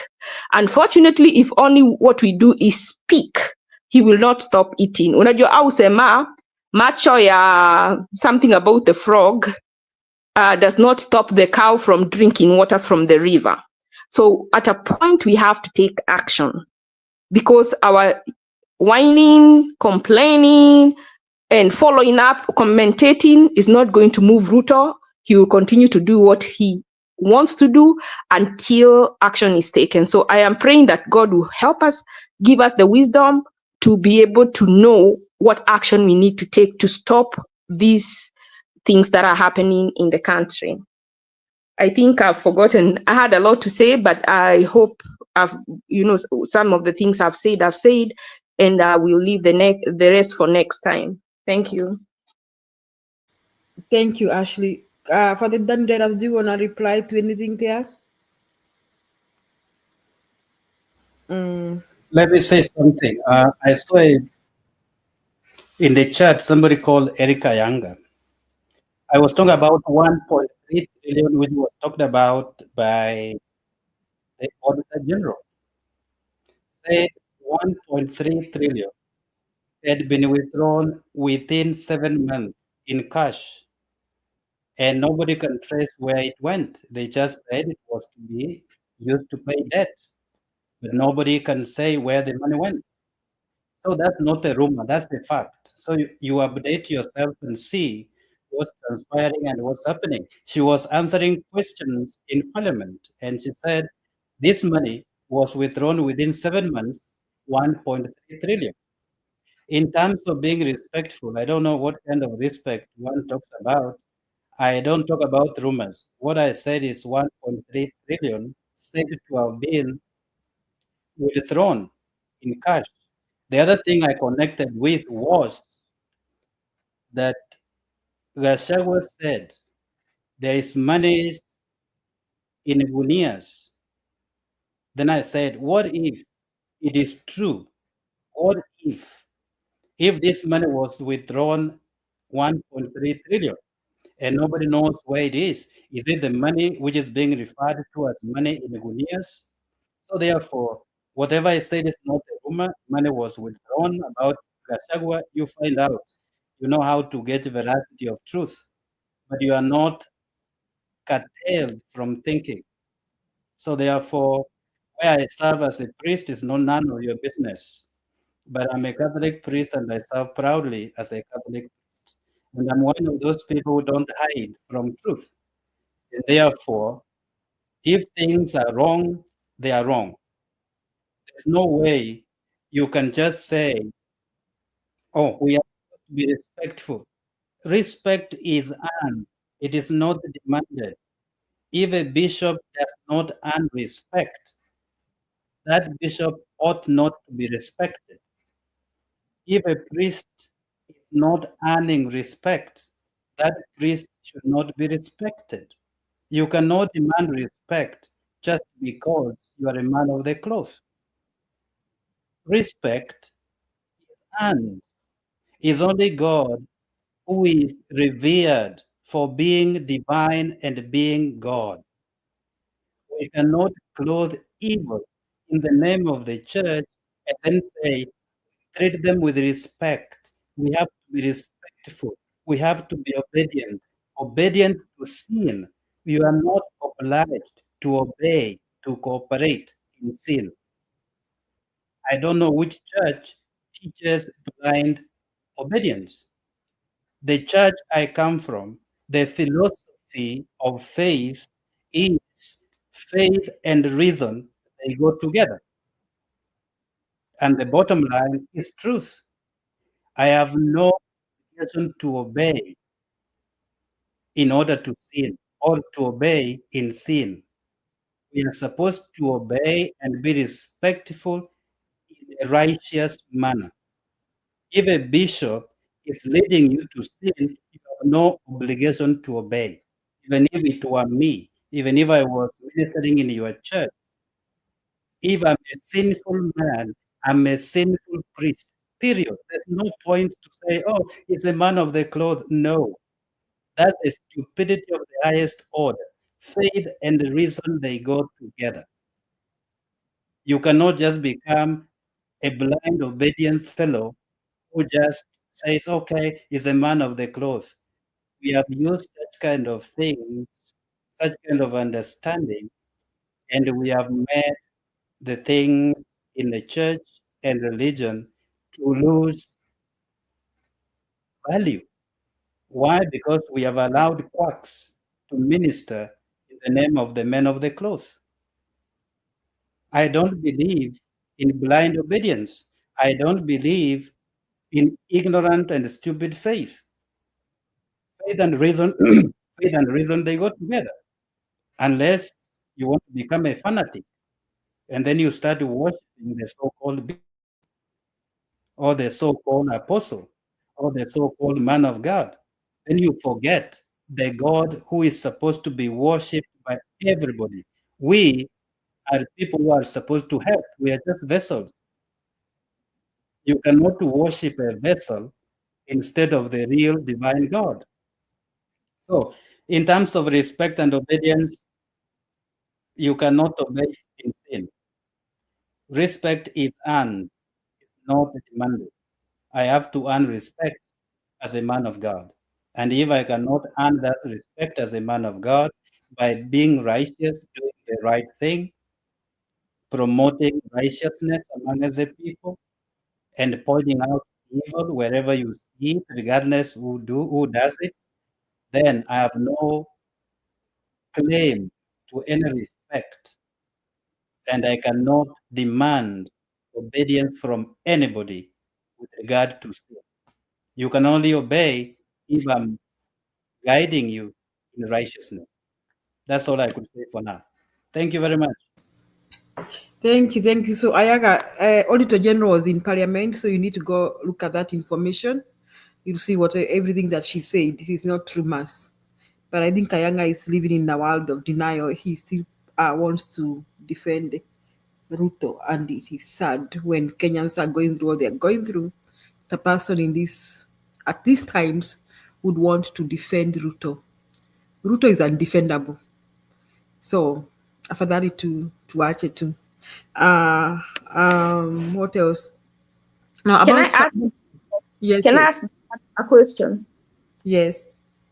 I wanted to ask him. I know he was talking about us going back to the church, and in light of Matthew 24:12, it says, "In the last days, evil will significantly increase, with a growing prevalence of wickedness and moral decay, causing the love of many to grow cold." So, as goodness declines and the rise of sinful behavior becomes the order of the day towards the revealing of the Antichrist, What do you have to say? So what should we do in that regard, that if this is how the world was set up to play out, how can you respond to that?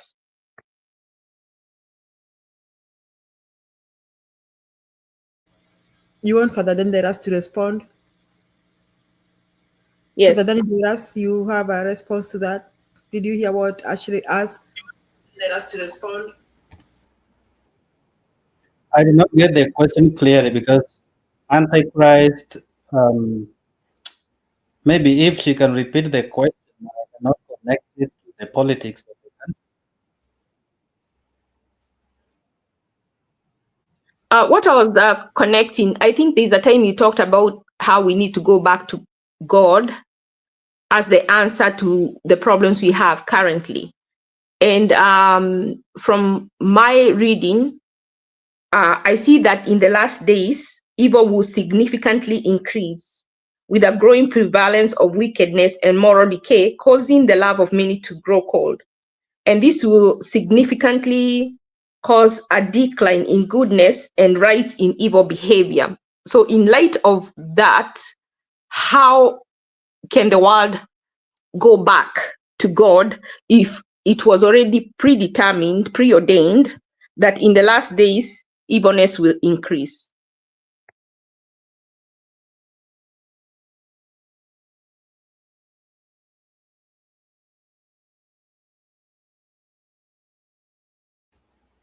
I will answer saying this.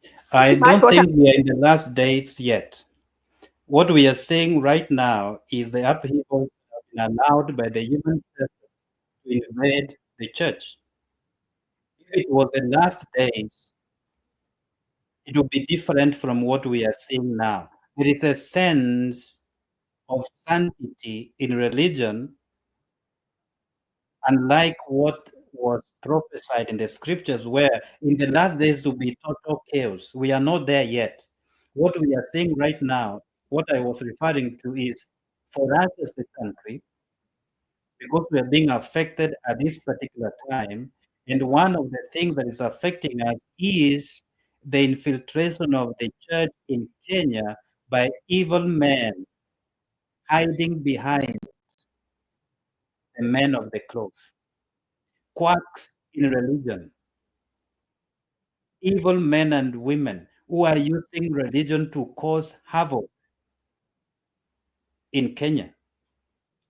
In the latter days, or the last days, it will be extreme evil in the church world over.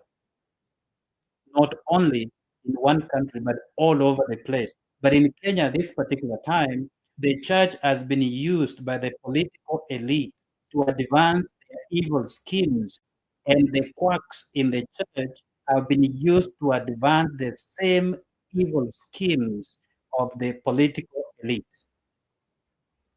It is not an hearsay.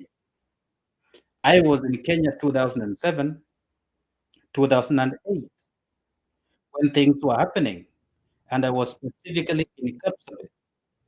And I understand how money was used for the killings of the persons in Kapsabet. I was in Kenya recently, and I know how the political elite have used the personal churches to launder money. They launder money through the church because this church is a personalized institution whereby accountability is not there. So they use it to launder their money, and they avoid giving their money to institutionalized churches, which will ask for accountability of the money you receive. So they find it easier to launder their money through the personalized churches. And through that, these people in those churches are pacified by the gifts they receive. They become almost subservient to the political elite who come to their help. So that the only way we can get out of where we are in Kenya as a church is first face the truth, face the facts. If I am a priest in your church and I'm molesting children or I'm doing some evil, don't compare me and say, this is a man of the cloth. No. Tell me to my face, expose me out there, and make it known. If I'm a thief, I'm still a priest, but a thief. If I'm a womanizer, I'm a priest, but a womanizer. We must distinguish the truth so that these people in the church, in religion, can be rooted out, those who are evil, and the good ones remain. And then they start becoming the conscience of the society. We have become too much involved in this world, and we have run away from the fact that Jesus prayed for all of us and said, I don't pray that you take them away from the world, but maintain them in the world, though they do not belong to the world. But men of the cloth are more of the world than of the citizens of heaven. And we are supposed to belong to that citizenry of heaven, but we are here. That means we are supposed to become the guiding star of righteousness. But we have become even more evil than the world itself, because much evil is being allowed to take place in the church by the men and women of the cloth. And the people are too much of, or let me say, extremely obedient to their religious leaders instead of being obedient to God. Your responsibility first is obedience to God, then follow your leader for righteousness. If you cannot obey God and face the truth, then don't count yourself as a Christian or as a Muslim, because your first obligation is obedience to God.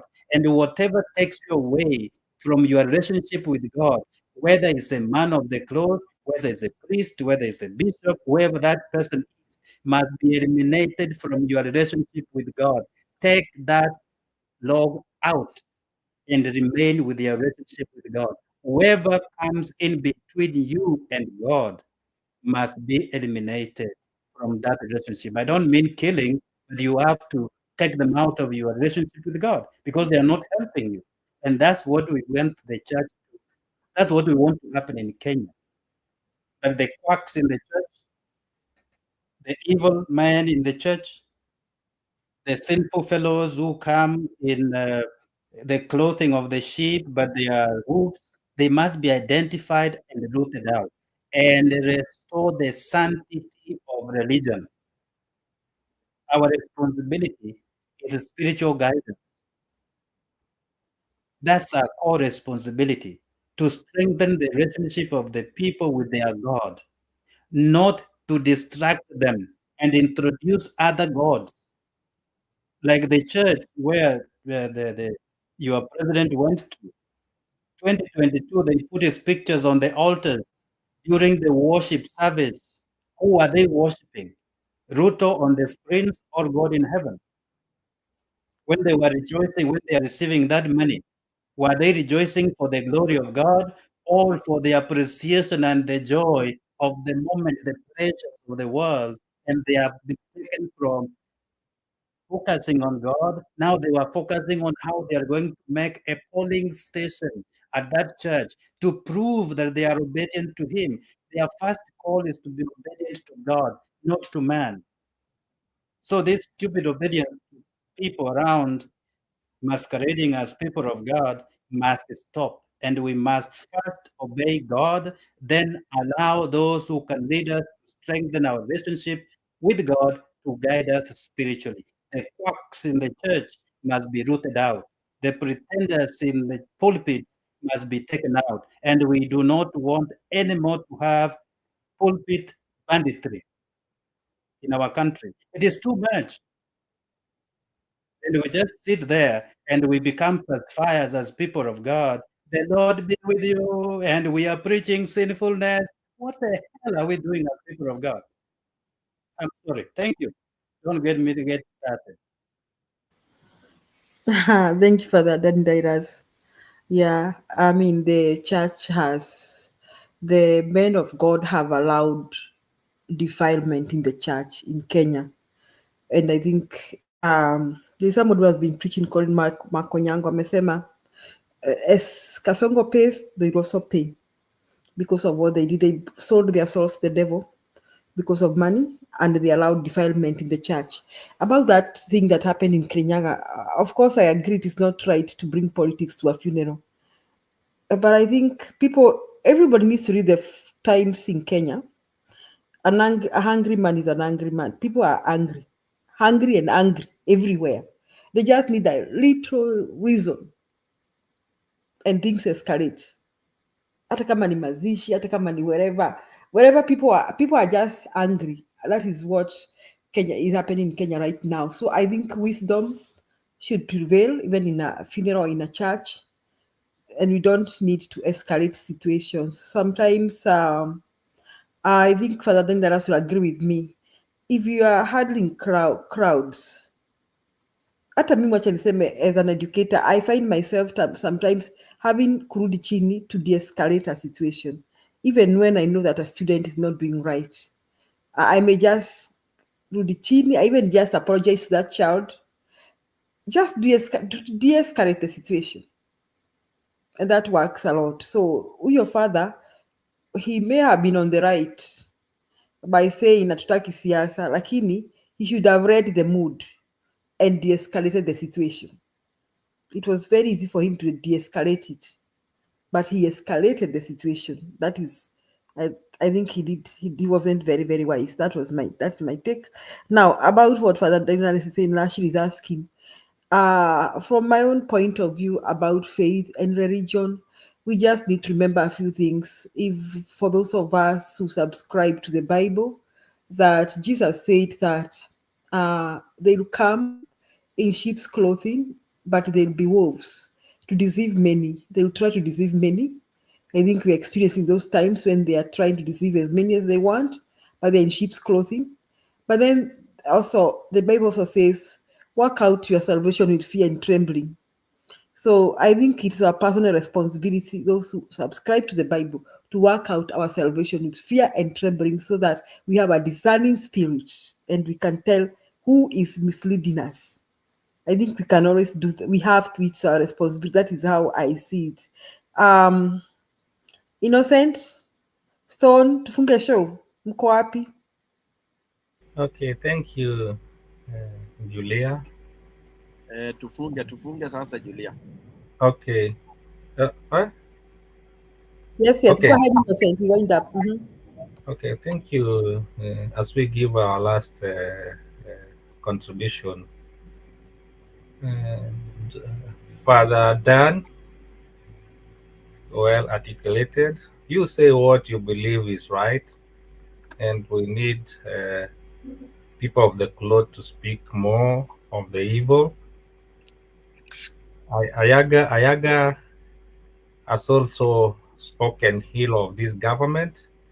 He's also one of the agitated person, maybe the same way wakina Stone PK, Julia, and Kinanjiro, and some of us tumekuwa agitated. We voted for Raila, and akituangusha, we speak against it, and we didn't vote for Ruto.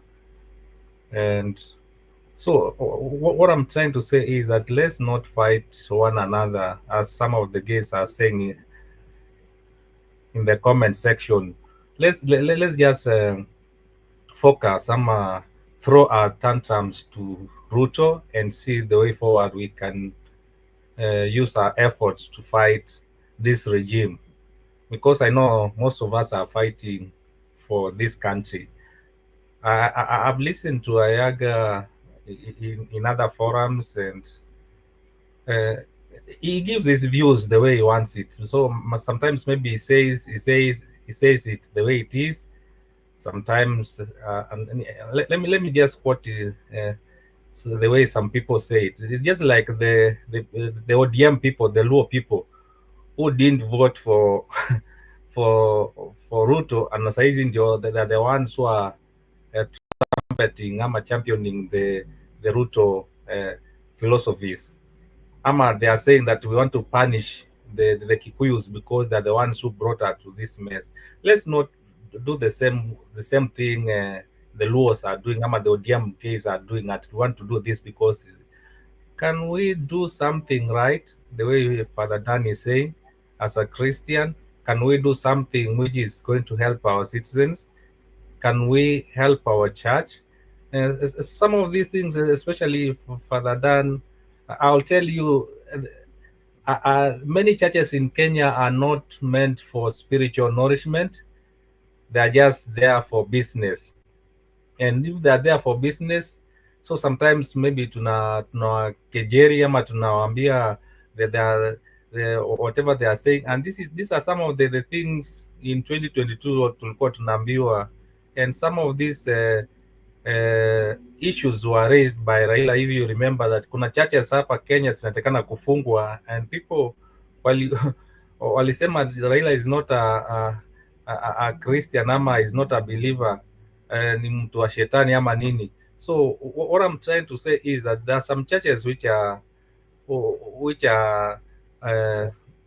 I don't know how to put it, but ni kama their work is just to make money, ama mtu alianzia church because hakuwa na kitu yote ya kufanya, so they are just there to get ama to benefit from the believers. And Ayaga, what I can say, Ashley, whatever you asked is what you believe as a Christian, what you believe is right is right. And the Bible says that these are the last days, and not everybody who says, Lord, Lord, will enter the kingdom of God. So it's high time that we realize that there are many who will quote the name of Christ. We have seen this, they have quoted, and wanapitia tu for the sake of it. But if you are in church and you know what the Bible says, the way Julia said, you know the tenets and the principles of Christ, then do the right thing.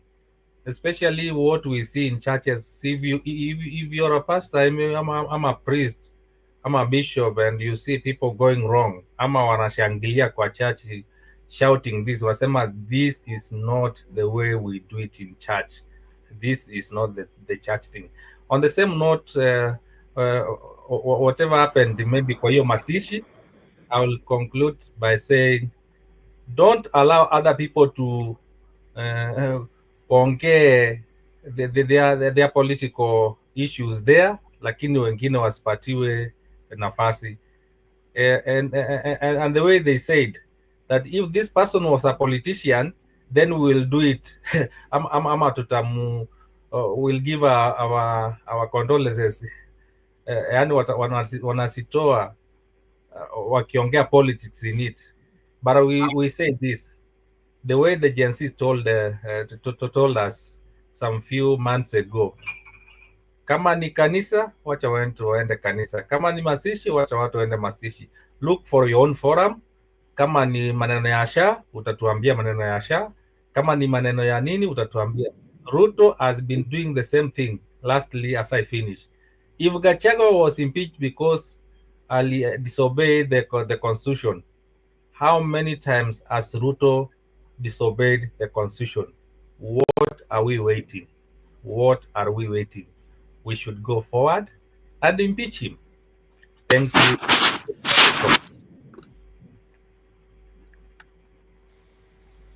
Innocent, thank you so much. Stone, Ashley, na Father Dennis, do you have something to say so that as your closing remarks? Oh, my closing remark, I've seen a quote. It says the challenge of leadership. Let me say something to end. Spoiler alert. The Secretariat of IDC is intending not to use the 45,000 Kim's kits that they use for elections. That means election rigging for 2027 could be something. I'm just trying to think. Why are we not using the Kims that we had? Why should we procure new ones? Why don't we clean the ones we have and use them? Why should we procure new ones? I'm just thinking, just throwing it out there. And then to add on what Innocent said, those who subscribe to the Christian faith, we must be true to what we confess. And that which we confess is truth. You cannot mix both truth and lies. If you are a Christian, you are supposed to identify with being true and remaining faithful to God. If something is wrong, is wrong. Don't find a way of baptizing it in another format. If I'm corrupt, whether I'm in the church or not. Let us not sanitize that which is not right.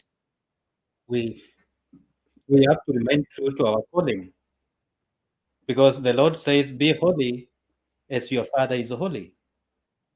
So we have to take after our God. And if we are not struggling and striving to be holy, of course we know nobody is an angel. Sometimes in one way or another, we fail, we sin. That's where we have what we call restoration. We are restored to righteousness after we ask for forgiveness. We are restored to our original status with God after forgiveness. But we have to accept first our sinful nature, ask for forgiveness, then we are restored by transformation. We cannot condemn everybody, but we have to give everybody a chance for reformation through forgiveness.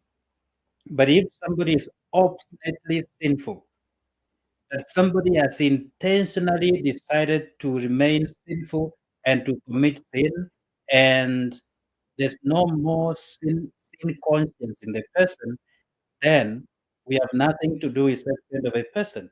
We have some of them who blatantly, they just sin and they don't see any problem with it. There are those sinning is just a shortfall. Those can be reformed. So therefore, we give everybody an opportunity for grace. But if they are not willing to take the grace of forgiveness and reformation and to be restored, therefore, we have to leave them to the world. Because scripture tells us, if your brother sins against you, enda msungumze. Asipokusikiliza, chukua rafiki, mwende mkazungumze. Asipowasikiza, mwende na mtu wa kanisa mkazungumze, alafu akikataa kabisa, mwachie dunia. So we have to take such steps to reclaim our brothers and sisters to do the right thing for our country. But those who have obstinately become corrupt, we have nothing to do with them because the intentions are clear. And you can see this person has no intent or intention of changing. So it's like we are wasting time to wait on them. So unless we stand for the truth, we are all pretenders. We have to speak and speak the truth. And you speak truth to power regardless of the consequences because we have a higher power, who is God. And that's why I stand. Sometimes I speak some things that my bishop does not agree with, but I speak anyway because that's the truth. And some say, like the other day, I received a note which was telling me, sometimes you tell us some inconvenient truths. And that was a compliment for me. If I make a homily and my homily does not make anybody feel bad, then I've done no job. I will have some who will praise it because they feel uplifted in the spirit. But if my homily is not like meno inakata mbele na nyuma, I'm not doing anything. So it must cut as it goes and as it comes back. And that's the nature of being a minister in the church. If you find yourself being praised every Sunday for a good homily you have given, remember you have done a shoddy job. You are not saving any soul. Sorry, that's my closing. May God bless you all and may you find peace in God. God first, these others are just guiding people to our strengthening of relationship with God. But God first, no human being in between. If I become an obstacle, you take the obstacle aside and focus on God. God first and remain there. May God bless you.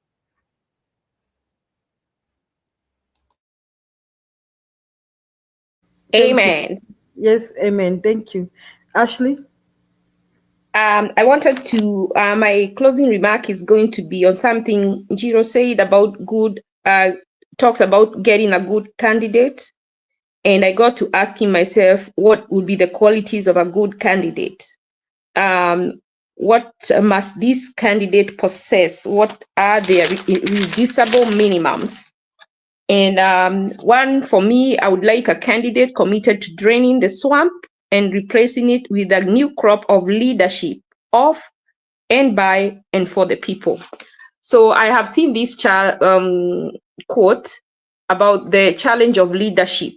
And it says the challenge of leadership is to be strong and not rude, to be kind and not weak, be bold and not bully, be thoughtful and not lazy, be humble and not timid, to be proud and not arrogant, have humor but without folly. That was written by an unknown, whoever the quote doesn't have the person who wrote it. So I got to thinking when I was seeing the Trump and Zelensky at the White House, when we think of a leader in Kenya, who do you think can be able to sit on that seat and hold their ground? Can Raila do it? Can Ruto do it? Can Gachagua do it? Place someone there, because sometimes we think regionally, but we don't think this president that we are choosing is going to go out there and represent Kenya. Can they be able to sit on a hot seat without being intimidated?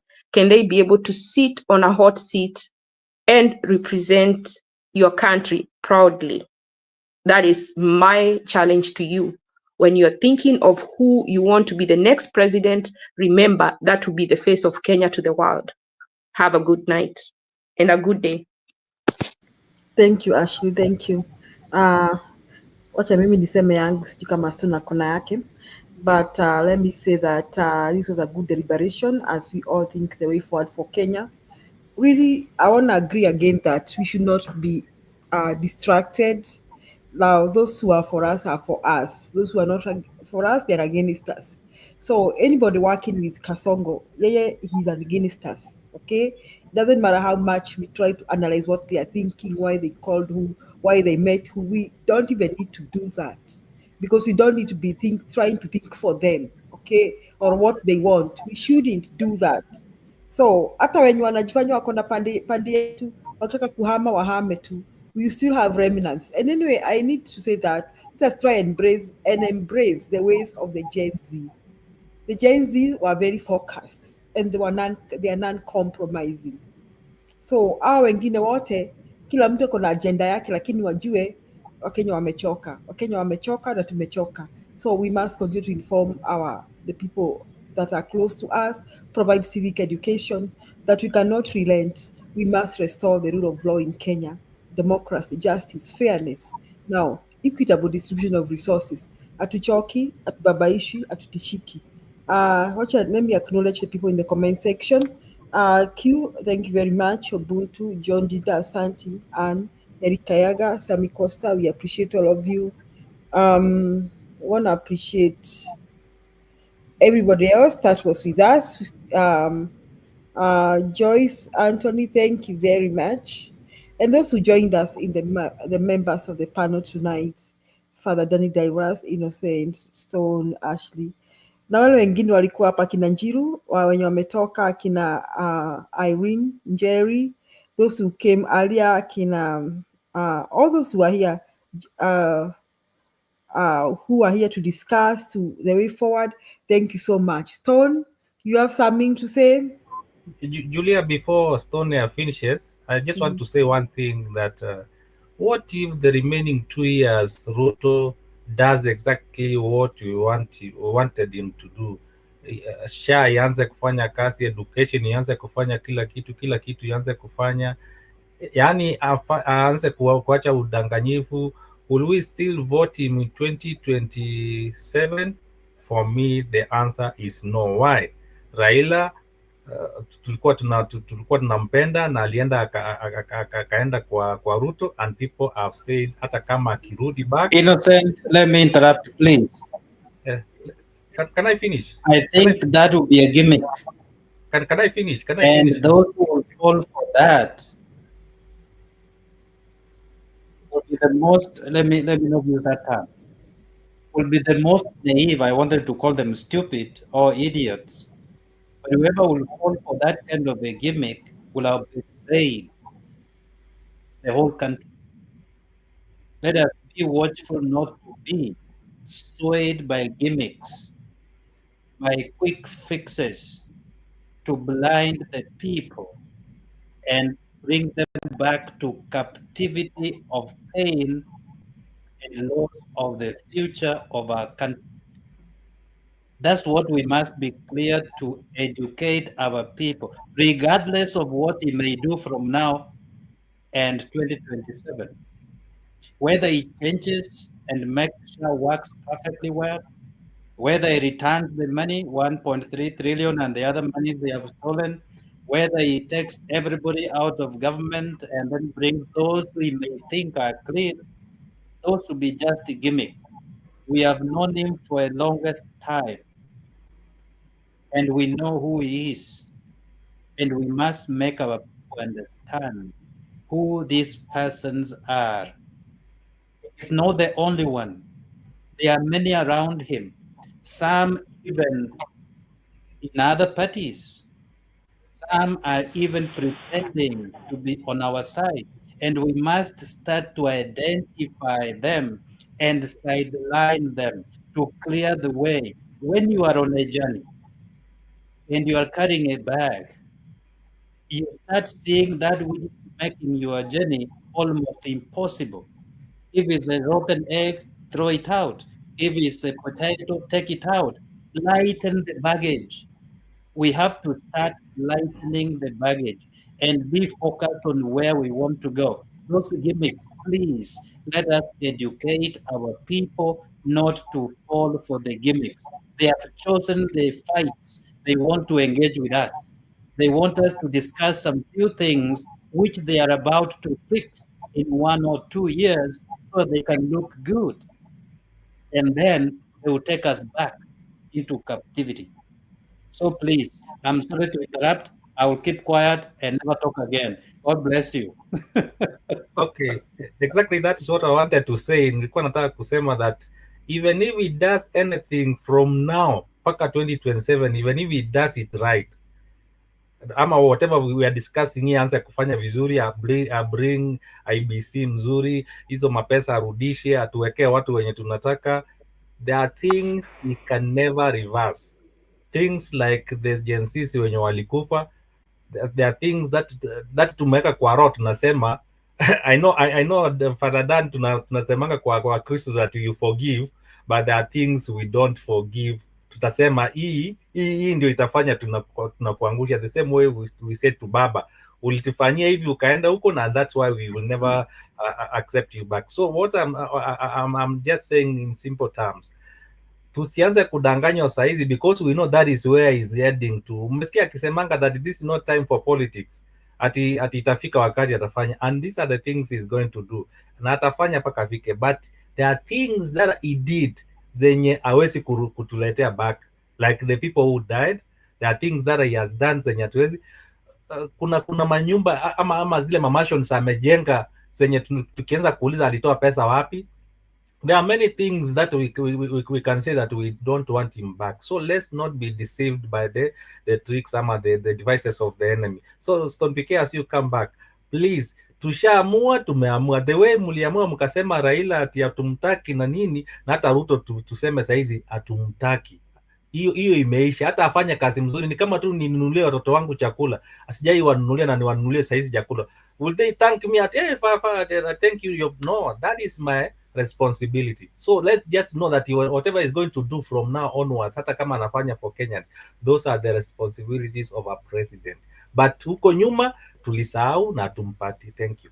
Innocent, I don't know why you are saying that.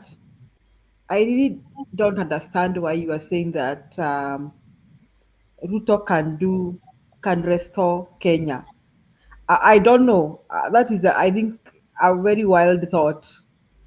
This is my take. I'm sorry, Innocent. I'm not trying to say that you're not reasoning nice, but Ruto, by virtue of his character, and that is why I still don't understand those people who are saying, now I'm sorry to take all of you back, who are saying that they are disappointed with Ruto's performance. I don't know how they are disappointed. I don't know how they couldn't see who that man was. I don't understand them. I don't know why they didn't see his records and his performance before. From the days of Youth for Kanu 92, this is an evil man. Evil. EVIL. Now, I don't know why they didn't see the scandals around him. Why are they surprised? Innocent, this man has no capability of performing hata kama anataka. Kwa sababu he's so greedy, he thinks he can mint money out of Kenyans. He's even trying to mint money from Sudan. That is his attitude. Now, and that attitude, I think pia ako slow. Slow, yani, he has something wrong with his intellect. Kwa sababu gani? You know, you learn. You know, maybe when he was not president, pengine alidhania kwamba serikali iko na pesa mingi. Lakini saa hizi angelikuwa amegundua kwamba hizi pesa that this money just circulates around people, comes from the people. If the people are more productive, the government makes more taxes. If there are more investors, the government makes more taxes. Now, he should have learned by now, I need to do what I need to do to create more investment, to have more investors, to have my people more productive so that I get more taxes. Yeye, akili yake inamwambia increase the taxes, but not motivate investment. Yani, he's ako slow pia. He's slow, you know? He's tearing the country down into pieces. You know, I'm watching Daybreak by Citizen. Inasema, Sha, the ruin of a nation. The ruin of a nation. Then he decides that I will steal money from Kenyans by abandoning NHIF and bringing Sha. Hii ni plot ya kuwaibia wa Kenya kwamba hii sumesikia Auditor General amesema this is run by a private company. That is his company. That he wants to rob Kenyans money in the name of an insurance company, an insurance, a health insurance project. Now, he's already robbed Kenyans money in the name of affordable housing. Uhuru was not charging money for affordable housing. Now, this guy Innocent is not capable. He's not even capable of improving SHA. I don't know why you Innocent you have that idea that anaweza badilisha. Hawezi badilisha chochote. He's not even capable in constructing a gate for your school back home. Hawezi akianza hiyo gate haitaisha Innocent.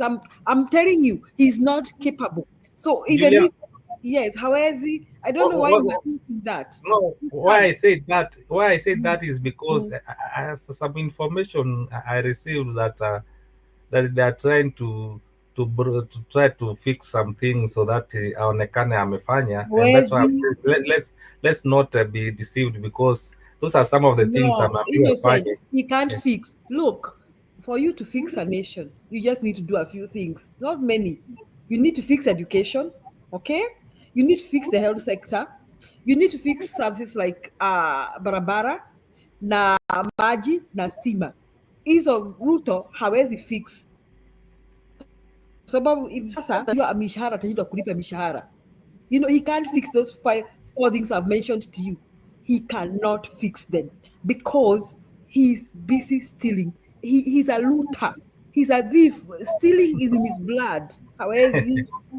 Alafu yeye, he's not intelligent. Unaona, hata kama wewe ni mwizi, unafikanga mahali unaona kuna chenye utaki.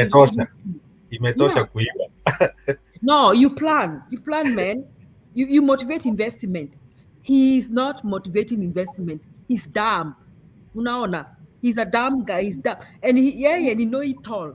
Ruto is the president. He's a deputy president. He's a cabinet secretary for education, for health, for finance. Ako kwa treasury, ako kwa barabara, ako hata anafungua choo, anaenda kujenga choo huko Ushago, anafungua choo, anajenga barabara from Mandera, sijui where. He's a contractor. He want to have all those contracts. He want to have all the yani the guy, and then the guy works with dumb people in Asudi.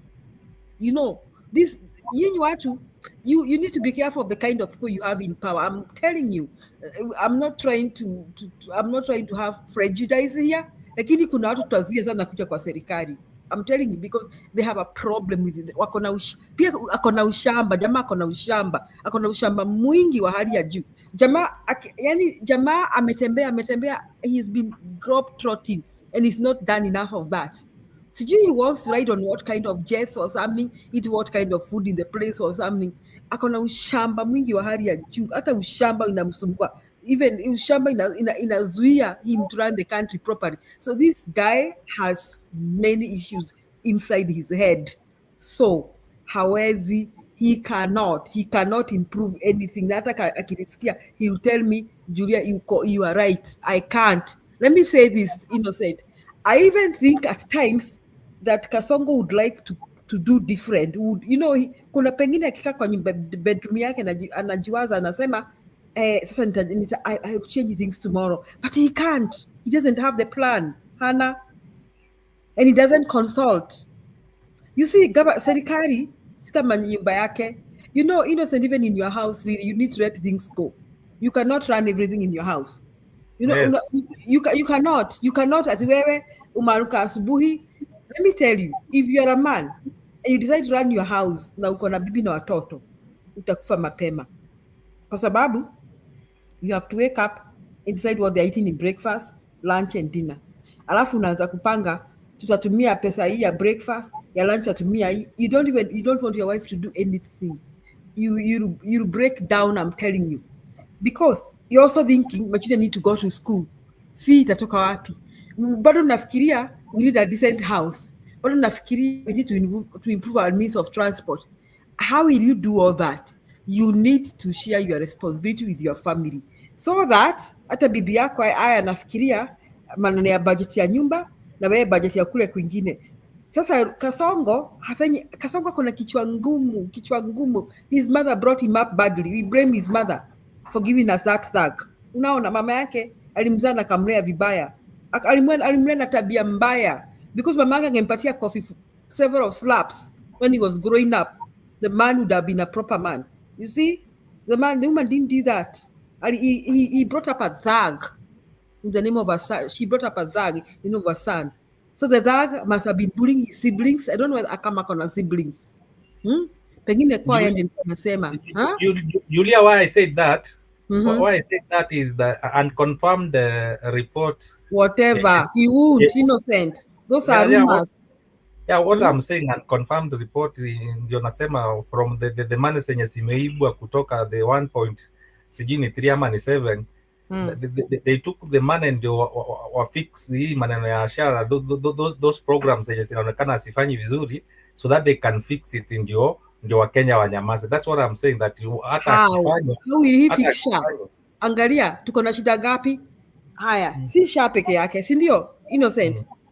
Hata economy, we cannot afford, Kenyans cannot afford their basic needs, right? Atafix aje?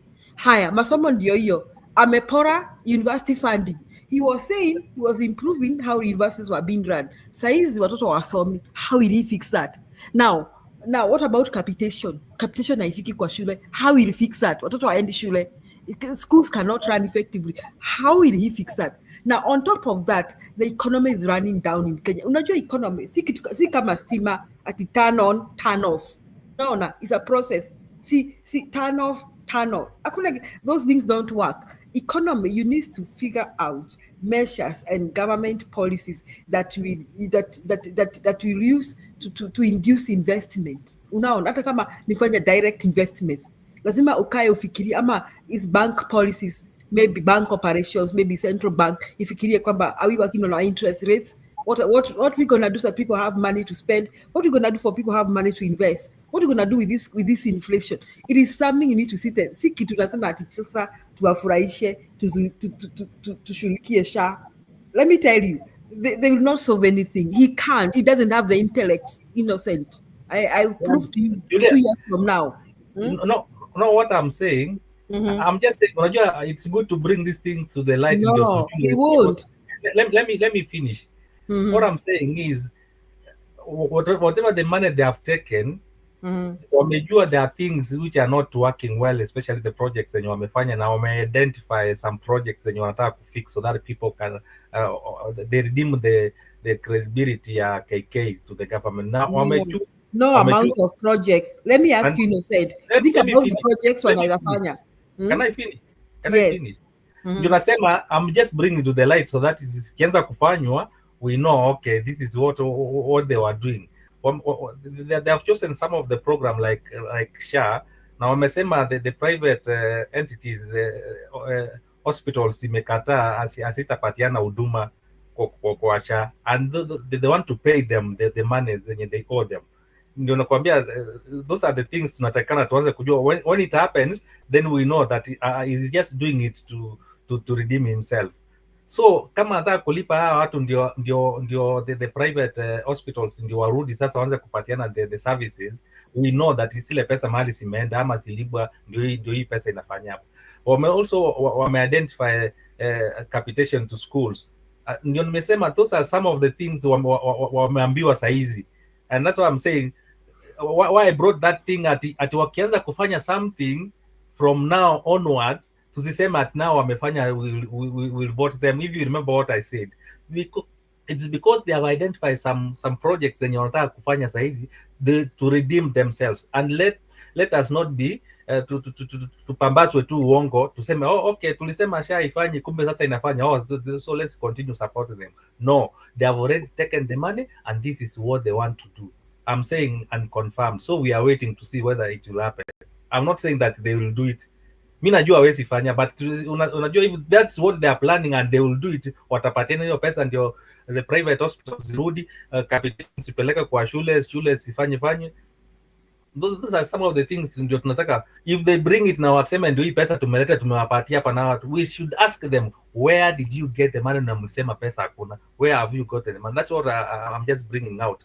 Tukue macho tuanze kusema okay, yeah, bring pesa, hizi pesa zilikuwa zimefichwa wapi, ndio waanze kusitafuta. Ndio nimesema unconfirmed, if ndio hizo pesa walitoa huko ndani ndio zimekuja kulipa hapa, then we will know okay, zile pesa zilipotea ndio hizi sasa. That's what I wanted to say. Thank you. So, Innocent, I still want you to delete that. You cannot change the life of somebody suddenly. Okay? Haiwezi kabadilika. It is not something that you do with, you camouflage and cover that you are not paying capitation, now you start paying capitation. I just want to summarize that argument by saying this. Ulisema maneno ya familia. Unaona, if you are wealthy, let me say this, children of the wealthy, forgive me, you guys, it's a bad example, but allow me to give you this example. Hata kama wako na sura mbaya huwa haionekani. They are always good looking because probably they are well fed, na ni wasafi, and they are well dressed. But if you don't take care of your family, hata kama kesho ukiwapeleka Deacons, there used to be that expensive shop, I think iliisha Kenya, ilikuwa inaitwa Deacons. Ama when the Paris Sarit Center, you buy all the expensive clothes that day, and you take them to an expensive hotel, they won't change. Bado kama wako na kwashiako na marasmus, bado watakaa na kwashiako na marasmus. If they are unhappy, they are unhappy. Let me say this, even if your children don't have kwashiako and marasmus and they are unhappy, we'll know they are unhappy. If your wife doesn't have kwashiako and hata kama you give her all the money, she's unhappy, we'll know she's unhappy. So that is what Kasongo is made. No amount of cosmetics will change the situation. Kenyans are unhappy. The quality of life is bad in Kenya. Sasa, I think, Innocent, that those people saying that he'll do this, it won't work, and he can't even succeed in anything. He's dumb. That is it. He's a dumb guy. That's my take. Stone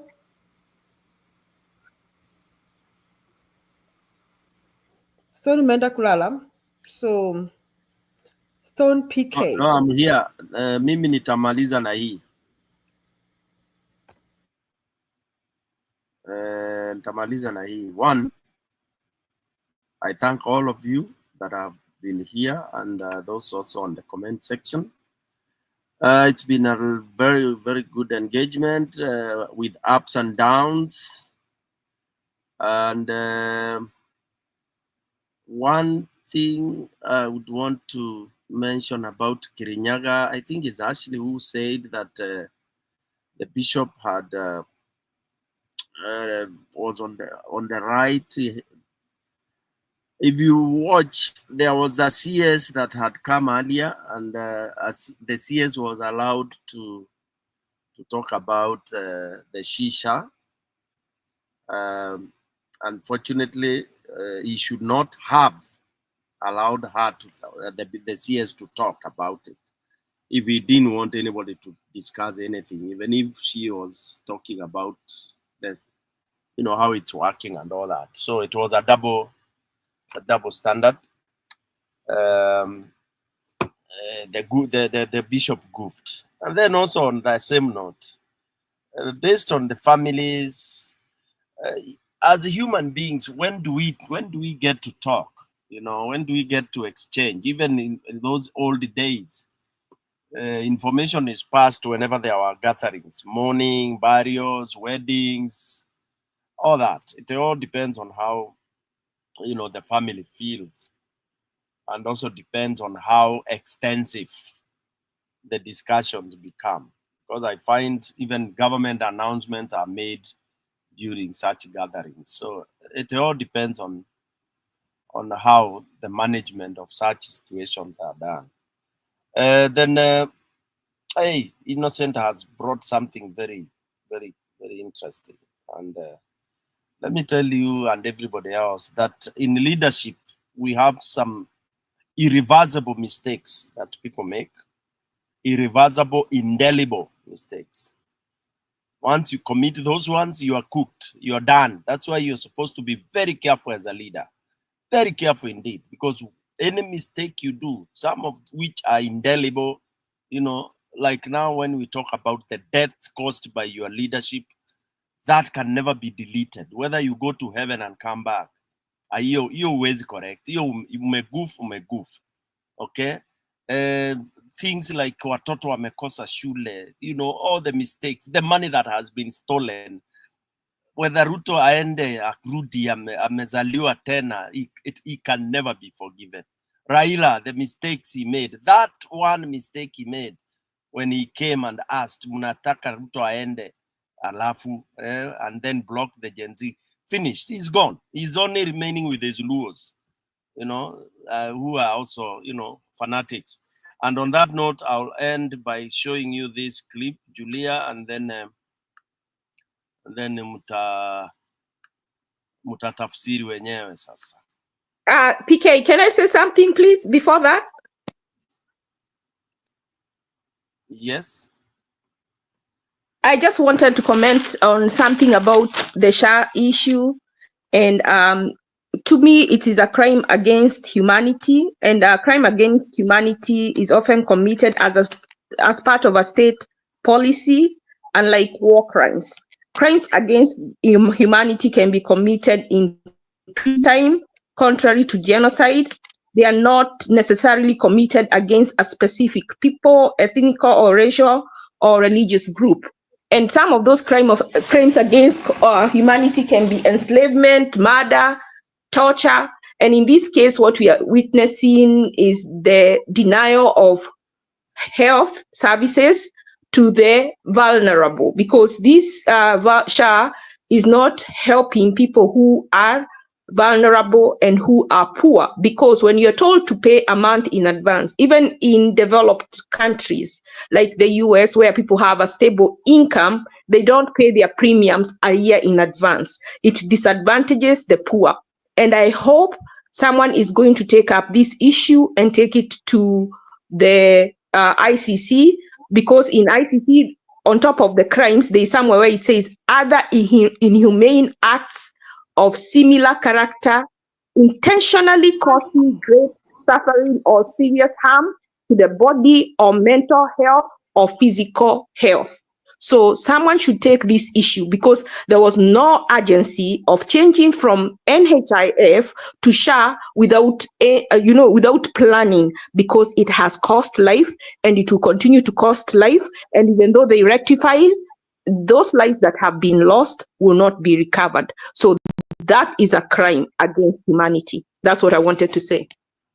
Thank you. 2 dozen finalists were invited back on separate days to fill out some paperwork, but they were actually taking part in a compliance test.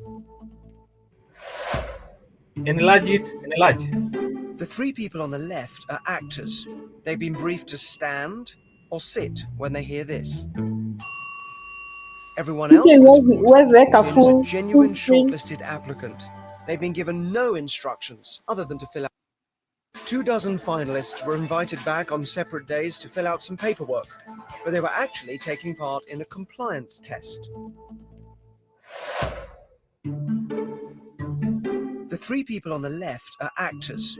They've been briefed to stand or sit when they hear this. Everyone else that's brought in is a genuine shortlisted applicant. They've been given no instructions other than to fill out their forms. My team and I were secretly watching from another room.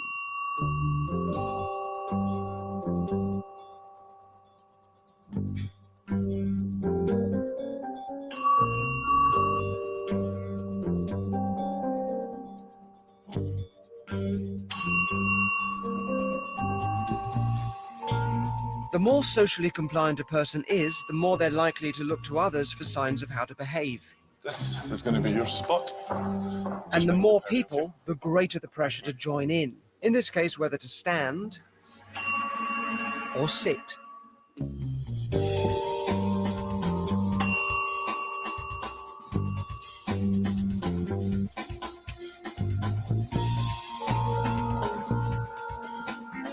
Those people that didn't follow the crowd were removed. I think we have to lose Amy, sadly. Come with me. Once we had a full house, we got rid of the actors, leaving us with a room full of compliant people standing up and sitting down, even though nobody told them to do this. Hello. Hi.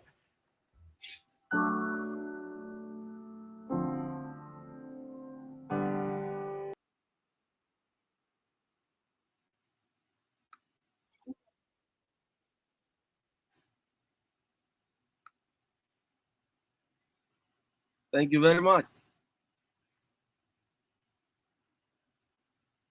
Ha ha ha.